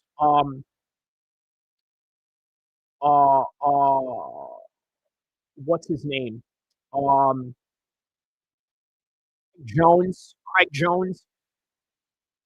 A lot of these guys have perfected or somehow molded their jiu-jitsu for MMA, because think about it, right? Yeah, they take on other top jiu-jitsu guys, but then somewhere along the lines, they also take on professional MMA fighters like Philip Rowe, for example, right? You know, prelim fighter right now, upcoming UFC prospect. Obviously, he's grappled with him. So he says, right, MMA grappling is kind of its own thing. Correct, correct. And far more mainstream within jiu-jitsu. Like it's mainstream within jiu-jitsu, if you know what I mean. So all right, round 3 coming up. Last dance and last chance for Tai Tuivasa right now, right? As in Mark Haney right here, sort of cheering Tai on.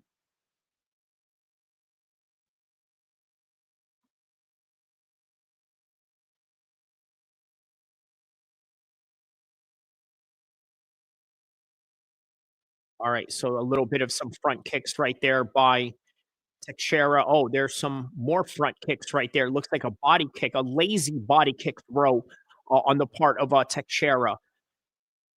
Tai Tuivasa looking like he's telegraphing an overhand right, really telegraphing it. Teixeira could read it from a mile away, but at the same time, a little bit tired as well.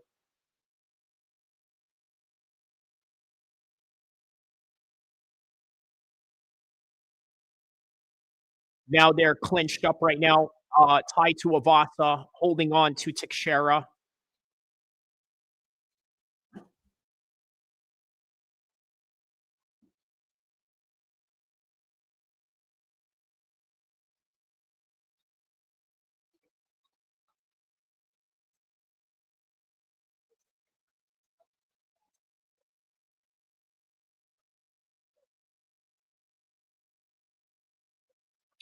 So Tai is maintaining this lock right here. With these last 3 minutes, if I was Tai Tuivasa, I would move with a higher sense of urgency. I don't like the lack of urgency that he is displaying right now.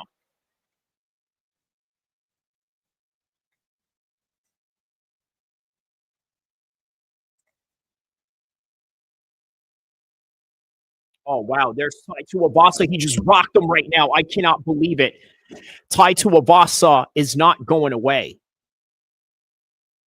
He promised and said, I am not going away.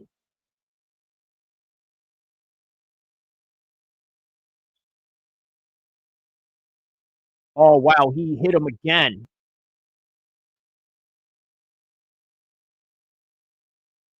Yo, Teixeira looks tired, man. He's probably gassed. Tai was almost 370 pounds.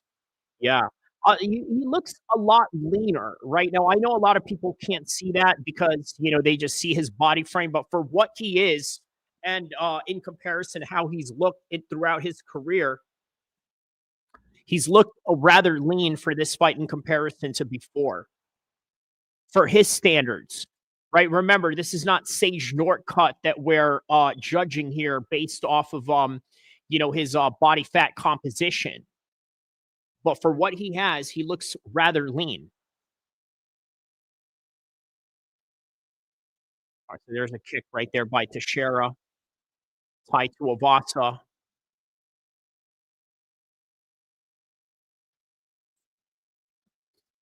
All right, now Tai is maintaining the body lock position again. What is he looking to do out of this? Are you looking to gain some points out of this, or are you looking to open some kind of damage? Like, for example, you're in a clinch position right here. Are you looking to throw some knees? Are you looking to throw some elbows?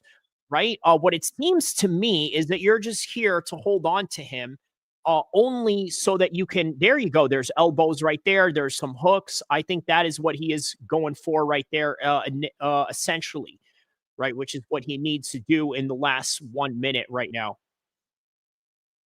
We have now entered the 7-hour mark of this live stream. Everybody hit the like button, hit the subscribe button. I've been live with you guys for 7 hours. He says, probably looking to catch some breath. There you go. Yeah. That's what boxers do as well, right? When they clinch up, obviously, that is a common thing. If they are hurt, this is what they tell the veterans, or the veterans essentially learn throughout their boxing career. If they're hurt, they clinch up. If they're tired, they clinch up. Or if they use the clinch to sort of tire you out, Dylan White style. Indicative of what he did against Joseph Parker, which, by the way, is one of the biggest wins in hindsight for Dylan White in the boxing world. But either way, here we are. Tai Tuivasa is going to end this fight 20 seconds being on top. And by the way, looking like this, even though he might lose this fight, he looks like he can have a moral high ground. But what if he ends up getting a decision? Or what if he just ends up finishing him here? I highly doubt it. This fight is going to a decision. That is it. That is the end of the fight. This fight is going to a decision. We are about to find out what the decision of this fight will be.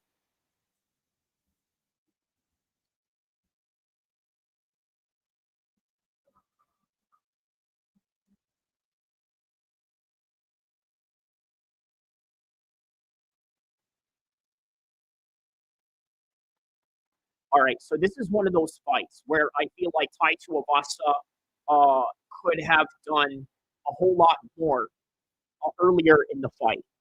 But what it seemed is that he did the very most at the end of the fight.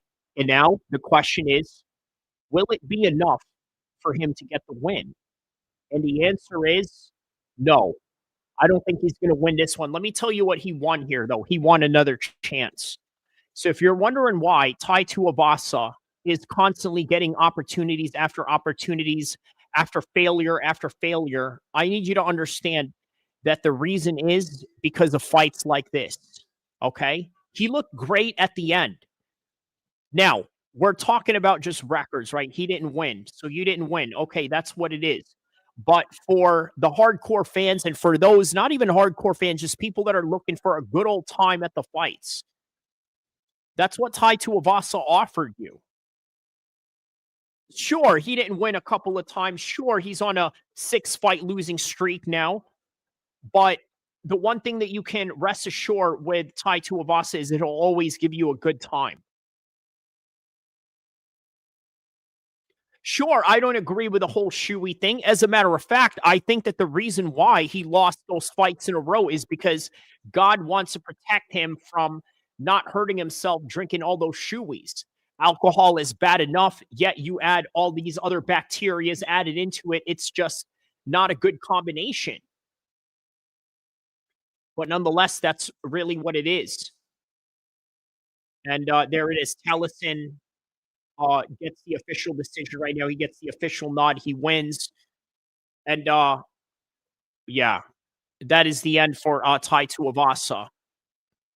Not a bad account of himself, but in order to advance in this league, you got to win fights, and that the advancement goes to Tallison Teixeira. However, Tai Tuivasa will always have a brand name behind him because he's a likable character.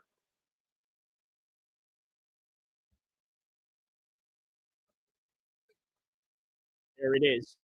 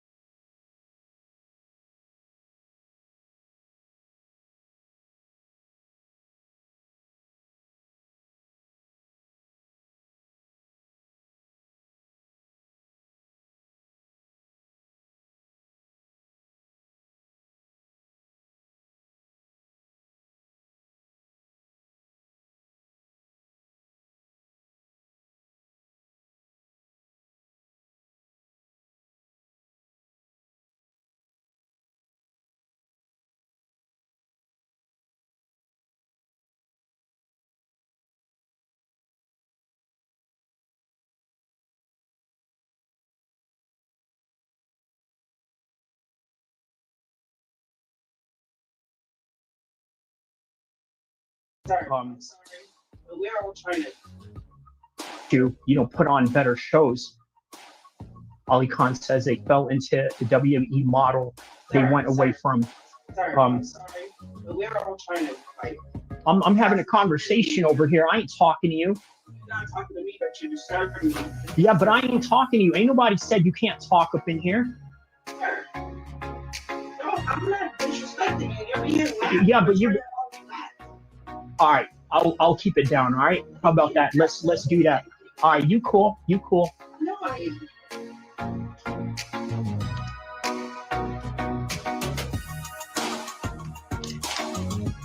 For publicly social media fights. Well, not totally, but yeah.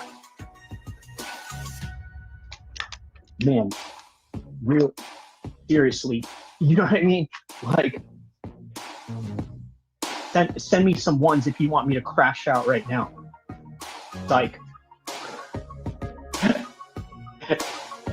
all right.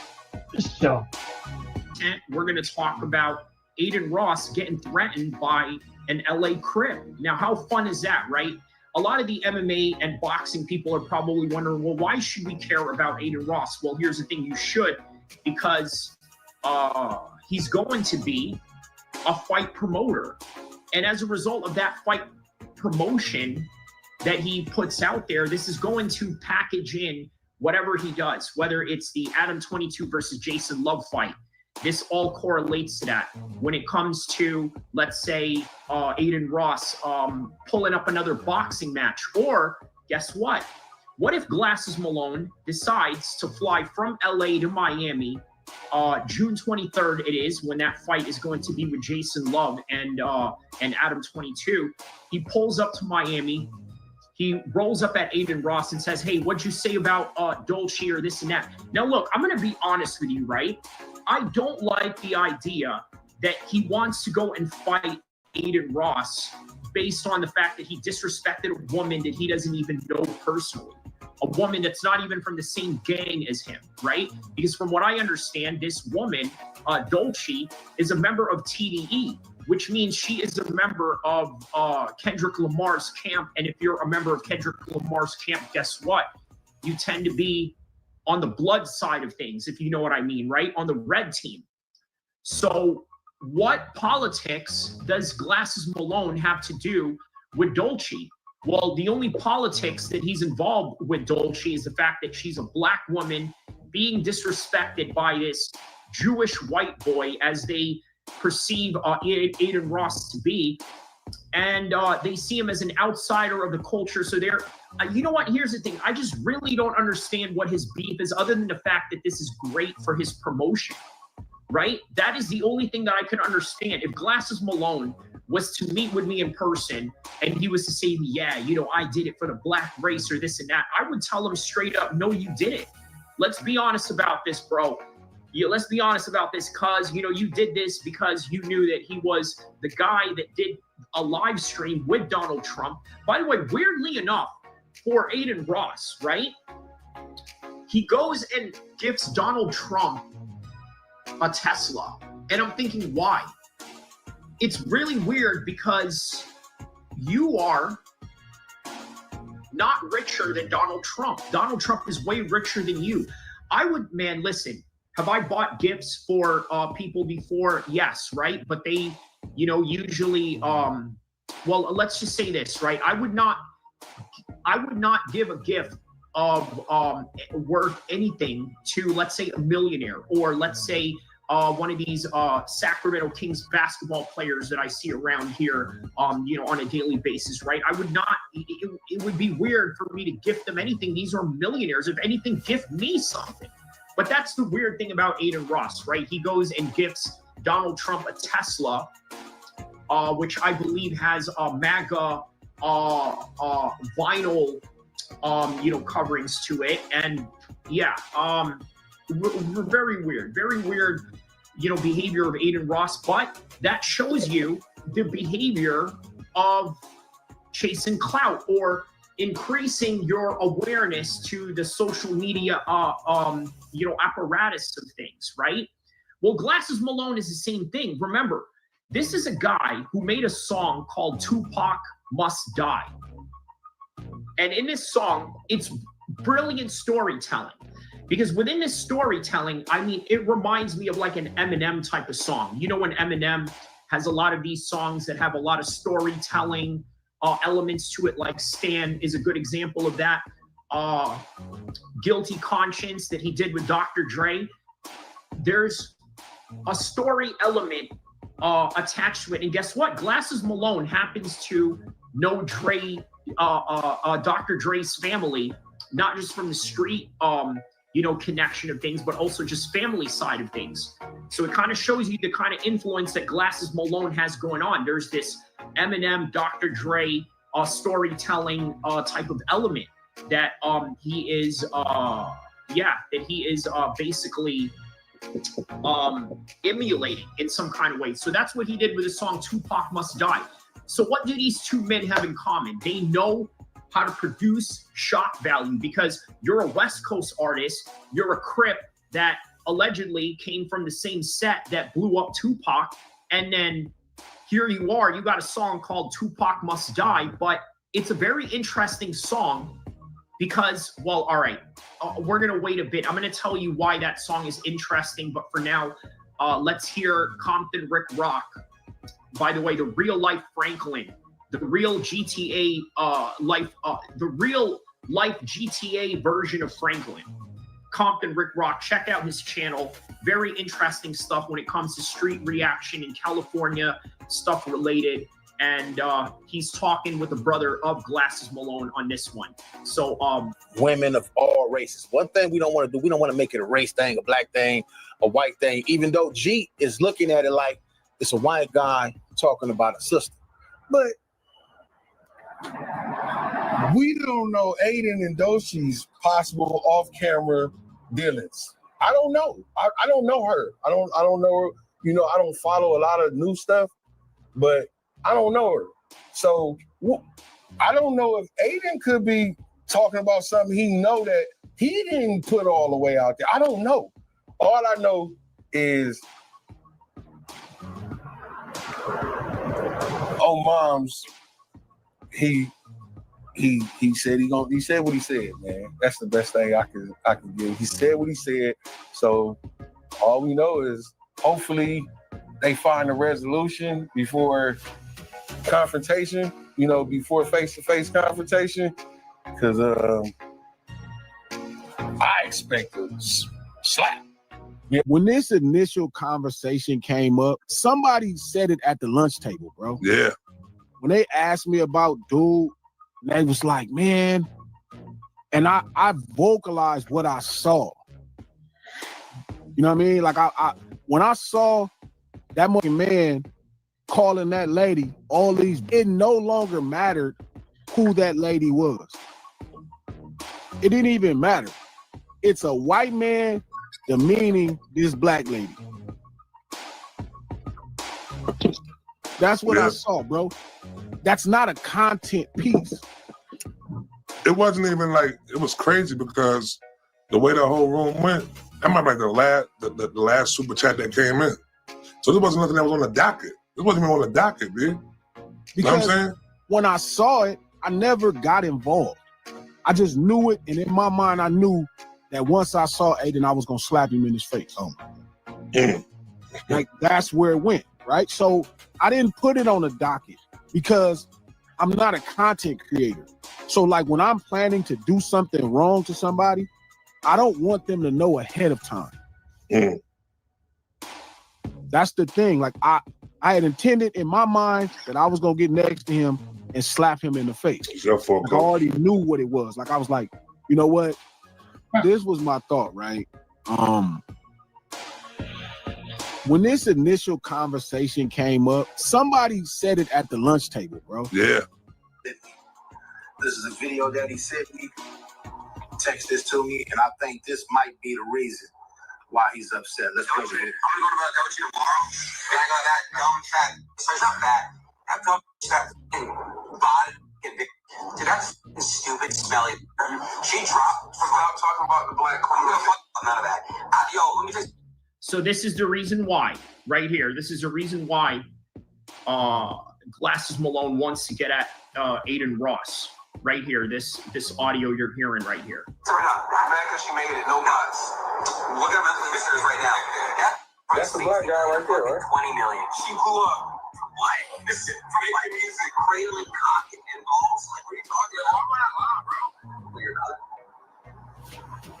All right, so that's a video. I'm not sure who the other guy is. I guess he's a streamer too. He's also a black guy, and he was basically trying to tell Aiden Ross, "Hey man, we on my live." And I don't know what he might have said after the stream. Maybe he didn't want to say it on stream. You know, it's a big business, so a lot of people look at this stuff as business. And yes, we do have people that talk about women of all races. One thing we don't want to do, we don't want to make it a race thing, a black thing, a white thing, even though. All right, so Isaac Morga says, hi. Hello, Isaac. Let me know what part of the world you are from. First time I've seen you here. Let me know what part of the world you are from, and you are very much welcome here. So, okay, so Compton Rick Rock just said, you know, we're not making this into a race thing. Well, here's the problem, right? It is a race thing because the reason why, first and foremost, Glasses Malone is going at Aiden Ross is because of this reason alone, right? That is his only main reason of why he has decided to go after for Glasses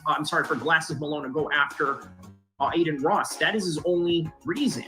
And the reason is because he's racially motivated, right? And you're going to hear his brother say this later on. He's going to say something along the lines that, hey, you know what? My brother right now is at that age of, you know, being racially conscious, right? And this is often something that you see older gang members sort of develop later on in their life, right? They sort of become a lot more socially conscious, whether that's of their race or their religion. In this case, for Glasses Malone, it's, you know, race, and sometimes prison expedites that particular process, because in California prisons, it is primarily race orientated, right? The blacks go with the blacks, the Mexicans go with the Mexicans, and then there are some exceptions to that rule, considering the fact.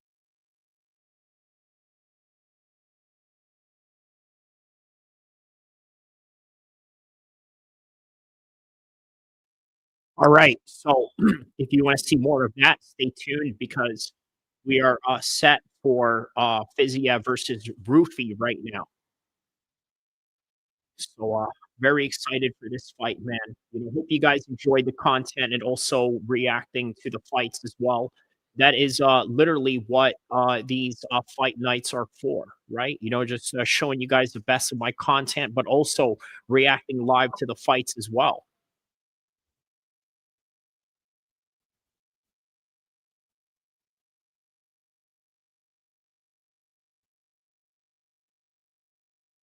Right, here's Fiziev right now being announced.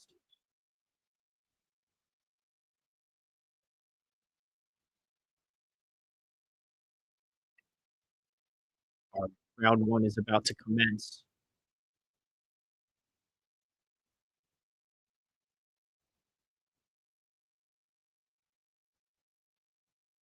All right, round number one. Both open up with a very karate-like stance.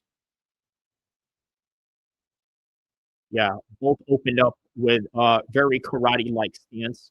And as they both open up with this karate stance, obviously it was Fiziev that threw the kick. There's another kick that Fiziev throws. There's another kick that he throws but misses.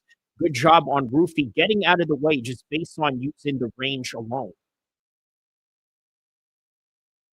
So there's a lot of range going on in this fight right now.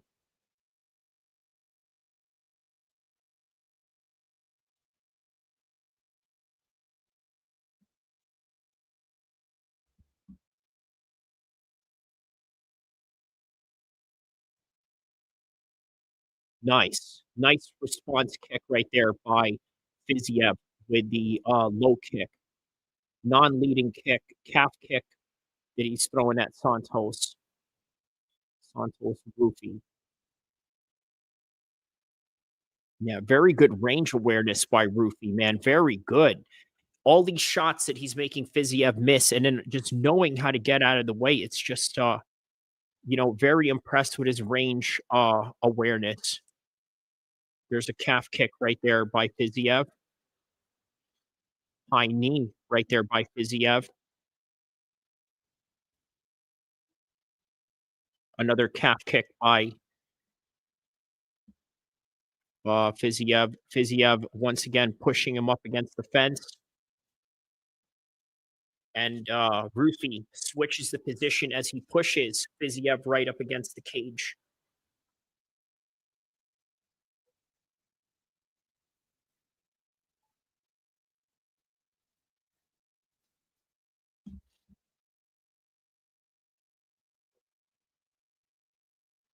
Now, how amazing is it that we only have 3 fights left, right? This is one, and then Dan Hooker and Benoit Saint-Denis are coming up next right after.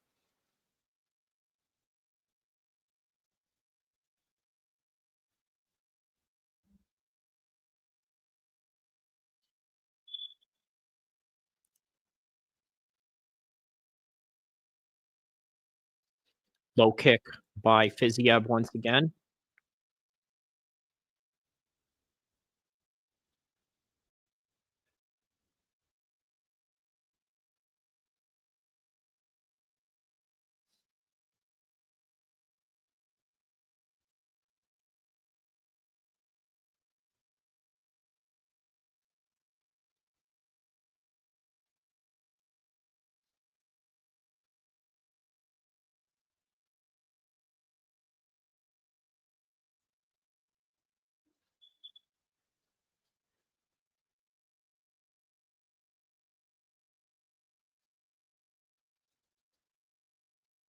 All right, so now they're just circling each other out right now as Fiziev is sort of walking him down, but Rufi is circling right out of the range right now. Yeah, very high level striking on both of them right now. Fiziev attempts a low kick, and Rufi gets out of the way by lifting his feet up. As sort of a different way of checking kicks. So once again, very high level striking on the both of them.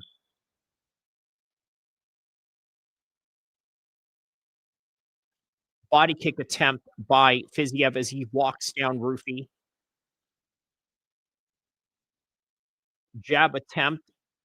Oh, there's a counter that he was looking for right there. Very Conor McGregor-esque in the way that he fights, right, with that Taekwondo karate stance. Ooh, there's a high knee right there by Rufi.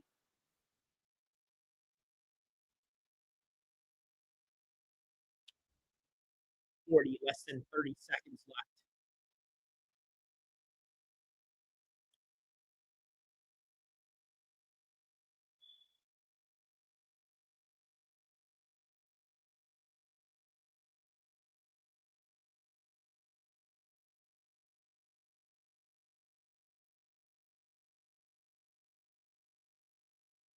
Ooh.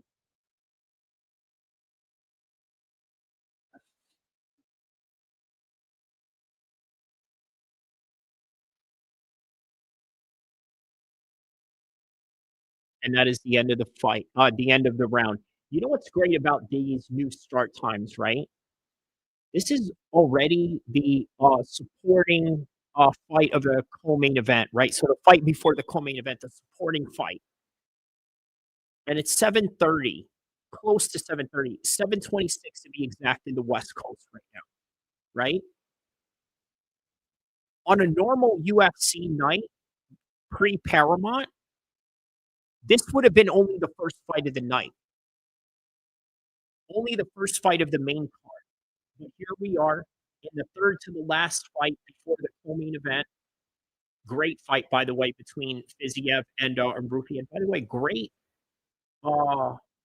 television aligning that they have going on. Let me know if you guys noticed that as well, or if you like that.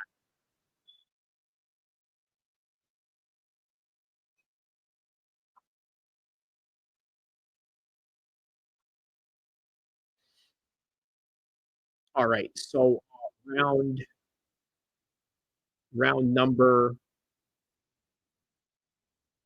2. Round number 2 coming up right here.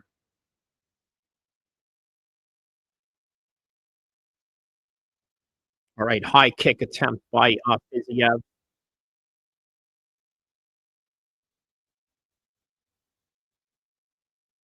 Ooh, spinning back kick by Rufy. Now that was a perfect spinning back kick attempt right there by Rufy.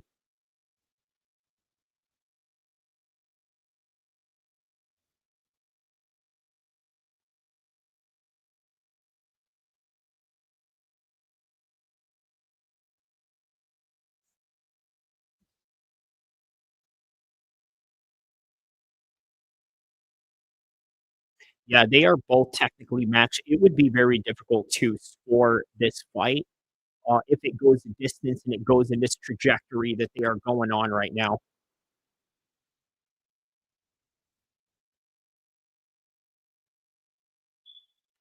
Yeah, it would be a very difficult fight to score. Very difficult fight to score without, you know, some fairness and justice to it.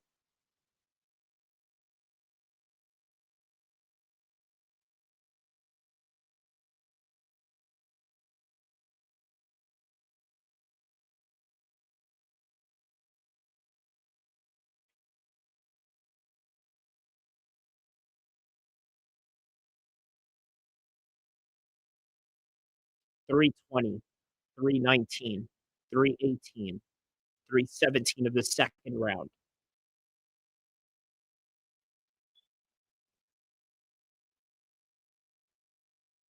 Fiziev pushing down on Rufy as Rufy is backing up towards the cage. Both squared up, but Rufy very comfortable fighting up against the cage, but doing a very good job of circling around as he's jabbing at Fiziev faking a lot of body kicks from this position right now.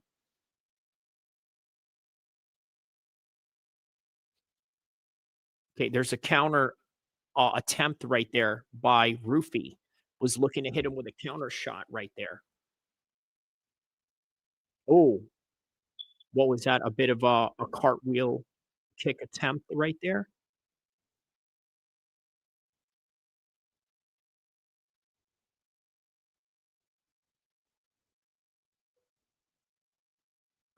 Good kick by Rufy.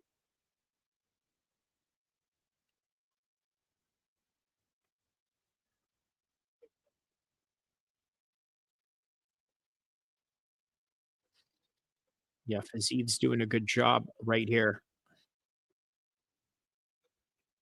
Yeah, really walking him down right here. Taking the forward motion, doing a very good job with the forward motion.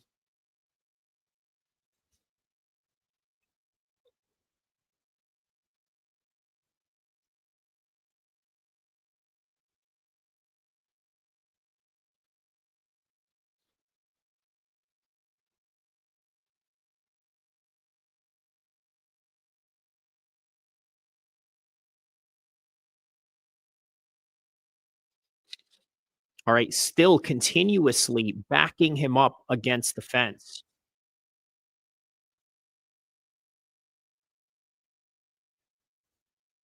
Which kind of makes you wonder, what is his reasoning of trying to do that?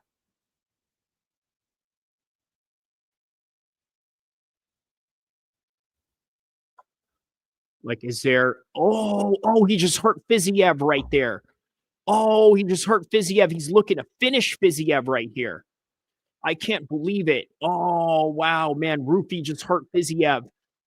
He's looking to finish Fiziev right here, as my prediction was correct. He can't fight back.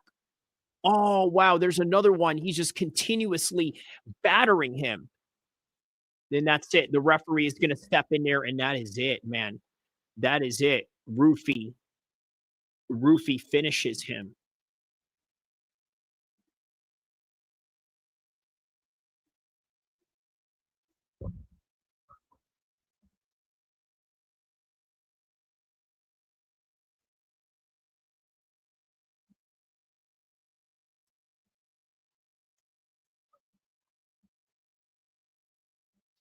Wow, man.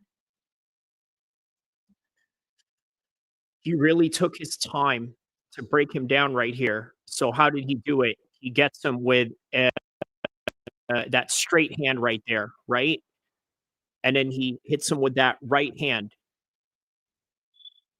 And then the follow-up shots to come after that. There's another right hand. There's a hook that time. Okay, he's down on the ground. And now he's just all over the place. There's his eye busted up right there.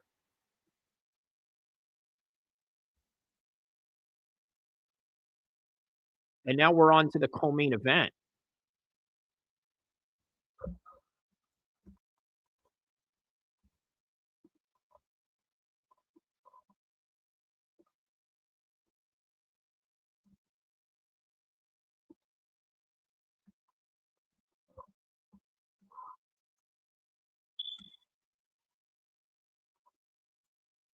All right, guys.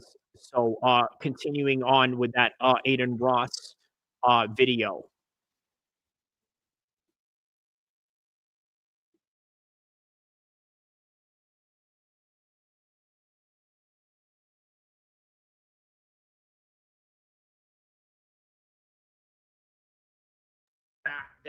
That process, because in California prisons it is primarily race orientated, right? The blacks go with the blacks, the Mexicans go with the Mexicans, and then there are some exceptions to that rule, considering the fact that you know, there are some Mexicans that, let's say, join Latino gangs, or black guys that join Mexican gangs, and so on and so forth. Sean Boy says, great to see you again, bro. Yes, great seeing you as well. Isaac Morgan says, can I go to sleep now? Okay, well, I don't know if that's supposed to be some kind of shot at me or some kind of disrespect, you know, that you're trying to, you know, backhand compliment me with or backhand comment me with, but whatever. In any regard, please, you know, remain respectful in here. That is, if you're trying to be disrespectful, if you're not, whatever, but, you know, please watch where you're at, because, you know, this is not a channel that tolerates disrespect in any kind of way, you know, especially not from somebody that doesn't even have a profile pic, let alone somebody that I don't know from a can of paint. So anyways, back on the thumbnails, I got this thumbnail going right now. Aiden and Doshi's possible off-camera dealings. I don't know. I don't know her. I don't know her. You know, I don't follow a lot of new stuff, but I don't know her. So I don't know if Aiden could be talking about something he know that he didn't put all the way out there. I don't know. All I know. This is me. She wanted to take her brand nationwide. And with U.S. Bank Business Essentials, combination of checking. Lesser. Assuming you're angry is reasonable.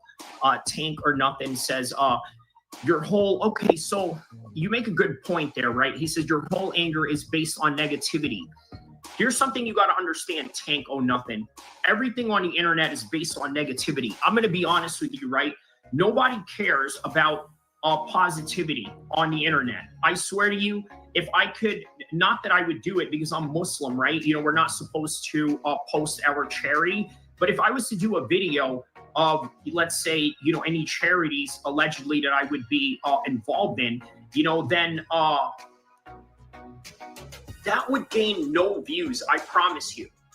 But here we are talking about Aiden Ross getting threatened by a Crip member. And within 19 minutes, how many views so far did I get with this live stream with already, you know, with this, right? Close to 100 views already, you know, with this, because guess what? Negativity attracts in ways that positivity just doesn't. That's just the reality of it. So this idea that you have, well, your whole entire channel is based on negativity, my man, everything in MMA, everything in YouTube, everything in this space, all revolves around negativity. And here's the thing, right? Let me take a look at who Tank or Nothing is. I'm going to take a look at who you are, right? Okay, so basically, you do have a profile pic on your channel, right? Obviously, you're not an active channel, right? Not everybody has to be an active channel or anything like that, but at the same time, you know, at least you put your picture up. At least I know that you're not a coward to a certain degree. The point that I'm trying to make is that you're not a content creator. You don't understand what garners views, what gets views, or what hits the algorithm. And I'm sorry if you take that wrong in any kind of way, but you're just not a content creator, right? There's nothing wrong with that. There's a lot of people in here that are not content creators, right? A lot of people in here that are not content creators, but they are content consumers. So you as a content consumer, you don't even know what you want. You don't even understand that the reason why you even pulled up on my page is because, let's be honest, you're probably attracted to negativity as I am, right? You look at my entire YouTube feed. It's nothing but gangs, MMA, and if it's not about MMA, it's about the negative stuff about MMA, like Nina Drama, MMA Guru, all these other things that, you know, have nothing to do with the actual fighting in and of itself. Right? That is just what we love to consume. And then how about the bombing of Iran, right? That's nothing but negativity. How about the capture of Maduro? Oh, you think there's some positivity to that, even though you see a bunch of U.S. servicemen celebrate, or even just, you know, a few Venezuelans celebrate? Yeah. But the negativity of it is there are people out there who have actually died in this war. Remember, there were airstrikes where civilians may have been affected, and now you have Venezuelan Americans having to go back to Venezuela to take care of their family or take care of some things that may be a problem as a result of what happened with, you know, the operations, right? So these are all negative things, but guess what? We tune in on them. And guess what? Aiden Ross and Glasses Malone, they understand how to thrive on negativity. Do you not think that making a song that says Tupac must D-I-E, do you not understand how negative, you know, that is? You understand how negative that is, right? So as a result of that negativity, you must understand that people are going to be attracted to that. So let's take a look at the song Tupac must.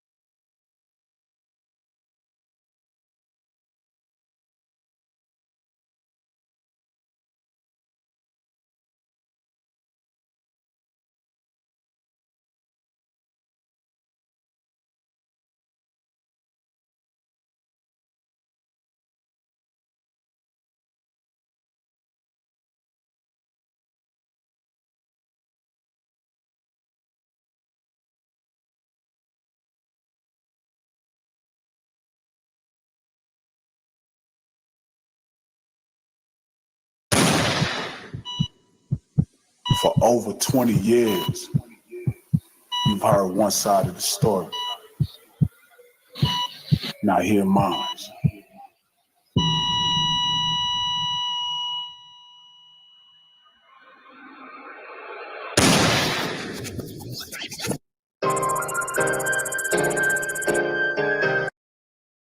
Were you involved in any way in the death of Tupac Shakur? No, I was not involved. I mean, I'm like a victim. You know what I'm saying? I feel, you know what I'm saying, sorry for him. And, you know, like I said, I was a fan of him. Were you involved in any way in the death of Tupac Shakur? No, I was not involved. I mean, I'm like a victim. You know what I'm saying? I feel, you know what I'm saying, sorry for him. And, you know, like I said, I was a fan of him. Were you involved?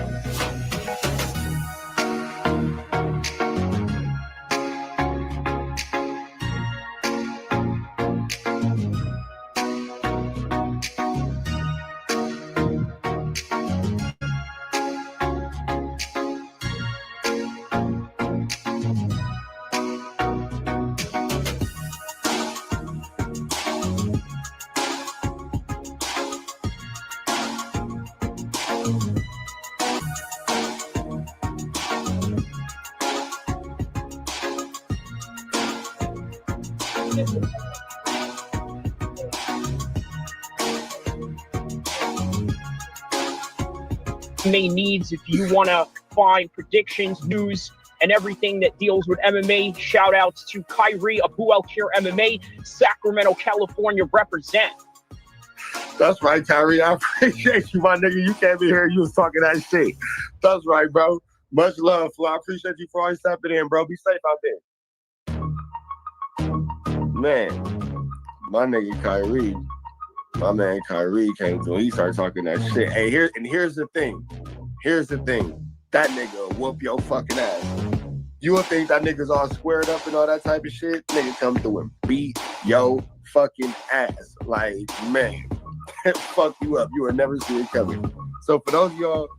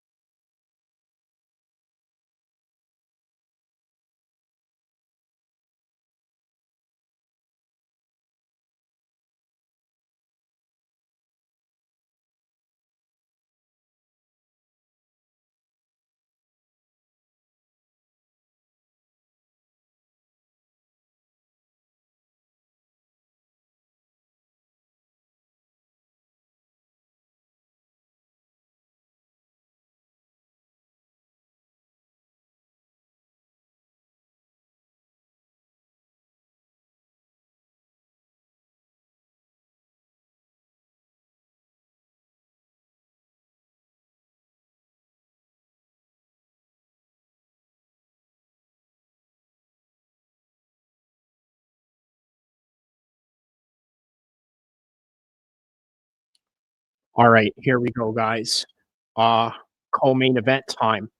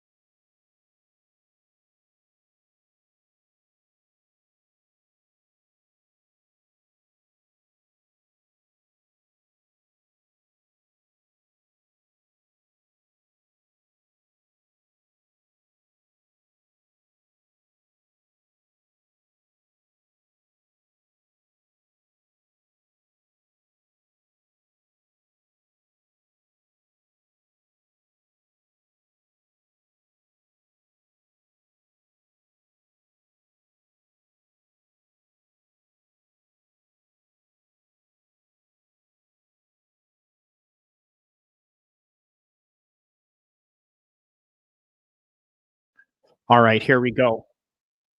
Benoit Saint-Denis has officially walked out. Now it is Dan Hooker who is set to walk out right now.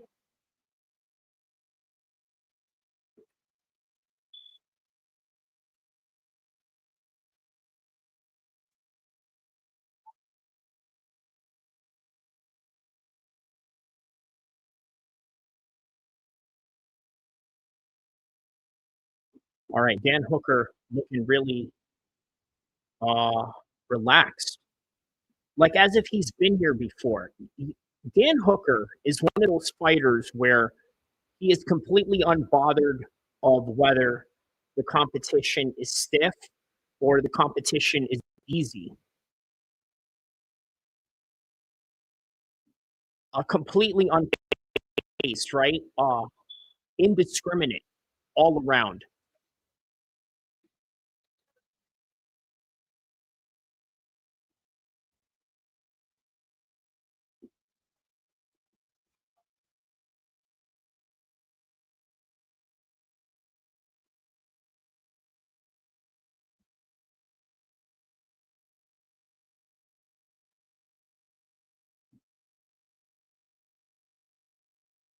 So here's Dan Hooker right now entering the cage away from the prep point.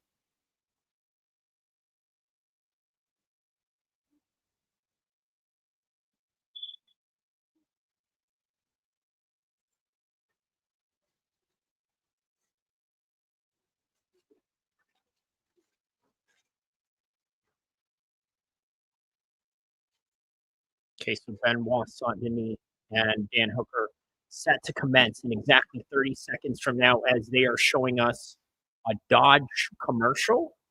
Huh. A Dodge Ram commercial.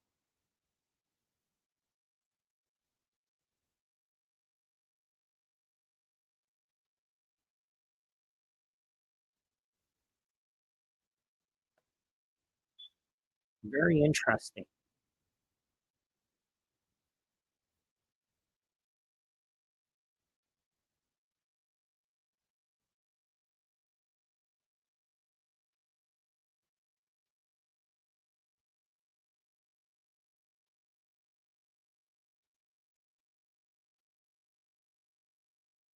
All right, so here we go. Co-main event introduction time.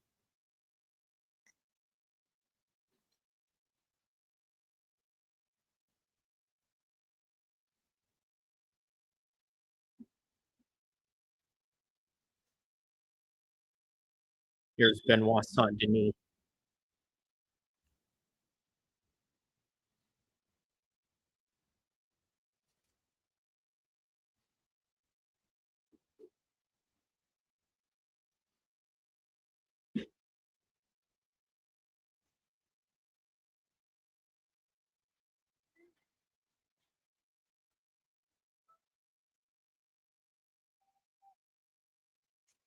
Benoit God of War Saint-Denis.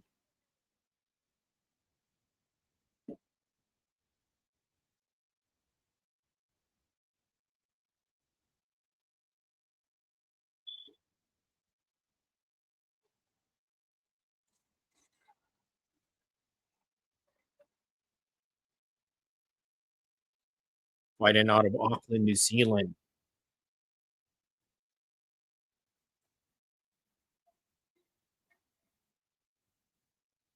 And it is Dan Hooker.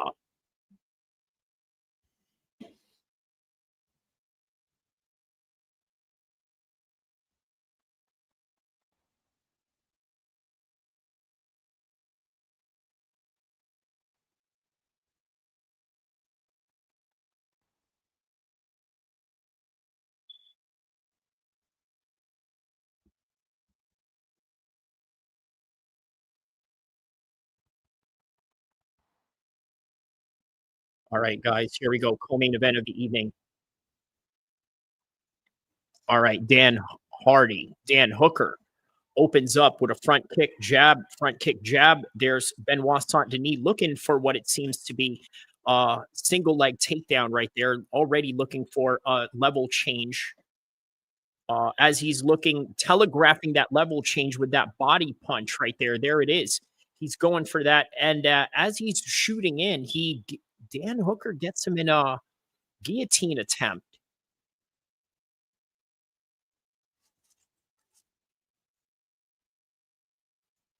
All right, so now he's maintaining this jab. There's a high kick right there. Benoit Saint-Denis is looking to take him down. Now, Dan Hooker is sprawling his way away from Benoit Saint-Denis. Benoit Saint-Denis maintaining this. Okay, so now he breaks away. They are back squared up with Dan Hooker pushing down on Benoit Saint-Denis towards the cage.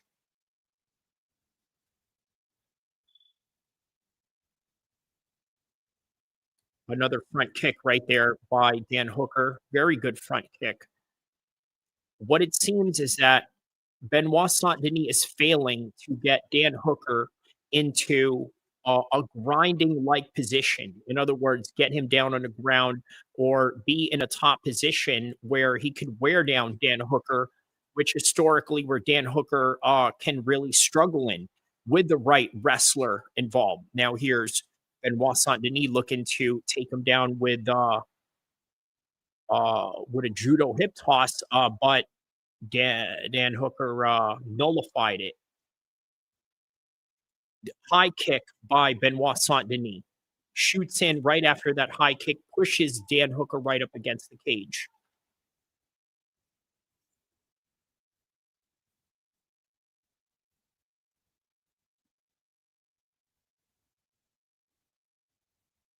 Clinch. Clinch wrestling right up against the cage. Benoit Saint-Denis looking for a dominant position. They both break away. They square up in the middle of the octagon as Dan Hooker is pushing down on, he catches him with that head kick right there. What it looks like was Dan Hooker attempting a body kick. Instead of a body kick, he gets him with a high kick to the head as Benoit Saint-Denis was switching his levels. Here he is attempting another judo hip toss. Dan Hooker nullifies it. They scramble down to the ground, tangled up against each other in a wizard position. They stand up with the wizard on the dominant position of Benoit Saint-Denis, but Benoit Saint-Denis with his back up against the cage. Wow, he gets it. He got the judo hip toss on Dan Hooker now. So this is where Benoit Saint-Denis' world is in comparison to Dan Hooker.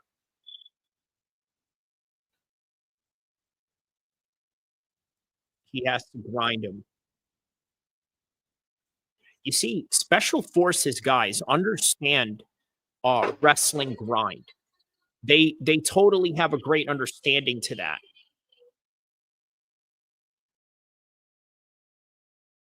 All right, so Benoit Saint-Denis maintaining top position on Dan Hooker right now. Looks like a north-south position that he has on him right now. It looks like he's looking for a Kimura here.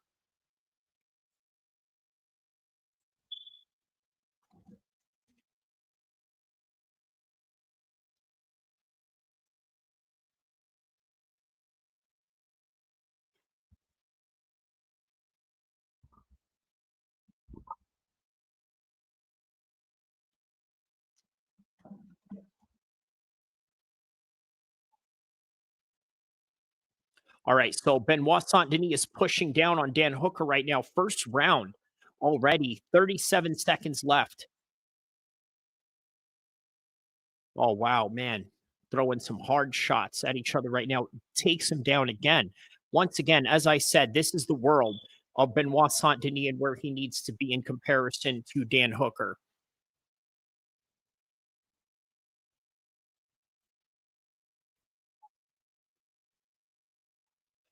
Ten seconds left. Yeah, Hooker has now been split wide open, man.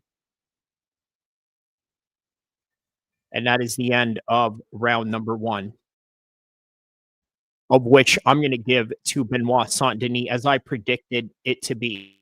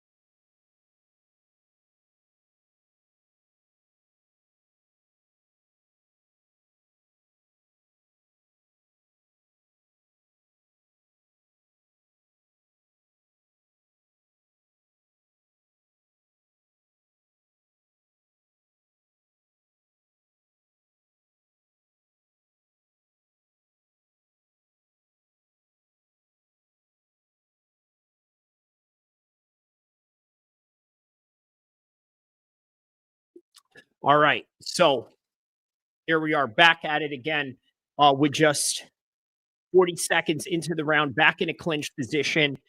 And then here's Benoit Saint-Denis now taking down Dan Hooker. Oh, ground and pounding from a top mount position. I mean, he's looking for a triangle from this top mount position, but why bother when you have all these submission options along with this ground and pound position that he has him on right here? Benoit has a very good chance of finishing with an arm triangle here. Now here he is in a top mount position. As I've told you guys, the grappling of Benoit Saint-Denis was going to be the difference here with Dan Hooker.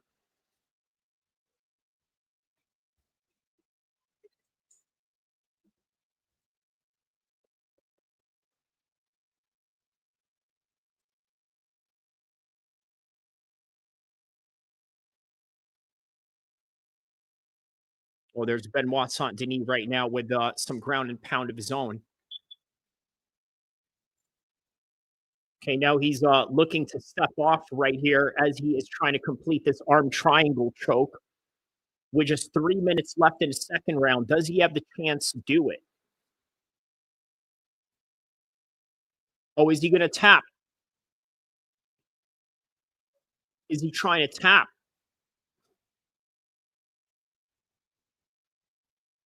Yeah, Hooker's in a lot of trouble, but he has yet to tap. But as for Benoit,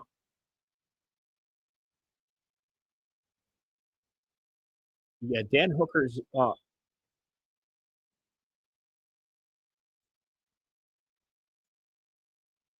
yeah, there's 2 minutes left. Wow, man, very tough position for Dan Hooker right here, man. Very tough position. Look at this. Oh, but now he's looking to make it even tighter, but yet he's behind him. Now he's back in the half guard position, but now right back into a full. But he's using the leverage of his knee as he is. Oh, wow, he's right back at it as he's trying to defend by grabbing onto his leg. He is also getting mounted over and over again by Benoit Saint-Denis while opening ground and pound positions for Benoit Saint-Denis in this position right here.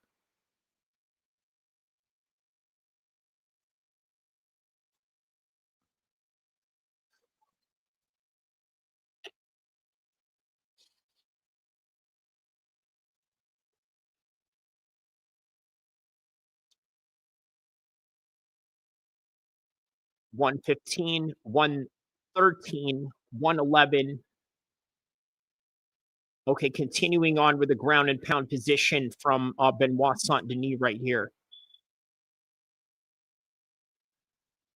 Wow, over and over again, he's looking to finish Dan Hooker right here. He might just finish Dan Hooker right here. Dan Hooker is defenseless, but Dan Hooker is getting up and responding at the same time while Benoit Saint-Denis is looking for submission attempts over and over again here.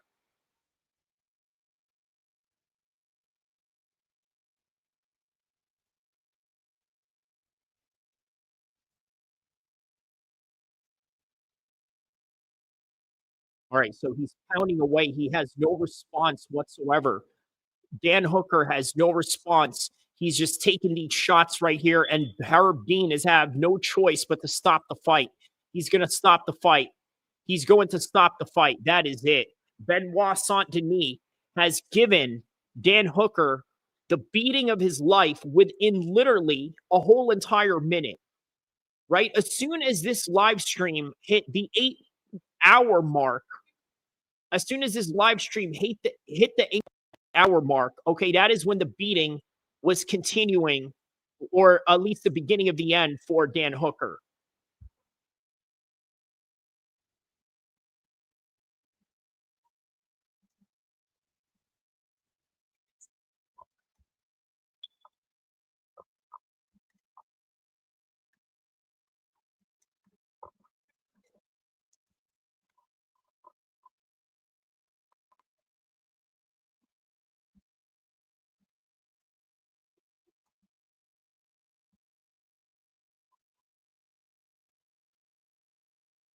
Wow.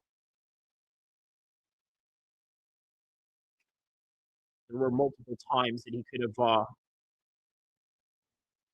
tried to get him there. Wow, man. That is amazing. That is amazing. Well, we got the main event coming up next. Wow, man. Yeah, let's hear what he has to say here.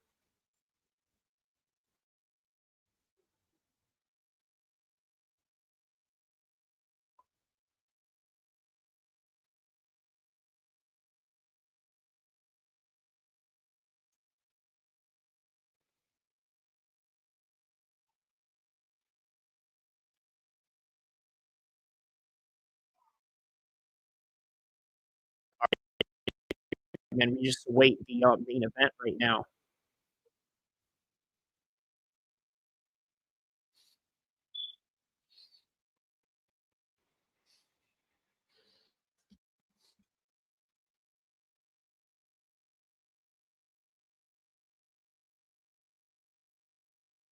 All right, so Landman, there's another Paramount exclusive content right there.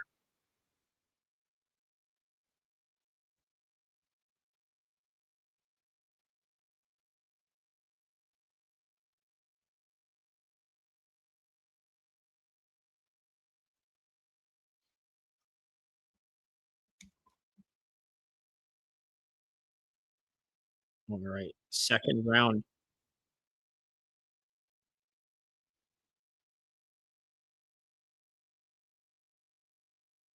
Second round win by the Man of War.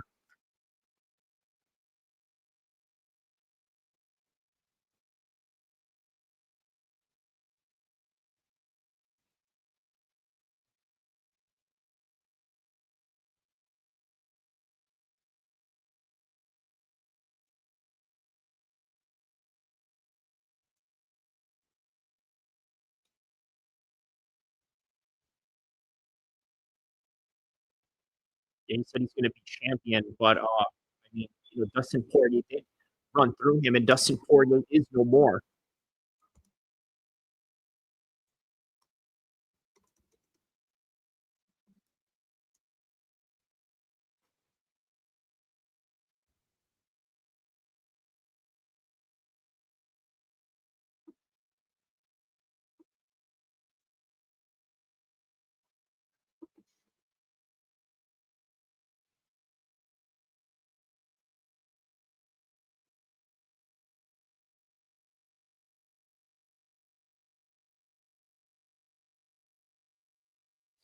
All right, guys. So we are now in the portion of the main event. We are in the portion of the main event. I can't wait. I got no love for the fakeness. If you wanna play tough and wanna hate this, I'll always show up. I don't ever slow up, no I don't take shit. I got no love for the fakeness. If you wanna play tough and wanna hate this, I'll always show up and make a statement. I don't ever slow up, no I don't take shit. I got no love for the fakeness. If you wanna play tough and wanna hate this, I'll always show up. What you got right here is a picture of some of the past fights that have gone down in Australia. Obviously tonight, UFC 325 right here. Ronda Rousey versus Holly Holm, that crazy knockout. Islam Makhachev versus Volkanovski. Before Islam Makhachev knocked his head off with that kick, there was a fight where Volkanovski actually gave a good account of himself. And then how about the famous fight that the UFC wants to forget, because there's a lawsuit going on with him, and he's like the front leader of it, Mark Hunt, right? That fight that he had with Bigfoot. How about now? Bigfoot is just, I don't know where Bigfoot is at, but Mark Hunt, hey, he's doing his thing. Nonetheless, that was a legendary fight. That was also the night Shogun knocked out Safuna. Israel Adesanya versus Strickland. How about the upset that Strickland pulled on Adesanya? Very Buster Douglas-like. Obviously tied to Tuivasa, and Volkov was in that too. And how about Israel Adesanya and Whitaker, right? The first time that that Adesanya knocked out Whitaker. Man, he did a little dance routine walking in there. That was crazy. But either way, this is the fight that we have right here and tonight, and then the main event that we have going on right now. I mean, exciting times ahead, guys. You're irresponsible, but they're always possible. If you just believe, you could be so remarkable. Thoughts in my head, a collage and they spread. I'll be great one day, going off of my meds. No, I'm not giving up, no, I'm not giving in. I will make it to the top, taking off in the wind. I gotta make it, I'm saving every day to taste it. I'm patient, but my mind, it can hardly take it. I'm chasing a dream that I've had for several ages. A vacant, modern kingdom for the taking. Now that I've been put through hell, I never got anyone's help. I had to do it all myself. I don't ever slow up, no I don't take shit. I got no love for the fakeness. If you wanna play tough and wanna hate this, I'll always show up and make a statement. I don't ever slow up, no I don't take shit. I got no love for the fakeness. If you wanna play tough and wanna hate this, I'll always show up and make a statement. I don't ever slow up, no I don't take shit. I got no love for the fakeness. If you wanna play tough and wanna hate this, I'll always show up.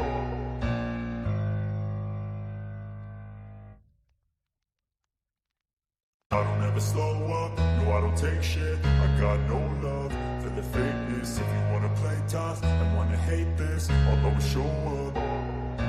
I don't ever slow up, no I don't take shit. I got no love.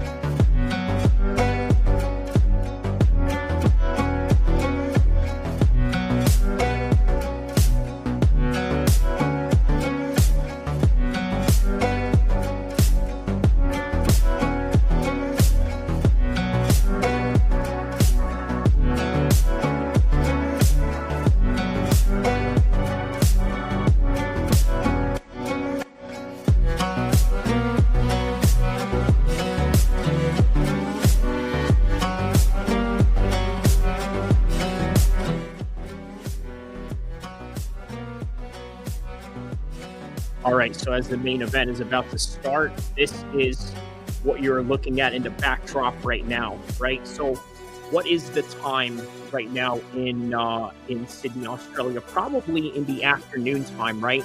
They started this card off in the morning, and now here it is in the afternoon of their foggy weather right now, right? A foggy Sunday.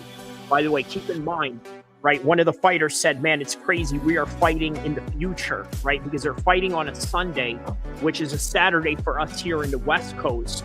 And yeah, that is what we have going on right now. So yeah, man, a forecast for a very explosive fight. That is what we are anticipating on this one.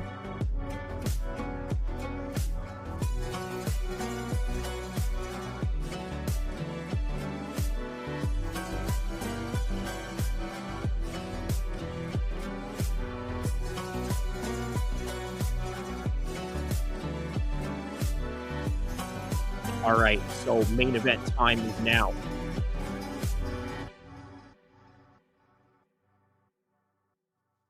And the last time they fought, UFC 314 Miami.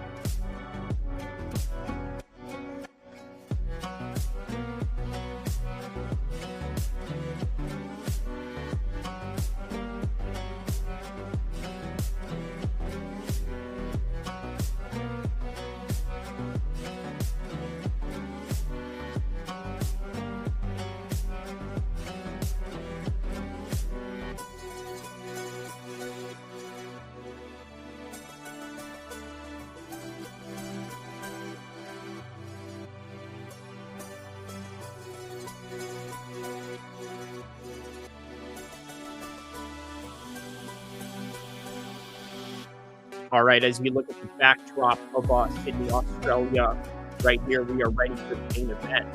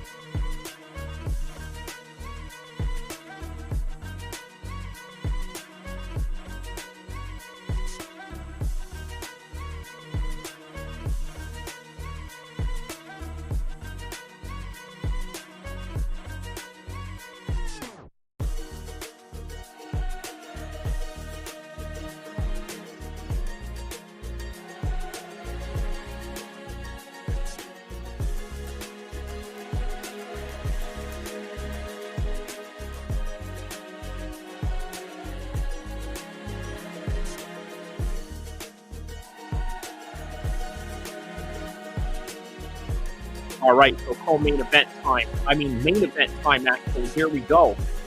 Now, we know that these two have fought, but what is the difference this time, right?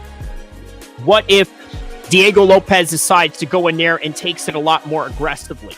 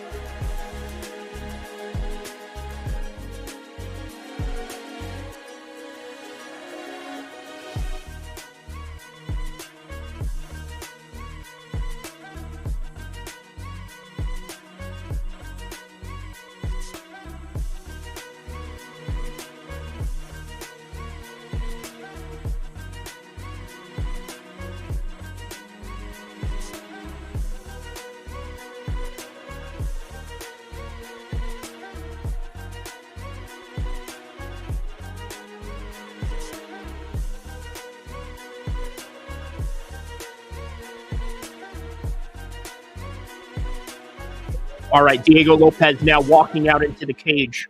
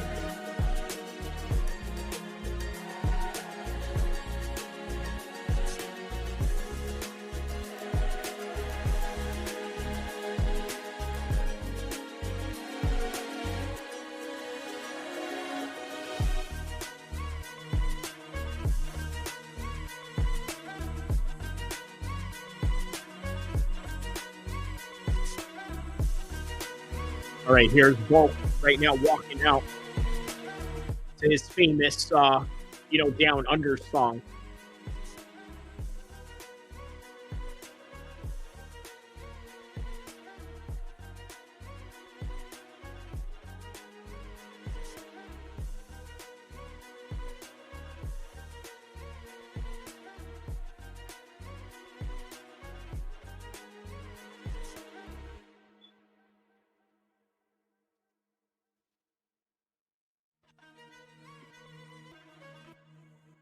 You see this song? Why is this song not their national anthem? I will never understand, right? I don't even know what I've heard it a couple of times in boxing fights. Like when Dylan White boxed Travis Brown.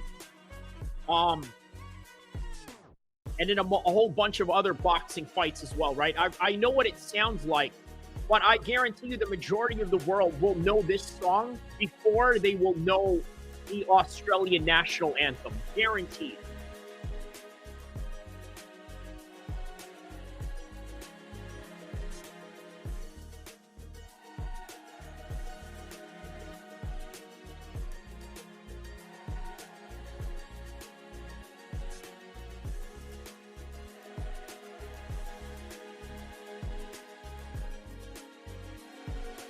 All right, and the crowd is going crazy for Volkanovski.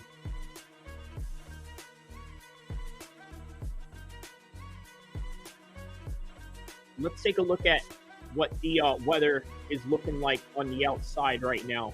Let's take a look at this again. And we're going to have this on until the main event. This is what Sydney, Australia is looking like right now on the outside.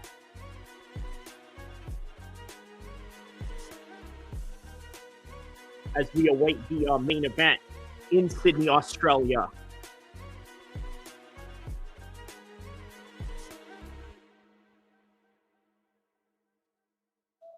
Imagine these people woke up in the morning of their time just to wait for this main event to pop up on the afternoon. And by the way, very early in the afternoon. Let's take a look at what is the official time. Sydney, Australia right now.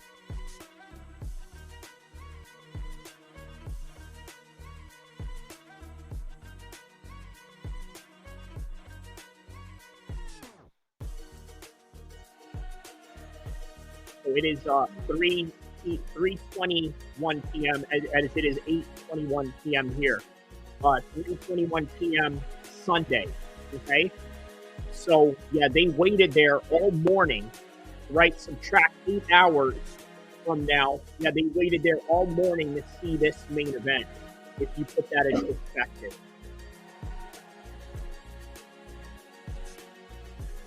So, except it's on a Sunday.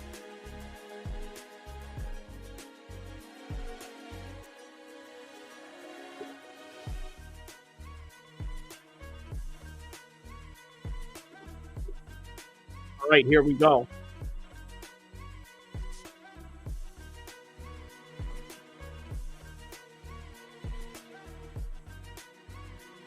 All right, well, here's the price of Paramount. If you don't want to pay pay-per-view, you don't get to hear the rest of the, Down Under song with Volkanovski circling around the octagon as the song is playing.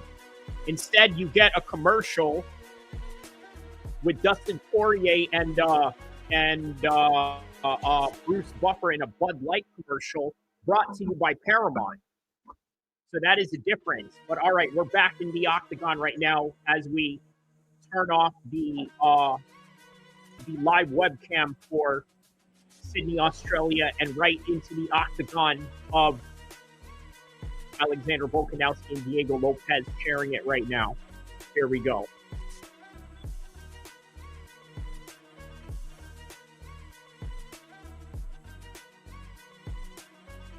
The main event of the evening.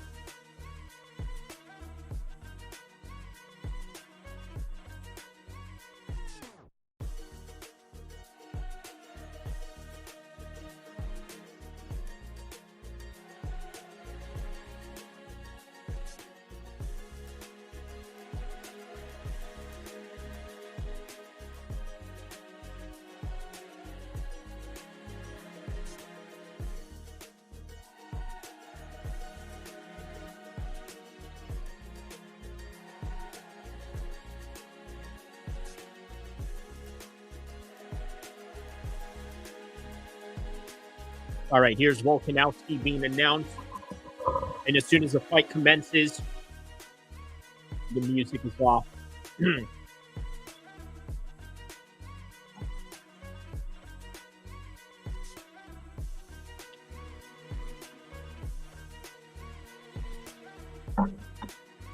Now, as I predicted, for most fights, I mean, I predicted all the fights correct tonight. As I said tonight, for this main event, this is going to be a decision on the part of both. So here we go. Fight is about to commence. Music is off.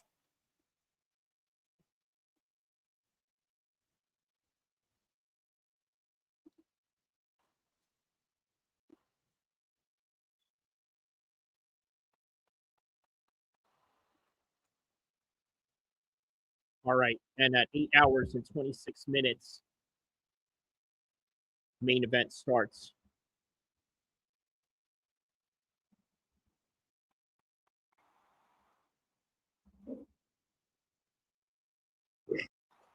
Right, that is one thing that he has to do, is make sure that he's not playing catch up here as he did last time, right?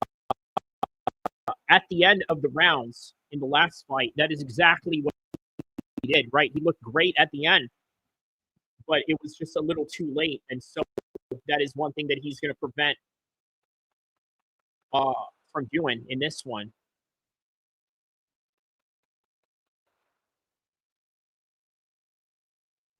All right, so he is doing a very good job of moving forward on him.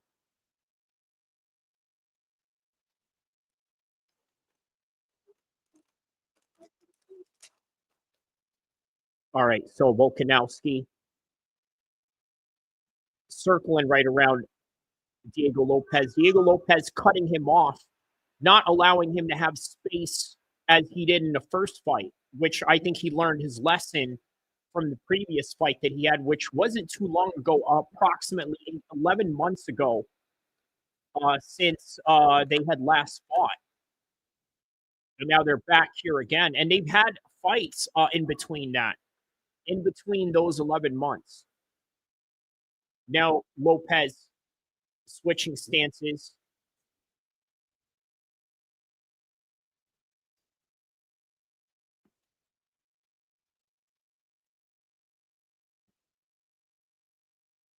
With the mullet. I don't know why dudes like this haircut. It's like they want to go back to the 80s or something, or the 1970s, and try to live out some Magnum PI fantasy or something.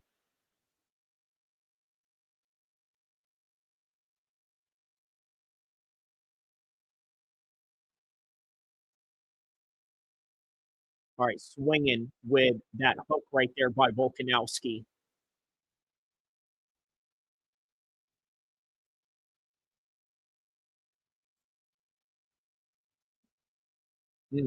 Nice leg kick right there by Diego Lopes, stepping in with that jab. As I said, this is going to be a very technical fight.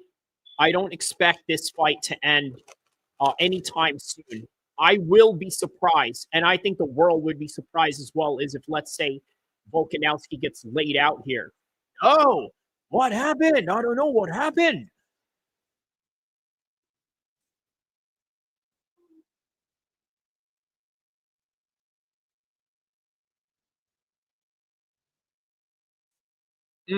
Nice leg kick by Volkanovski.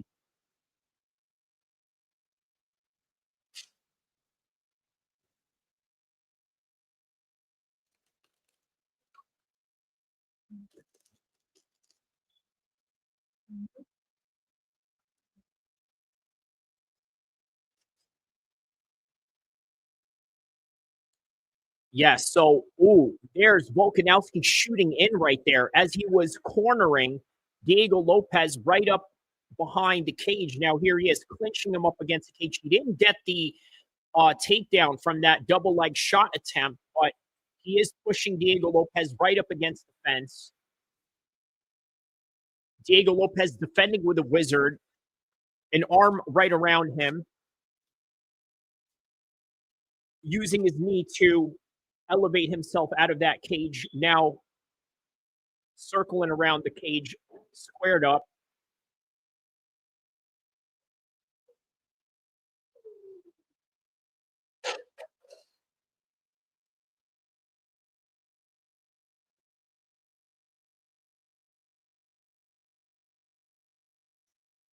Oh, good hook by Volkanovski. And Diego Lopes, in the face of defiance, sort of looks at him and shakes his head, saying that didn't hurt me, which normally most of the time it did, right? That's sort of a bravado that people try to, play off. Oh, no, that didn't hurt me. Well, yes, it did. That's the reason why you're doing it. And the reason why you're doing it is because you don't want it to hurt you. Your mind is telling you something different as what your body is feeling. But that is your mind that is in clear defiance of what is going on. But yeah, that's what's going on whenever you see somebody smile or whenever they shake their head as soon as they get rocked with a shot. That's usually what happens. All right, so that is the end of the first round. I'm going to give the first round to Volkanovski, right? The clearer shots were on his side, and the cleaner shots at that, on top of the fact that he was just more accurate and had much of the cage control as he was pushing him up against the fence and attempting all those takedowns and grappling exchanges.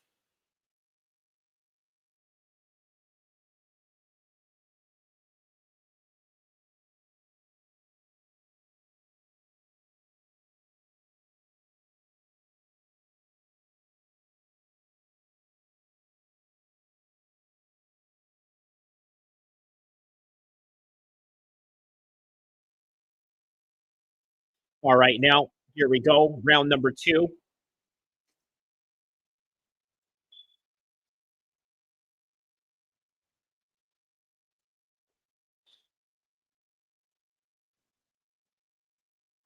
So earlier in the stream, someone asked me, what celebrities do you think are sitting in the front row? I said, I probably don't know, but I would probably be willing to guess that it's probably Australian sports stars, primarily rugby players or something like that, or maybe people that are in local soap operas that we know absolutely nothing about, right? So if you notice in the Paramount,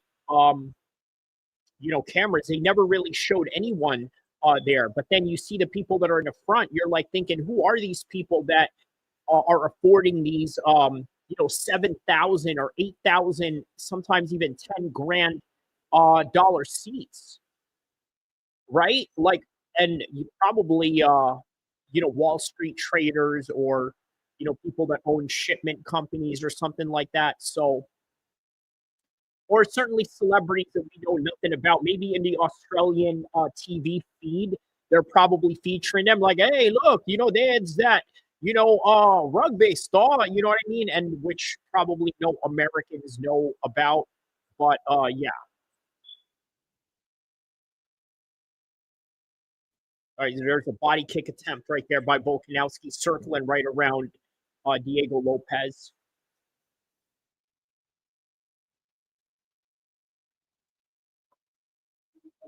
Okay, good leg kicks, good leg kick exchanges right here.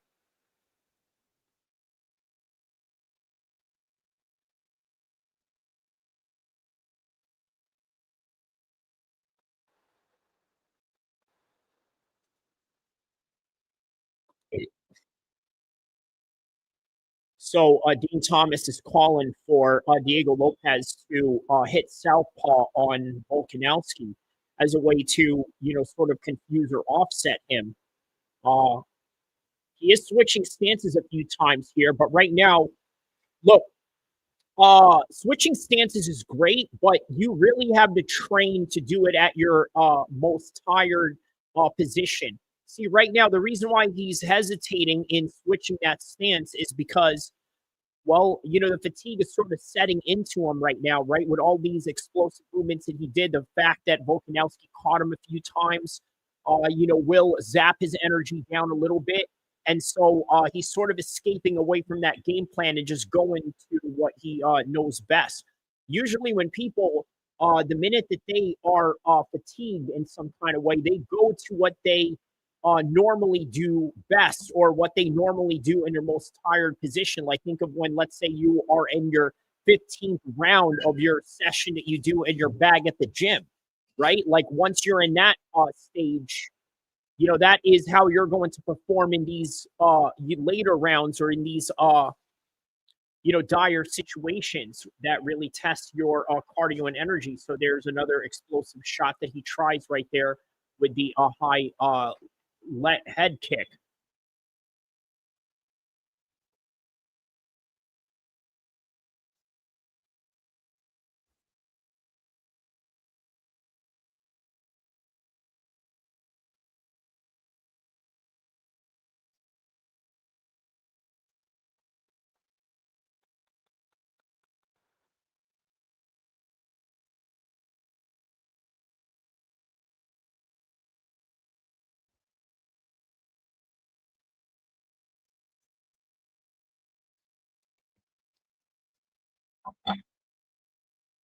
Right, good exchanges here.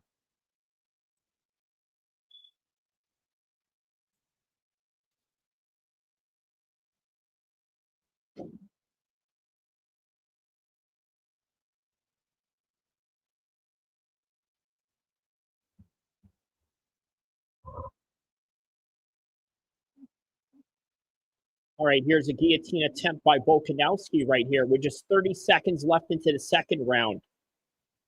And he gets out of it.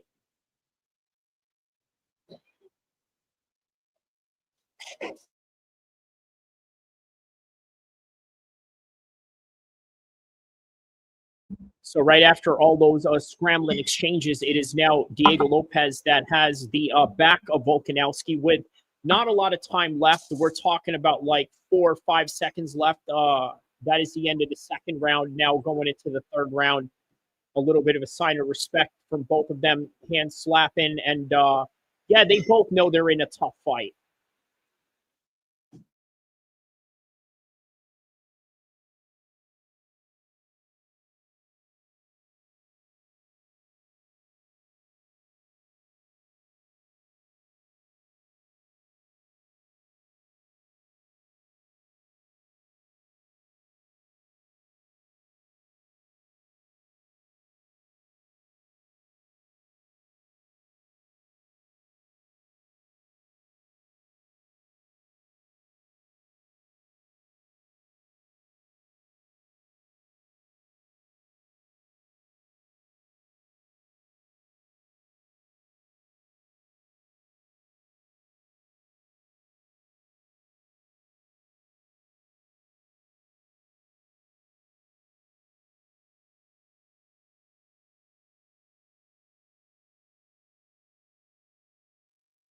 All right, so here we go. Round number 3. Not quite the championship rounds yet, but you know, the most important round of a championship fight right here is round number 3.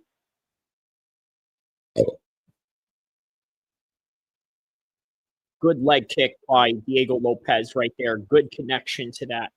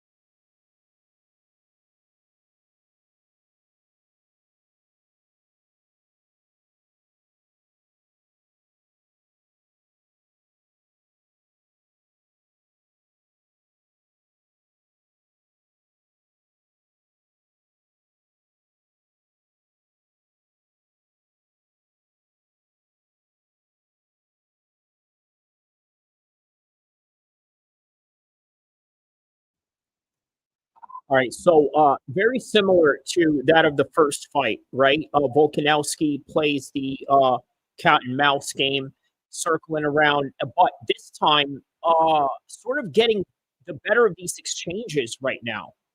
Uh, but still very similar to the first fight, and I think that's just what you're going to get with two fighters that are going to choose to fight very technical, but at the same time understand that, look, if they can't get the other guy out of there, it's better to just maintain a very disciplined technical game plan as time goes on. And I think that's exactly what Volkanovski is doing right now. Like, he understands that there were a few shots that he threw in there, probably some of the best shots that he could throw for this fight, at least, towards Diego Lopes, and he wasn't going down. Ooh, there's one right there where he just caught him with a good one, but then he shoots in and he still stuffs the takedown, manages to stuff the takedown even after hurting him with that shot right there.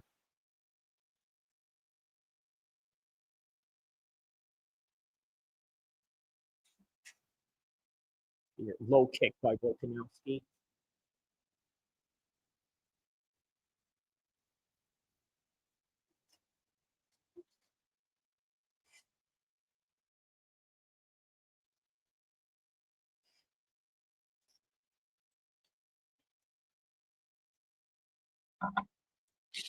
Wow, good right hook by Volkanovski, except he missed it.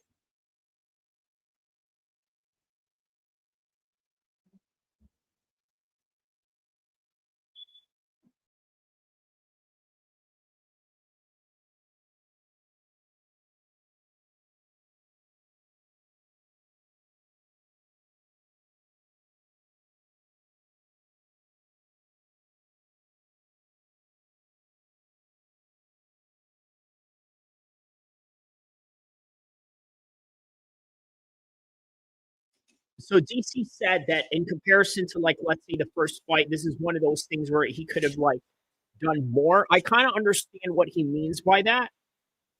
But at the same time, if you do more, could you open yourself up to certain vulnerabilities? And maybe that's the reason why he's not doing more.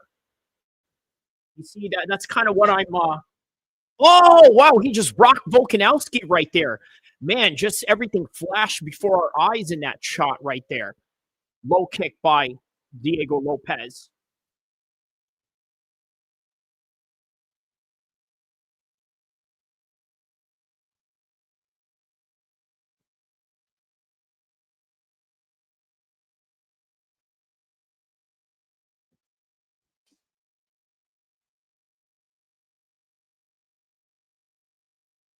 All right, 10 seconds before we get to the championship rounds right here.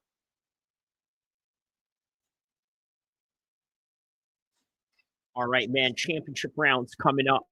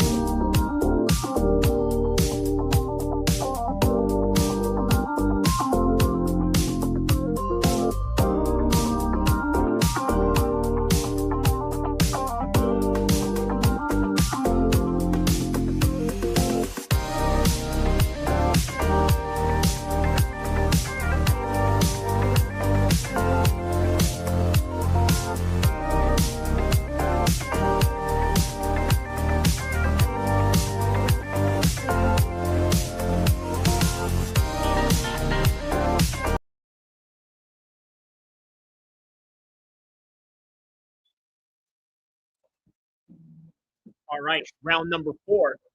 Here we go. I told you it's following the trajectory of the first fight. Like, as if these guys never left the octagon from each other.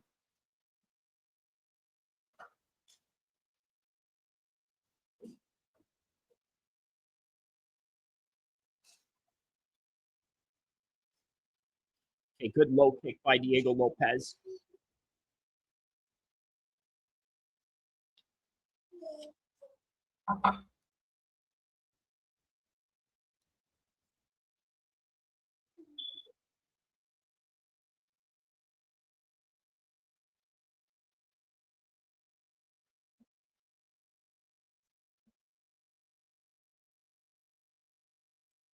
All right, nice fake takedown shot by Diego Lopes there. Nothing came of it. Ooh, man, there's Volk right there, counter shooting him with some shots right there.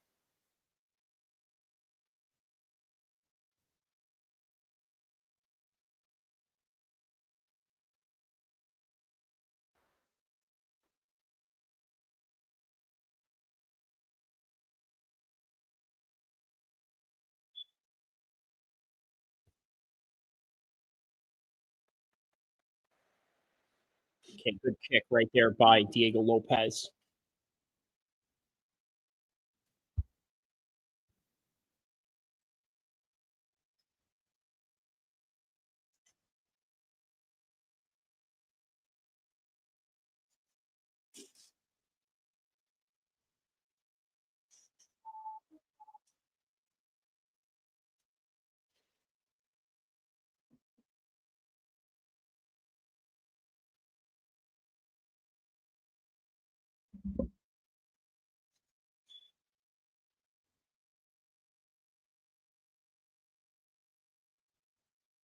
All right, man. Yeah, good exchanges so far between these two.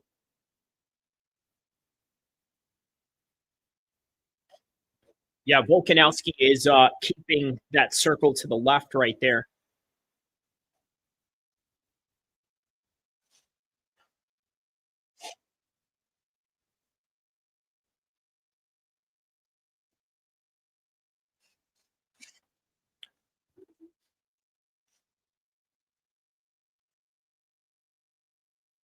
Yeah, we have approximately 7 minutes left into this fight.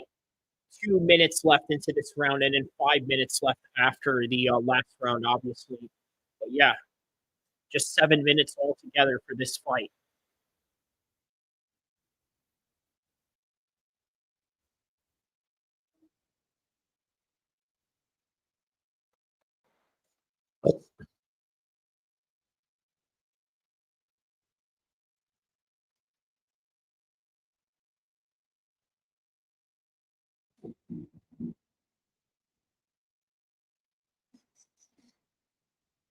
Everyone's yelling for Volkanovski.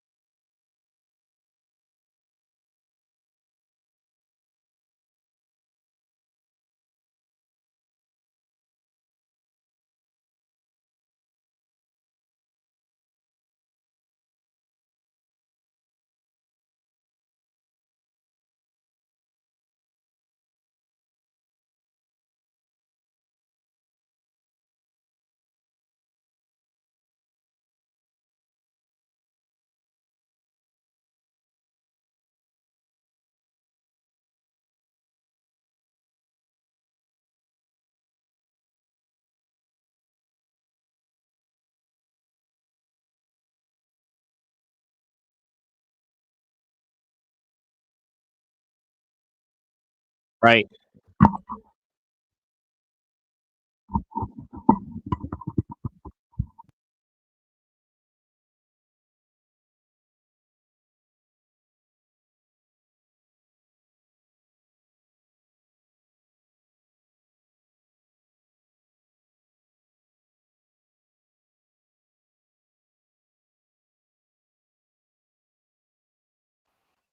All right.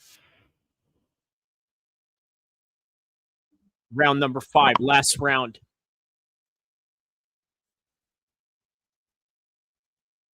Here we go. Volkanovski circling to the left once again. The classic left circling of Volkanovski. He knows he's getting away with a decision on this one once again.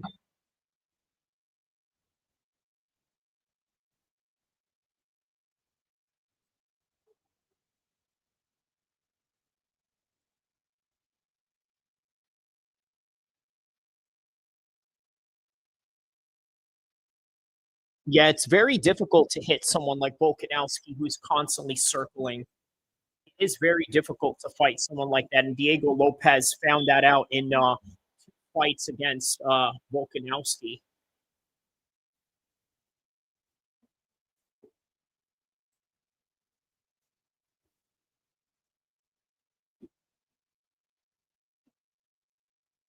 All right, nears a nice takedown by Volkanovski right here.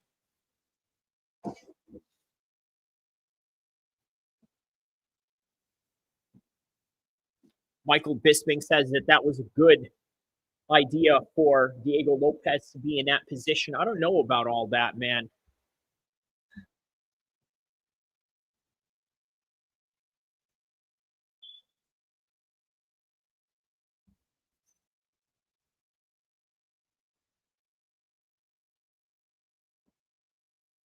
All right, Volkanovski gets a takedown.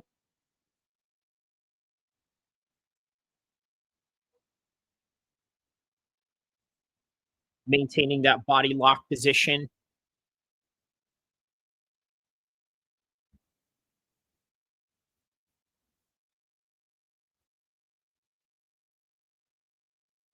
Yeah, man, just 3 minutes now to decide it. This is an easy bag for Volkanovski. I think Volkanovski just won this one easily.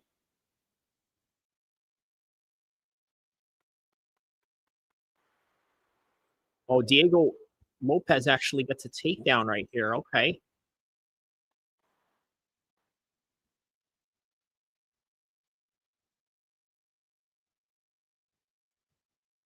Okay, what if Diego Lopes gets a submission here? He needs a body triangle in order to do that.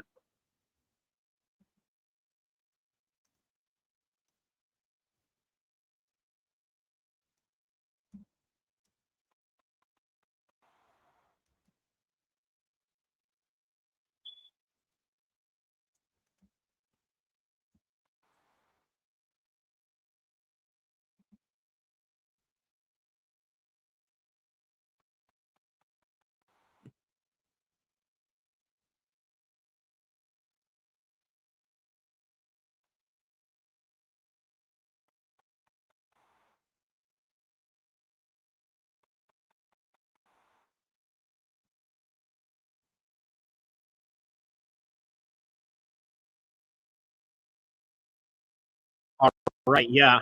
Here it is, man. Volkanovski gets a takedown from that body lock position right there.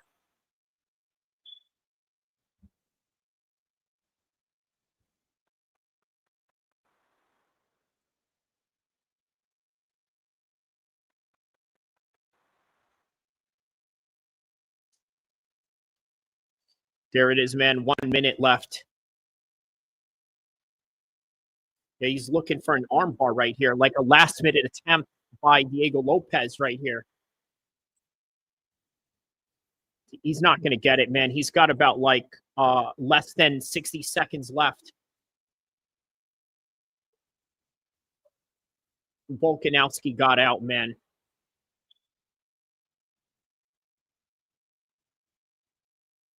That's it, man. And as Volkanovski got out, this is going to be an easy decision for him. Look at this. Volkanovski's already celebrating on top of Diego Lopes.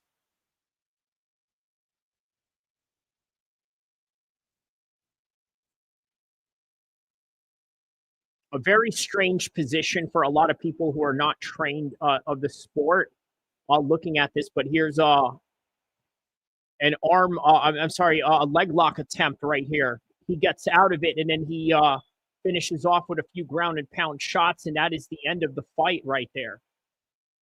That is the end of the fight, and that is going to be a decision win for Volkanovski. Once again, winning a decision on this one, 10 rounds that he beat Diego Lopes. I don't think there's a single round that Diego Lopes ever won against this man.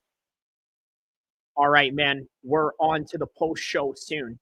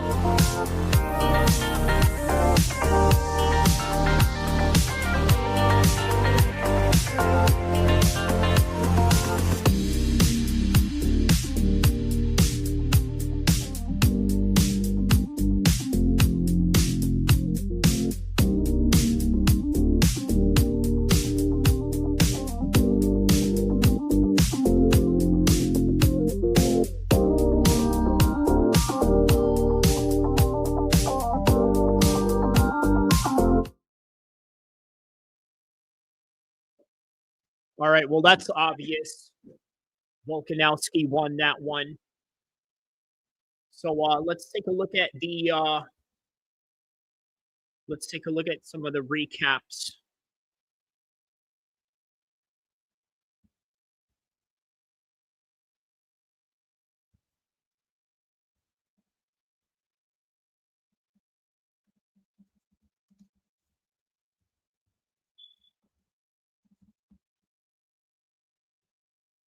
DC asked Sydney, are you happy now as he's being interviewed?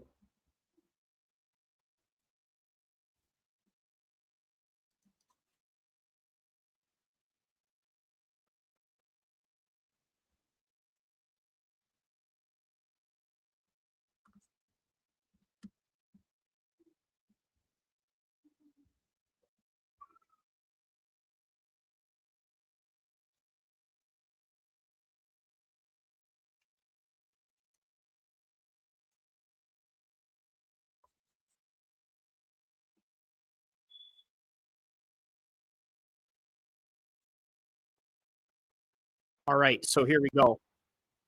The beginning of the post-fight recap. Let's get to it right now. Let's get to it, man.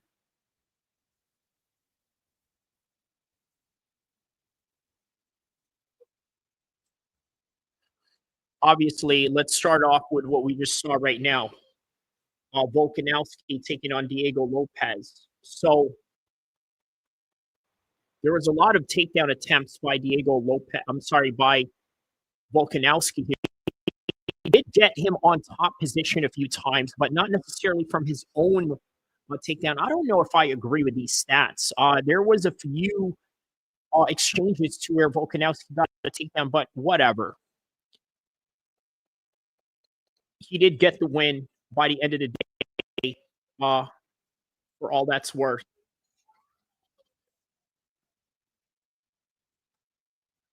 Okay, the striking percentage I'll agree with. Not only do I agree with the striking percentage, I think that he was a whole lot better in close range as well. A lot of the close range shots. So he was doing really good in those close range shots. Submission attempts. So there were no submission attempts by Diego Lopes. I don't agree with these stats. Again, this is Google stats right here that we're looking at.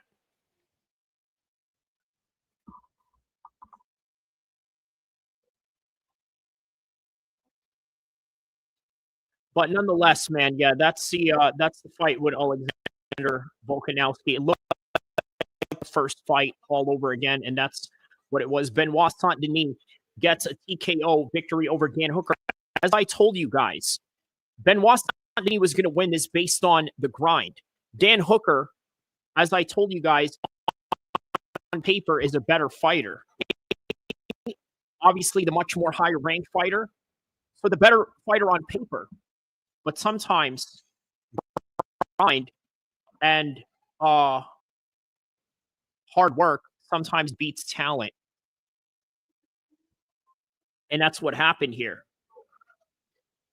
That's essentially what happened here. Rafael Fiziev gets finished by Mauricio Ruffi. This was a very high technical matchup for what it was worth. Round one all the way to round two until that it ended. Mauricio Ruffi got the best of those exchanges, finishes off Rafael Fiziev, and that was all she wrote. Tuivasa. Look, man, he gave a good account of himself. This is what I got to say about Tai Tuivasa. Okay? When are you going to stop making excuses for your favorite fighters, right? This has been 5, 6 losses in a row now, but you know what? The UFC is probably going to keep him even after this, believe it or not. You want to know why? Because he gave a good account of himself here, and then watch. The 7th time around, okay, which is supposed to be a 7th loss, watch it be the one where he gets an insane knockout. And then if he gets that, that's the best time for you to leave and get up out of town. Just go out with a win.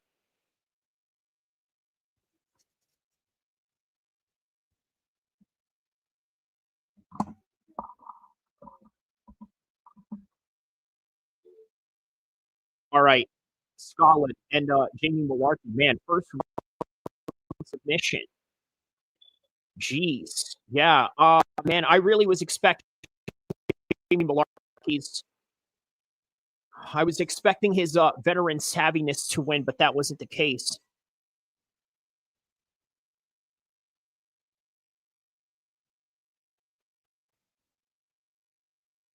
Great win for Kilon, though.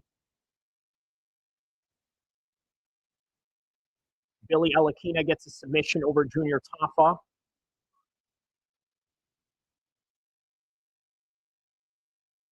Cam Rowston gets a TKO over Cody Brundage.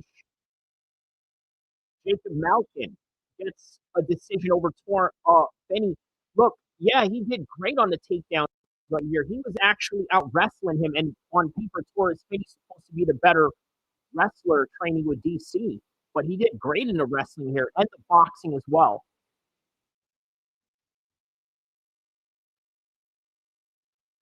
Yeah, I didn't expect this one, but Jonathan Metcalf is someone to look out for. Great submission win.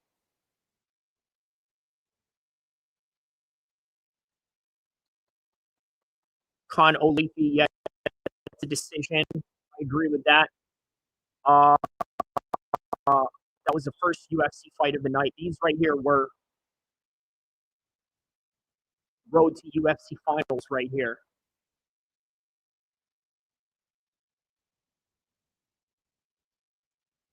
So, yeah, man. Interesting night of fights, man. Interesting night of fights. All right, listen, we're going to stay around and wait for the we're going to wait for we're gonna wait for the post-fight presser.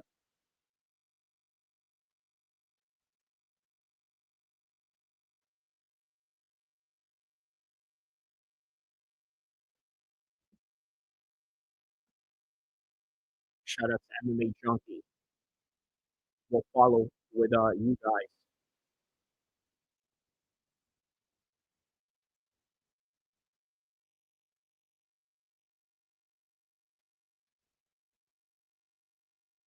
Oh wait, the UFC. Does the UFC have their press conference going here? Let's see here.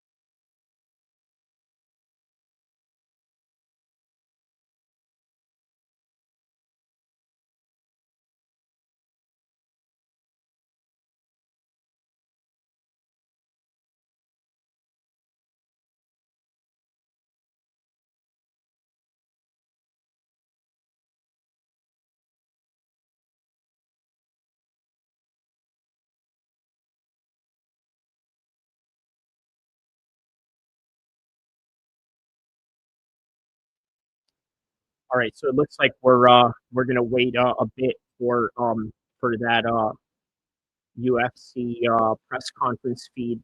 But in the meantime, yeah, let's react to the we have here the Paramount post fight. Let's react to what they got going on here.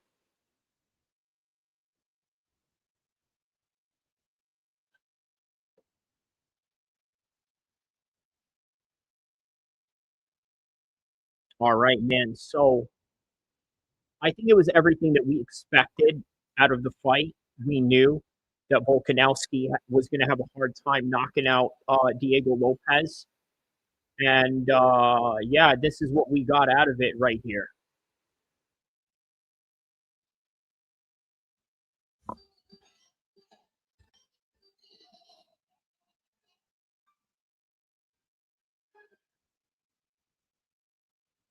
Yeah, so just about 5 minutes until this thing starts.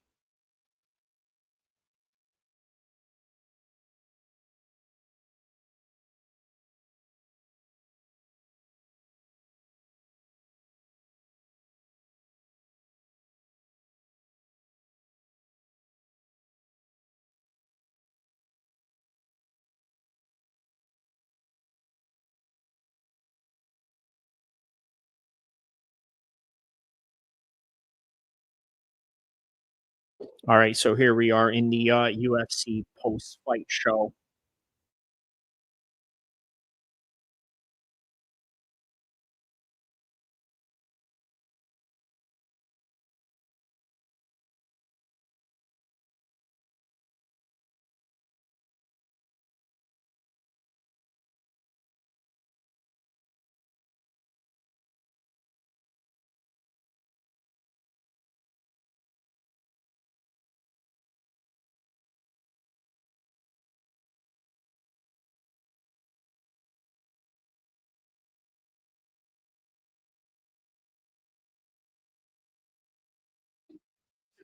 All right, so from what it looks like, we have Robert Whitaker, Fitzgerald, and Chris Weidman, and Dean Thomas.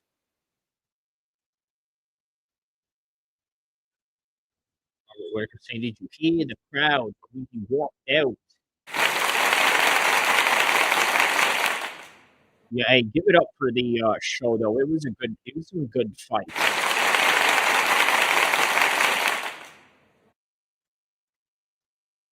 I mean, of course, could the undercards could have been better? Of course.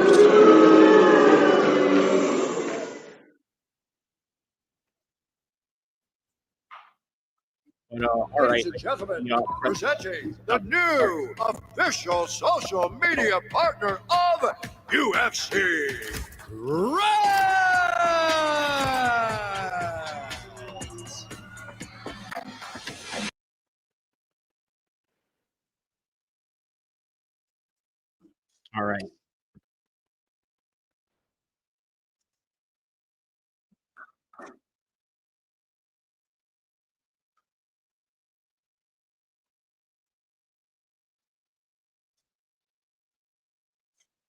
All right, so now we just await the press conference time. So, all right, man, yeah, press conference. Here we go. Usually, the first person they're going to have up is probably Dana White. At least right after the fight, straight away, they're going to have Dana White. He's usually going to come in there and tell everyone how the event did.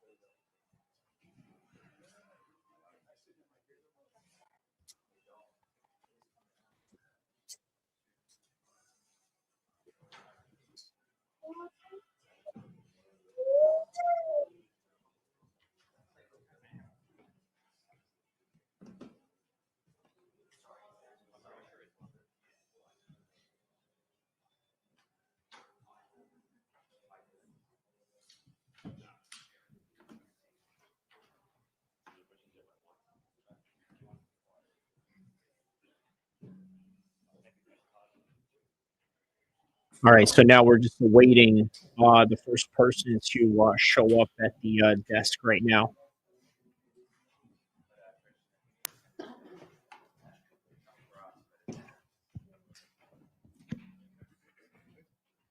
Congratulations on the victory. I see you have an arm sling on. What's going on with the arm? Parabéns pela vitória. Ele viu que aconteceu alguma coisa no seu braço. All right, so first person up is Mauricio Rufy. O médico vai dar uma avaliada melhor para ver o que aconteceu, fazer o exame aqui. Tá doendo um pouco, mas até a Casa Branca vai estar 100%. Thank you very much. The doctor will check, but I know that Looks like a revelation. He has an arm sling there. We'll get to the White House in a moment, but talk about tonight's fight. A great performance by yourself. You know, a very technical fight until the finish. Is that how you thought the fight was going to play out before we got here? Foi uma luta muito estratégica e muito paciente ali. Foi assim que você imaginou que a luta iria desenrolar? Sim, desde o momento que eu subi no octógono, eu estava preocupado comigo mesmo. Foram dias desafiadores. Passei por muita dificuldade até chegar ali. Queria saber como que o meu corpo estava. Depois que eu percebi que o meu corpo estava bem, eu apertei e consegui nocautear. So this week was tough days. When I get inside the cage, I just want to know how my body was to performance. And when I saw that it was okay, I say, okay, now I'm ready. Obviously, you hurt him before the finish, and he was sort of falling all over the cage and everything. At that point, did you know the fight was basically over as long as you stay composed, or were you a bit concerned that he might be able to get back into it?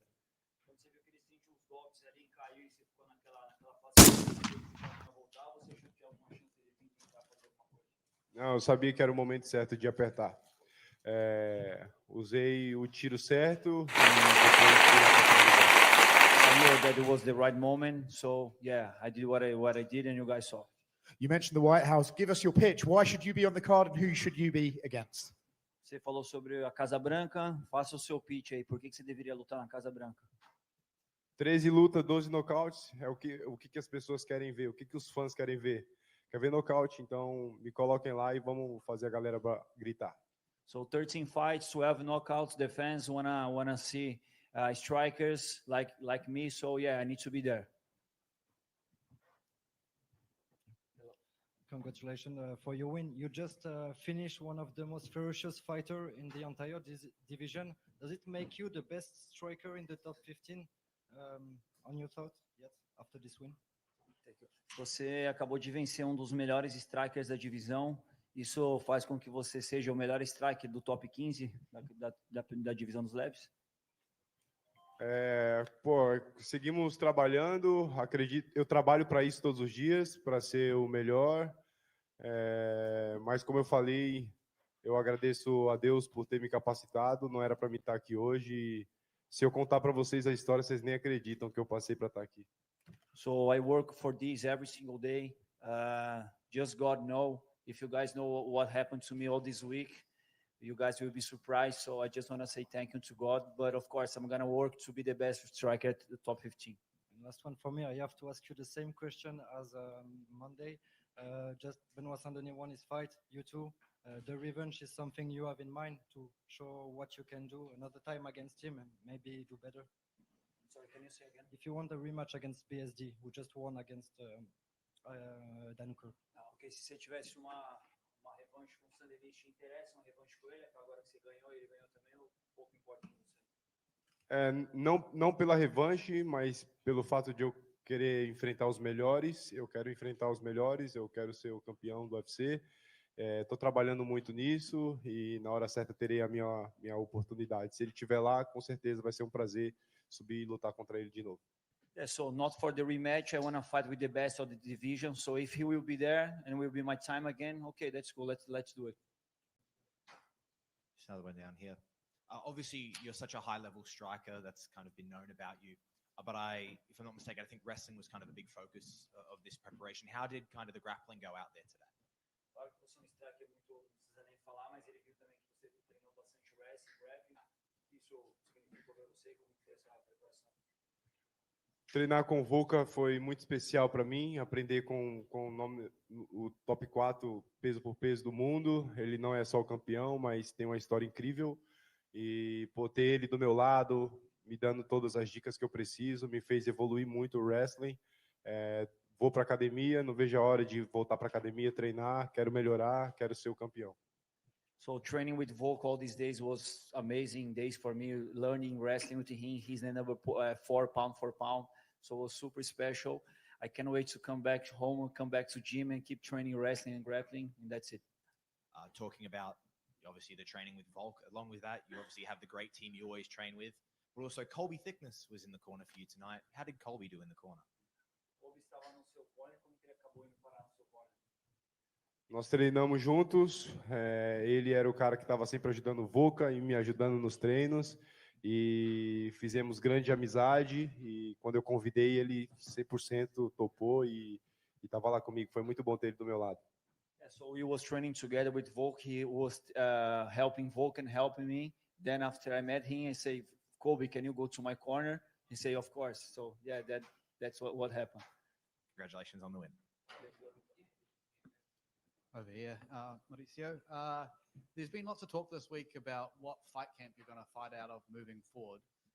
Are you going to go home, or can you see yourself doing more fight camps out of freestyle? Muito se falou do seu camp de treinamento e tudo. Você se vê voltando para casa e treinando, ou se vê também voltando fazendo mais camps e treino aqui na freestyle MMA? Vou para casa agora, vou ver os meus filhos. Estou quase 2 meses sem vê-los e sem passar momentos com eles. E tá eu e a minha esposa aqui louco para ir para casa para sentir o cheiro das crianças. Depois voltar aos treinos na Fight Nerd, fazer uns treinos lá, mas fechando a luta eu quero voltar para a Austrália, como eu falei. A Austrália é minha segunda casa. Yeah, so right now I'm here with my wife. She's right here. So we want to come back home now, see my children. It's 2 months outside my home. I will come back home, training at Fighting Nerds, of course. But after my next fight, I will come back to Australia and do one more camp training here. And it was mentioned Colby Thickness was in your corner. He has a love for anime just like you. So despite the language barrier, did you guys kind of bond over that? The language? Did they bond over their joy of anime, even through the language barrier? Cartoons.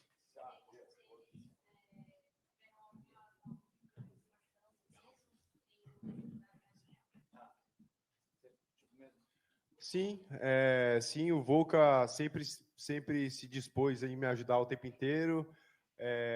Eu não estou falando muito bem inglês ainda, mas consigo entender super bem. E isso tem me ajudado bastante. E estar aqui também tem evoluído meu inglês, é uma meta que eu tenho. Falar inglês, estar falando fluente. Então, também é uma das portas abertas aí para me ajudar com isso.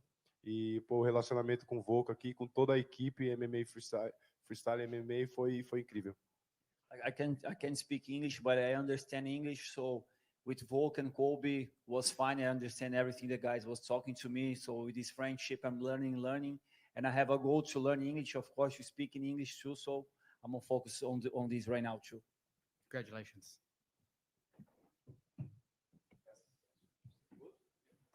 Thank you, guys.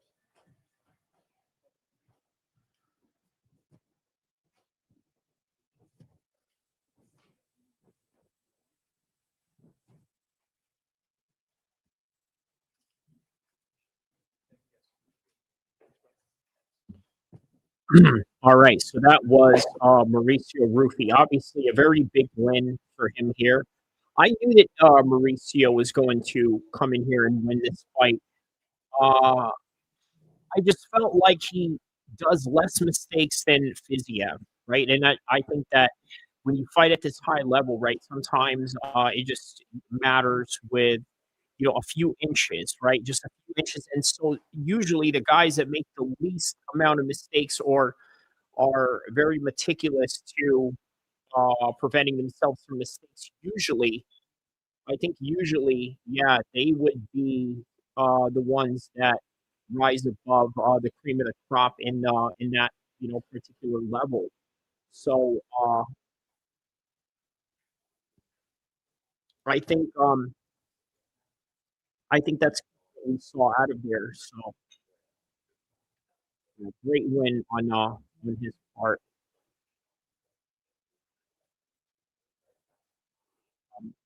But we're waiting on Dana White. Obviously, White always has some interesting post-fight press conferences.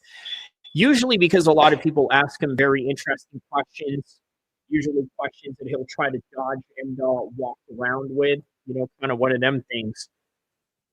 But yeah, who else would be coming up next? Maybe Benoit Saint-Denis is probably going to talk if he hasn't already. So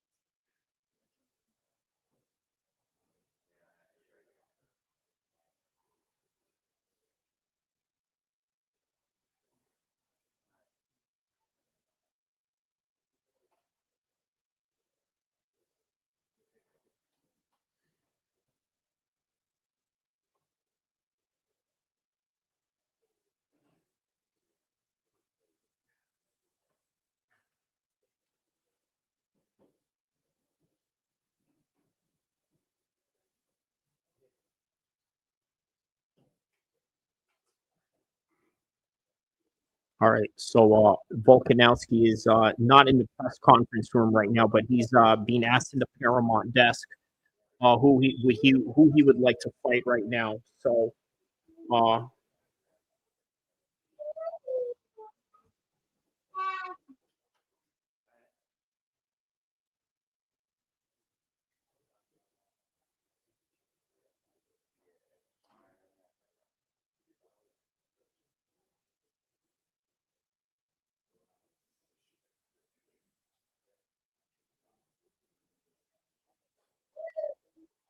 all right, so they're asking Volkanovski what he will remember about this event as he starts to reflect upon this weekend.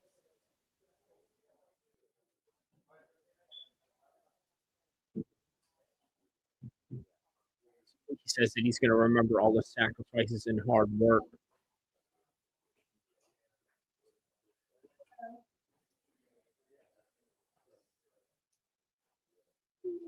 Yeah, so getting through the weight cut. Yeah, how about that one guy that they took out of the fight because of a weight cut situation, man.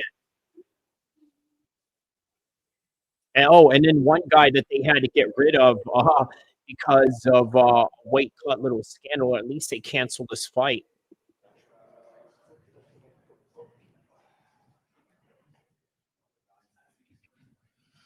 Well, congratulations on the victory. You've had a few minutes now to sort of think about the fight and your performance. How did you feel it went tonight? And how do you feel about your performance? All right, we got up Benoit Saint-Denis up on the desk right now. Here we go. Bit of adaptation tactically to make with the distance management because he had a good tip, and I focused too much at the beginning of the fight on catching that kick, but he was very good with it. So I did that the timing only one time.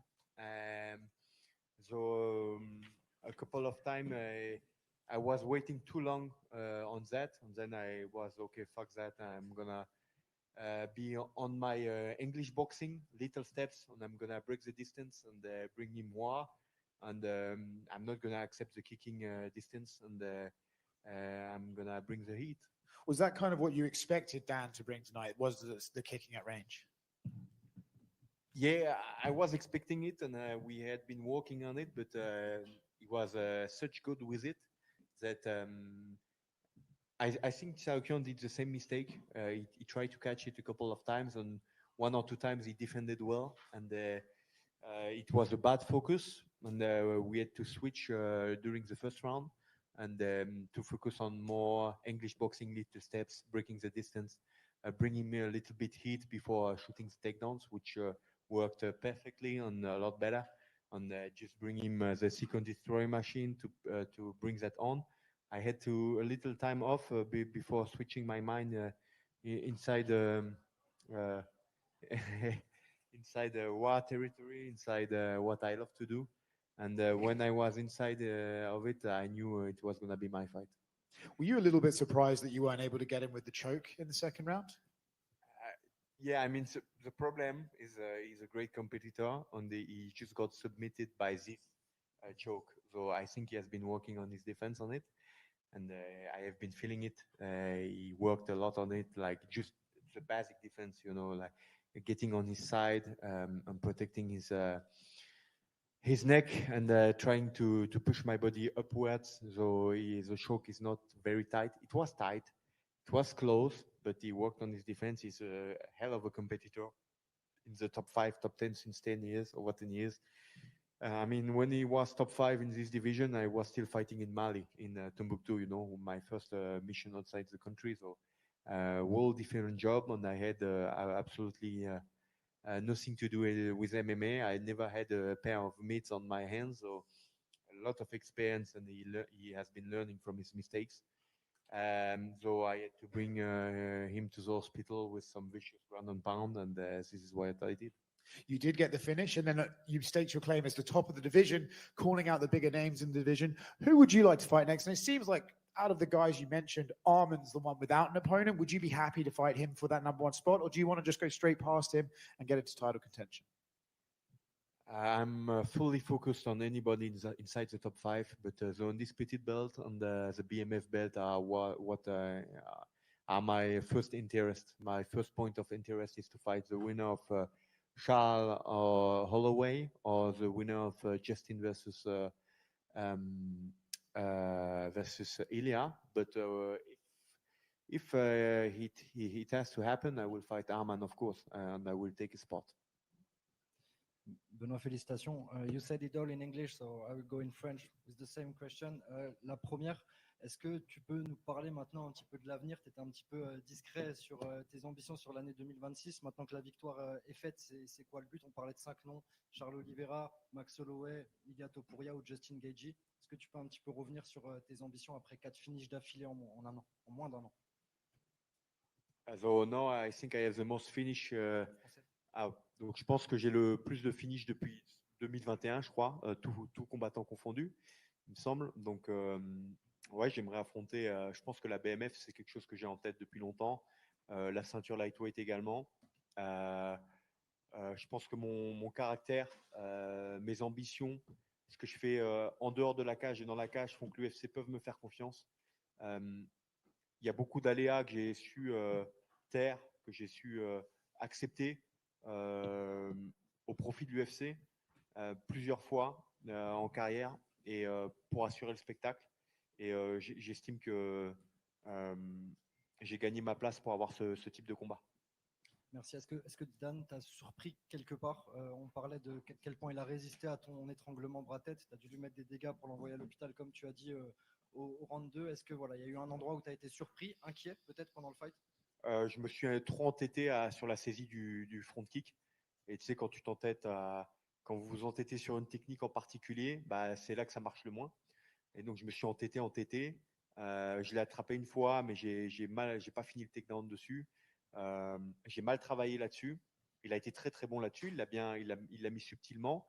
En fait, je pense qu'il a une des meilleures allonges de la catégorie de poids et il a très bien joué. Et donc, je pense que là-dessus, j'ai fait la même erreur que Tsarukyan. J'aurais dû plus capitaliser peut-être sur les low kicks, mais il n'en a pas envoyé. Il a vraiment été intelligent et il a plus visé les genoux dans l'axe et les front kicks. Et il a été très bon là-dessus. Donc, bravo à lui. ça a été compliqué de les saisir. Donc j'ai dû casser la distance différemment en imposant un duel en anglaise à la mi-distance et à la longue distance, mais en cassant et en forçant un peu le rythme, parce que la distance de kick, c'est un très bon kickboxer, il la maîtrisait bien. Last one for me in English. This one, your coach Nicolas Ott is undefeated at the UFC since he's working with Nassourdine and you as well. Can you talk about a bit about him, the preparation, and how important he is in your training camp and in your last wins? Yeah, he's doing a great job with in the UFC with William Gomis, Nassourdine Imavov, and myself. He has also a lot of. We have also a lot of great sparring partners like Pierre Monzo, who just won yesterday at RS national scene. Youssef Bouganem, with the Bouganem brothers, and a couple of high-level guys. So I'm blessed and happy to work with him since a couple of times now, and his goal is the same for me and for Nassourdine, is to bring a belt back in France. Benoit. The commentary team said in the first round that those teeps that you're taking from Dan Hooker must have hurt. Did you feel some pain from them, or was it just like a regular kick? No, they were good, but like I said, I was waiting too much on catching them. And if you try to catch, it's like fishing, you know. You don't catch, you catch nothing at all. So I made a debutant fishing mistake. I tried to fish the front kick, but he was very flexible, very athletic with it, very calm when he was throwing it. And yeah, of course, the first couple ones were okay, but so one time he landed 2 in a row, and I felt like, okay, maybe I will switch the strategy because obviously I'm catching nothing there. And are you surprised how long the ref let it go towards the end there with the ground and pound? Yes, I was a little bit surprised. Yeah, to be honest, I wasn't putting full power on the, and then I saw the time running out, and I was like, okay, this minute, sorry man, but you're gonna feel it, and I just throw recklessly. Congratulations. Benoît, après cette victoire, t'aimerais revenir quand maintenant? Ça va dépendre de. C'est un sport d'opportunité. C'est un sport aussi qu'on fait en équipe, en famille. Donc, comme je dis, moi, je regarde attentivement le combat de la BMF. Mais hormis ça, sinon, ça va être sûrement des vacances méritées pour ma femme, l'équipe, et repartir sur des objectifs très concrets pour la suite. Et tu avais annoncé un bain de sang avant le combat. Est-ce que tu es satisfait de ta performance? Je suis satisfait pour plein de raisons. Je ne vais pas m'étendre dessus, mais je suis satisfait pour plein de raisons. Et je pense que pour les fans, ça a été quand même un combat sympa à regarder. C'est ce que je pense les gens avaient envie de voir. Et voilà, dans l'ensemble, je suis content quand même de ce combat. Et fier de l'équipe. Comme je dis, je porte le deuil de ma grand-mère depuis 1 mois maintenant. Ça a été dur pour moi. Ça a été un moment un petit peu compliqué pour moi. Ça a été aussi un camp en plus rapidement pour ma femme, mes enfants. J'ai aménagé récemment dans le sud-ouest. Pour l'instant, j'ai habité 6 jours dans la maison que j'ai achetée il y a 5 mois. Donc voilà, on va peut-être prendre un petit peu de temps pour se poser et prendre des vacances.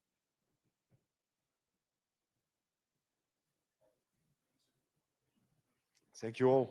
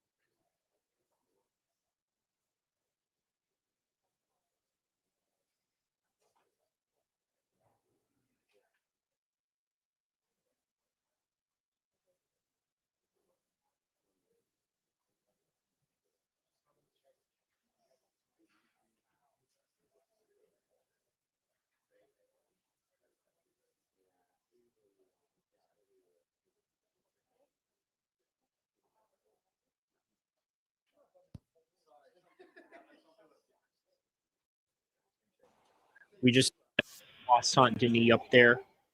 Oh man. Interesting accounts of him saying that he's going for the title. I don't know, man. I mean, I guess because of his loss with Dustin Poirier, it's hard to believe that. But yeah, in any regard, yeah, we're just waiting for Dana White to come up next. So yeah, I believe it's Dana White, and then it's the main event after that.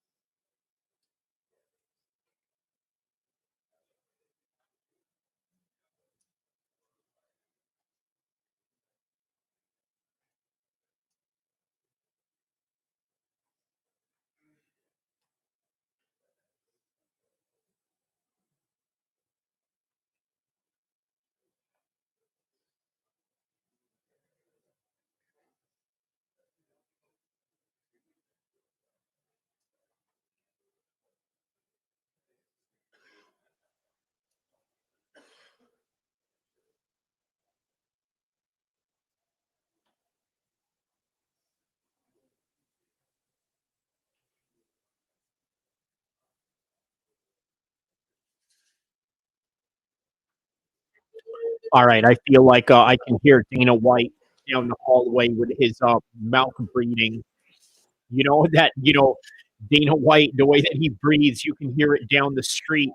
You can hear it down the hallway. Oh, is that no? That's not Dana White. That's somebody else. But Dana White is coming soon.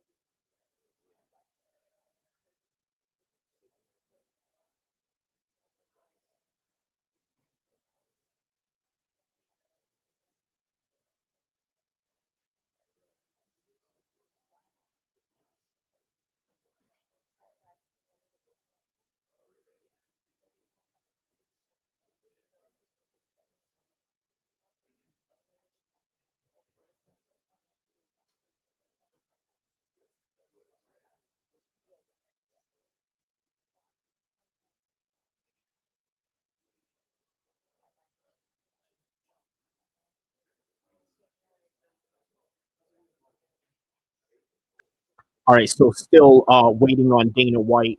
Oh wait, no, it's not Dana White. You know what? Dana White is not in Australia. Interestingly enough, I guess he didn't want to make that travel. He's like, no way, I'm making that travel. I'm gonna stay in Las Vegas. I'm gonna play the blackjack tables. Australia, you got to get more casinos if you want me to come down there.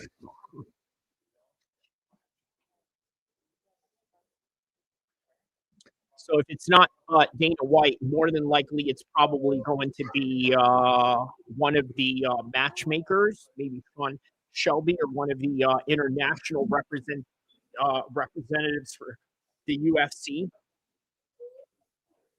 But either way, they're going to have some interesting, an interesting post-fight presser for sure.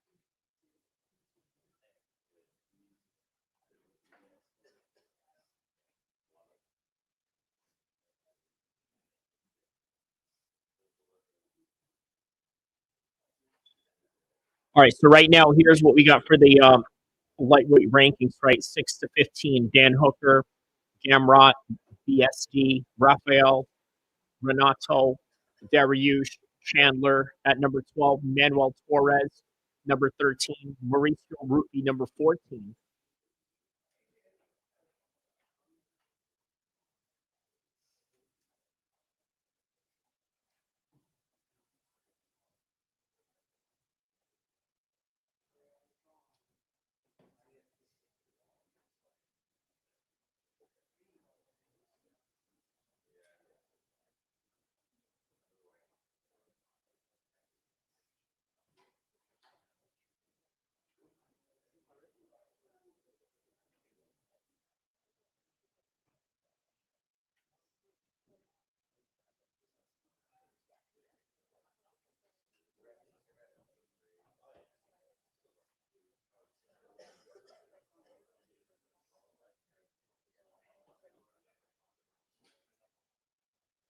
By the way, the Shakur Stevenson and Teofimo Lopez boxing fight happened tonight.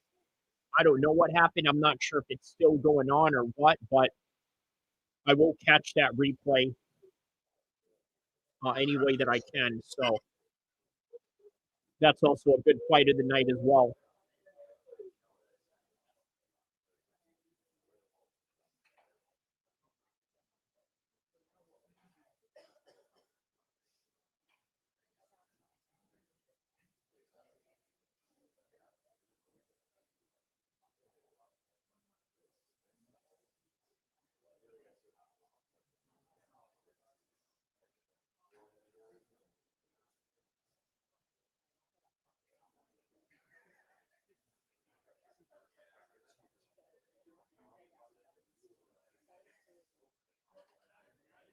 I think they're going to end up cutting Tai Tuivasa, or maybe not, right? Maybe like one more fight. Maybe they'll have him fight Gable Stevenson as some sort of like, you know, just so they can give Gable Stevenson a ranking right away.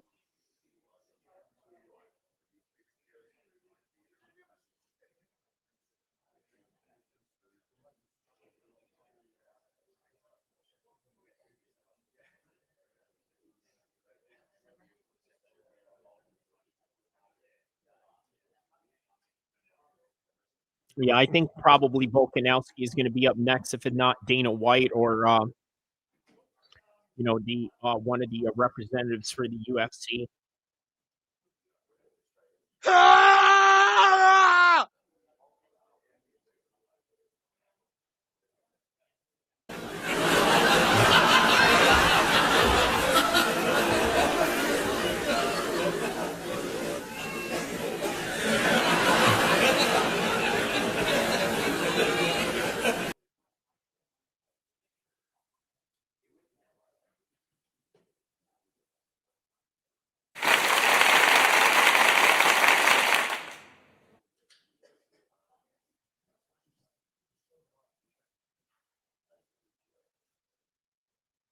Oh, great, man. Yeah, here's another shoey right here by Teixeira.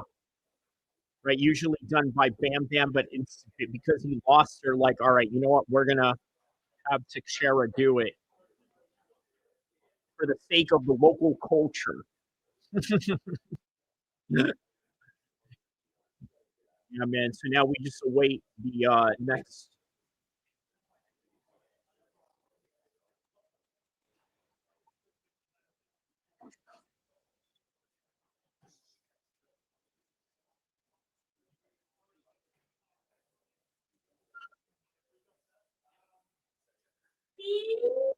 Yeah, great night of fights for sure.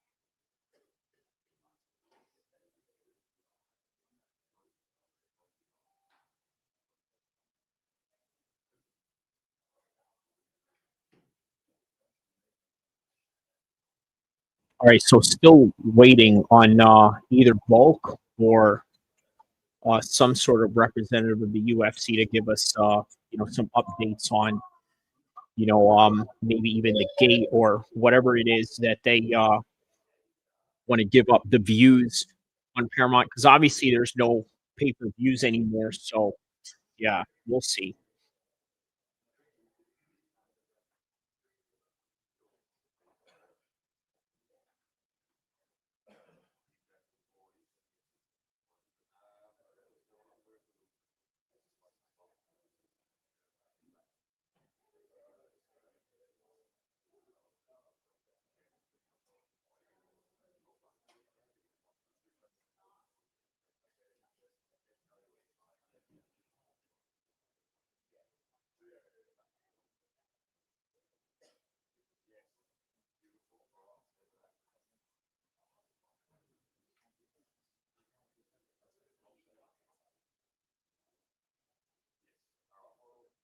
Wow, look at this, man.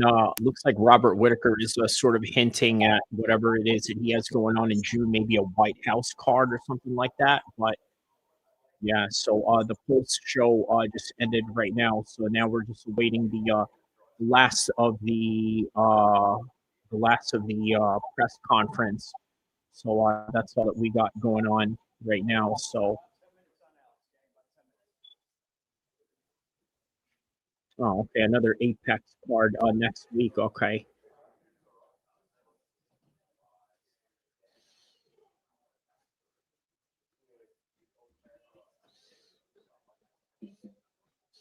All right, but yeah, still waiting on the last of the press conference.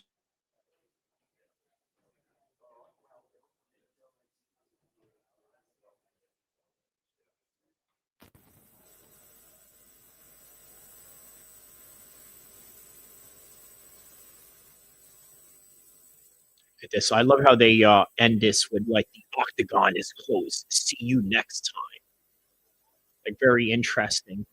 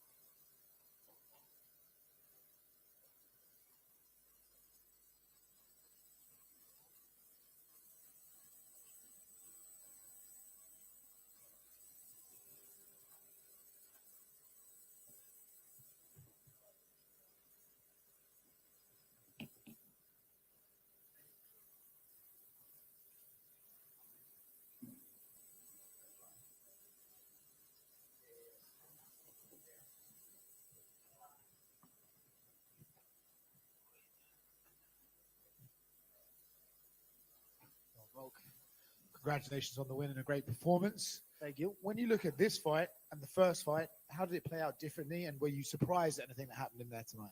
I guess not surprised. Yeah, he did. We obviously the first fight. All right, so we got Volkanovski up right now. Anytime soon, but like obviously I turned as you see as I was circling, went to do that, and he learned to cut off straight away.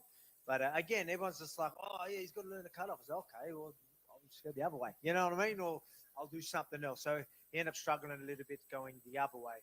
I did want to grapple more. I thought I could have, grabbed the hold of him. He felt pretty strong. I'm like, oh, okay, won't bother. Jumped the gilly for a bit of a laugh. Didn't work, but yeah, it's all good though. Yeah, like he's tough, man. He's tough, strong. If anything surprised me, it's probably strength. He seemed stronger this camp. So I was going to ask you about that because it seemed like some of those shots you got him really deep, and he was able to sort of shrug you off much easier than I thought. Not easier, but much better than I thought he was going to be able to. Was that the entire game plan? Was to grapple and take him down and maybe land some ground and pound, or was it just you were going to find it out in the moment? I mean, we were going to find it out. Obviously, we wanted to take it down, and the idea was to the main focus take minimal damage. You know what I mean? 37-year-old man. I don't need to be taking damage. You know, the first fight we had, I was in a lot of pain. You know, I wanted to have a quick turnaround. I couldn't because there's a lot of things, that I had to recover from in that fight. Yeah, so it's all good. You know, it was mate, just to go out there and do what I did, was, again, at this age, 37 years old, just to win, right, is an awesome feeling. And then to do it here in Sydney, not only that, to defend your belt at 37 here in Sydney in front of your family and friends, it's incredible. I mean, we were obviously, I think everyone was waiting for the walkout, right, to see what the vibe was going to be like. It lived up to it. So it did, right? Like it felt good. I just don't know idea. Pretty good. Okay. When you walked out, and you're taking in that moment, because I saw you were smiling, you were looking around, you seemed to really want to take in that moment. Of course. Is it easy for you, obviously, as the guy that you are, to switch into fight mode right away, or did you have to sort of say to yourself, like, okay, let's not get carried away here, there's still a job to do? No, I don't need to do that now. Like I used to always not let myself do that. I've got to stay composed and all this. Don't want to get too much. Then I started getting to a point where I'll do that. I'll be like, oh, I can't do this, and then I'll be too chill in there. I'll be in there like, wait, am I fighting? Like it was like literally like that. So now I'm like, bring it on. Give me the energy as much as you want. Fire me up. I need it. So it's all good. I can really soak it all in, and I was able to do that. It was cool. Yeah, so it was a few different times I got to work the crowd, and we bounced off each other pretty good, so it was cool. You've already made your claim to who you want next. Either Blarone or Mozart, whoever wins that fight should be. I'm an easy champ to understand, man. Like if you deserve it, you're next.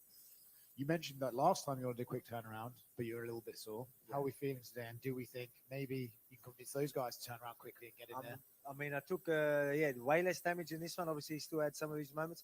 There are a couple of things that are even in camp that we're going to look at anyway. So you take care of those things, and but it should be fun. Congratulations, man. Cheers. Volk, obviously, congratulations on the win. But you said previously you wanted to offer your people a moment, create them a memory. Are you happy with what you did tonight? I mean, just a win here in Sydney's. That's the moment. That's all they needed, right? Just a walkout is the moment. We've got fight of the night. I've got to watch the fight back. I thought I could have done more in there. I definitely thought I could have done more in there. But at the same time, do I need to do more in there when I'm the champ? 37. He's the guy that's meant to be this aggressive young guy. How much more aggressive should I be? You know what I mean? Should I, play that game? That's why I watch it back. I felt like I was being patient, just picking my shots here and there. And I didn't expect fight of the night. So I'll watch it back and see how I was.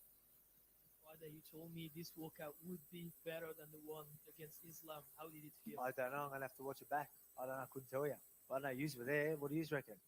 It was better? You reckon it was better? There you go. I worked them out for a bit longer too, you know what I mean? Like I got them, they were singing, got them popping, went in there, got them popping again, you know what I mean? Worked the octagon, got them popping again, you know what I mean? It was good. You just got to know how to work them. So it was good. We're vibing off each other pretty good, so I was pretty happy with that. What are you laughing at? Popping? Pop, is that what we're laughing at? I thought it was good. Cheers. Just one for me. Yes. How important is for you to have more title defense than Jose Aldo and maybe become the greatest of all time in the featherweight division? Is it something that's matter for you? I'm not chasing title defenses, and it's like yes, all of that stuff. I just want to keep winning, keep getting them good paychecks. Yeah, that's gonna build the legacy. I'm not trying to outdo Aldo, or, you know, it's got nothing to do with that. For me, it's just, you know, win and just be successful. You know what I mean? I've got a family to look after, and whatever I do to be successful, I'm happy. Alex, obviously, just over here. Yeah. How are you? Diego sort of struggled to walk into the back after the fight. He threw some really good leg kicks. How important were the leg kicks going into this fight for you as a part of the game plan? When you would throw some, especially if I was going to turn to his power side. But yeah, I'll throw a bit. I think it was more the last round. He ended up kicking. I think he might have kicked my elbow. I can feel that as well. But and I can't remember if it was my leg or my elbow. But you know, he done something, and then when he went to stand on it, so I think he buckled his foot.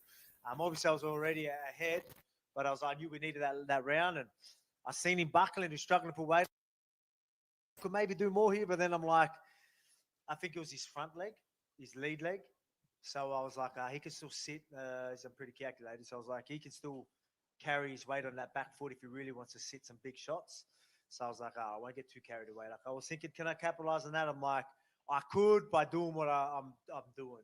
Maybe a takedown. Like I thought, takedown probably a bit easier now, rather than being like, I'm going to just go for it because he only needs the back leg for that. So yeah, I didn't get too careless. There was an iconic sort of moment when you were on top of him and the crowd was cheering, right? It was an interesting position, but then you were sort of going back and forth through the crowd. And what was going on in your mind there? Because this is like towards the end of the fight, you kind of know, all right, I got this down. The crowd is just already celebrating. I knew he probably needed something big. So even when he had me and he took my back, I was like, you know, I don't know where people are like, oh, no panic. I wasn't panic. I was like, yeah, well, this is, you know, you ain't going to finish me here. Like, you know, I'm pretty confident in my submission defense. I've proved that plenty of times. So I knew I'd eventually get on top there. And then he went for the arm. He went for the, anyway, he went for the arm. I won't get into it, but he went for the arm. And I was like, sweet. And then at one point, I was like, got to be careful here. But then I got out and I'm like, all right. And then we got there and, again, I knew I was like, I could just chill here and try and land a couple of shots, have a bit of a laugh with the crowd. Get him popping. There you go. That was you for you, Arabella. You missed that. Get the crowd popping again. You know, you missed it. Just the last one. Just the last one for me. Obviously, it does look like maybe it's going to be Mosa fighting, you know, Murphy. But you like to stay active. There's, you know, Jean Silva out there. I know Masarykin wants a crack at it as well. If those guys are, you know, maybe healing up because they still have to have this fight, would you be open to potentially fighting sooner against like a Jean Silva or Masarykin to stay active and keep the momentum going? I mean, as I said, I'm an easy champ to understand. I'll talk to UFC if that's what they want. As long as, look, I feel bad enough, you know, I feel bad enough that like there's guys that probably deserve. I'm gonna eventually get it. Do I keep want to make them late? Just, you know, again, so I've got a responsibility. I talk about having a responsibility as a champion. I don't think enough champions look at it that way. For me, I look at it as a responsibility. There's rankings for a reason, people that deserve it. If someone does get in, I'll be active enough to still give the people that deserve it a chance anyway, so I don't have to wait too long. But I mean, if I'm just going to keep letting other people just cut the line, I'm not really doing my part either. So I'll talk to UFC, see what they say. But for me, again, I'm an easy champ. I stand at the end, Dave. The UFC just push it or whatever. All right, but we'll see what happens. Thank you. Well, just on the back. Sorry. Just on the back of that, you're talking about you're an easy champ to work with and stuff like that. You know, there's a lot of talk going into this one about a new deal. Just curious if you in the UFC did manage to come to a new deal. Did you get a nice pay rise? Did Ashbel Castro do his job? Laddie, we did again. There's going to be a lot of talks. Obviously, you can't get into much of, but yes, they looked after us. So it's it was good. Yeah, very thankful to be in the position. Not only to it was hard work to get this. Believe it or not, I don't know if you know, but it wasn't easy getting the event here in Sydney. As you can see, back-to-back weeks of numbered events. There's a reason for that. It was like the only time we could do that here, and everyone did their part to make that happen. Obviously, for the Australian market, for me, so I'm very thankful. You know, we did negotiate and all that sort of stuff. Very thankful and blessed to be where I am. Got fight of the night as well. On the new fight of the night bonuses and all that. Pretty cool. I can get my bobcat now, from my farm. So looking forward to that. But yeah, unless there's sponsors out there that want to jump on board, and then we don't have to buy a bobcat. I'll buy the missus the purse. Good, mate. How are you guys? Well, mate. Look, you've spent 10 rounds with Diego Yeah, still on. Shots over those 10, and the bloke just never goes away. He's got an incredible chin. To stop this bloke. I mean, he's just got that chin. Can that chin last forever? No, he can't have that style. But he did make a few different changes. He tried to work a few things. You know, he was flicking the kicks out, trying to work cut off a bit better. He was doing some different things, shooting as well. Yeah, like, you know what I mean? He's still got a pretty well-rounded game when it comes to knowing everything, all aspects. But he's going to get better at putting it all together, and then he won't have to rely on just that chin sooner or later. But it's always going to be dangerous when you're that type of guy. It's just unfortunate that he had to fight me for the 2 title fights. I don't mean that in a bad way. I mean, like, I know how to work the octagon, footwork. I can do all these things and take advantage of that with him. A lot of the other guys won't be able to do that for 25 minutes. They won't be able to make the adjustments that I can. So it's unfortunate because if he had to 10 rounds with anyone else, they ain't doing what I did for them 10 rounds. So he's just, you know, it's unfortunate, in a sense. You know, he'll be back. You know, he's still young enough. He'll be back. Obviously, he's going to be able to turn around too quick, but he keep doing his thing. Like, he's a gamer. The reason why he got a shot straight away is because he gets back in there, fights anyone, anywhere, anytime. You keep doing that, the UFC will favor him eventually anyway, so he'll get another chance.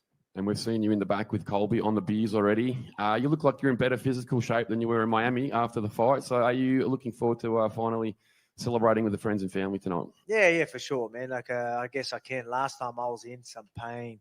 I wanted a quick turnaround. I couldn't. You know, there was a lot of things that went in, and you got the concussions, eye stuff with the eyes, and there was a lot that went in. Obviously, a few nigglies. I don't think anything too serious. We had a couple of things in camp that we're going to have to, as I said, won't get too much into it. I'll look after them, see what we can do. So probably can't be too quick of a turnaround. But in saying that, like, I'm talking, you know, a couple of weeks off, just get back into it. Cheers. Well, cheers. Hey, Volk. Yep. First off, congratulations on the win. Thank you. Your legacy is already cemented in the UFC as the greatest featherweight of all time. But I want to talk about an Australian sporting perspective. Like, when it's all said and done, your name's going to be up there with the likes of Don Bradman, Dawn Fraser, Rod Laver as, you know, the people, when people think of Australian sportsmen, they think of you. So I just wanted to get your thoughts on your name being up there with some of the greatest sportsmen that this country's ever produced. No, man, look, I don't look at it that way, you know. Like, you know, for me, I just keep doing my thing, and yeah, you hear that, like, you hear people like throw things like that out. It's like pretty cool because, you know, that sounds very special. But for me, it's I'll just keep doing my thing and let that speak for itself and let people do the talking. I ain't the one to sit there going, I should be here, should be there.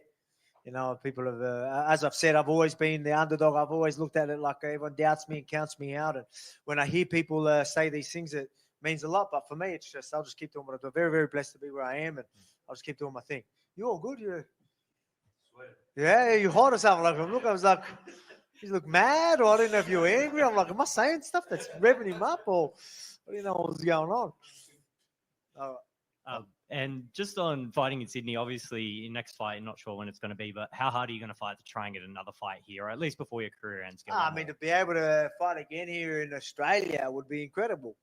And, I mean, when you get turnouts like that, you know, I think the UFC would love to do that, would love to bring it back here. So we'll see. You know what I mean? Like, can it be my next one? I don't know. We'll see what happens. So, are they looking at another Arabella? Is there leak anything? Anyone know? Any whispers? Any whispers? Okay. Oh, go on. Oh, I'm going to let you know, actually. So, congrats on the win, and go the Dragons. Thank you. Go to Dragons. Bob, just down here. Yes. Just one from me. In the third Max fight, you really pitched a shutout. In the second Diego fight, you've pitched a shutout. What is it that happens with you in rematches where you have the full time to kind of prepare? What is it that you figure out? Just, I don't know, man. I'm just that guy. Again, what separates me with most of people, I always talk about, I ain't the most athletic guy in the world, but I got all the right stuff. You know what I mean? I'm a guy that never shies away from a challenge. You know what I mean? There's no real secret to success. I'm the guy that will do what everyone doesn't want to do. And because I'm doing that every day, it makes everything else easy. And then when I say makes everything else easy, it makes adjustments easy. It makes, adversities, getting through adversities easy. All that sort of stuff, you know what I mean? There's going to be chaos. A lot of people can't handle chaos. I put myself through chaos every camp, you know what I mean? I'm used to this, you know what I mean? I make that the norm. And then, you know what I mean? So whenever there's challenges in front of me, I'm going to find a way. You know, if you're that type of guy, you're going to try and find a way. Every time there's any adversity through camp or through training, you find a way. You problem solve every single time. That's just going to get easier and easier every time there's a problem in front of you. So obviously, when you've got a rematch, there's problems in front of you, and I'm doing better than most people. Congratulations. Thank you. Hey, Volk. Hey. Congratulations. Thank you. You've touched on your age a few times. How has your preparation changed as your career's gone on? Yeah, I mean, I had to pull it back a little bit. You know what I mean? You ain't going to do. Everyone knows that, again, I wouldn't be where I am if I wasn't the guy I was. When I talk about, I put myself through it. You know what I mean? I did for many years. You know what I mean? I talk about there's people that are going to be like, oh, he's doing too much. I did too much for so many years. I pushed the boundaries. I still push the boundaries for my age, but at the same time, that boundary is probably that little bit lower. It can be detrimental if I do too much. But just trying to find that perfect balance where I'm still pushing that boundary, still flirting with that boundary. I keep saying boundary, you know what I mean. I'm still flirting with it, you know what I mean? Like a lot of people are going, oh, maybe pull back. I'm like, no, I'm getting through it. We're all right. If I do too much, maybe I don't get to the fight, you know what I mean? So I'm just finding that right line. So we did pull it back a little bit. The intensity was there. Maybe the volume dropped back a little bit. But yeah, just again, got an incredible team around me, from the coaching, from game plans, from the physio, strength and conditioning, dietitians, you name it. You know, people just understanding my body. You know, you've got your coaches that just know, like, I'm going to push my body through it, and then they're going to be like, pull up a little bit. I'm like, all right, I can accept that. You know what I mean? I'm the type of guy that I got to go. You know, I refuse to not train. But then someone goes and we need to, all right, I can accept that. That's another thing that some people can't do. A lot of people just want to be a bulldog in there, or like they just want to go. And they can't handle not going as well. But sometimes you need to know you need to adapt. There's going to be times where it could be detrimental if you do too much. Can you mentally tell yourself, ease up, you're going to be fine. You might have to miss the week here because of this, but that's just going to put us in a better position next week. Accept that. And being able to accept that is something that I've been able to do with the team around me, with my headspace, my mental mentality. And that's why I'm always succeeding. And that's why I'm still doing what I am at 37 years old. Speaking of a part of the team, you're a big family man. Mhm. Retirement's been on people's lips a lot this week. You've made it clear you're not ready to retire yet. But how do those conversations go at home as kind of you get a bit older? I mean, minimal damage, right? Like that's what I mean. Like he still landed some shots. I watched the fight back, but I feel much better, so it's all good. That's something that I'm worried about. Like I don't want my family to have to see me taking too much damage. It's going to come down to that as well. How much damage we're taking. Obviously, there's going to be damage in the gym as well. But we'll see. So we'll just keep going. Obviously, feel great, and I told you my plans weren't to retire after this one. A lot of people thought, in Sydney it's going to be his moment to hang the gloves, but nah, we're all good. We'll keep going. We'll see where we go. And speaking of your team, there was Make a it swap take out. advantage of that new contract. You know what I mean? Eugene Behrman wasn't in your corner tonight. That's a change. Was it kind of a noticeable difference not having him there? Oh, no, he's still in the team. It's just obviously he's busy with his team. We've got Brad Riddell. Again, we're good. We've got this big team. You know what I mean? We sort of just move around the parts how we need to. You got there's even our team. We've got a massive team with so much knowledge. So some people are like, oh no, yeah, Brad's done a lot of work with you. He's going to go in there. He's doing a great job, and that's good. Like we all communicate. We all got a group chat. All fight week, all camp. You're just sitting there communicating. It's just it's not really like someone has to be there. It's just depends on who can be there and who will and whatnot. So we just make them decisions as we go. Congrats again. Thank you. Yeah, I just want to get your response from Jean Silva. He's basically said that he's going to do a camp with Elliot to break you. So I just wanted your response to that. Oh, he said that? Yeah. Oh, okay. I don't know. I think he's a bit upset about the roofie thing, but I I mean, like, you know, I don't think it was anything more than the fact that, like, you've got Rufy, who's a part of Engage Industries at the moment, AP management, and, like, we connected sort of through that, did a bit of training there, and, you know, he's obviously a very good guy, incredible guy, one of the nicest guys you ever meet, and obviously just wanted to work on these things, so I was always going to work with him. I know Rafa, so it was tough because I know Rafa as well, but at the same time, I was always going to work with Rufy, and I think John Silver took that to heart. Supposedly, I don't know if it's real that they're not following each. Like, he doesn't follow Rufy anymore. I don't know. It shouldn't be like that. It's nothing like that. It's not like we're, you know, I don't know why he's getting so butthurt about that. But yeah, man, Rufy. You know what? I will tell you something. I don't know. Well, do they allowed to say? I don't even know if he's not like a Rufy. Like, again, Rafa and Rufy. I knew that was going to be an incredible fight. But put it this way, we are lucky that Rufy even turned up this week. If you knew the half the stuff that he went through. He had influenza, like legit influenza A, like at the start of the week, like crazy fevers. I didn't even think he would be able to do the weight cut. So I was like, oh man, like, so we've got to mentally try and get him through that. And then he had some troubles even today, big troubles today, and couldn't move. But, you know, just told him that he's got to mentally get himself in there, got himself around it, and then was able to go and do what he does against someone like Rafa. Incredible, man. Like very, very, you know, a lot of respect for him to just even turn up tonight. So I thought I'd just throw that out there because if you knew, you'd probably blow out. Yep.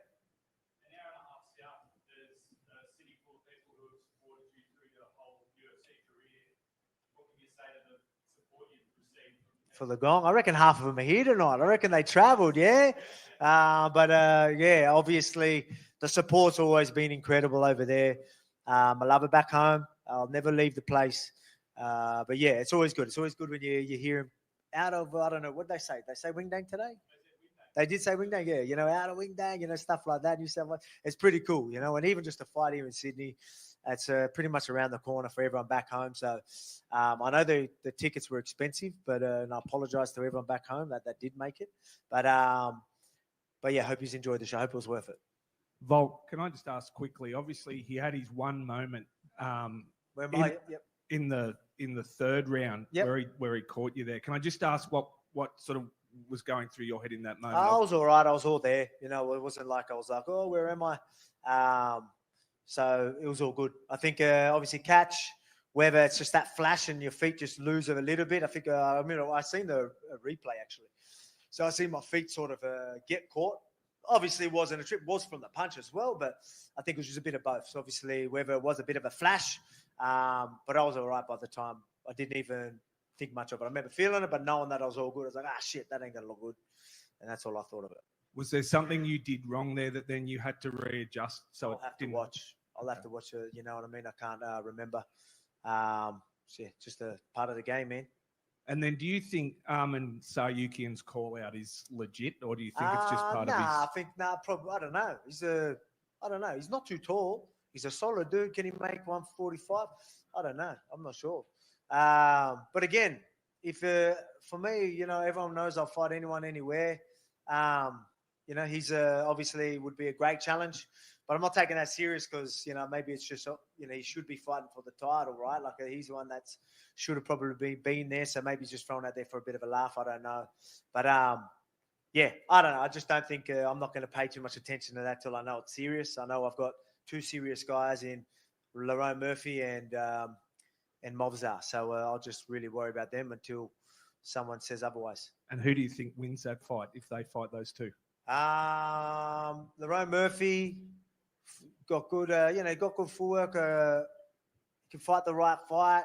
I just think Movzar ends up grabbing hold. I think he's going to be stronger. I think Movzar takes that. But, I mean, it would be an interesting fight. You know, if anyone can work a good game plan to keep him on the outside and make it hard for Movzar, Lerone could do that. But if I had to pick someone, it would probably be Movzar. Firstly, congratulations. Thank you. There's been so much talk about your legacy. How would you like to be remembered both as a fighter and a person when it's all over? Just a good dude, man. Just, you know, like that's something I'm most proud of. People ask, your greatest accomplishment. I'm like, I know, you know, it's not, you don't really want to talk about yourself now, but I'm just think I've been the same person I was through my whole career, and I'm proud of that. You know, a lot of people can lose themselves, and, you know, but for me, it's just, yeah, I'm proud that I was, you know, I forget that I'm champion. I do all this stuff half the time. I really do, you know. So it's pretty cool. It's a weird one, but like, that's something I'm most proud of.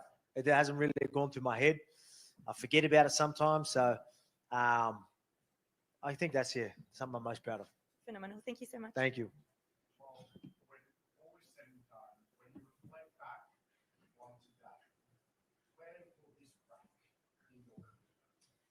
I'm going to have to watch it back, have a feel for it. Obviously, I feel like it's going to be up there. I got fight of the night as well. So, like, you know, it's whether it's just all the other fights sucked. I don't know. I'll watch the fight. Hopefully, it was a fun fight, and we still gave the crowd what they wanted. I know the walkout was mad. Love that. I mean, as just fighting here in Sydney, incredible. We'll see. I'll have to take a look at it all and all that. Like, it's a pretty good feeling. I'm pretty wrapped at the moment. And you're every win at this age, man, doing what I'm doing this far into my career is fucking pretty good, man. And I'm pretty proud of it. So it's going to always rank up there.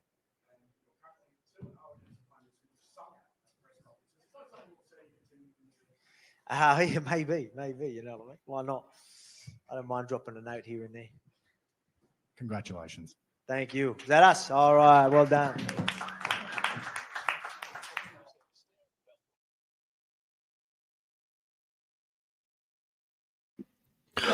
All right, guys. So that concludes Volkanovski's press conference right here. Here's what I will say, okay? That's really important to understand this whole entire theme, right? So obviously Justin Gaethje, 37 years old, obviously did a number on Paddy Pimblett, right? The young up-and-comer. Here's Diego Lopes, a young up-and-comer, taking on the champion in Volkanovski. He's also 37. Well, what is it with these older dogs that are doing the dang thing? Well, it's a combination of things. I mean, number one, obviously, it's because of the fact that they are experienced. As the fact that they are experienced, you know, that means that they also have a lot of skills that can be very detrimental to the style of the up-and-comer, right? Especially the fact that, let's say, young up-and-comers are usually a lot more impatient, or at least in just general terms, right? But for the most part, the veteran obviously understands the fact that they have to be very methodical. They have to be very careful. They have to execute with a precise and a perfection. And they kind of understand how to do that over times of just practice and repetition. But at the same time, what they also have is the proper recovery and modern sports nutrition that sort of comes with all of that. But listen, more on that on the next time around, because this is all that we have for this one right now. This is all that we have for UFC 325 full coverage from the first fight all the way to the end. Don't forget to like and subscribe. I will see you in the next one, inshallah.